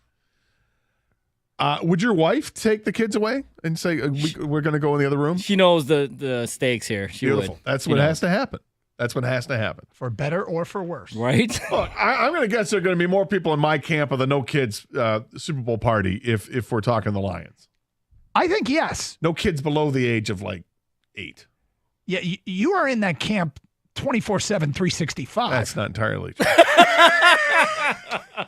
Yeah, 366 on leap years, Doug. 365 and a fourth. I'm just saying it makes sense for a game of this magnitude. You don't want to deal with those distractions. To be fair, you think that's true no matter what the Super Bowl That's matchup neither is. here nor there. I'm talking about the Super Bowl. Feedback or coming other in. big events. I'm a huge Lions fan, and I agree with Kang. It's staying at home. But with respect to squares, it definitely depends on how big the payoff is. I purchased $100 squares in the past, and those are significant payouts. They are. I just don't want the guy walking around, parroting what's going on in the game. I know what's going on in the game. I don't, the squares will take care of itself. I don't need you telling me what the scenario is with 3:25 to go in the first quarter. I don't need you to try to convince me that kicking a field goal here on second down makes sense. Right. More feedback. Solid rules for a Lions Super Bowl party. 1, no kids. 2, all caps, no kids. 3, no squares. 4, all commercials are muted so nobody talks about them. It's from John in Lake Orion. It might be a little much. I mean, people are going to want to see that stuff. Oh, my God. Here's a great one. New to football fan. Unnamed texter writes, my wife always says, they're hurting the little guy, meaning Gibbs. So funny. So is his middle name Saint or is his last name Saint Brown? How do you pronounce that name? Look it up. Larry at work says, I looked yesterday and hotels 40 miles from downtown New Orleans wanted over $700 per night for a Super Bowl weekend. No effing way. KC in Ann Arbor, I'd booked 2 rooms, hotel rooms in Baton Rouge back in the summer. Flights into Baton Rouge are currently $259. Wow. Why are you going all Trebek with that? What do you mean? Baton Rouge. I don't know. That's how I pronounce it, Baton Rouge. Like you're leaning into it, right? I like it. Because he hates the French anyway. What's funny about this? I don't hate the French. I think Paris sounds overrated, but Baton Rouge, is that how I should say it? No, go back with Baton Rouge. You know what? Bob's from Canada, maybe a little French-Canadian sneaking it. Gouge, cousin Gouge, calls it Baton Rouge. Baton Gouge. I was wondering why you were pronouncing it that way. Baton Rouge. He's leaning into it. I thought it was like an inside joke. Like, why is he saying it like that? Ricardo joins us in studio here on 97 a ticket. Though, you know what? Fun fact. Let's hear it. Louisiana and Michigan share the same name of a city. Here we call it Monroe. Oh. Down there, it's Monroe. Is that right? If you say Monroe, they will look at you like, what? Oh, I'm sorry. Is that like Monroe. Oh, we got Charlotte and Charlotte. Yeah. Lake Orion and Lake Orion. Yeah. Yeah. There's all that stuff. How are you today, Reek? I'm good, man. Yeah? Yeah. Glad to hear it. What's on the agenda today? Well, just kind of where would you not want to see the assistants end up? They're interviewing for a lot of jobs. Yeah. A lot of jobs. Where would you? Aaron Where's Glenn's that one? got 4 like interviews. you're going to be happy that they got the job, but it's just like, oh, you're my next door Dude, neighbor. it is the most happy-ish I will ever be. Because I like those guys. And I'll Right. be happy-ish. Happy-ish until all of a sudden you're like, oh, the Ben Johnson offense is going to be great until you have to defend it. Yep. And it's like, oh, of course they ran these trick plays. Mm-hmm. Remember when it used to be fun? Yeah. Well, they work if you got an offensive line, if you got the offensive weapons to make it work. And those teams generally aren't looking for new head coaches. Well, does he actually consider? I can't take that job. The right tackle can't even throw a pass. Exactly. But Yeah, I want you to keep that in mind, Ben Johnson. Can the right tackle throw a pass in Vegas with the Jets in New England? But see, like New England, it's like you got a high pick. You could go out and draft the best O-lineman. That's great. It'll take years for that team to get going. And the Lions, of course, don't play an easy schedule. They're only going to play the best of the best. So don't have to worry about that. Can you imagine that comes with the territory. If Ben Johnson's a head coach, when they bring players in to work out, he's going to ask the offensive lineman to throw passes. Sure. Can you throw on the run? Can you throw from the near hash to the far sideline? Can the punter throw? Yep. These are all unique if Ben Johnson Did you gets a play job. quarterback in high school, son? Yeah. Well, have a great show. Stay safe, everyone, and treat each other with respect. 97.1.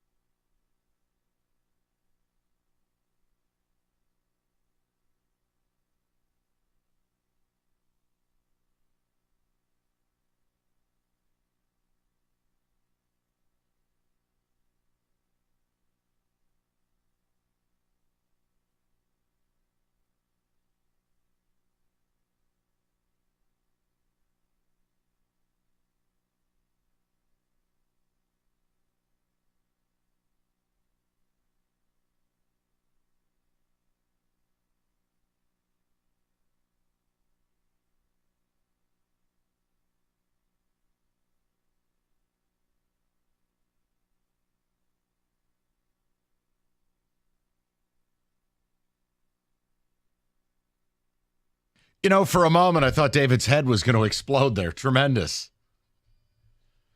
Good on you. We got a lot to do. Odyssey.com rewind. You missed anything. Don't forget our YouTube channel. Subscribe and like it. Valenti Show with Rico. It is a standalone. I talked a little Pistons, Red Wings yesterday. Did a lot of Lions. Yeah, they're in a Super Bowl drive. That takes precedence. So I want to bring something up. There are moments I think we have epiphanies in life. And while the rest of this show will be football-based, I wanted to take a segment and see if people think I'm insane or more insane. So I'm a big believer, whether it is the workplace, a family, the town you're from, you're allowed to critique those things if you're in it. So, for instance, we live in Detroit. We get to take our town to task on stuff, right? Like, you bitch about certain things, like you don't see the sun for 90 days. The roads. Our roads blow. Whatever it may be, right? We get to say that, but we get upset when other people say it. Okay. Yes, that family mentality. Right. But today I've had an epiphany. For all of the complaining all of us, myself included, do. The winters, you don't see the sun. Our roads are a disgrace, but let's not even get into it. What if I told you I have arrived at a conclusion in the formative stages of 2025, in my 44th year on this planet? We live in the best place in America. And it's not because Detroit's any good. Let's not get it twisted. No, see, we're just the least sucky of the suckitude. Looking at what's going on in California with these fires. Okay, not sports-wise. You're talking general life. I'm talking life. Gotcha. Here's the list of things we don't deal with here. For one, headlines reading, Hurricane of Fire. I don't know if you've seen it, but Pacific Palisades isn't there anymore. Malibu's on fire. Just terror. Photos from airplanes where it looks like Rico's aliens have struck. We don't have hurricanes. We don't have tornadoes. We don't have flooding. We don't have bugs the size of Tyrannosaurus rexes. We don't have wildfires. Yes, our winter blows. But you know what I know with a certainty? That when all of us go home tonight, you know what will be there? Your house. Maybe I've lowered the bar too much, but like as I've gotten older, I'm like, you know what? No. This is actually a great place to live. I'm with you. You don't have to deal with the flooding. I mean, I think the biggest disaster we've saw, and I don't know when the last time you've been up to East Lansing, but a tornado touched down like around mile marker 120, and you could see where it touched down. It hit the freeway. Did it take Spartan Stadium? No. Damn it. All right. Okay. My bad. I'm sorry.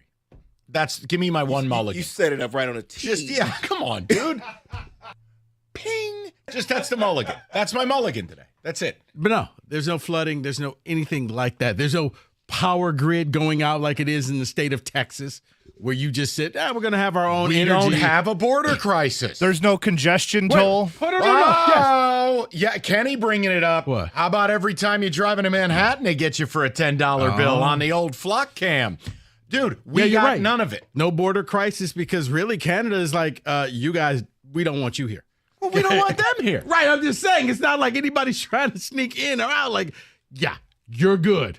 But this California thing, in all seriousness, if you watch any of the news or if you just saw articles or I'm sure social media is all over stuff like this, I've arrived at a point, you know what? Occasionally I'll complain about where we live. This is the best place on earth. Yeah. Yeah, Miami is sinking. Because you can't win. I mean, because here's the thing. No, you can just buy an extra coat, put on an extra sweater. You stay warm. You're cold. That's it. Snow. Okay. Don't go out there and shovel snow if you have a heart condition. But other than that, snow generally doesn't kill you. I've heard that.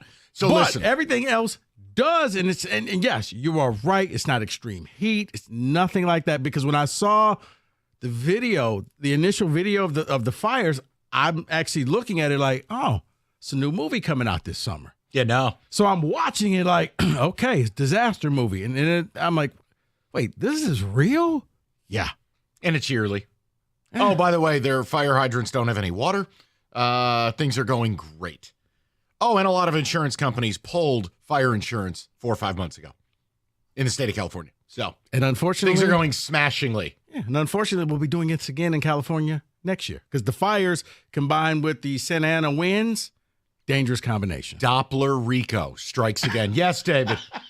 No, I was going to tell the people. So there are over 3,000 plus acres that are on fire. Another 1,000 homes and businesses have been destroyed, and it's still going.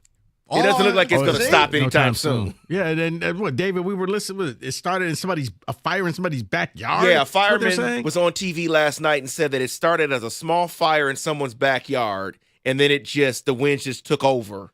And it hit the hills, and it just kept going. Are these people, they're not smart because it's dry. No, but I'm saying in places like that, it's dry. So they decide they're going to burn things. It's like, no, that's not a good idea because once the fire starts, because the ground is so dry, it's going to spread like that. And then it gets out of hand. And then it's like, I'm sorry. And it's like, yes, you've burned down half the state. But can you come to a conclusion this is actually the best place to live? I'm being serious. Now, we have the best football team. That has to count for something. We do have college sports that people care about. You don't get that in a lot of big towns. We do have, new coach bump on ice, and you got a new coach bump on the hardwood. We talked Pistons a little bit yesterday. The Tigers made the playoffs. That's factual. We may not be in love with their build, but they did. Yeah. I know. Our roads are terrible. I get it. No, but the positive is there's tons of lakes around here. There's water. You can hang out in the summertime. You can have fun. You can keep that. Really? I don't care about that. It's too much work. The whole water lake thing. It's too much work. I had a buddy who owned a boat. I mean, by the time he started the thing up and cleaned it, and then you gas up, and then you go out, and then you bring it back, and you got to wipe it down, and you got to store it. I don't have time for that. Hold on. 20 minutes. 20-second timeout. Yes. Let your buddy do all that. Yeah, I know. What time do I need to be there? Well, I understand that, but he ended up selling because he was like, this is the worst purchase of my life. Look, I digress. It's just the water. Having fun? No. I like to look at the water. I don't need to be involved in the water. Yes. It's just an element that you can add on to living here. I never used to think this way, but now the conveniences of living in Metro Detroit, I'm like, you know what? Here's the other thing. I ain't telling you anything's a great deal around here. There are no great deals. But go look at the taxes in places like California. Forget about what's on the screen right there, which looks like a nuclear bomb went off. It looks like a volcano. Yes. It does look like a volcano. Looks like lava is pouring out. I think Detroit should be rising up the power ranks. No wildfires, no floods, no tornadoes, no hurricanes, no massive bugs the size of armadillos. No power grid failures. I was about to say, and in the grand scheme of things, the cost of living is not like astronomical right, here. There's no great deals, but compared to other places, I mean, Kenny just brought it up. Imagine you driving into work every day. They're banging you $10 a day. Okay, when you told me that, I was just like, wait, so it's, a month? You were like, no, it's daily. It's every day. Daily. Correct. So I couldn't imagine if you are, an Uber driver or something like that, I got to get a new route. I can't do this. Oh, they're just going to pass the savings on to you. What do you mean it's $38 to go 6 blocks? Dude, we don't have none of that. I know. Our roads are a blessing onto ourselves. And I know we don't see the sun very often. Yeah. But, all things considered, we don't do. I know all of our domiciles will be there when we get home this evening. You can't say that in California, Florida, Texas. You can't. New York, forget it. Yeah, because Texas, they came out already talking about the Cotton Bowl and how it may be problems with the game because of the weather. What, the air quality? No, just the weather and the storms, and because they're not equipped. That's inside, isn't it?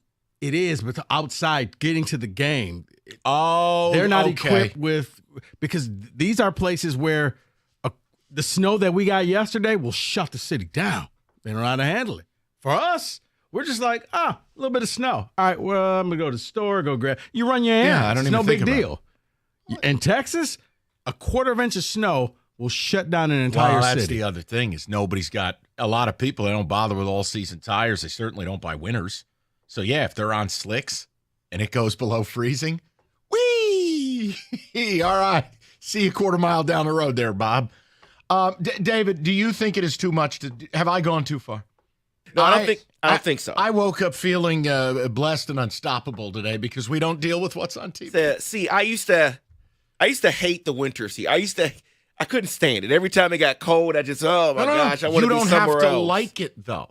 What I'm saying is, it is more tolerable when you put it in the context of other places. No, but that's what I'm saying. Like, I don't complain about that stuff anymore because I don't have to deal with, oh, I got to board my house up and I got to move again or get out of here because a hurricane's on its way or the fires are coming close. And Rico, me and you were talking before the show. You basically got to have a go bag. Yeah. A ready go bag with your medicine, everything you need so that, oh, you know what? Fire's here. We got to go. Fire's here. Let's grab all the important paperwork we need, photos, Did you money. see the roads being blocked by people who ditched their cars in the evacuation? Yeah. There was actually a video, forgot the actor's name, but he was helping move some of those vehicles so the firemen can get through. So they can actually fight the fire because there's cars, you're right, in the middle of the street. Oh, that's the other thing.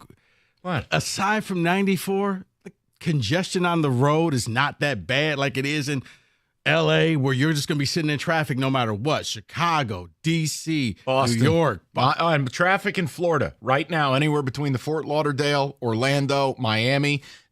You draw a giant triangle. Yeah. But even if you just took Fort Lauderdale to Miami, you're in Manhattan. Both, it's all New Yorkers, but it's also the We just got the 9-4. And we'll live with it. And the Blue Arches. Listen, I just wanted to know if anybody, and we're going to get to the Lions. We have got so much football to do today. But we were talking pre-show about this. You know, Rico was less insulting today. This is actually the best place to live. We don't deal with any of the calamities that David yaps about in the Bible.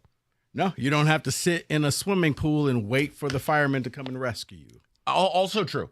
I mean, I'm not making that up. People have to actually do that. No floods, no tropical storms, no hurricanes, no tornadoes, no wildfires.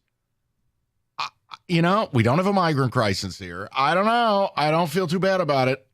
Is it perfect? Absolutely not. But in the context still no mass transit. We don't have anything. Every time I hit a pothole, I'll say, you know what? No big deal.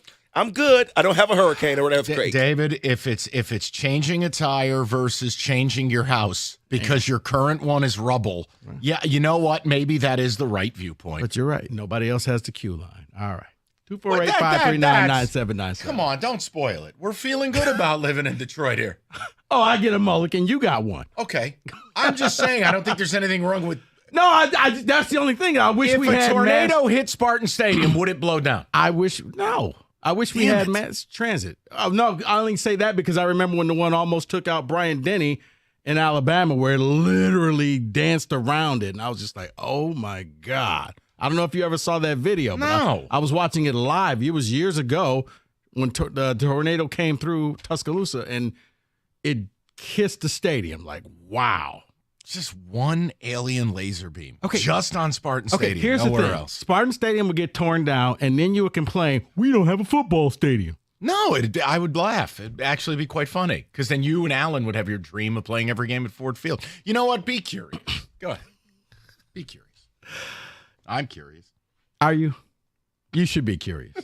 Folks out there, you know what? If you would like to audition as my next host, Specs at LTU can get you going on your new journey. Be curious. Visit the website, ltu.edu/specs. You'll learn more about the broadcast media arts, digital media arts, and graphics communications program taught through Specs at LTU right here in Southfield on the campus of Lawrence Tech. So if you want to get into radio, you want to go into television, you're a graphics design artist, Specs at LTU can get you started on your new goal, get you started on your journey.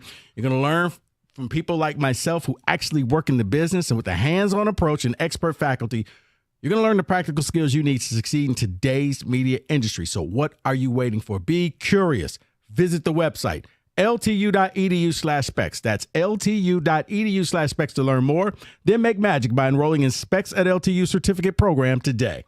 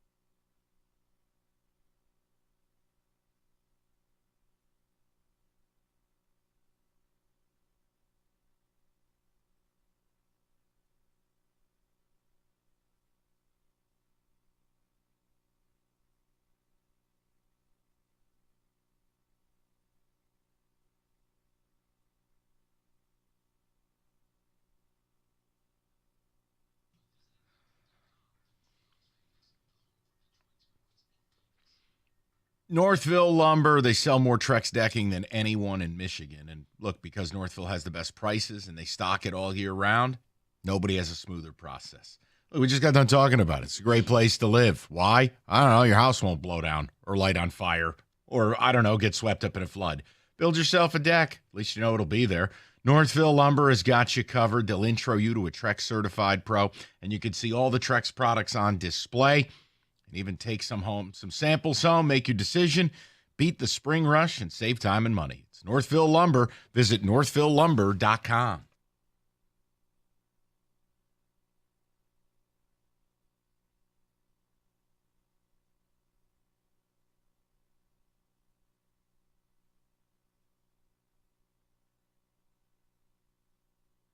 All right, we'll get to the Lions in a little bit. We've got coaching carousel stuff, people calling on the coordinators, and kind of your mental preparation for what could happen, will happen.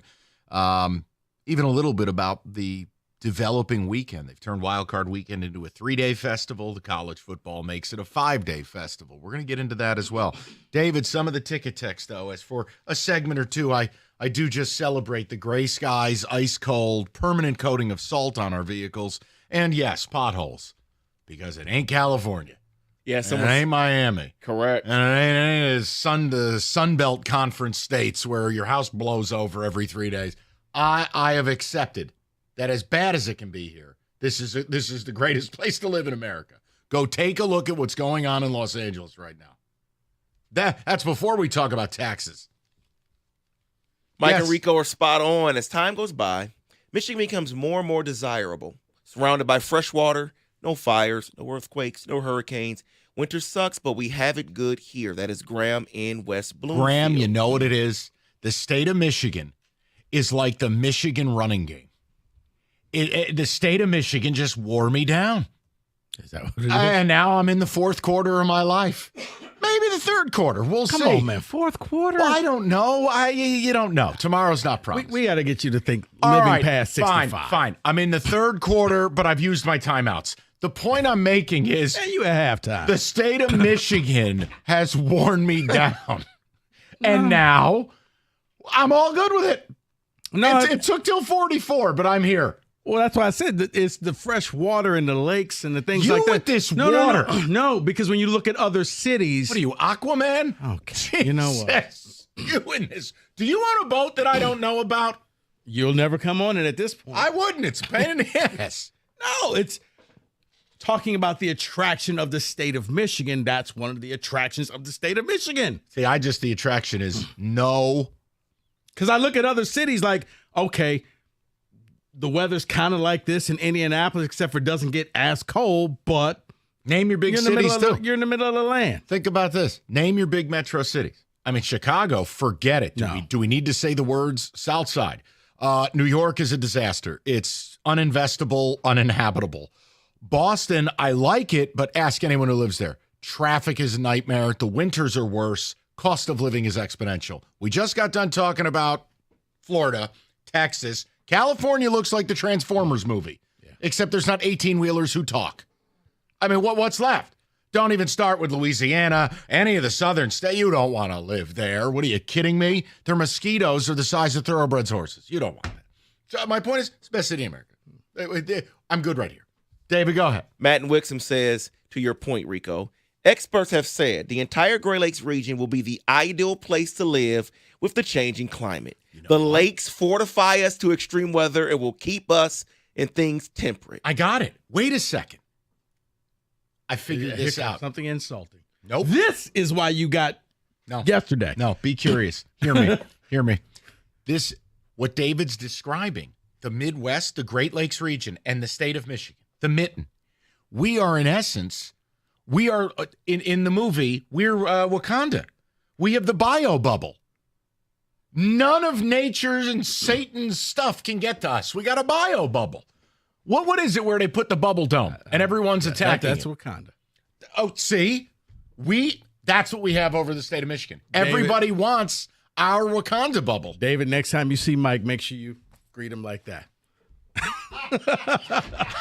I'm making a point to you. How many other big cities have a bio bubble? They don't. There you go. We do. That's the lakes. Last time I checked, that's the water. Bio bubble. What do they call that thing in the film? I don't want to be insulted. I don't know. See? I don't know if they I think it's just Wakanda. I don't know if they call the dome anything. Whatever. We got a dome. We got a bubble dome. We're good. We don't deal with smog. We don't deal with wildfires. We don't deal with hurricanes, tornadoes, flooding. We don't go through massive drought, massive heat waves. Like, look, I like the Southwest. It is a nice part of the country. But no, you go through droughts and it's 120 degrees and your car melts. I mean, there are problems. We don't have scorpions. Well, that's another thing. That's a win. Someone's saying we don't deal with gators. We don't deal with the bugs. We don't deal with any of that. Nope. No. Generally speaking, nothing in nature will kill us here. Yeah. Now, if you're one of these nutbags who goes deep into the woods and you get eaten by a bear, it's on you. Yeah. The worst thing we have, what is it, mosquitoes? That's about it. Correct. About a month. What about those gross things out in St. Clair Shores, the little flies? Oh, yeah. Those fish flies. Those things are horrific. They just stink and crunch. They're gross. They're disgusting. It's the shield, Wakanda shield. We have the Motor City Shield. What if that was a secret development by Ford years ago and we just never were told? And you know what? And Mike, you know what activates it? The blue things on 94. The LED roof that we didn't get on LCA. No, it's there. You just can't see it. It's outside the shield. The Wings logo. The Wings logo illuminates and the Biodome takes over. But yeah, I just wanted to do a segment or two because I mean it. All jokes aside, and we bust balls. I tell you, it makes me thankful to live here. Mm-hmm. When you see some of this crap around the country, you go, "Oh my God, bro!" All you gotta do is just buy an extra coat because it's 25 outside, and you're like, "Oh, it's cold," but that's about it. And just know that your car's going to get effed up. If you're willing to live with that, I think you're okay. All right, we can get to some football. Any other ticket text to round this out? Yeah, last one here says, "Shut up, guys. You are telling people that don't know that Michigan is a great place to live. We don't want the congestion." Oh, trust me. Be quiet. No, the media will tell you this is the worst place to live. So, yeah, us saying this, oh, please. I don't know about you. I still get looks when I go other places when I'm from Detroit. Really? Oh, no, they say I'm sorry. Really? Oh, yeah. I mean, I travel a bunch, and they always have this sympathetic look like you told them I just left Fallujah. I guess they don't tell me that because I guess they feel like they're going to be insulting me. So it's just like, oh, you stay in Detroit. Oh. Like I'm like the ape. Oh, no. Pretty much. Pretty much. So it's like, yeah, right. You're from Detroit? That's how people look at me when I say, yeah, I live in Detroit. Oh, no. Oh, no. It's like, yeah, it ain't that bad. Like, how many murders did you see last week? 17. I actually officiated 3 of them. Right. People have an idea. They think Detroit, David. They think it's like RoboCop. Right. Well, I had a friend that told me a friend of his from Europe came to town and thought they were going to see dead bodies on the road, like it was a river of dead bodies on the street. Earth? Like, what is wrong with you? It's like Fallujah. Like, it's really not. It's not. No. Sorry. Or you take like, well, this, and then it's the whole, when they get here, wow, this place is really nice. Yeah, try to tell you. Mm-hmm. You really want to screw with people? Find your friends in other big cities and remind them the cost of living. I always screw with my buddies in New York. Oh, yeah, it's great. Yeah, you're right. I'm far away from, what? High caliber Italian food. Okay, I can live without it. Hey, what's your house cost? Yeah? How's it working for you? That's great. You live in one room of a house. Congrats. You're paying 5X. 248-539-9797. Okay, then. Want to do some football? Let's get a little football today to kick things off. Who knew we had a Wakanda Biodome? All right, other breaking news. Moran Chevrolet, #1 Chevy dealer in the state. Bottom line, we just talked about it. You're going to need service in this state. Am I right? Come on, our roads are terrible. So go to MoranExpress.com. You get the certified service. You get the free loaner vehicle. And if that's the biggest inconvenience in your day, we're going to chalk it up as a win. Why? Because your house isn't on fire, or it didn't get blown into the cosmos, or you're not underwater. That's my grading scale. Moran Chevrolet, they got you covered. Best deals of the season, including the all-new 24 all-wheel drive Blazer EV, $199. Check out MoranExpress.com for all the best deals. It's on Gratiot, north of 15 in Clinton Township. Chevrolet, together, let's drive.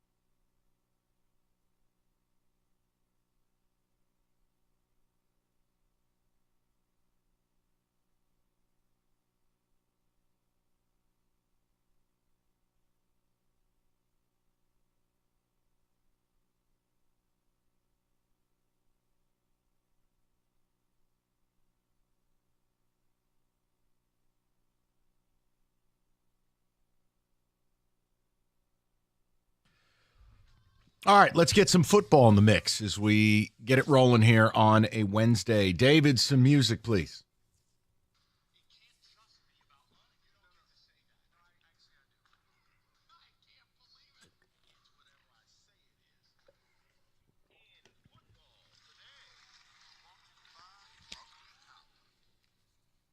Well, guys, here we go. Guess we should have expected this. Multiple NFL teams have inquired about whether legendary coach Bill Belichick would reconsider his move to college football. This is according to Tom Pelissero, including the Raiders, who Tom Brady has already spoken with his old coach. This is per league sources. Is he going to stay in North Carolina? The buyout is $10 million if he leaves before June 1st. Buyout doesn't mean anything. Yep. It's billionaires who hire millionaires. If you want the guy, you pay the $10 million. I would just say no.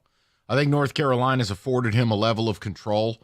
Also, the ability to work with his son, the ability to then have his son be the coach in waiting, something no owner would ever allow. And allegedly, and this is Rico's purview, the numbers you're hearing about the money Bill Belichick is being given to build a roster, you will not have that competitive advantage. Then let's face it, his 21-year-old girlfriend's probably way more comfortable on a college campus than an NFL stadium. So I think he's staying right where he is. I disagree. Oh, here we go. Especially when Tom Brady kicks in, because Brady doesn't have to go through the agent. He just calls the direct number. Bill, let's get back together. Me and you, let's win some titles. And the girlfriend, she's going to love Vegas because it's Las Vegas.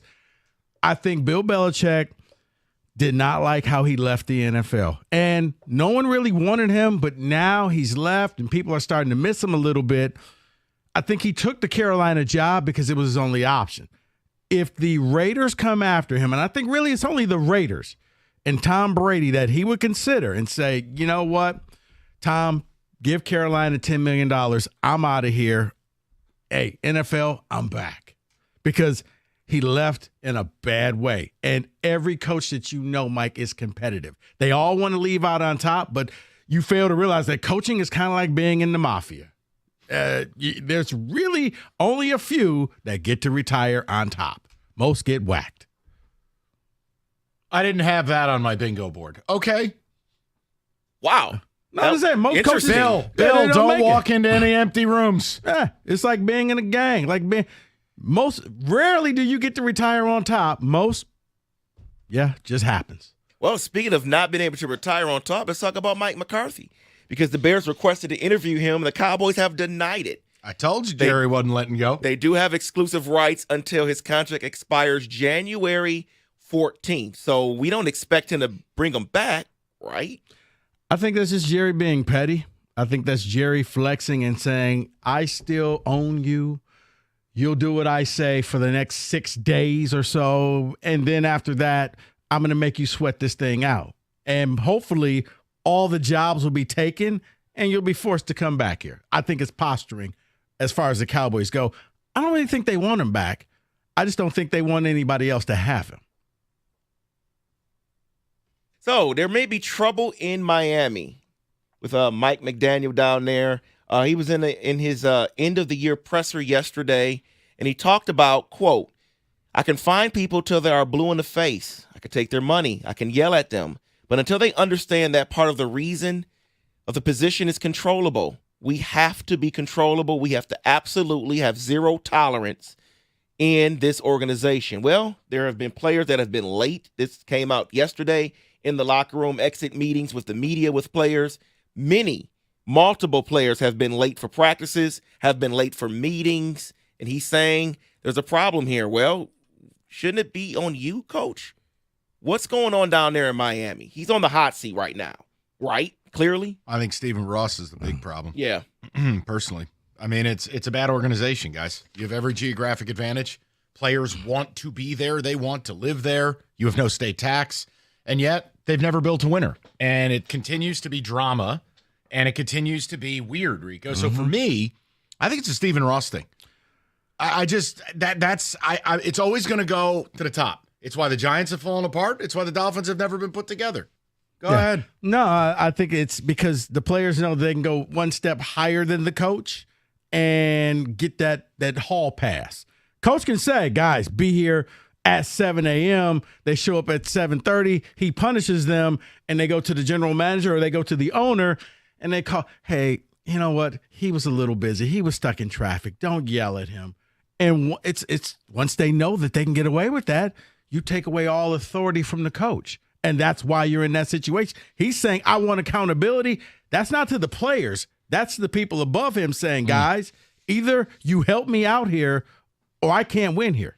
Plus, there's something too, Rico, where anytime teams lose, this is when the reports come out. Mm-hmm. There's always, it never is, well, we didn't have a good year.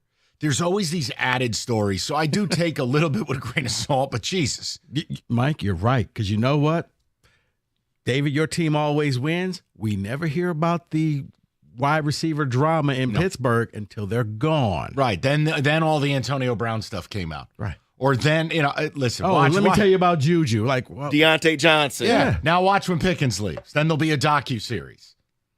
It'll be on Amazon Prime, by the way. I just want to give a little news here. Jalen Hurts, while he has not cleared protocol, he is expected to practice today.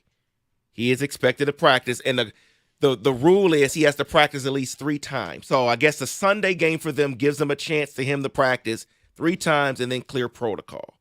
None of this adds up to me. I mean, this is 17 or 18 days since when he was injured, and he still hasn't cleared protocol yet. Expects to practice, and all reports out of Philly, they expect him to play. Okay. Correct. How? Correct. How? So bear with me here. Could this be a little bit of posturing on Philly's part of trying to make Green Bay think, well, maybe he's not going to play and just kind of lull them into a false state of security?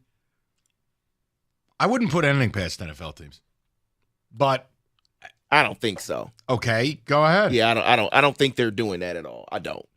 Let's get to your team though, Rico, because they fired their defensive coordinator yesterday, but they really want to keep him on the staff in some other role. Nick Sorensen. Well, he took over and tanked the defense. Yeah, he never should have got the job. The DC from last year was the fall guy. Steve Wilkes.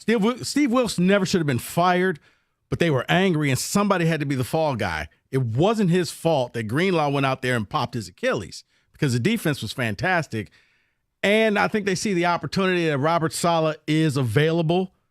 That is the report that they're going to offer him the job. If he doesn't get a head coaching job, hey, come back here, run this, and you can take off in another 2 years and get another head coaching job. So you think he should consider coming back to that role for this team? I think he should get a head coaching job first. Yeah. But if he can't, yes, I would welcome him back with open arms. And then, Mike, I want to do this for you because it is mock draft season and the Lions are still in the playoffs, but your Giants have the number 3 overall selection here and a mock draft on ESPN. I want to tell you what they have. Let me hear. For one, they have Cam Ward going to the Titans, Shedeur Sanders going to the Browns, and Travis Hunter going to the Giants. No, I'll tell you right now. Here, do you want me to tell you who I want in the NFL draft? Mason Graham. How long have I said it? Just put Mason Graham next to Dexter Lawrence, and let's raise hell. With Thibodeau? Yeah, just do what the Lions do. Go get that belt. I want to take the belt to people. Mason Graham. Not Travis Hunter, though? No. I mean, he could play. No? Okay. I figured you would be on board with that because you would. What is my rule when you're picking in the top 5? You don't draft running backs. No, you win with big people. Yes. Just here, Shane Bowen or whoever our DC is going to be. Here is this war daddy. Put him next to the best D tackle in football. Can you make something work? Here's my problem with Travis Hunter. He's exciting. I'd love to have him. You know my problem is? He's not going to play both ways in the pros. No. Everything I read is scouts think he's an average wide receiver. He's a good corner, but he's not Patrick Surtain. No. Okay. Well, then am I taking sizzle or steak? I want the steak. I want Mason Graham. Knowing what you know about New York, hold on real quick, David. Knowing what you know about New York, Mike, can they resist the sizzle? Yes, because can they just be adults and say, guys, I know the fan base is going to say, you got to get him. He's the Heisman Trophy winner. He's going to be exciting. You can put him on kickoffs and punts. No, the fan base is going to say we couldn't stop anybody on the ground. Our defense blows, and Mason Graham runs through brick walls. No. Later down the line, go to hell with them. No, I'm saying, but would the fan base erupt if they did what you said? Not you.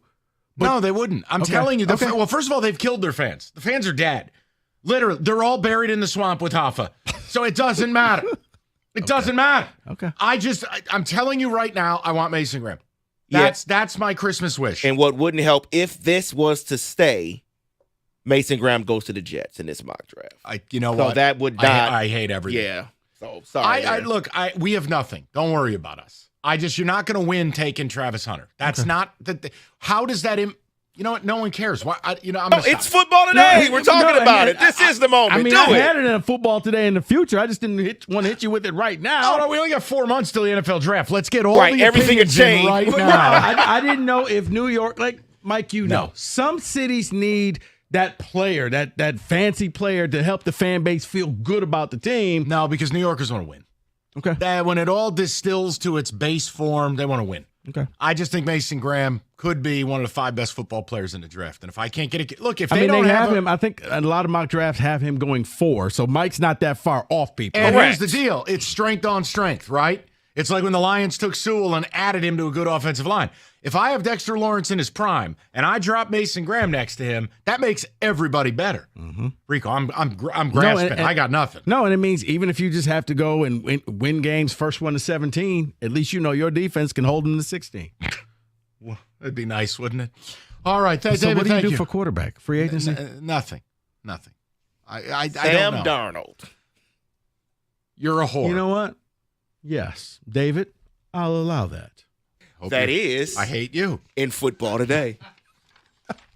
Wakanda forever. One for each of the people I work with. All right, so listen, Paulson's has got you covered for the Super Bowl drive for the Lions. How about a Sony 98-inch LED TV? Guys, you feel like you're in the damn front row. Now listen, maybe that's too big. All right, so be it. How about the 55-inch 4K smart TVs? They start at $499. Every size available. Paulson's has the best showroom in the state of Michigan. Real audio-video experts to get you set up. They've got 34 years of credibility. Just get to Paulson's. They are your technology partner.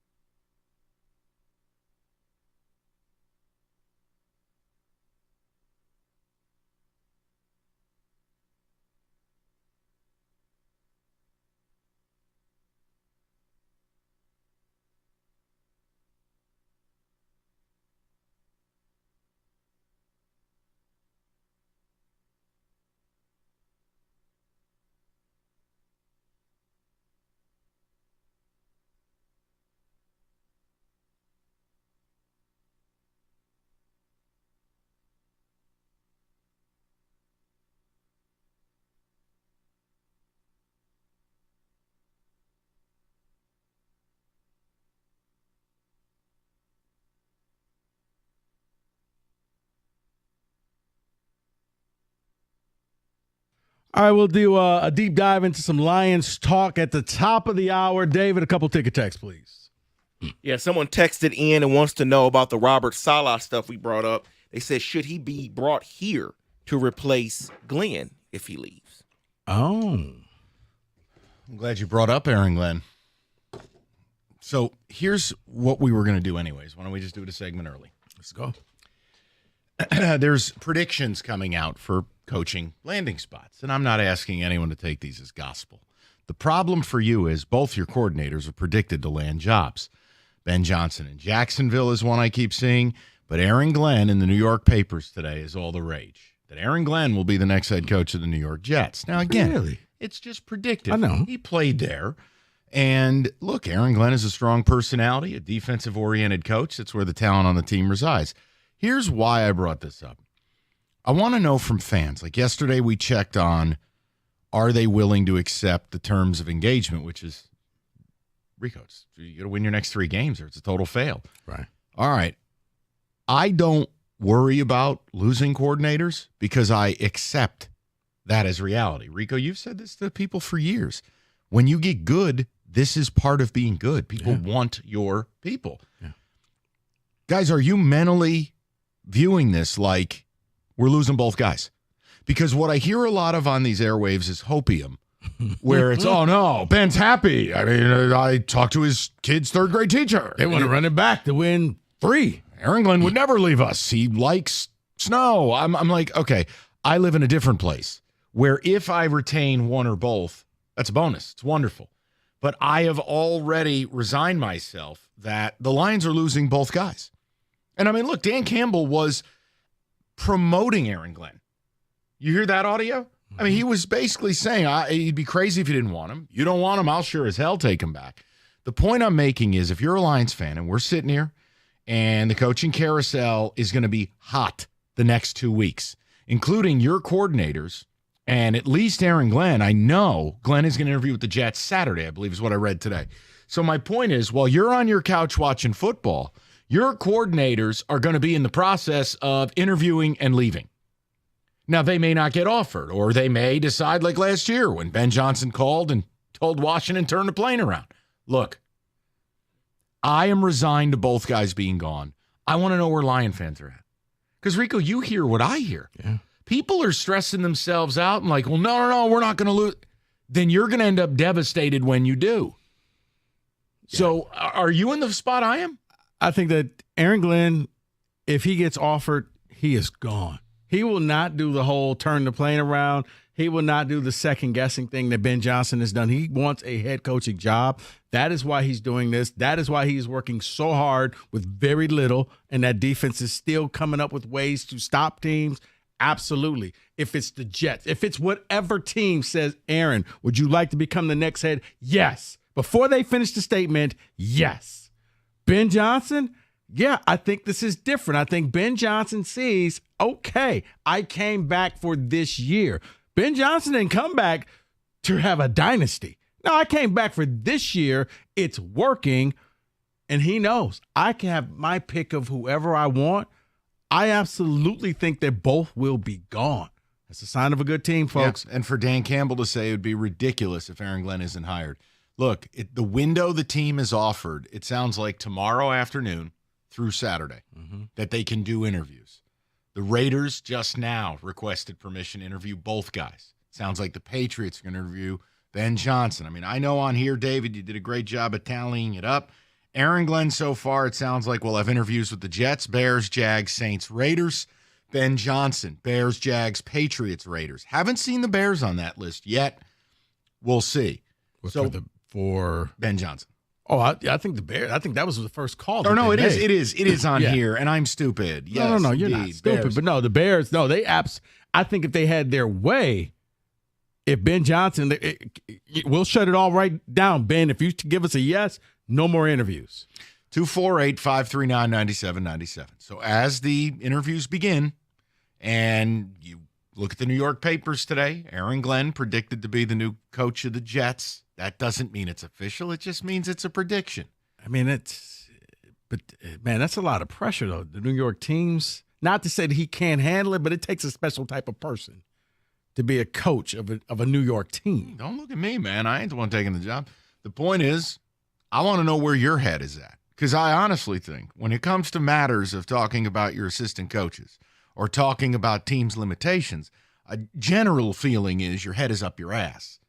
So I just don't know where you're at with this. If you want to pretend both guys are going to be back because it's Detroit versus everybody, you can feel free to do that. I approach things differently.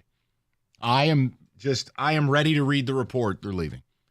And that's why I just don't concern myself with it. Because if I win the Super Bowl, I wouldn't care if the team ever played again. Yeah. That's it. That's all this is about. But I'm fully prepared that a year from now, you don't have these guys. And honestly, it's a sense of pride. Detroiters, if your guys are gone in other teams, it means your team's very successful. And you're like, yes, it's the Dan Campbell coaching tree. You want to see them, and you're going to root for them to do well. Yeah, if nobody wants your assistance, then you got to ask yourself, what the heck's wrong with my team? Because that means you're a bad team. You think they're losing both? Yeah. You do? I do. I don't know. I mean, I lean that and way. I think they're losing both because after what just happened with Minnesota, I think that was it for Aaron Glenn. Anybody that was on the fence saw, whoa, you took the Vikings who had 14 wins. They got all of these weapons. They didn't score a touchdown. Wow. And you didn't have any of your key players. Well, you had a handful of your key players. Yeah, Sam Darnold. 248-539-9797. But yes, I'm mentally prepared to lose both. And I'm okay with it. Yeah. Because it's the way of the world. And you got to believe that the culture you've built is bigger than that. You know, your locker room leaders up to your head coach, up to the type of players you're bringing in this building. Like, I do think you've arrived at a point, and like Rico has enjoyed this with his team, but there are certain players that they rep the culture. They are like when a person enters that locker room, they have to answer to Trent Williams and Fred Werner. There are leaders. Here it's Penei Sewell. Like, Penei Sewell is that locker room dominator. He is your Calais Campbell. Right. There's going to be a way we do things. But I want to know how you're approaching it. And look, don't take it as some official thing. But when the New York papers are saying, look, this is what we think is going to be the next head coach of the Jets, go ahead. You do what you want with it. Do I think Aaron Glenn will be a head coach? That's the biggest thing. Yes. I do. And Ben Johnson, yes. I think people are sleeping on the Jaguars thing. That's a better situation than people give it credit for. Yeah, I mean, you drafted your wide receiver already. You have a quarterback that's, air quote, in his prime. You just got to kind of put things together and get it to going. You got stud running backs. Yeah. I only have really one concern with those two leaving. I'll give that to you. Oh, wow. Be curious, people. Let's get into it a little bit, though. This is what we're going to be talking about since the team is so good, they've earned the right not to play. But the next 72 hours, Ben Johnson and Aaron Glenn, they're on Star Search. Good 80s reference. They're looking for jobs, guys. So tell me where you're. What's up? I said Ed McMahon. Yeah, I know. It was the voice before the voice, Kenny. 248-539-9797. Rico will give us that radio tease next. 97.1.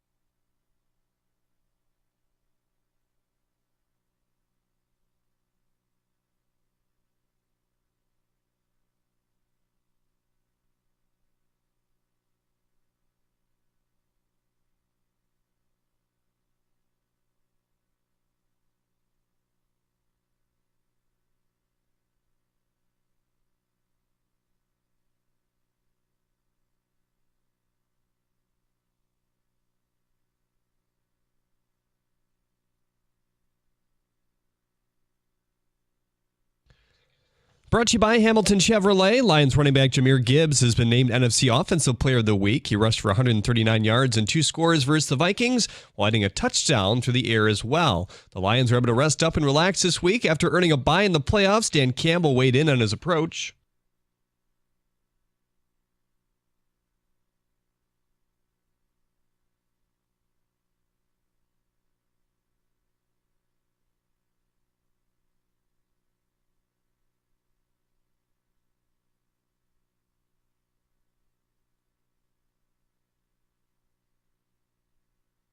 The Pistons are back in action against the Nets tonight. Brooklyn has just 2 wins in their last 9 games, while Detroit is on a 4-game winning streak. Hear the game right here on 97.1 The Ticket. Pre-game at 7:05. The Nets are banged up, combined with shipping away some of their pieces to the Lakers in December. The NFL watching the wildfire situation in L.A. as the Vikings and Rams are set to match up. In a statement, they said, quote, "The NFL continues to closely monitor developments in the area and will remain in contact with both clubs and the NFLPA." The Rams had a scheduled day off of practice today. At the Corbel Health Sports Desk, I'm Jeremy Otto. For more, go to 97.1 The Ticket or Odyssey.com.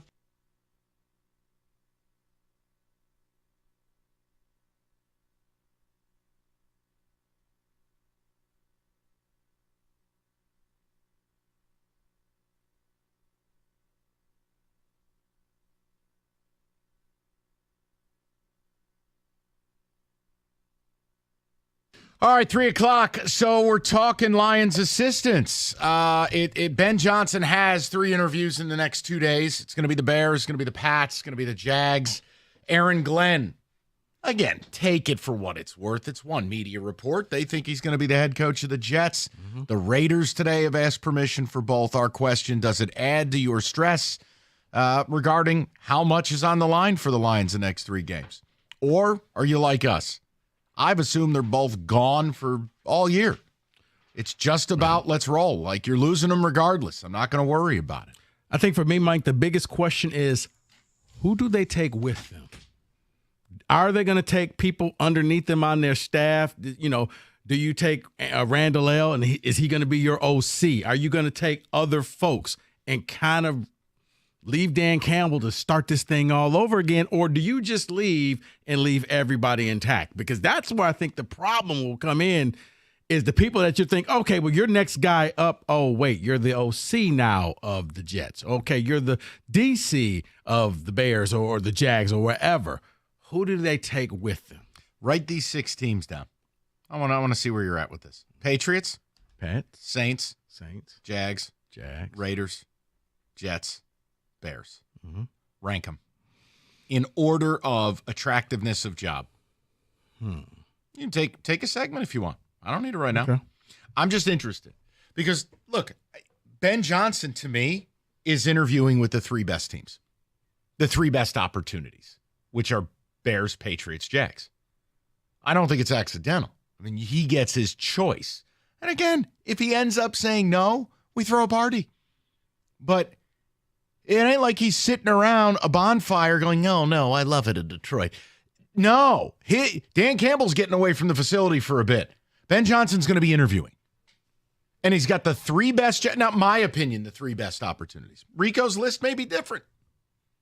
But I don't think it's accidental. And I just have a hard time believing he will tell all 3 no.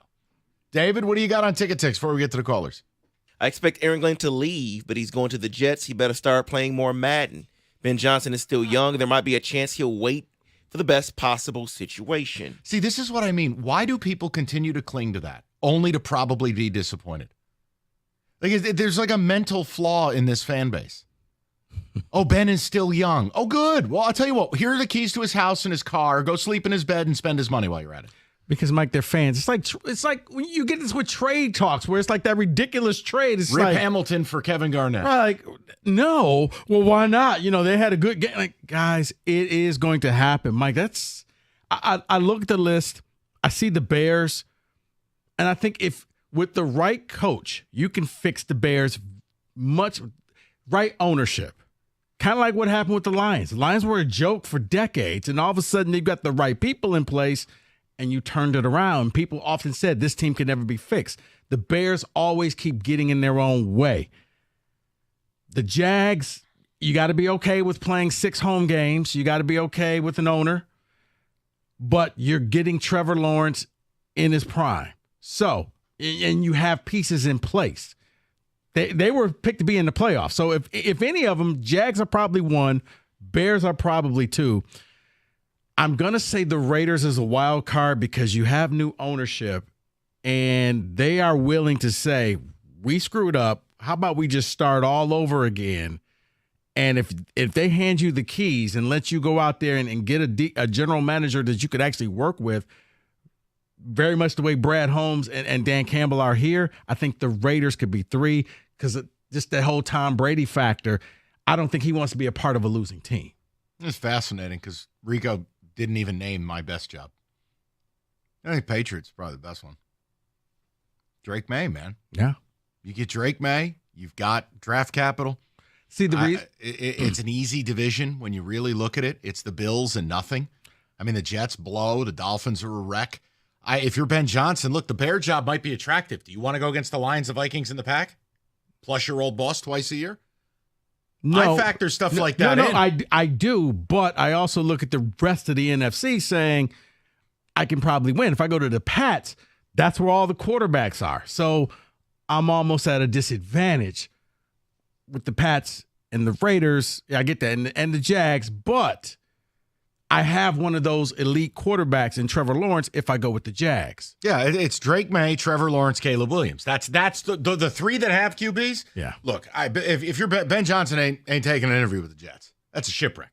And I hate to say that because that's probably, Aaron Glenn ends up with the Saints or Jets. Well, no, I don't think they're great opportunities. But he's 52, 53 years old. He's waited his turn. It's time. Mm-hmm. Like you got to leap. You got to go. Right. So I don't know. I just wondered how you ranked them out. But I'll be interested because the next 2 days he's doing those interviews, at least the first round of them. But no, as far as the Patriots go, it works out because you really can now go out and draft O-linemen in his first draft. You can go out and build, as you say, get the big guys to win games. You got a quarterback. They've got the quarterback. Huh. You just now got to go out and get some O-linemen and some D-linemen and really shore this thing up. But yeah, and then try to maybe find a receiver or 2, but you can get receivers in that later on in the draft. David, what do the Texans got? Here we go. Not going to worry about Ben Johnson leaving until he's gone. Not going to worry about AG leaving until he's gone. They want to climb the ladder. Ben knows the risk of a bad organization. Right, that's not the question, but thank you for participating. Well, David, you don't have to read it on the air. If you know it's stupid, don't read it. No, I didn't read it because I'm not saying that because I think it's stupid. It's that person isn't in reality, though. That's why I read it. No, if they're not worried about it, it's one thing. I'm just making the point. Everything you hear, it's all copium. Just let it roll. Like, pretend they're already dead. It's much easier that way. Aaron Glenn gone. Ben staying. The Pats want Vrabel, so I don't think he goes to Chicago because Bowles is a bum. Okay. They're gone, and we all know it. I just hope they focus on the rest of the season so we can win the Super Bowl. Mike in a truck. They're good. Listen, if the head coach is saying he's leaving the facility for a couple of days, they're good. These dudes are grown. You can do interviews over Zoom. They're not shucking responsibility. That's another thing this fan base doesn't understand. They've never been in this position before. And David, okay, seriously, fans, who are they game planning for? They could play one of 4 or 5 teams. So right now you're just kind of practicing what you already do, but there's nothing that you can be, okay, because you know you're going to be playing the Commanders or you know you're going to be playing the Packers, you know you're going to be playing the Rams or the Vikings again. You don't know. So it's okay to do the interviews through the Zoom. Everybody's got it. You can do it in your phone as you're driving to the facility. Go ahead, David. Both coaches will be gone, but it will be okay. We got good leadership. I trust Holmes and Campbell. Aaron Glenn is going to the Saints, and I do believe Chicago will end up with Ben Johnson. Guys, it's over. You have to come to reality. They're gone. No. But again, I don't worry about it. What I don't think is a healthy perspective, all I care about is the Super Bowl. I'm not going to put myself in a position that if Ben Johnson and Aaron Glenn leave, I'm disappointed. No, I'm resigned to it. And if they're back, you throw a party. I think it's an embarrassment if Aaron Glenn isn't hired somewhere. He's been forced to do more with less. I mean, Ben Johnson is a brilliant offensive mind, but let's be real. The whole offense is healthy, and they have the most talent in the league. Well, I hope it'd be a good offense. I like Ben Johnson a lot. But let's be clear. Aaron Glenn has done more with less. Hate to break it to you. And yet Aaron Glenn's the guy who gets slandered. Everybody kisses Ben Johnson's ass. Well, I'll tell you what. Trick plays. That's why. Take Ben Johnson. Take 6 players off Ben Johnson's offense. Let me see how brilliant he looks. Because you see all the trick plays. You see the scoring. Mike, you see the touchdown play, and people love the touchdown Right, but it's the same as Bobby Slowick in Houston. Go ahead. Take away Steph Diggs. Take away the O-line. Take away Tank Dell. What's their offense look like? Now, all of a sudden, Bobby Slowick isn't a genius anymore. You know what, buddy? First one of the year. Thanks, buddy. Thanks. You deserve that. Yeah, I think they're both head coach material. I laugh at how they want to denigrate AG, and it's like, okay, you want to play a fun game? Here. Because, yes, I can guarantee you wherever Ben Johnson goes that first year, it's going to be some lean times. He's going to have to get his system in place and try to get – now, over time, yes. But all the fun and stuff that he was doing here, he won't have that. Look, I think the other thing – maybe the closest will be Jacksonville. Right, and nobody knows the answer. I don't pretend to. That's when I laugh when ticket texters do. It all depends on how Ben Johnson views the quarterbacks. Really, I have no idea what he thinks of a Caleb Williams or a Drake May or a Lawrence or his personal power rank. No idea. I would just tell you Caleb Williams is the complete opposite of Jared Goff. He might drive you to mania. On time and on schedule, those are not words I use with Caleb Williams. But maybe he likes that. I don't know. It's almost like they want Caleb Williams to be a thing. Who? The NFL and just like He's the media. number one pick in the draft. I know, but sometimes it's like, guys, he doesn't look like, no, give him time. Give him time. Like, okay. Listen, sure. I thought all things considered, I thought he had a nice rookie year. That was chaos, and he had no O-line, and he had no quality offensive coaching. I thought he had a nice year. See, I don't know if it was just he had a bad OC, if he just doesn't have that internal clock, because there were many times it was like, Caleb, you got 30 seconds to know. Like, here, Thanksgiving Day, like, Caleb, what are you doing? Caleb, come on. Pick up the pace, buddy. This is the NFL. You're not at USC spring practice. If you want context, guys, here's what Caleb's year ended up as. 63% completion rate, 3,500 yards, 20 touchdowns, 6 picks. That's good rookie year on a bad football team. It is. I would have to look at the breakdown to see if a lot of those empty calories. What do you mean? Like where you're out of the game and they came back and scored a couple touchdowns to make the score look presentable, but the other team. I look forward to your results because I'm not doing that. I got better stuff to do in my day. No, I'm just saying, is it a little bit of Stat Padford? Where It might be. Look, I have no idea. I just want to win the Super Bowl. I really don't care. I don't care about anything else. But we'll talk to the people about this. Are you worried about the coordinators leaving? Is it hitting you as these guys line up a dozen interviews in the off week? Or you're like us. You're just resigned to it. You're like, yeah, they're probably gone. I'm moving on. Rico, be curious. Will you please?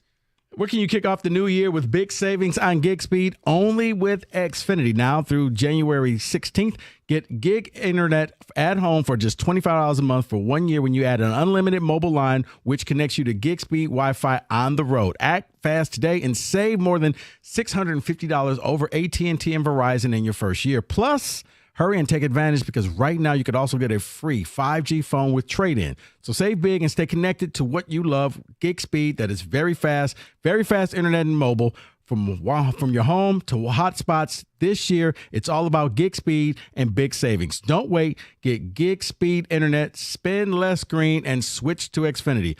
Go to Xfinity.com/gig savings to learn more. Requires paperless billing and auto pay with a store bank account. Restrictions apply. Taxes, equipment, and fees are extra. Internet discount applies to mobile bill. $40 internet discount applies to mobile bill. After promo, regular rates apply. Actual speeds vary. Savings compared to Verizon Fiber Gig Plus One Unlimited Welcome Line and AT&T Fiber Plus 1 Gig Unlimited Starter Line. Xfinity Internet require reduced speeds at the 30 gigabits of usage per line. Data thresholds and actual savings vary.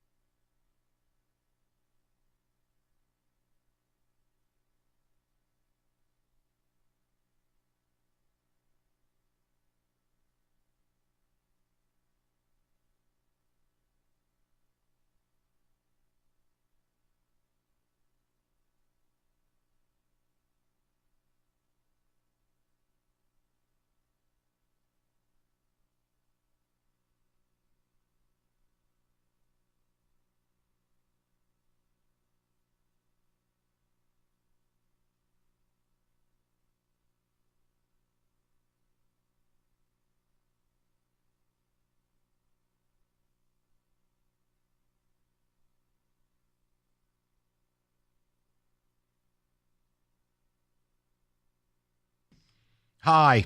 Is your furnace kaputz? Well, you need it fixed, and you need it fixed now.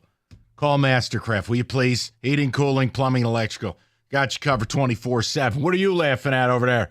Nothing. Your furnace working? You need some help? It's working. All right, Mastercraft. They got you covered 24/7. They back their work with a 5-year warranty. Your one-stop shop, heating, AC, plumbing, and electrical. They got generators, too.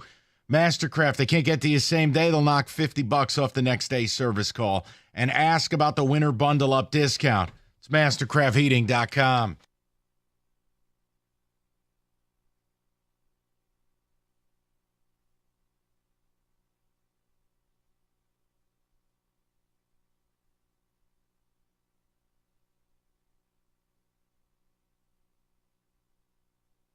Straight to the people. It's Interview-a-Palooza. Aaron Glenn predicted to be the Jets coach per some of the New York papers. Ben Johnson's got a trio of interviews, including the Patriots on Friday, the Bears and the Jags. Those will be done remotely. And about an hour before showtime, the Raiders reached out and went, hell, we'll interview everybody. I don't know if Ben Johnson or Aaron Glenn will bother, but we wanted to have the coordinator discussion with you. We'll go to John. He bats leadoff in the pregame. Johnny, what's going on, buddy? Hey, fellas, it's great to talk to you today. I usually don't get a chance to call in because of my work schedule, so this is a real treat. How are you, bud? I got to tell you, I'm not concerned that they're going to be gone because I've been resigned to that fact for a while. But I think that there's enough talent in the well with the coaches they have, as well as Campbell and Holmes finding replacements that'll be pretty damn good. I got to tell you, Rico, thanks a lot for bringing up the other coaches that'll leave with them because we know we aren't keeping the whole staff. Sorry, John, but that's where you got to wonder, like, are they just going to leave? Or, you know what, I'm going to take this guy and this guy with me, and we're going to build something new someplace else. Well, I got to tell you, Rico, I'm pretty sure they aren't going alone because they've got to build their own staff, and they're comfortable with certain people they're working with, and I'm sure some of those coaches are very comfortable with working with the guy that's going to be the new head coach. Yeah. So that's where my concern would be is... My concern is he was driving through a wind tunnel. So I apologize, Johnny, but I couldn't take it anymore. Go ahead. No, it's just, are they going alone or do they take other people with them? And that's, guys who could replace them here as either their offense or defensive coordinator. Will he take them with him and they'll be their offensive or defensive coordinator? 248-539-9797. Let's go over to James, 97.1. James, what's going on, buddy? What's going on, brothers? Long-time listener, first-time caller. Rico, what up? That's my frat brother. What's happening? Hey, Founders Day. Happy Founders Day, James. Yeah, man, 118.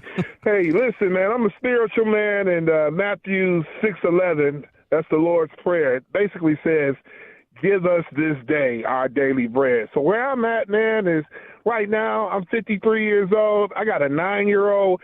He's enjoying what I never could. I told my kid every Sunday from 1980 to present, I was crying. So for me, man, I'm just glad they winning. I just want to be in the moment. What's going to happen is what's going to happen. People move on. We live in a culture of upgrade, and that's okay. But right now, in this moment, at 53 years old, I got a chance to see these boys do something before I get up out of here eternally. You know what I'm saying? So I'm just glad to watch my boy. The gleam in his eyes every time these guys come on. I said, man, hey, you are what I couldn't be back in 1980. You get to see these guys win and win good. So I'm good with it. Let me tell you a story, James. And whether you value it or not, it speaks to what you're talking about. All right. This is what the Lions have done to this town. So my nephew is 4. All right. Now he likes a couple things in life, including T-Rexes. But my brother-in-law, who I love dearly, he's a Cowboys fan. Me, my father, my sister, all Giants fans. We lost this little guy. Do you know what football team he likes? The Lions. Right. You know what he wanted for Christmas? That's right. Uncle Mike came through. We got him the Lions hat. We got him the retro sweatshirt. The kid is swagged out. He loves the logo, and he likes that they score points. Listen, the bottom line is, James, I lost him. The Giants lost a fan. Now you got a Lions fan. This guy, they have just taken the town. No, and Long James, I overdue, get man. it. Yeah, I mean, for years, kills me. Everybody just knew it was disappointment. It was like, man, it's child abuse to make your kid a Lions fan. Not anymore. Yeah. I didn't even have to tell my kid to become a Lions fan because I followed exactly what you said. I said, you know what? It's his choice. His granddad likes the Steelers. I just hope that he can see some value in a home team. You know what I'm saying? 1980, man, my dad took me to the Super Bowl. I mean, to the Silver Dome. Dude, that was it. Good or bad, I rolled with him. It was so bad as an adult. I think 2016, I was like, you know what? I'm not going to watch these guys and be pissed off every Sunday and Monday, but it's okay because where they at right now is good enough for me. And I'm good, bro. I'm going to hang up the listen, man. James, appreciate it, man. And again, happy Founders Day. I don't know what 118 means. I'm sure you'll tell me. The point is, you don't need to worry about the coordinator thing, but don't delude yourself the other way. That's the point of the conversation. Don't use hopium and copium here. Just assume they're both gone. Let me add this layer to it because you talked about what the odds look like for Aaron Glenn and the New York Jets. Oh, we got betting odds on this. No. This is not the odds, but you know how teams like to pair up maybe a assistant GM and bring them there and bring the coach. Well, the Jets, according to Zach Rosenblatt, who covers the Jets for The Athletic, has reported that Chris Spielman has been requested. I was just about to say, I just read that. Yeah, he's been requested to interview for their GM job. So, little double down. Let's steal that Lions magic. So, yeah. The difference is Sheila knows what she doesn't know. Sheila doesn't have one of her teenage kids running the organization or doing Madden ratings for trades. But you also don't have to call Sheila. Sheila's not an ambassador. Madam Ambassador. Right. I mean, Woody Johnson's on a different planet. I mean, she's not an ambassador. If you're Chris Spielman, don't get on that plane. Hi, Chris. It's Woody Johnson. Bad connection. Somebody give me Chris again. I think something happened. How do you tell an ambassador to F themselves? That's what I'm sure Chris would know how to say that. You genuflex and then you say it. It's Chris Spielman. He knows. You genuflect with a middle finger. Is that what you're doing? Oh, I have an itch. Excuse me. By the way, David, I will show you. Maybe you show up to the interview dressed like Austin Powers. I don't know. I'll show you this little clip. So my sister sent it to me. When the Niners scored to go up 7-0, the kid's on the couch. He's decked out. Now, they let him stay up past his bedtime because it was a little, he's in pre-K. I'm about to say, whoa. Listen, he's dedicated. They scored. He got very upset, and he said, I want to punch the other team in the face. Oh, I love that. That's my nephew. That's amazing. That's my guy. That's our special little meatball. I like that kid. You know what I like about him, too? He's like a dog. He'll do whatever you want for an M&M. Listen, don't talk for the next 20 minutes. Here's an M&M. He'll do it. Doesn't work for my 4-year-old, so. You know what? Ride that wave until he realizes I can just go get my own. I know. It's a fleeting window. Right, ride that wave. I know. But yeah, I had to Came get him. with my own box, Unc, and he can call you Unc. You told me I don't qualify because I'm white. No, you Unc. Yesterday you said, I asked you, can a white person attain the nickname Unc? You told me it was reserved in the black community. No, I said. And you said, no, as a white guy, you're more likely to be called colonizer. I did say that. Thank you. Okay. Why don't we just really tell the people how yesterday's pre-show went? No, I said it's a term of endearment that they'll come up. The younger guys will come up and say, "Hey, Unc," blah blah blah. And that's like a term of endearment. And I thought I qualified. I'm a very good uncle, but you told me that my race precludes me from the title. I'm just saying, it depends how much you hanging out in the hood. 0. Okay. I mean, what do you want me to say? That's where you're going to get called Unc unless it's your nephew. All right. I love the hood. I'm all about the neighborhood. Culture with a K, Kenneth. Stupendous. Okay. Everybody call Mike Unc today. No, please don't. Unc. Go ahead. It's a term of endearment, you told me. No, it is. It's just like, hey, Unc. It's like an older person, you call them Unc. Or if it's a woman, you call them Auntie. That I've heard before. I've never heard the Unc thing until Shannon Sharp. And I think it may have gotten more popular with Shannon Sharp, but yeah. Because the first time I heard it, I had to do it like, oh, okay, you're talking to me. I was like, who is Oh, it's me. Got it. Also, thank you again. That was a lovely commentary. Appreciate it. All right, let's take care of some business. We'll get to the people momentarily. So, yeah, long story short, I've lost my nephew to the Lions. It's over. It's done. Plus, the Giants can't compete. We don't have an animal logo. The kid loves animals. Oh, so what's going to happen next year? Can you watch the game with Little Meatball when No, the Giants and the Lions play He each doesn't other? like the Giants. He told my sister. No, when they play each other. Can you watch the game with him or get out? No. Get out. I'm not watching. No. I'm not doing that. I'm not going to be mocked by a 5-year-old. That's disgraceful. Giants going to be down by 40. Yeah, it's great. Hey, Unc, and the kid moons me or something. I mean, come on. You know what? Here's an M&M. If your team scores, Uncle Mikey, I'll give you an M&M. Yeah, hey, funny man. Here's your M&M. F you. All right, touchdown.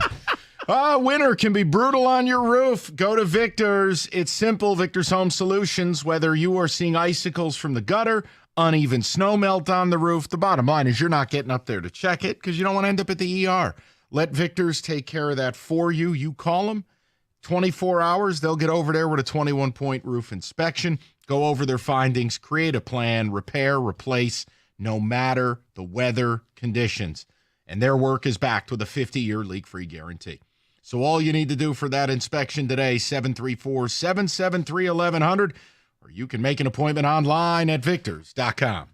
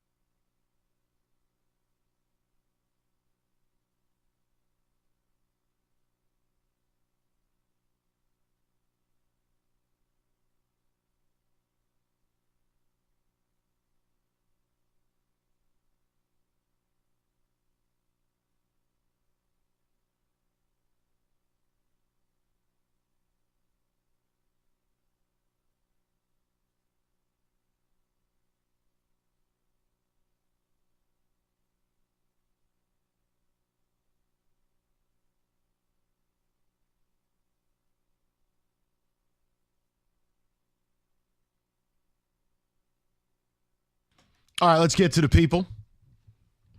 Yes, You okay over there? Oh yeah, I mean, Sorry, Rico told me something right as I was taking a sip of water. And Same I thing I fell told over. you. And I was like, wait, what? What did you? And then I just started dying. Let's go to T, 97.1. T, what's going on, bud? Hey, boys. How's it going? Good. Hey, T. What's on your mind?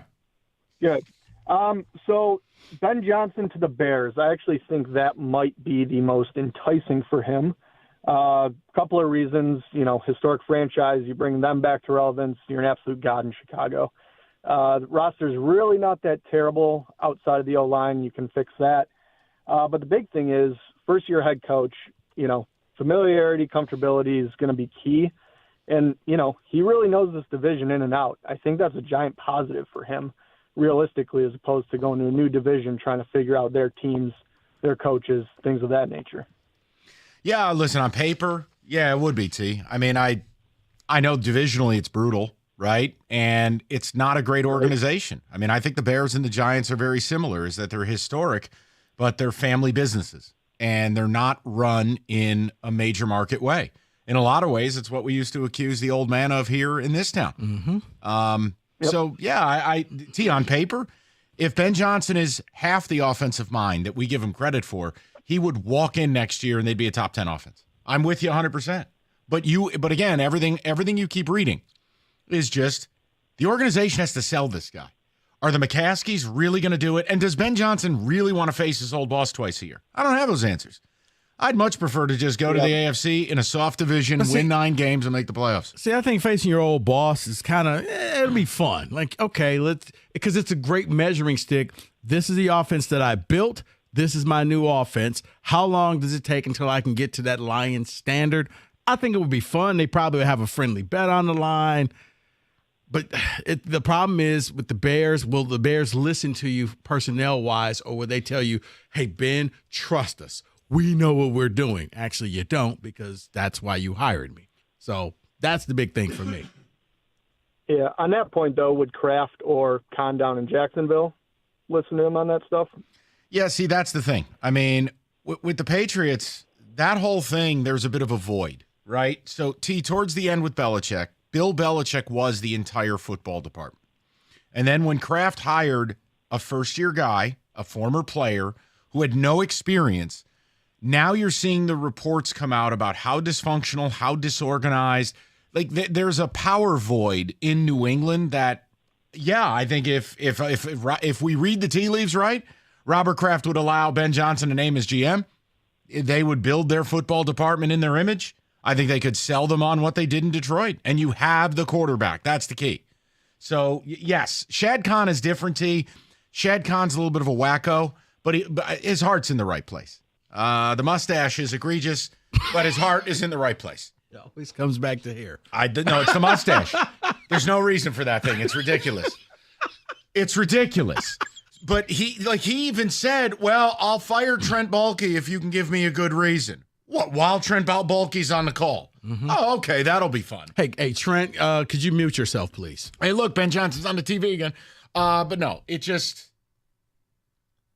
if Ben Johnson likes any of these quarterbacks, then that to me is the non-starter. The Vegas thing is there a quarterback out there that you want the Raiders to go and get for you?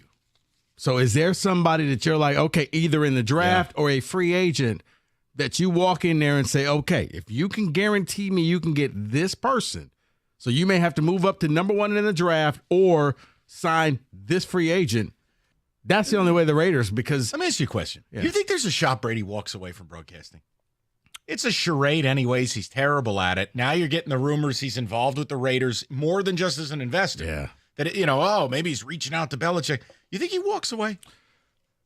He walks away once the broadcasters say, Brady, you got to choose which one. Because right now, Brady's smart. If you're going to pay me... Well, it's a grift. Right. But if you're going to pay me to do this and all I got to do is one game, sure. He's so bad.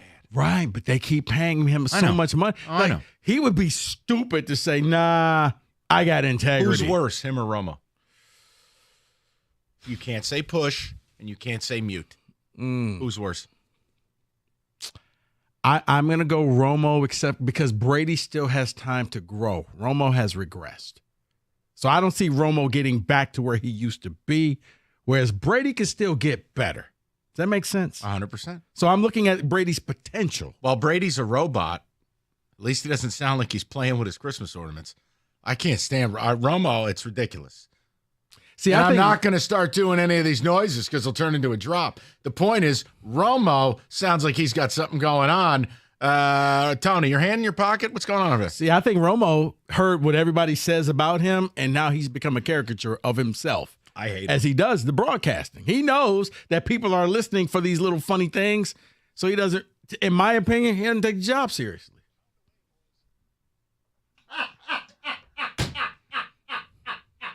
Where on earth did you get that?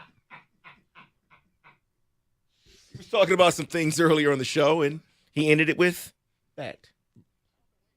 Okay. All right. Yeah, I don't think we're respectfully. We're not. Okay. You done? I do have an update for you, though. There is a new team. Now, the 6th team. Every team that has an opening now has now requested Aaron Glenn. The Patriots are now on the list. Okay. According to Albert Breer. Yeah, and this is the part I can't stand about the Rooney Rule. We talked about this yesterday. Man, you got to quit reading my mind. Well, no, I was just about to say that. And that's what sucks is like if you don't have the Rooney Rule, a lot of these teams would do prearranged marriages and never give minority interviews. Well, if you do have it, oh, look, Aaron Glenn, every team wants to interview him. And you're like, well, how many of those are really sincere? And that's just it. It's not David Shaw where you're making a mockery of the rule. That's it's unbelievable. Like, God, who was the coach that's in the UFL that we talked? Pat Hamilton. Really? See, that's if I'm Goodell, no, doesn't count. The Patriots have called Denny Green for an interview. He's dead. But no, you're right. Aaron Glenn makes it seem legitimate. Like, oh, well, everybody's interviewing him, and you get to check that box, and you don't know if they really want him or if it's just a way to skirt the rules. You got to do it. You do. I thought if I'm David Shaw, you pay me $150,000, I'll come and interview. Oh, yeah. Like if you're Pep Hamilton, be like, well, here's what I got left on my mortgage. You want the interview? There's my number. Right. The whole interview is so. Because it gets insulting. Yeah. What's your favorite barbecue? Because that's about it. Well, I don't need you to break down any offense or defense because you're never getting this job. David, ticket text. What do you got, buddy? You like turtles? Okay. That Doug drop is something. See, I've always wanted to play it. I've played it for you guys before, like the collection of NFL broadcasters saying things that are unbelievable, especially when you put them all together. But I used to play the Aikman drop, and then people got all bent out of shape about that. I had to take that off the board. He was talking about the read option. Mm-hmm. Yeah, I'm not going to repeat it because then David will turn that into a drop. Go ahead. I wouldn't do that at all. I don't know what you're talking about. No, never. You're so Christian. You fraud. Ben Johnson is gone. The one thing I am certain of is he's not going to Jacksonville. I don't think he's going to get what he wants there.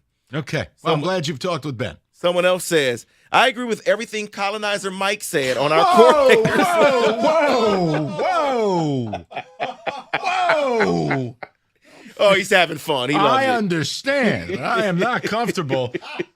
Yesterday, we all fell over laughing when Rico dropped that bomb in pre-show, but let's take it easy with Dave from Farmington Hills says, I assume Ben Johnson and Aaron Glenn are gone. The main thing is the players are not leaving and the coach is not leaving. That's right. So we'll be just fine. Well, I don't know about the just fine part. But again, this now it's on Dan Campbell to show that he really can replace his coaching tree and bring in more. Remember when he got rid of the old coordinator and he gave Ben Johnson a promotion? It was like, well, maybe you should. No, you know what? He knew what he was doing. Yes. The whole point is I don't.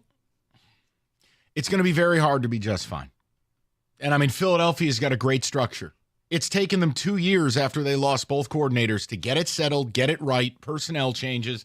That is, guys, and I know if you weren't listening yesterday, you didn't hear it, no big deal. But that's why it's win your next 3 games. And nothing else matters. Yeah. If you win the Super Bowl, nothing else matters. If you don't, I don't think it's just what? No, I was just thinking, but what if Ben Johnson goes down to Jacksonville and takes Mark Brunell with him to be the OC? Wow. How would we sleep at night? Bringing him back home. We'll get more to people coming up momentarily. All right. 5-day bull run of football. FanDuel celebrating the great playoff payoff, whatever the hell this promotion is. No sweat, same game parlay every day, all 5 days. So if you like the SGPs like Cookies does, you get involved. You got the college football playoff, then you got 3 days of the NFL. It's all there for you because remember, it's Super Wildcard Weekend now, not just Wildcard Weekend. Super Wildcard Weekend. So FanDuel.com/ticket, be a part of the fun. That's FanDuel.com/ticket. 21 and up, present Michigan. Opt-in required. Minimum 3-leg parlay required. Refund issued, non-withdrawable bonus bets that expire 7 days after receipt. Max refund $5 unless otherwise specified. Restrictions apply. See terms. Sportsbook.fanduel.com. You got a gambling problem, call 1-800-GAMBLER.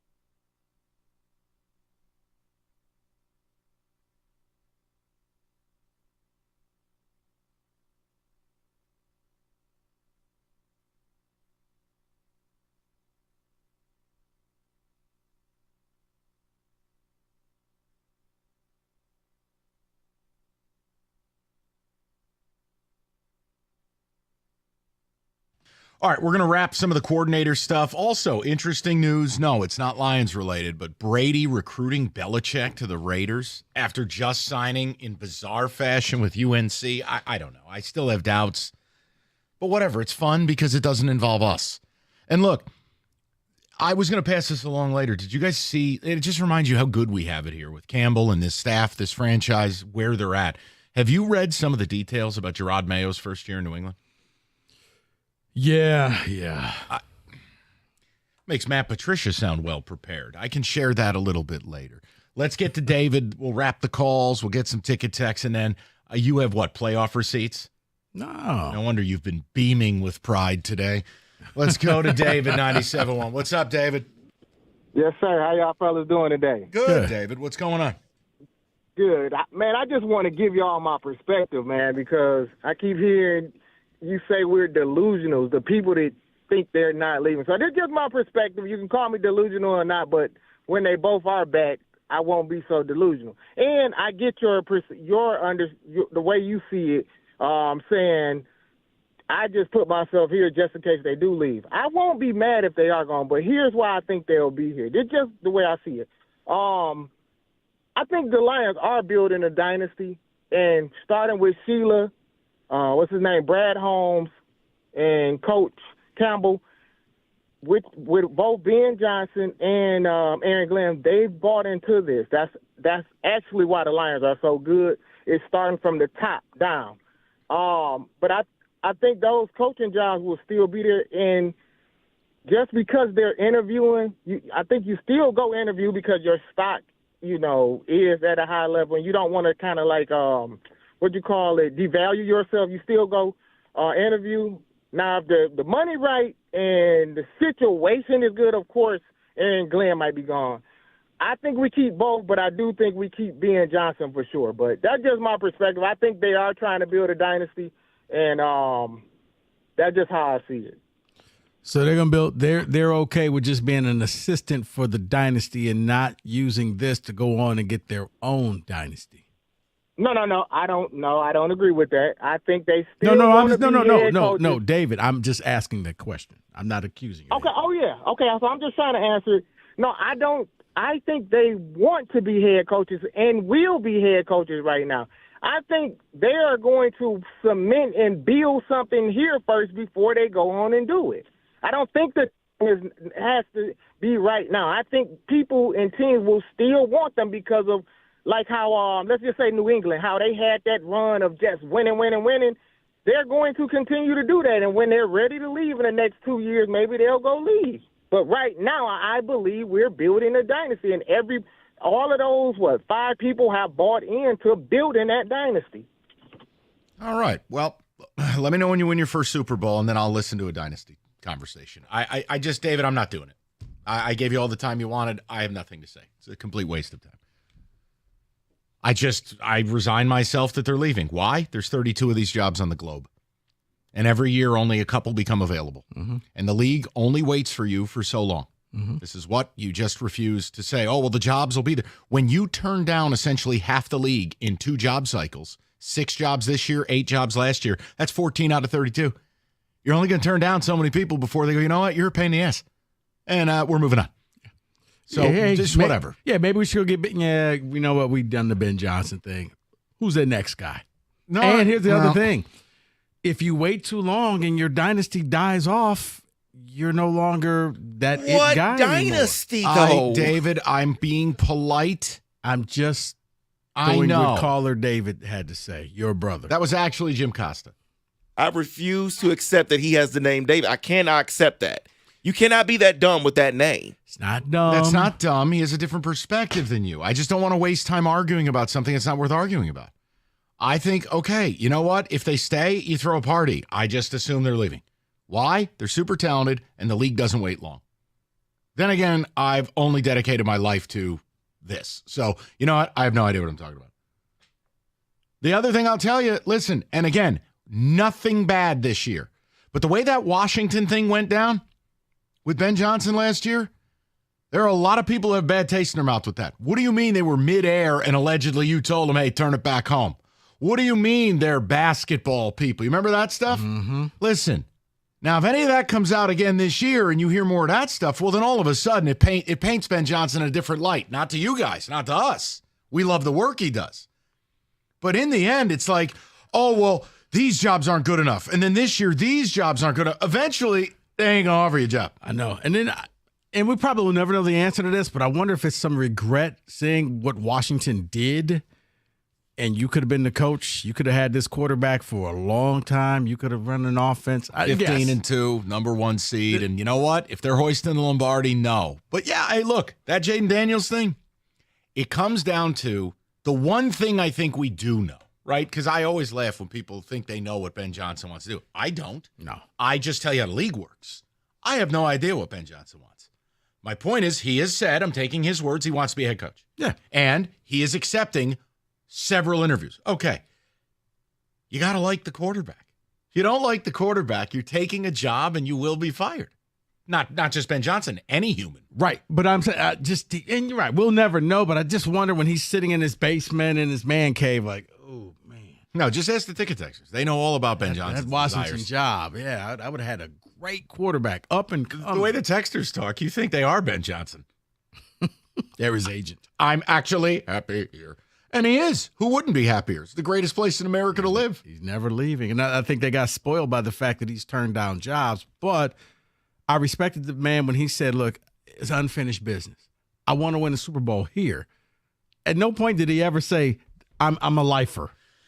Oh, and by the way, we opened up with why this is the greatest place to live. We don't have wildfires, tornadoes, hurricanes, floods, power grid outages, or a migrant crisis. We're doing pretty well up here. If you haven't seen what's going on in California, I know. I hate our roads, and I hate the fact we won't see the sun until April. I digress. At least our homes don't burn down in mystic fashion.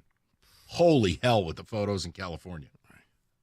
Well, I think, as David said, when your families are waiting it out in the family swimming pool for help to come, because that's the safest place to be. Is it? Yeah.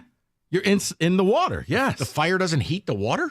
It takes a long time. It takes time. They'll get to you all right, before all the right. end. Guys, Yeah. listen. It looked like Armageddon. The idea that you're just waiting in the pool as everything around you is orange. Okay, but I think don't about know. this. A pot of water, how long it takes to heat up a gigantic swimming pool, it's going to take a little bit longer. Yeah, spoil your children. Wait, what? That ranks right up there with the Oral Roberts. I don't know where that came from. The whole thing terrifies me. Okay. I mean, it was so bad people were leaving their cars in the streets. Not parked. Like, literally, we're getting out, traffic's not moving, and we're hoofing it. Well, I had a theory on that. So, what's your theory? I hope to God I'm wrong, but the first person who started the traffic jam, because you always wonder who starts these things, was somebody running out to get a photo for their Instagram. Oh, hey, Christ. Look, fire is hot. Hey, let me stop the car to get a great photo for my Instagram. Like, who stops on the freeway while it's a fire? The worst part is I can't argue it. That's Because part of it seems like it could be true. All right, let's do the playoff receipt, shall we? We didn't do it yesterday. This is called Rico's Playoff Receipts BS. Hold on. What? Oh, the stylus is out. All right, we'll do it next. 97.1.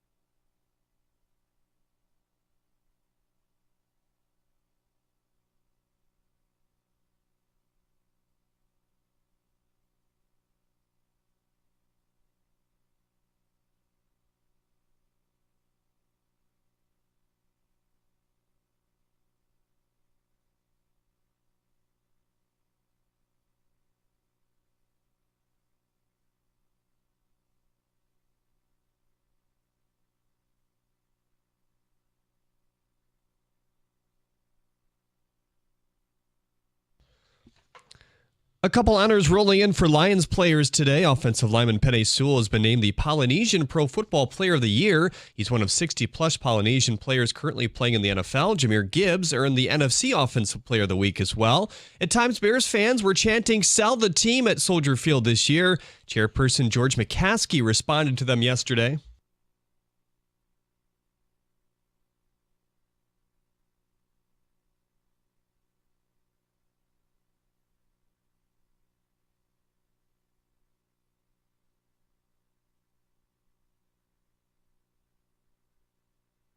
Wildfires in California have evacuated over 90,000 people. It also forced a postponement of the Flames and Kings game. The Vikings are scheduled to play the Rams Monday in an NFL wildcard game. The league said they're closely monitoring the situation. Well, when you think of the NHL Winter Classic, you probably think of snow, right? Think again, Kenny. The league has announced the Rangers and Panthers will play at Lone Depot Park in Miami in 2026. Gary Bettman says, quote, "It's going to be a little unusual. It's going to be a little bit more unique. Some people think we've lost our minds, and it's going to be good," end quote. At the Corwell Health Sports Desk, I'm Jeremy Otto. For more, go to 97.1 The Ticket or Odyssey.com.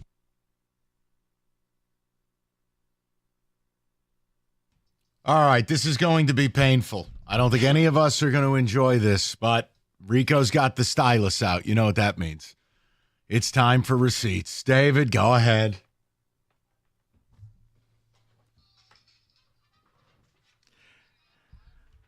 No, it just means that as the season began, we, this crew, gave our predictions. So now it's time to see who got it right, who got it wrong, who gets their flowers, who gets laughed at. I don't care. You know what? Fine. But if I have to hear that phrase, "Oh, who gets their flowers?" I hate society. There's your takeaway. Welcome to the show today. Go ahead. Go ahead. When were these predictions from? August? This is what colonizers said. Unbelievable. All right. So these were the predictions. Unbelievable. Beginning of the season, we will start wild card teams in the AFC. Who wants to go first? Not me. You know what? I'll give mine first. My AFC wild card teams were Baltimore, Indianapolis, and Buffalo. Mike, you have Baltimore, yeah, Houston, Buffalo. David, damn it. Kenny, I'll just go Kenny. Kenny had Cincinnati, Buffalo, Jacksonville. At least Kenny got one day. You know what? Listen. Kenny wasn't alone in thinking Jacksonville would bounce back, okay? It's all right, Kenny. That was regrettable. That was not me that said that. David? No. David had Jacksonville, Cleveland, New York Jets. I'm going home, guys. That's it. All right. The NFC wild card. Any questions up first before we move on? Yeah, why do I do this? Because I suck at this. David, the idea that you're going to correctly 6 months in advance predict, not knowing injuries, luck, any of it, that's the whole stupid part about predictions. It's dumb. It's fun. You got to be irreverent about it. Rico, I have a question. Do you feel good about yourself doing this to your friends here? Sure he does. Oh, Kenny. He's over there playing with his stylus. He's feeling great. Trust me when I say, no, I don't. Oh, no. My turn will come. Founders Day. So, yeah. All right, go ahead. All right. Wild card for the NFC. Oh, Christ. I know it wasn't the Vikings. I had Green Bay. Nice job. LA Rams, Tampa. Listen, the fact you got they're all in the playoffs, like you should feel good about yourself. But yeah, not as wild cards. You had San Francisco winning the West. Michael, Yeah. you had, speaking of which, San Francisco, you had Tampa, you had Detroit. Oh, because we talked about the Packers maybe winning the division. Yeah. I had somebody else win in the West. Who the hell I have? What do I have, Arizona? Can we? Oh, okay. Gotcha. Yeah, I got David, you had Green Bay, Seattle, just missed. That's not terrible. No, I said they just missed. You also had Chicago. Just a bit outside. Kenny, you had Green Bay. All right. You had Dallas. But you know what? They lost their quarterback.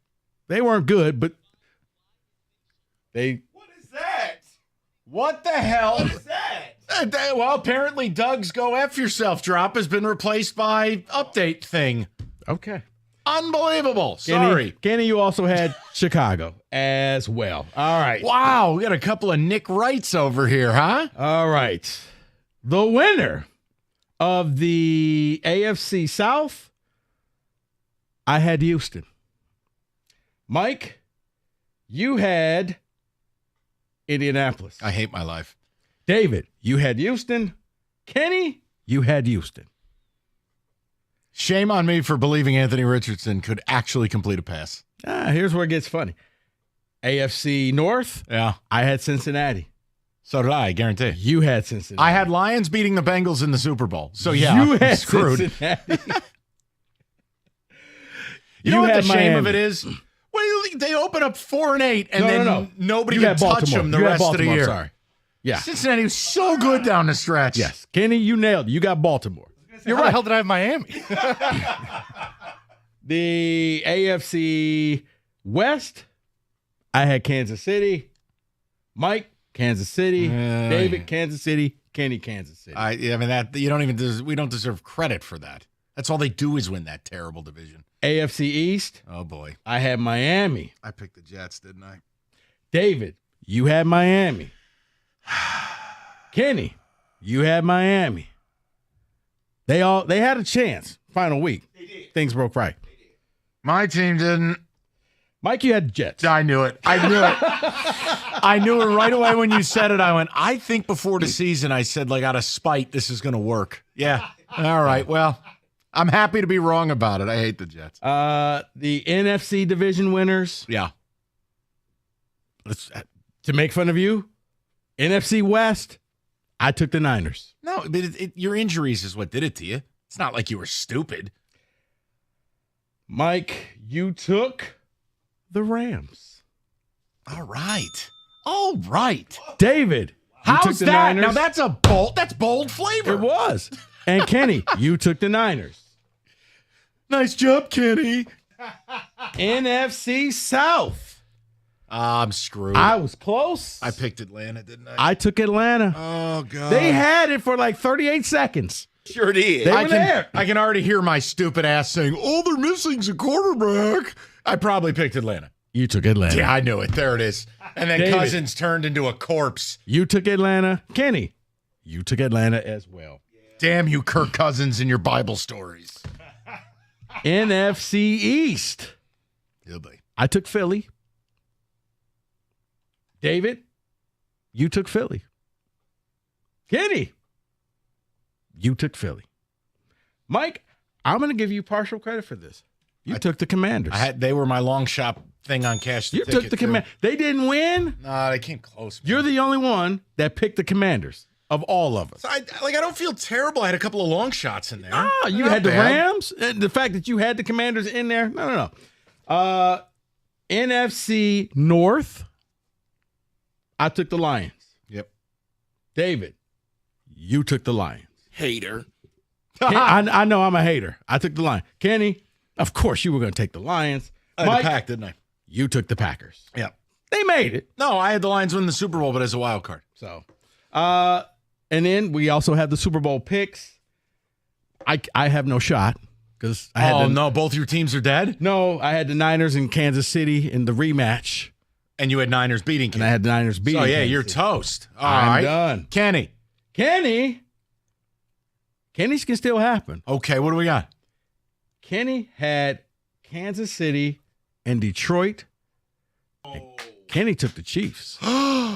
You're not a real fan. No. Oh, your engine block is revoked. David can still win. He took Cincinnati and the Packers. And he had the Packers winning it all. That's not going to happen, so I'm not going to win. You still got a shot. I think I had Lions over Bengals. I can still win. You can still win. You had the Lions, you had the Bengals, and you had the Lions. I'm the winning only the one Super Bowl. who believes in you. Ha! Was that painful? No, not terribly. I'm more upset. I think that I did the Latte Larry that Aaron Rodgers would haunt me. It was such a dumb pick. I was about to say, what's the one pick that you're proud of and the one pick that you're like, I can't believe I did that? I'm proud of my Super Bowl because it absolutely can still happen. I'm ashamed of my Jacksonville pick. I'm proud of Rams and Commanders. Not the Chicago pick? No, Kenny, at that point in time in August when we did that segment, everybody was picking the Bears to make the playoffs. Yeah. I'm not mad at Kenny for that. And they did start 4-2. Now, there was an inconvenient 8-game losing streak in there, but, mistakes are made. I know they didn't make the playoffs, but I'm still going to be proud of the Cincinnati Bengals selection of winning the North. They had a great offense. They just started 1-5. They did. They started 4-8. Was it 4-8? Yeah. They were bad. That's all it was. I'm disappointed in my Bears selection. You fell victim to make the the narrative. playoffs. Yeah. I'm glad I picked the Lions to win the Super Bowl. I just feel bad it's not going to be against Bengals. I was really looking forward to that. Damn it. Now I got to look at Mahomes again. That's all right. Lions will dust the Chiefs. It'll be okay. My Super Bowl champion got eliminated, and they're picking 11th in the Hate to draft. see it. So, It's terrible. see, we all made mistakes. Exactly. We all got some right. Jeez. This is fun. And I can't wait because you know what else I got? I got college football Great. Oh, good. And that one's going to be brutal. I also already know. have Michigan State football receipts. This guy's stylus is going to overheat. All right. We'll get to those. 97-1. New year, new you. And how do you get that new you to be here? Planet Fitness can help you get started on your new person. All you need to do is head into one of the 50 Planet Fitnesses throughout the Metro Detroit area. You walk in there, $1 down. You set yourself up with a membership, $15 a month. Planet Fitness is the home of the judgment-free zone. Many Planet Fitness have brand new strength training equipment and cardio equipment. And not only that, if you need some assistance on working out, free fitness training from knowledgeable trainers to focus on you. All you need to do is head into your local Planet Fitness. $1 down, $15 a month. And as I stated, they are located all throughout the Metro Detroit area. And if you like it, don't forget you can upgrade to the Black Card. That's just $24.99 a month. But right now, through January 10th, it's $1 down, $10 a month. Planet Fitness, home of the judgment-free zone. Stop at any Planet Fitness or go online at planetfitness.com.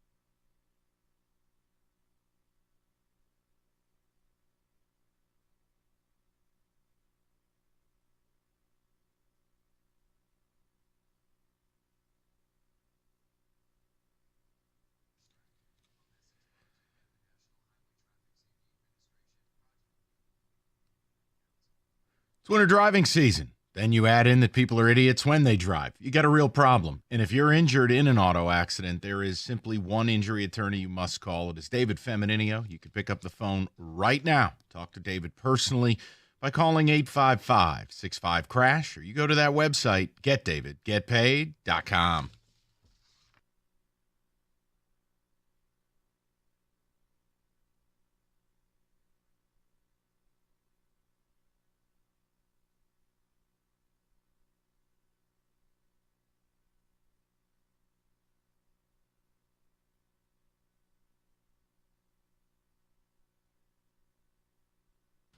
All right.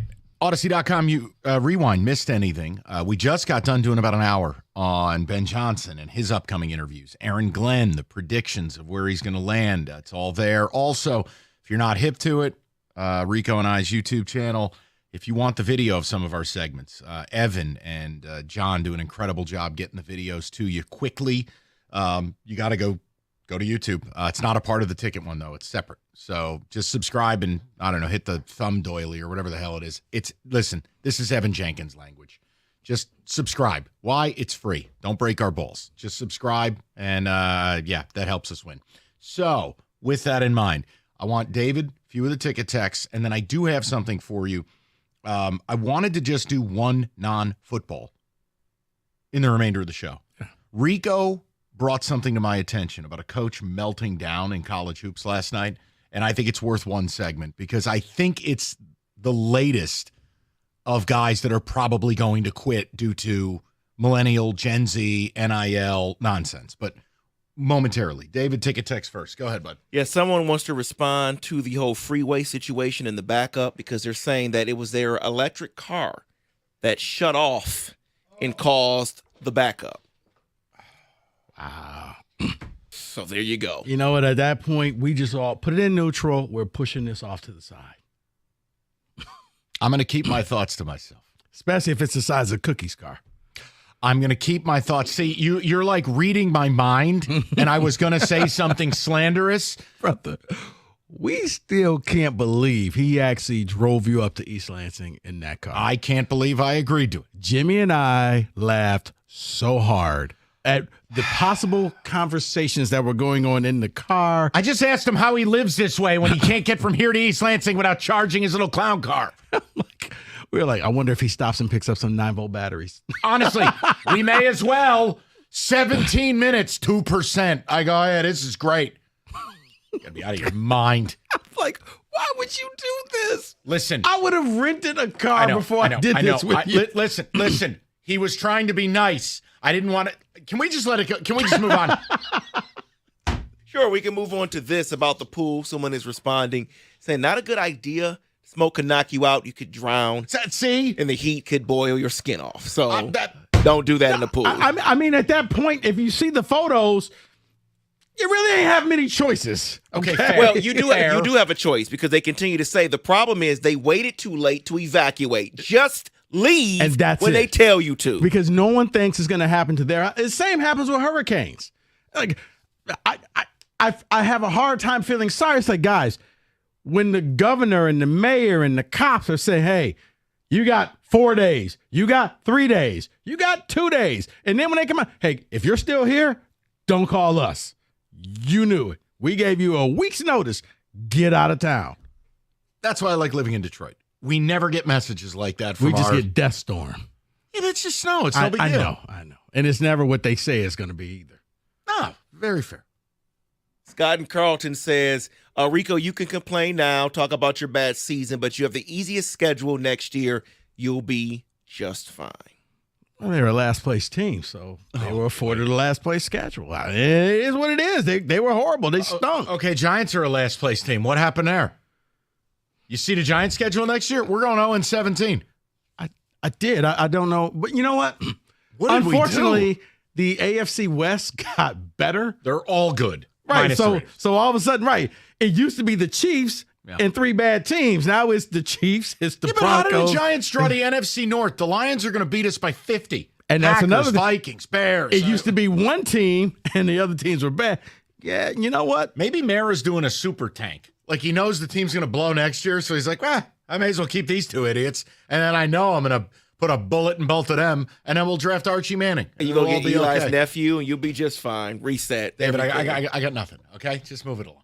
Yeah, someone wants you to do something with your 5-year-old. They says, teach him touchdown Detroit black guy so he can go to school. Okay, here's the thing. You got to understand what my nephew. Jesus, Mike. No, I'm looking at the Giants' schedule. Oh, I thought you were talking about, do you really think No. if I teach my nephew that, you are leaving one thing out, I would have to deal with my sister. Right, exactly. You do not want to trigger an Italian woman. You don't do that. Your sister's so nice. You haven't seen the other side. There's another side? Why do you think my brother-in-law stays in line? You do not want to see the other side. I just thought he was a, good Christian husband. He is, but he also understands. Man. In the coloring book of that relationship, Okay. you will stay within the lines. I'm going to have you just stop slandering your sister and your I'm mother. not- I'm Because not. they are the nicest women I've ever met in my life. Until you cross. Hold on, but that's true in the black community. Thank you. You cannot cross a black woman. You do something wrong, and you will see the other side. He keeps saying, David, It's every all time I good see them, until they it's are not. the nicest people in the world. That's right. Just I'm just lovely. making a point. If I taught my nephew to say touchdown Detroit black guy, I would have to deal with my sister. I'm not Okay, doing that. So what if I teach him? Fine. I'd Totally be like, fine. you know what? He got his card. He can say it. I don't care. I'll He's just 5. I'll make sure I see him during the playoffs. Maybe I'll make it. Here, he can hang out with my 4-year-old. I'll teach him, and then he'll teach him. Yeah, but hold on. Is that the good kid or the bad one? No, the 4-year-old is nothing good or bad. He's just He's a 4-year-old. still neutral. We don't know which way he's going. Which yet. of David's kids do you hate? It's the oldest one. Got it. Bad seed. All right. Bad upbringing. Lacks real parenting was on the scouting report. David, just real quick, and Mike, this is incredible. The NFC East teams, so they're going to play all the Dallas and all of that. Kansas City Chiefs, LA Chargers, Minnesota Vikings, San Francisco 49ers at home, along with the Packers. On the road, the NFC North teams, plus you get to play at Chicago, at Denver, at Detroit, at Las Vegas. You get the Patriots. You get the Patriots and the Saints. There you go. Here's what they're going to print on the Giants season tickets next year. Wow. Honestly. Yeah, that's rough. The Giants are going to learn what it's like to work at a brothel. They're going to get all kinds of action. Wow. This is just, listen, people, we are living a blessed existence. We do not have wildfires, and the Detroit Lions are 15-2. Or you could be a Giants fan or live in Los Angeles. You know what, David? I'm looking at your Steelers. You guys are going to the playoffs. This schedule, this is a playoff schedule. Hey, Tremed, I don't want anyone to be happy except Lions fans. We're done here. David doesn't deserve happiness. His team is essentially on the treadmill of mediocrity. Bears. Make New playoffs, England. get destroyed. Okay, when are you done with Tomlin? I've been done with him for 2 years. Really, I have, but they're not going to ever get rid of him. He's going to retire like every other coach there. Steelers are kind of a lemonade stand when you really look at it. Like a little family business. Like they're just good enough. They're not Correct. bad. They're not great. They got 7 built-in wins already. They'll make the playoffs you every got the year. Browns twice. Yep. You got the Bears. You got New England. You got the Jets. Yep. You got Indy. Okay. This is You're great. good. All right, good talk. David, any ticket text before we get to business? And I do want to play this audio. We'll do one segment on it because we're going to go back to the Lions and the Ben Johnson, Aaron Glenn. It is the Catalina Wine Mixer. They've got very busy schedules between now and Saturday. We'll highlight it all for you. And the question is, one, both, or neither, as far as who's coming back. Rico and I are resigned to they're both leaving. It's just a more fun way of doing it because I don't want to be disappointed. So I'd rather just like, woo, we kept one. But David, we'll get the audio of the latest meltdown by a coach, and you can tell me, is this guy soft or sensible? Because to me, I don't think he's wrong. But then again, I'm old guy yelling at clouds. Any other ticket text? No, you're good? They're just saying you're right about every Italian woman. That's it. It's just a rule. You don't cross them. And I can't teach. Listen, I've already reached a phase where over Christmas, I was being candid with adults in the room, and I used language I shouldn't have. I forgot that the kid is old enough where he will say Can't repeat it. he proceeded to do laps around the island in the kitchen and was saying what I said, and it was a bit of a scene. So I had to be like, "Hey, was it my friend?" No, but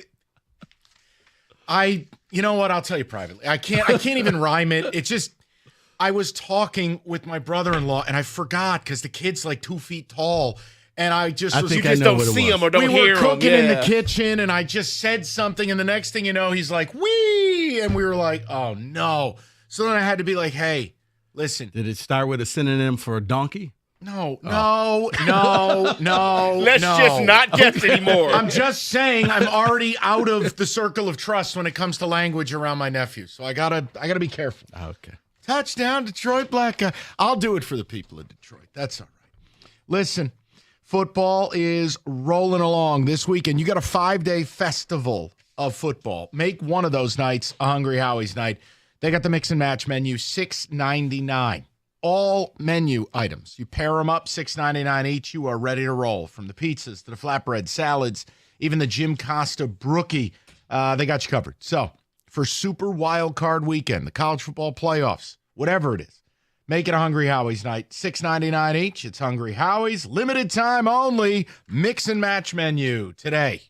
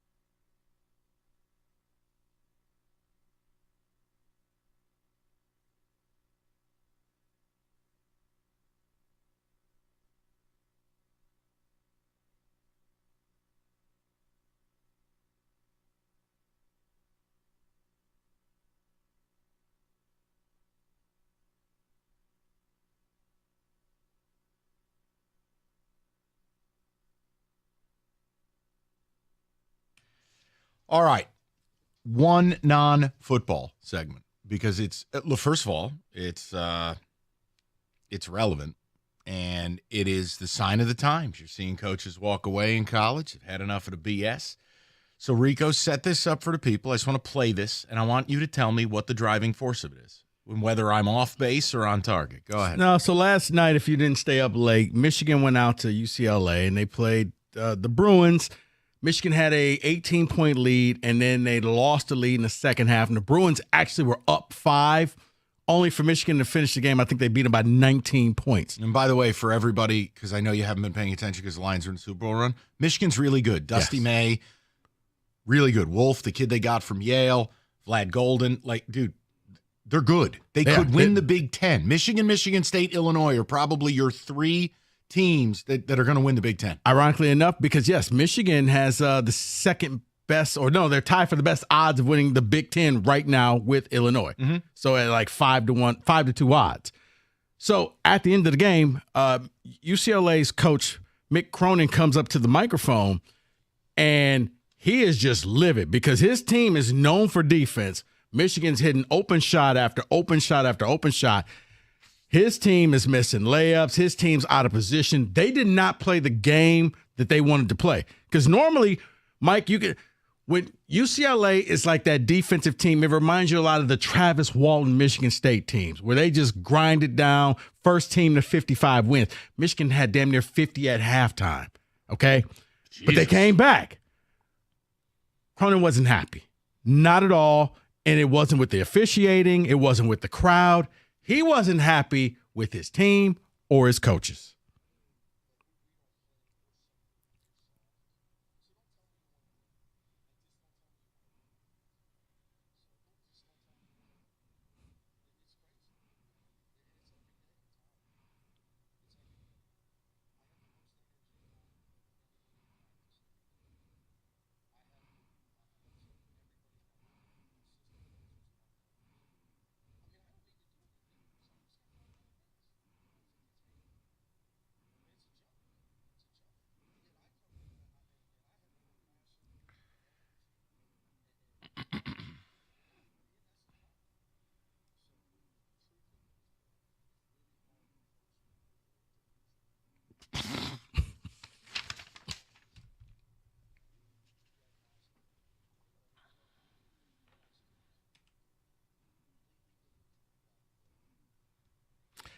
Wow. Yeah, Michigan broke him. That's courtesy of Field of 68. But And your headline is Michigan's good, but here's what I thought, and this is where you can strike me down.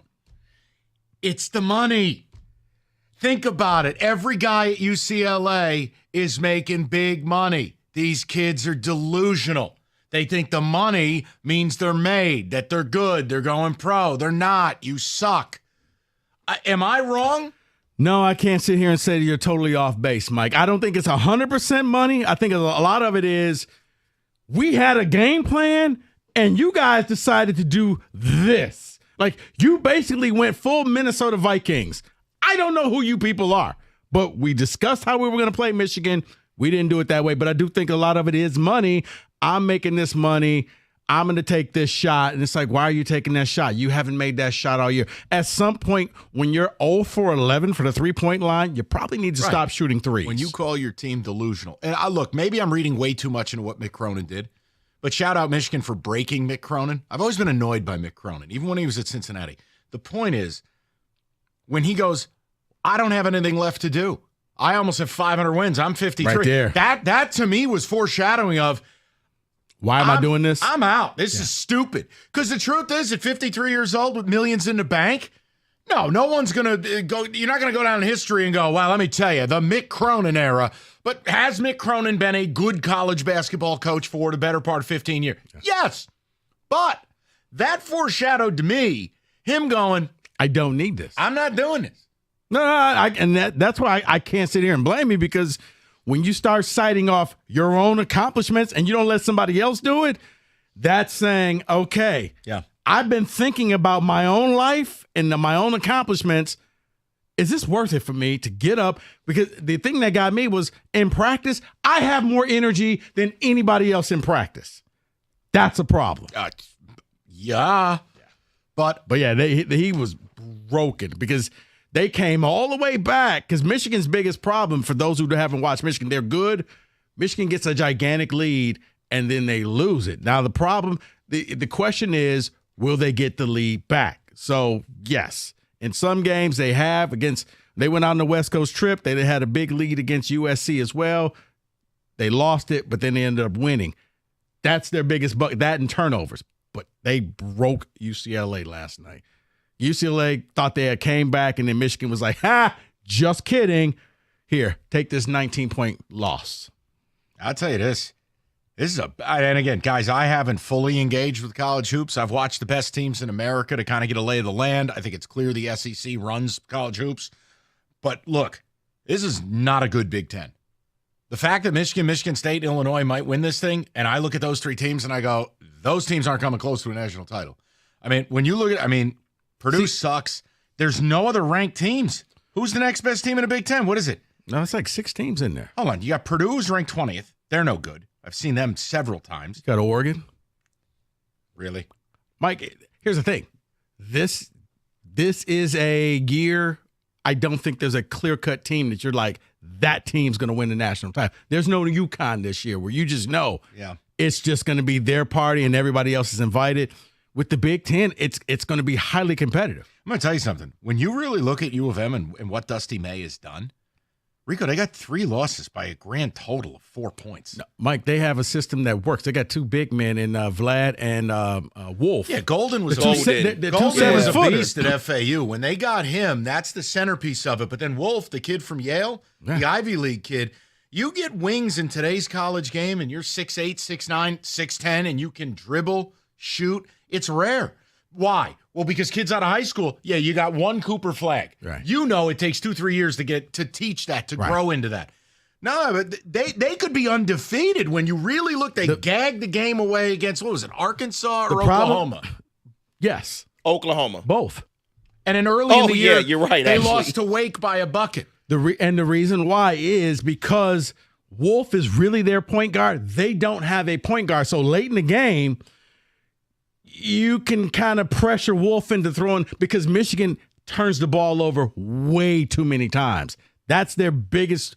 They got to fix. If they fix that, Mike, they're one of the best teams. Like in the Big Ten is really competitive. I know you're looking at the teams like, they really don't. I think you got 11 is, teams that are sitting there at 11-4. Everyone's decent. Yes. I don't think anyone's really good. And I said this to you. I've watched a ton of the SEC. Man, when you're first of all, Auburn might be on a different planet, but the Auburns, the Tennessees, what Mark Pope has done at Kentucky, you watch those teams and you go, all right, we ain't beating them. But hold on. But here's where you get people, oh, really? Did you see what Tennessee did last night? They scored 15 points in the first half. That happens in the middle of January, though. I'm just, it's a preemptive strike for the ticket taxers. Like, yes, I know. Kentucky, they went out and scored 106 points, and then they ended up getting killed last night. It's the general point. That's where the best players are. The Big Ten is whatever. But look, it's a hell of an accomplishment. Dusty May walked in. It shows you what a coach with a brain can do. Nah, I was telling Mike, and I know people around here really haven't caught up to the hoops. But, David, right here, right now, if I said pick the top 3 teams in order in the Big Ten, it's like picking a lottery. Oh, I gave you Illinois, Michigan State. Right. And I mean, shake like, them up, do whatever you like. Right. But then it's like, okay, but was Dusty Purdue. May raised by Chicago?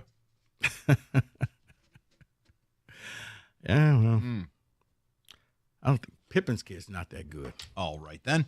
All right, was this the one who was, or no. Wait a minute, I'm getting it all twisted up. It was Jordan's kid that was sleeping with Pippen's mom. Yeah. Got it. I can't keep it all straight. I'm sorry. Yeah. Where's he now? Jordan's kid? He's out of basketball. Well, no, what wasn't there? Yeah, he was with someone else, and he was taking lines somewhere at a restaurant with her. Excuse me? Yeah, he was doing lines at a restaurant with her. I don't know that we can say that on the air. You know what? We're just going to move on. Oh, okay. I have not seen the video highlights. All right. Why don't we just step back Kenny, from how that? about that new coach bump? You know what? Your thoughts on Todd McLennan. All right, let's get some football. We get back into the Lions as well, top of the hour. IRS collection or audit. You need a law firm that specializes in the resolution of all tax problems. You need Maurice and Jerry. You need Abraham and Rose. It's just that simple. With Abraham and Rose, they will craft a plan and get between you and the IRS, and they will advocate for you, and they will save your time and hopefully your money.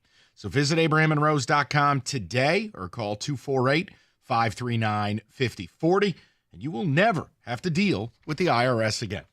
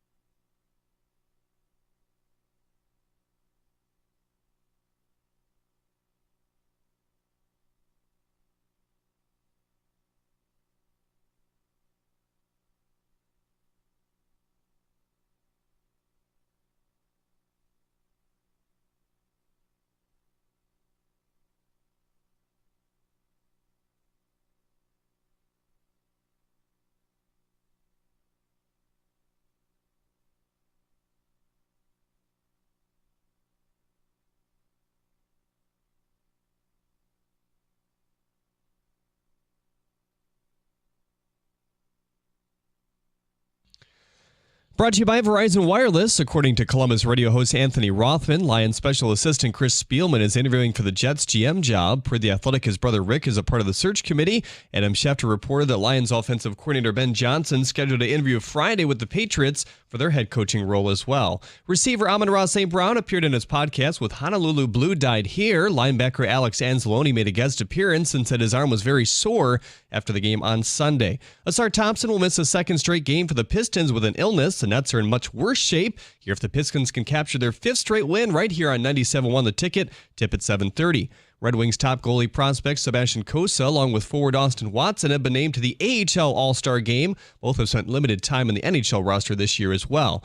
In other NFL news, outside Detroit, Tom Pelissero says that Bill Belichick has heard from multiple teams about a return to the pros. The former Patriots boss recently signed a 5-year deal to become the head coach of the North Carolina football team, which includes a $10 million buyout if he decided to leave before July of this year. The new minority owner of the Raiders, Tom Brady, is one that's checked in on his former coach's status. Former Pistons and Detroit Mercy coach Dick Vitale revealed his vocal cords are cancer-free, and his doctors say he can return to the mic for ESPN. At the Corwell Health Sports Desk, I'm Jeremy Otto. For more, go to 97.1 The Ticket or Odyssey.com. 5 o'clock. Nice to have you with us. Lions Talk is in the air. If you missed anything, Odyssey.com rewind. Also, check out our YouTube page, Valenti Show with Rico. You can go search that on YouTube. All the videos, Evan and John do an incredible job putting them up. So if you miss something, you don't want to use the app, that's another free way to get our nonsense, which obviously you like it or love to hate it. Either way, it doesn't matter. Subscribe if you're bored.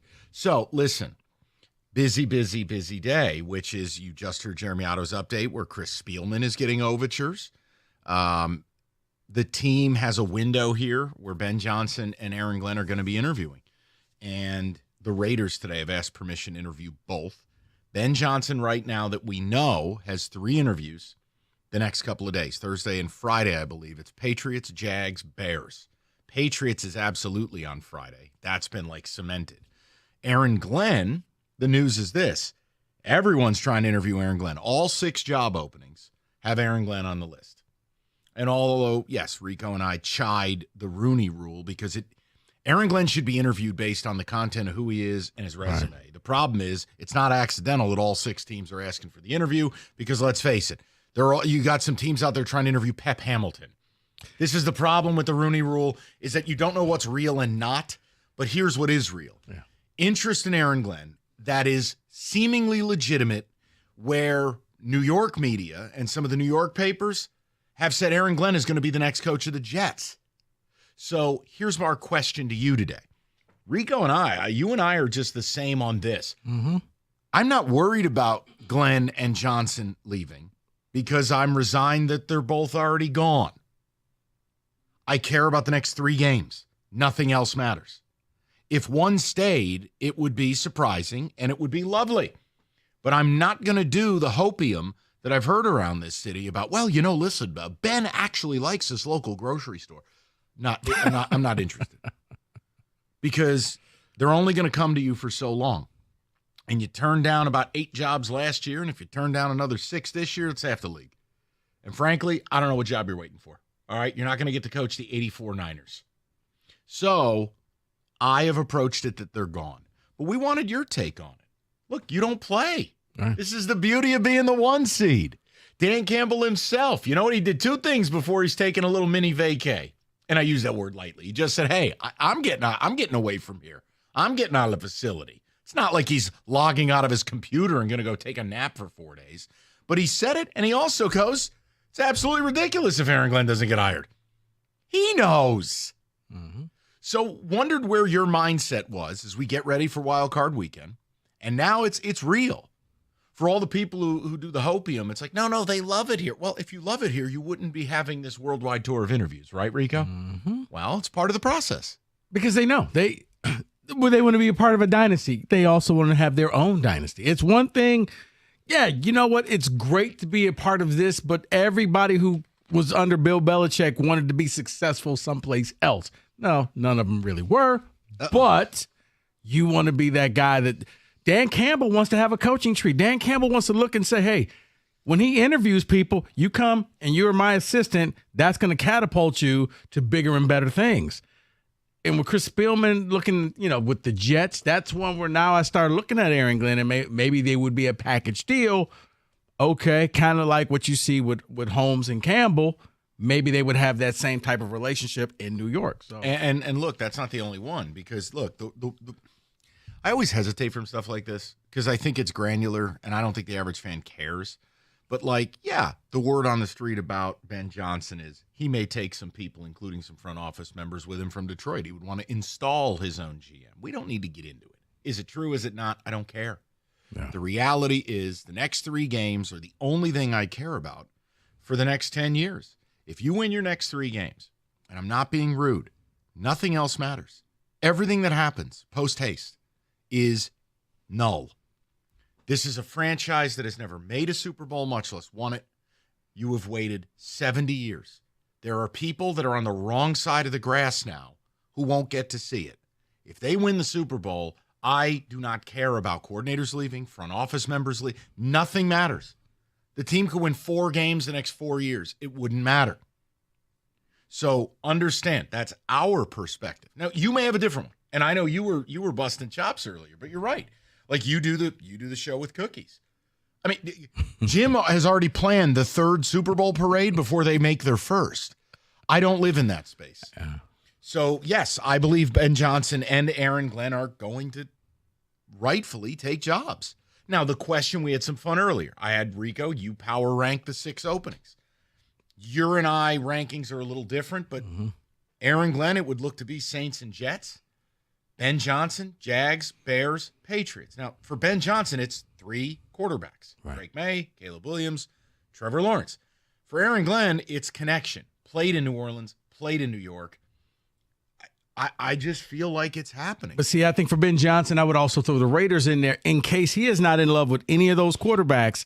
The Raiders give you an opportunity to go out, sign somebody, draft somebody that I want. Yeah. I can build around this person. And because he may look at Trevor Lawrence and be like, you know what? I just don't think you're that great. Yeah, and this is my thing. Everybody, I shouldn't say everybody, a lot of people put their own value structure on a total stranger. Like, no one knows what Ben Johnson wants. If I have to hear another ticket texter speak authoritatively like they live with Ben Johnson, my head's going to explode. I have no idea if he likes any of those quarterbacks. The point is, the 3 interviews he's agreed to, they all have quarterbacks. I think that you can be pretty dim and connect those dots. Mm-hmm. So I'm very interested. And I don't want either guy to leave, but this is the NFL. So, look, Aaron Glenn, there's 6 job openings. He's getting an interview with every single one of them. Ben Johnson can be more selective. I don't know if he'll agree to an interview with the Raiders. I haven't seen that today. They've asked for permission. The 3 that he is doing the interview with over the next couple of days, Patriots, Jags, Bears. So are you factoring that into your bye week, or are you like us? You've just submitted to the universe, and whatever's going to happen, happens. And you know in your mind they're both gone. Yeah, and just so people know the schedule for Ben Johnson, Raiders and Patriots will be on Friday. He is interviewing with the Raiders. Yeah. That's what Jordan Schultz says. Fascinating. Bears That's a terrible organization. Bears and Jags on Saturday. Okay. So those are the 4 currently. So 4 for him and 6 for Glenn. Yeah. That's not bad. The Spielman thing is interesting. Mm-hmm. That one I did not have on my bingo card today. Of the Jets wanting Chris Spielman. And would it be a package deal? I can't speak to it. But again, if it were Spielman and Aaron Glenn and you bring the right people, the Jets do have a culture problem. How do you fix your culture? Well, you bring in a high-character guy like a Chris Spielman. You bring in a high-character guy like Aaron Glenn. Your best players on the New York Jets, despite some of the sizzle, are your defensive players. You rebuild this thing the right way. I understand it. It's just, maybe for me, it would be so weird to see Chris Spielman wearing a Jets polo. But, hey, whatever. I don't know. If they're going to offer him the keys to the kingdom, the problem is Woody Johnson. I mean, what grown-ass man demands to be called Mr. Ambassador? I mean, you must be kidding me. It's ridiculous. Yeah, he's going to be his own worst enemy. Who, Woody? Yeah, just Yeah, everything he's- that's he's surrounding him. terrible. If you took away the disaster that was just the last, 3 weeks, him personally and all of that stuff, you'd be like, okay, I can go to the Jets. But now it is like, do I got to listen to your kid? Do we have to talk to him when it comes to the draft? Do I have to take your kid to the combine? And you tell me what his power rankings are? Like, come on. His Madden rankings? Like, no. I would avoid the Jets. That to me, whatever is last, the least, I'd take a college job before I took the Jets job. I just don't think that you're set up to win. Look, there are people that call up almost every day and tell Kenny that they give Chris Spielman the credit over Brad Holmes. So, he's well respected, and he did come in here and help change the culture and when they did this whole coaching search and GM search. No, he did, but you know what? I'm not going to take away. I'm going to give Brad Holmes full credit because Brad has done some risky things and they panned out. Now, it's not going to all work, but it's calculated risky plays that he does, and it's just like it's almost like Dan Campbell going for it. They don't always work, but you're like, man, I don't know what I would have done that, but okay, you know what, Brad? I got to tip my hat to you because you moved up to get this person, or you end up with Brian Branch in the second round. You did a lot of wheeling and dealing, and every draft day, you make things very interesting. So much so that it's going to get to the point that other GMs are going to see that 3-1-3 and be like, no, he's trying to fleece us. I don't know how. I don't know how he's going to end up on the better side of this deal, but I don't know if we need to take that deal from him. And that's a compliment. 248-539-979.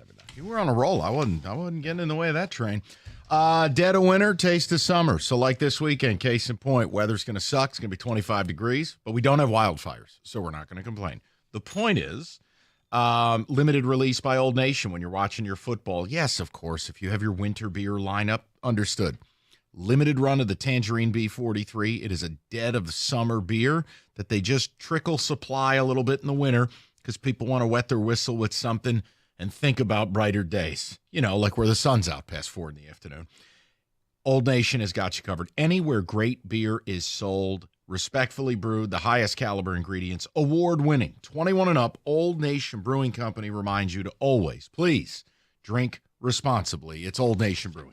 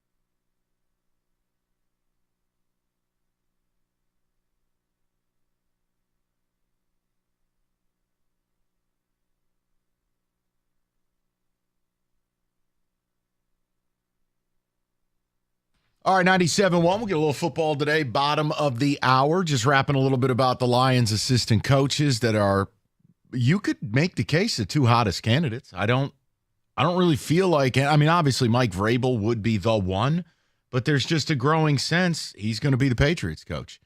Also, if this matters to you, Vrabel's interviewing in person with the Patriots. Ben Johnson will be virtual.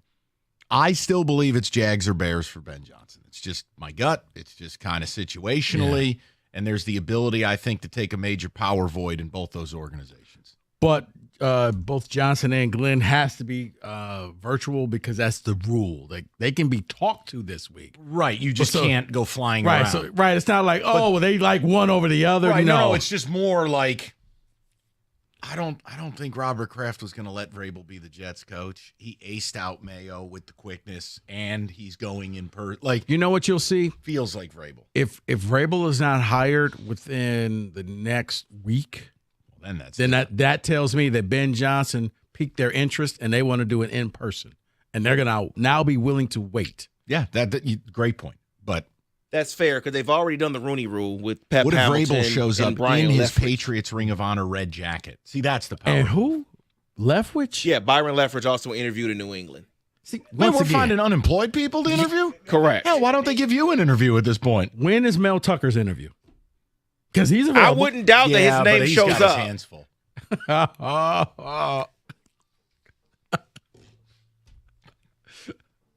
Very busy schedule. He's got bills to pay. He needs the money.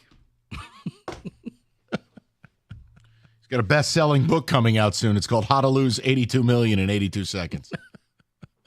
Carry on. But at this point, I wouldn't be surprised. Pep after the Pep Hamilton, I didn't think we were going to get more obscure. Byron Leftwich, who I don't even know if he's employed. No, currently he's not, I don't think. He's not. Because I thought the same. He's been out of football for 2 years. What's Dante Culpepper doing? Might as well just interview Teddy Bridgewater at this point. Hey, Barry, you want to interview? Calvin Johnson, come on over. I heard Billy Sims is interviewing with the Bears. Jeez. David, Ticket Text, what do you got, bud? I've accepted the coaches were leaving after. I'm trying to do radio here. Whoa! I've accepted the coaches were leaving after week 2.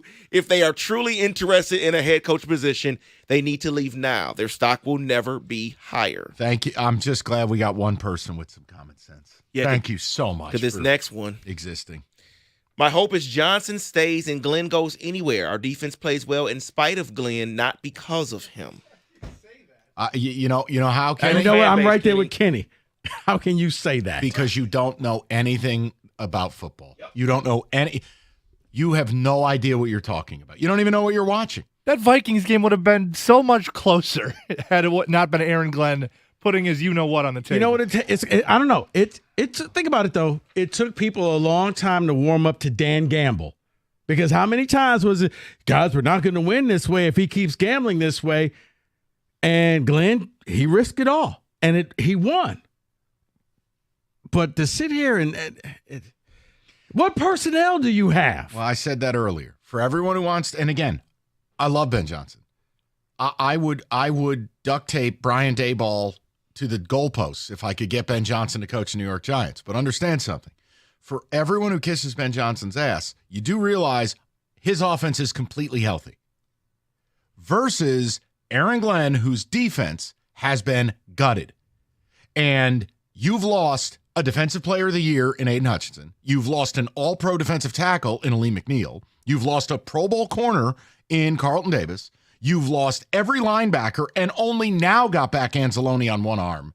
And you lost every primary backup. You lost the only defensive end you signed in the offseason. Guys, 6 opening day starters dead. Countless backups dead. And the best you can do is slander Aaron Glenn, who, by the way, anyone who knows football, anyone you respect nationally as a, quote, name around the NFL, you know what they're saying about Aaron Glenn? That might be the game plan of the year. What he did against the Vikings, that performance Sunday night. Yet, here's the game we should play. And I don't ever want to play it because I don't want people to be sad. Take away 6 starters from Ben Johnson's offense and show me what it looks like. We'll see how brilliant he is. It's the same thing going on in Houston. Bobby Slowick a year ago was talked about like Obi-Wan Kenobi. Now, Bobby Slowick won't get an interview. Everyone on Houston died. Nico Collins, dead. Tank Dell, dead. Numbnuts, Steph Diggs, dead. The O-line, dead. Mixon, dead. Oh, geez, they don't look as good because they don't have players. It doesn't mean Bobby Slowick is a bad coach. It just means if you don't have the players. You don't have the bodies. You can't score the touchdowns. You don't do the fun plays. It's like, oh, a quarterback, he's running for his life. Yeah, because your tackle's not there. Exactly. It's been a weird thing this year where people are dogging Aaron Glenn. And it's like, what are we doing? Because fortunately, they haven't had to see what the offense would look like minus any significant players. Yes, Montgomery's not there, but hey, you got Gibbs, okay? All your other players pretty much were there. You lost a couple of offensive linemen, but the core of the team didn't change on offense. But yeah, you gave up too many points, and look at this and look at that, and the quarterbacks were looking great against you. It's like, guys, you lost so much. I mean, it was the one, was it the Houston game? It was literally like you just needed name tags out there. Like, I don't know who any of these people are. Okay? Well, you're relying on Al-Quadin Muhammad. Okay? This is where we are right now. What about Bill Adams? Boobie Miles. No, that's Friday Night Lights. I know. That's but Permian High School. Yeah. All right, hold on a minute. Go ahead, David. Oh, no, you didn't. His hands are full. I just spit out my candy bar. Now I'm sad. Carlos from AP. The schedule was busy. I don't know what you're reading. Let me go to Aaron on a cell. Aaron, what's going on, buddy? How you guys doing today? Good, Aaron. What's up? I'm trying to recover from that. I just wanted to say, people, I hope we all understand that when we have a team like this, that this is what comes with the territory. The key is having the GM and the head coach and the owner. We have that. That is, to me, is the triumvirate. You know, that you need that, and you can withstand things like this because, in my opinion, I feel like Dan and Brad and Sheila they knew this was going to happen with Dan, with the time, with this team doing this, and that when you have that, you're going to be able to think 4 or 5 steps ahead, like in thinking down the road. I mean, this is what is supposed to happen. I think it's great. It's a great opportunity for Ben and Aaron, as much as I want them to stay here, but that's selfish on my part. They've got to go knowing that Brad and Dan and Sheila have thought about this happening and have planned for this, and I really believe that. And the key, you become a destination, Aaron. That No when doubt. you go No to doubt. hire, people will walk on hot coals to work in Detroit and work with Dan Campbell. And look, maybe you have, inside solutions. But if you don't, man, guys will be tripping over their ding-dings to work here. No doubt. And they will do it for less. They will do it for less. They want to be here at this point. Because this can become of a platform the to thing play. you moving your career forward. No doubt. I'm with you, No doubt. man. Trust me. I appreciate you taking the time. Thank you. You got it, of course. And again, the opposite of the spectrum, you could be a franchise like the Giants where ownership pretty much copped to it. Every report coming out of New York is John Mara didn't know if he'd be able to attract a coach better than Brian Daboll. Full stop. The Giants are radioactive. You know what? But that's the first step of a problem, admitting it. I got a problem. You should be happy. I know it doesn't sound great, but you should be happy. Yes. They admitted we have a problem. My happiness is emanating. You know what? The van is outside. It's waiting for you. Love to put John Mara in it. Send it to Greenland. David, any ticket text, or are we good? Good? We're good. All right, Rico, be curious. Now let's talk about the Chevy dealer in the area leading the way. It's Hamilton Chevrolet in Warren. Look, start your year off with unbeatable deals at Hamilton. Andrew and the sales staff, they want to be your Chevy dealer. It is time to hit the road in style. And Hamilton is your go-to destination for top-notch vehicles and savings. Sleek, powerful cars ready to conquer the roads. And Hamilton has them all. Go see them at 14 Mile and Mound. They got everything from fuel-efficient compacts to rugged SUVs. They've got the wheels to match your lifestyle. And with Hamilton, you know you're getting excellence. It's not just about selling cars. Anybody can do that. It's about delivering an unmatched driving experience. They're more than just a dealership. It's a commitment to quality and customer satisfaction. And take advantage of Hamilton's great inventory of 2025 Chevys. The selection is best right now. And you know what I say? The best deals are found at 14 Mile and Mound. Go see my guys at Hamilton for details and tell them Rico sent you. More at HamiltonChevy.com. Chevrolet together. Let's drive.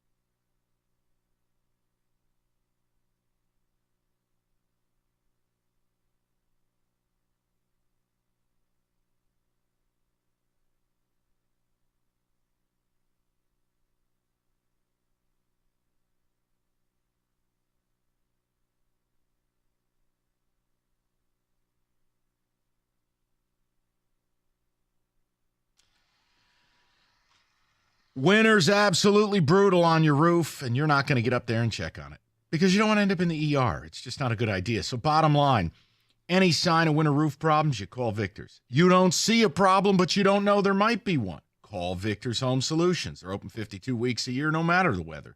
They'll be at your house within 24 hours to do a 21-point roof inspection. They'll give you the report, and then they will repair or replace any issues, no matter the weather conditions. Victor's also gives you an industry-best 50-year leak-free guarantee. Anything goes wrong, they fix it for free. It's Victor's Home Solutions. Call today, 734-773-1100, or make that appointment online at victors.com.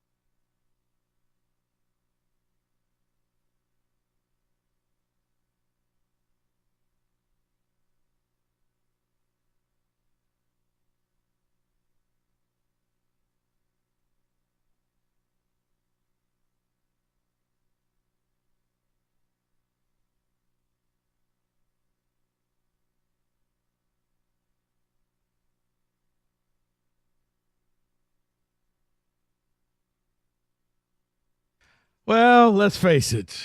We can't all pick winners. So in the receipt segment, the team I had to win the Super Bowl, David, didn't even make the playoffs. So I don't want to hear anything. I think it's still better than Mike's New York Jets. Couple ticket texts. It's better than my Bears, for sure. Brian, now, you know why? Because no, it's not. That Hard was not Knocks good. had the world believing. But I didn't have to fall in line. They did the same with the Lions. When the Lions started off 1-6, everybody said the Lions, watch out for this team. So maybe the Bears are just a year too early because of the Hard Knocks. So I'll just use that warning next year after the summer. Whoever's on Hard Knocks, don't choose them to win a division or make the playoffs. Man, Hard Knocks has everybody believing that team is going to be the turnaround team. No. Hard Knocks told me the Giants were going to blow. Because that was the off-season one, though. Oh, okay, that doesn't count. That's a different one. I'm Yeah, talking about they did the Bears, remember when they did the Lions, and the Lions became the darling, and everybody picked the Lions, and that was the year they started off 1-6. Oh, because of summer. Yeah. Okay. Yeah, the training camp. The off-season one. Every time Joe Shane and John Mayer opened their mouth, I went, "Oh my God, oh dear." I would have probably rethought doing that. How about we just buy this Hard Knocks out? We're not going to do this. Here's the best part. That's the footage they allowed to be released. Right. What the hell was said that was left on the floor? Right. I mean, the Giants, it's like the grandma from Wedding Crashers. Seriously. You don't know what you were going to get in those meetings. All right. I would have just put a 24-hour loop of Caller Nick. Eleanor Roosevelt. See, that was the very first off-season edition. And the last. I don't think it's going to be required by the NFL, so it will never happen again. Hey, what are we doing with Saquon? No, you know what? I could just see the Cowboys doing this in the offseason. And you started with Micah Parsons saying they're going to win the Super Bowl next year. Yeah, except he won't be in Dallas. Sure won't. There's something up there. He's a pain in the ass. He can play, but man, everything I hear, he is a pain in the ass. Okay, hi guys, we're doing radio. Come on in. Oh boy. All right. Come on, get in here, will you please? All right. Well, I didn't know Jeff Rigger was here. Oh wait, you heard him through a plate glass. Yeah, I know. He always announces his arrival before he arrives. It's a gift. Yeah. Yeah, it's a blessing. That keeps on giving. So what are we doing next here? Are you doing what you talked about off air? I think you're doing this too early. I'm just telling you. Yeah, but Wojo and I have a very sporadic schedule. Yeah. So we figured we'd do it now, beat everybody to the punch, number one. And number two, it's a great topic. And by the way, speaking of great topics, and I have to give you both credit. Why? Well, because it was well-timed when you were talking about everybody taking interviews for NFL openings, and you mentioned Mel Tucker. Oh, boy. I had my own line that I wanted to insert. You know, that interview for I sure. thought that was a lie. No. No. You know, Tucker's interview for sure would be over the phone, of course. Oh, that's good. Yeah. You know what? Not bad. And the first question would be, so what are you wearing? Okay, then we're moving on. All righty. Now you're going a little far. I was thinking, what step too far? No, Of course tell me. I do. Tell me. What? All right. So if the playoffs go chalk, so that means Washington loses to Tampa Bay. If Green Bay loses to Philly on Monday night, you're looking at Minnesota and the Rams. Which of those teams would be easier for the Lions to beat? Which of those teams would you want to come to Ford Field? I'm told Michael sort of agrees with me. He does. Sort of. Even though you just slaughtered the Vikings, for that reason, I don't think you want to see them 2 weeks later. In the division, third go-around. Yeah. And, come on, now we can be adults in this room, right? Because Costa's not here. We can be good adults. point. Yeah. Minnesota played awful. You played well defensively, and Aaron Glenn deserves a hero's welcome. But Sam Darnold was worst game of the year. The Vikings, with some of their idiocy, including kicking the ball out of bounds, simple mistakes, things they hadn't done, right? Right. I don't want to face them again. Yeah, but let me ask you this: you are so, and you, I give you credit. You were the trendsetter. You were the original Ginger Basher. Oh, Soulless Ginger? Right? Yeah, exactly. So you believe that you got Stafford, Nakua, Kupp, Kyron Williams, good defense.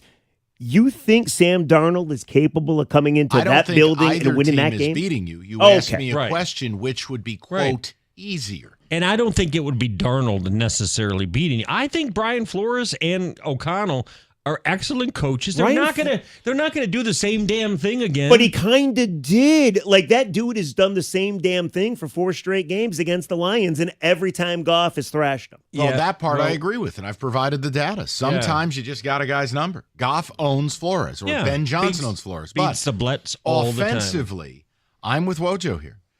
Look, Kevin O'Connell's a really, really good coach. I just don't think you'll have that flawed a game plan where it's like, oh my God, they're blitzing and no screens. Yeah. No draw plays, no wham concepts? Nothing? And I think they'll sit the ginger down and say, listen, don't throw the ball 6 feet over Jefferson's head. No, Maybe no. hit a wide open Here's Hockenson. what happens. Darnold shows up and he looks like Ryan Day.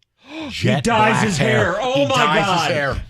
That's a perfect He's going to QBR. show up looking like 5 Wayne Newton. touchdown passes. That's right. He's going to look like Wayne Newton.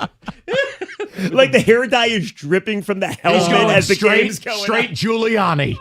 Oh, And then he goes for 380 and 3 tutties. But can we agree on this? In the greatest playoff performance ever. That would be, well, shoe polish hair. Amon Ra already went with the Honolulu He did. Blue He hair, changed. I Yeah, understand. that's the playoff hair, right? But all kidding aside, if it doesn't go chalk, who would be the best opponent for the Lions?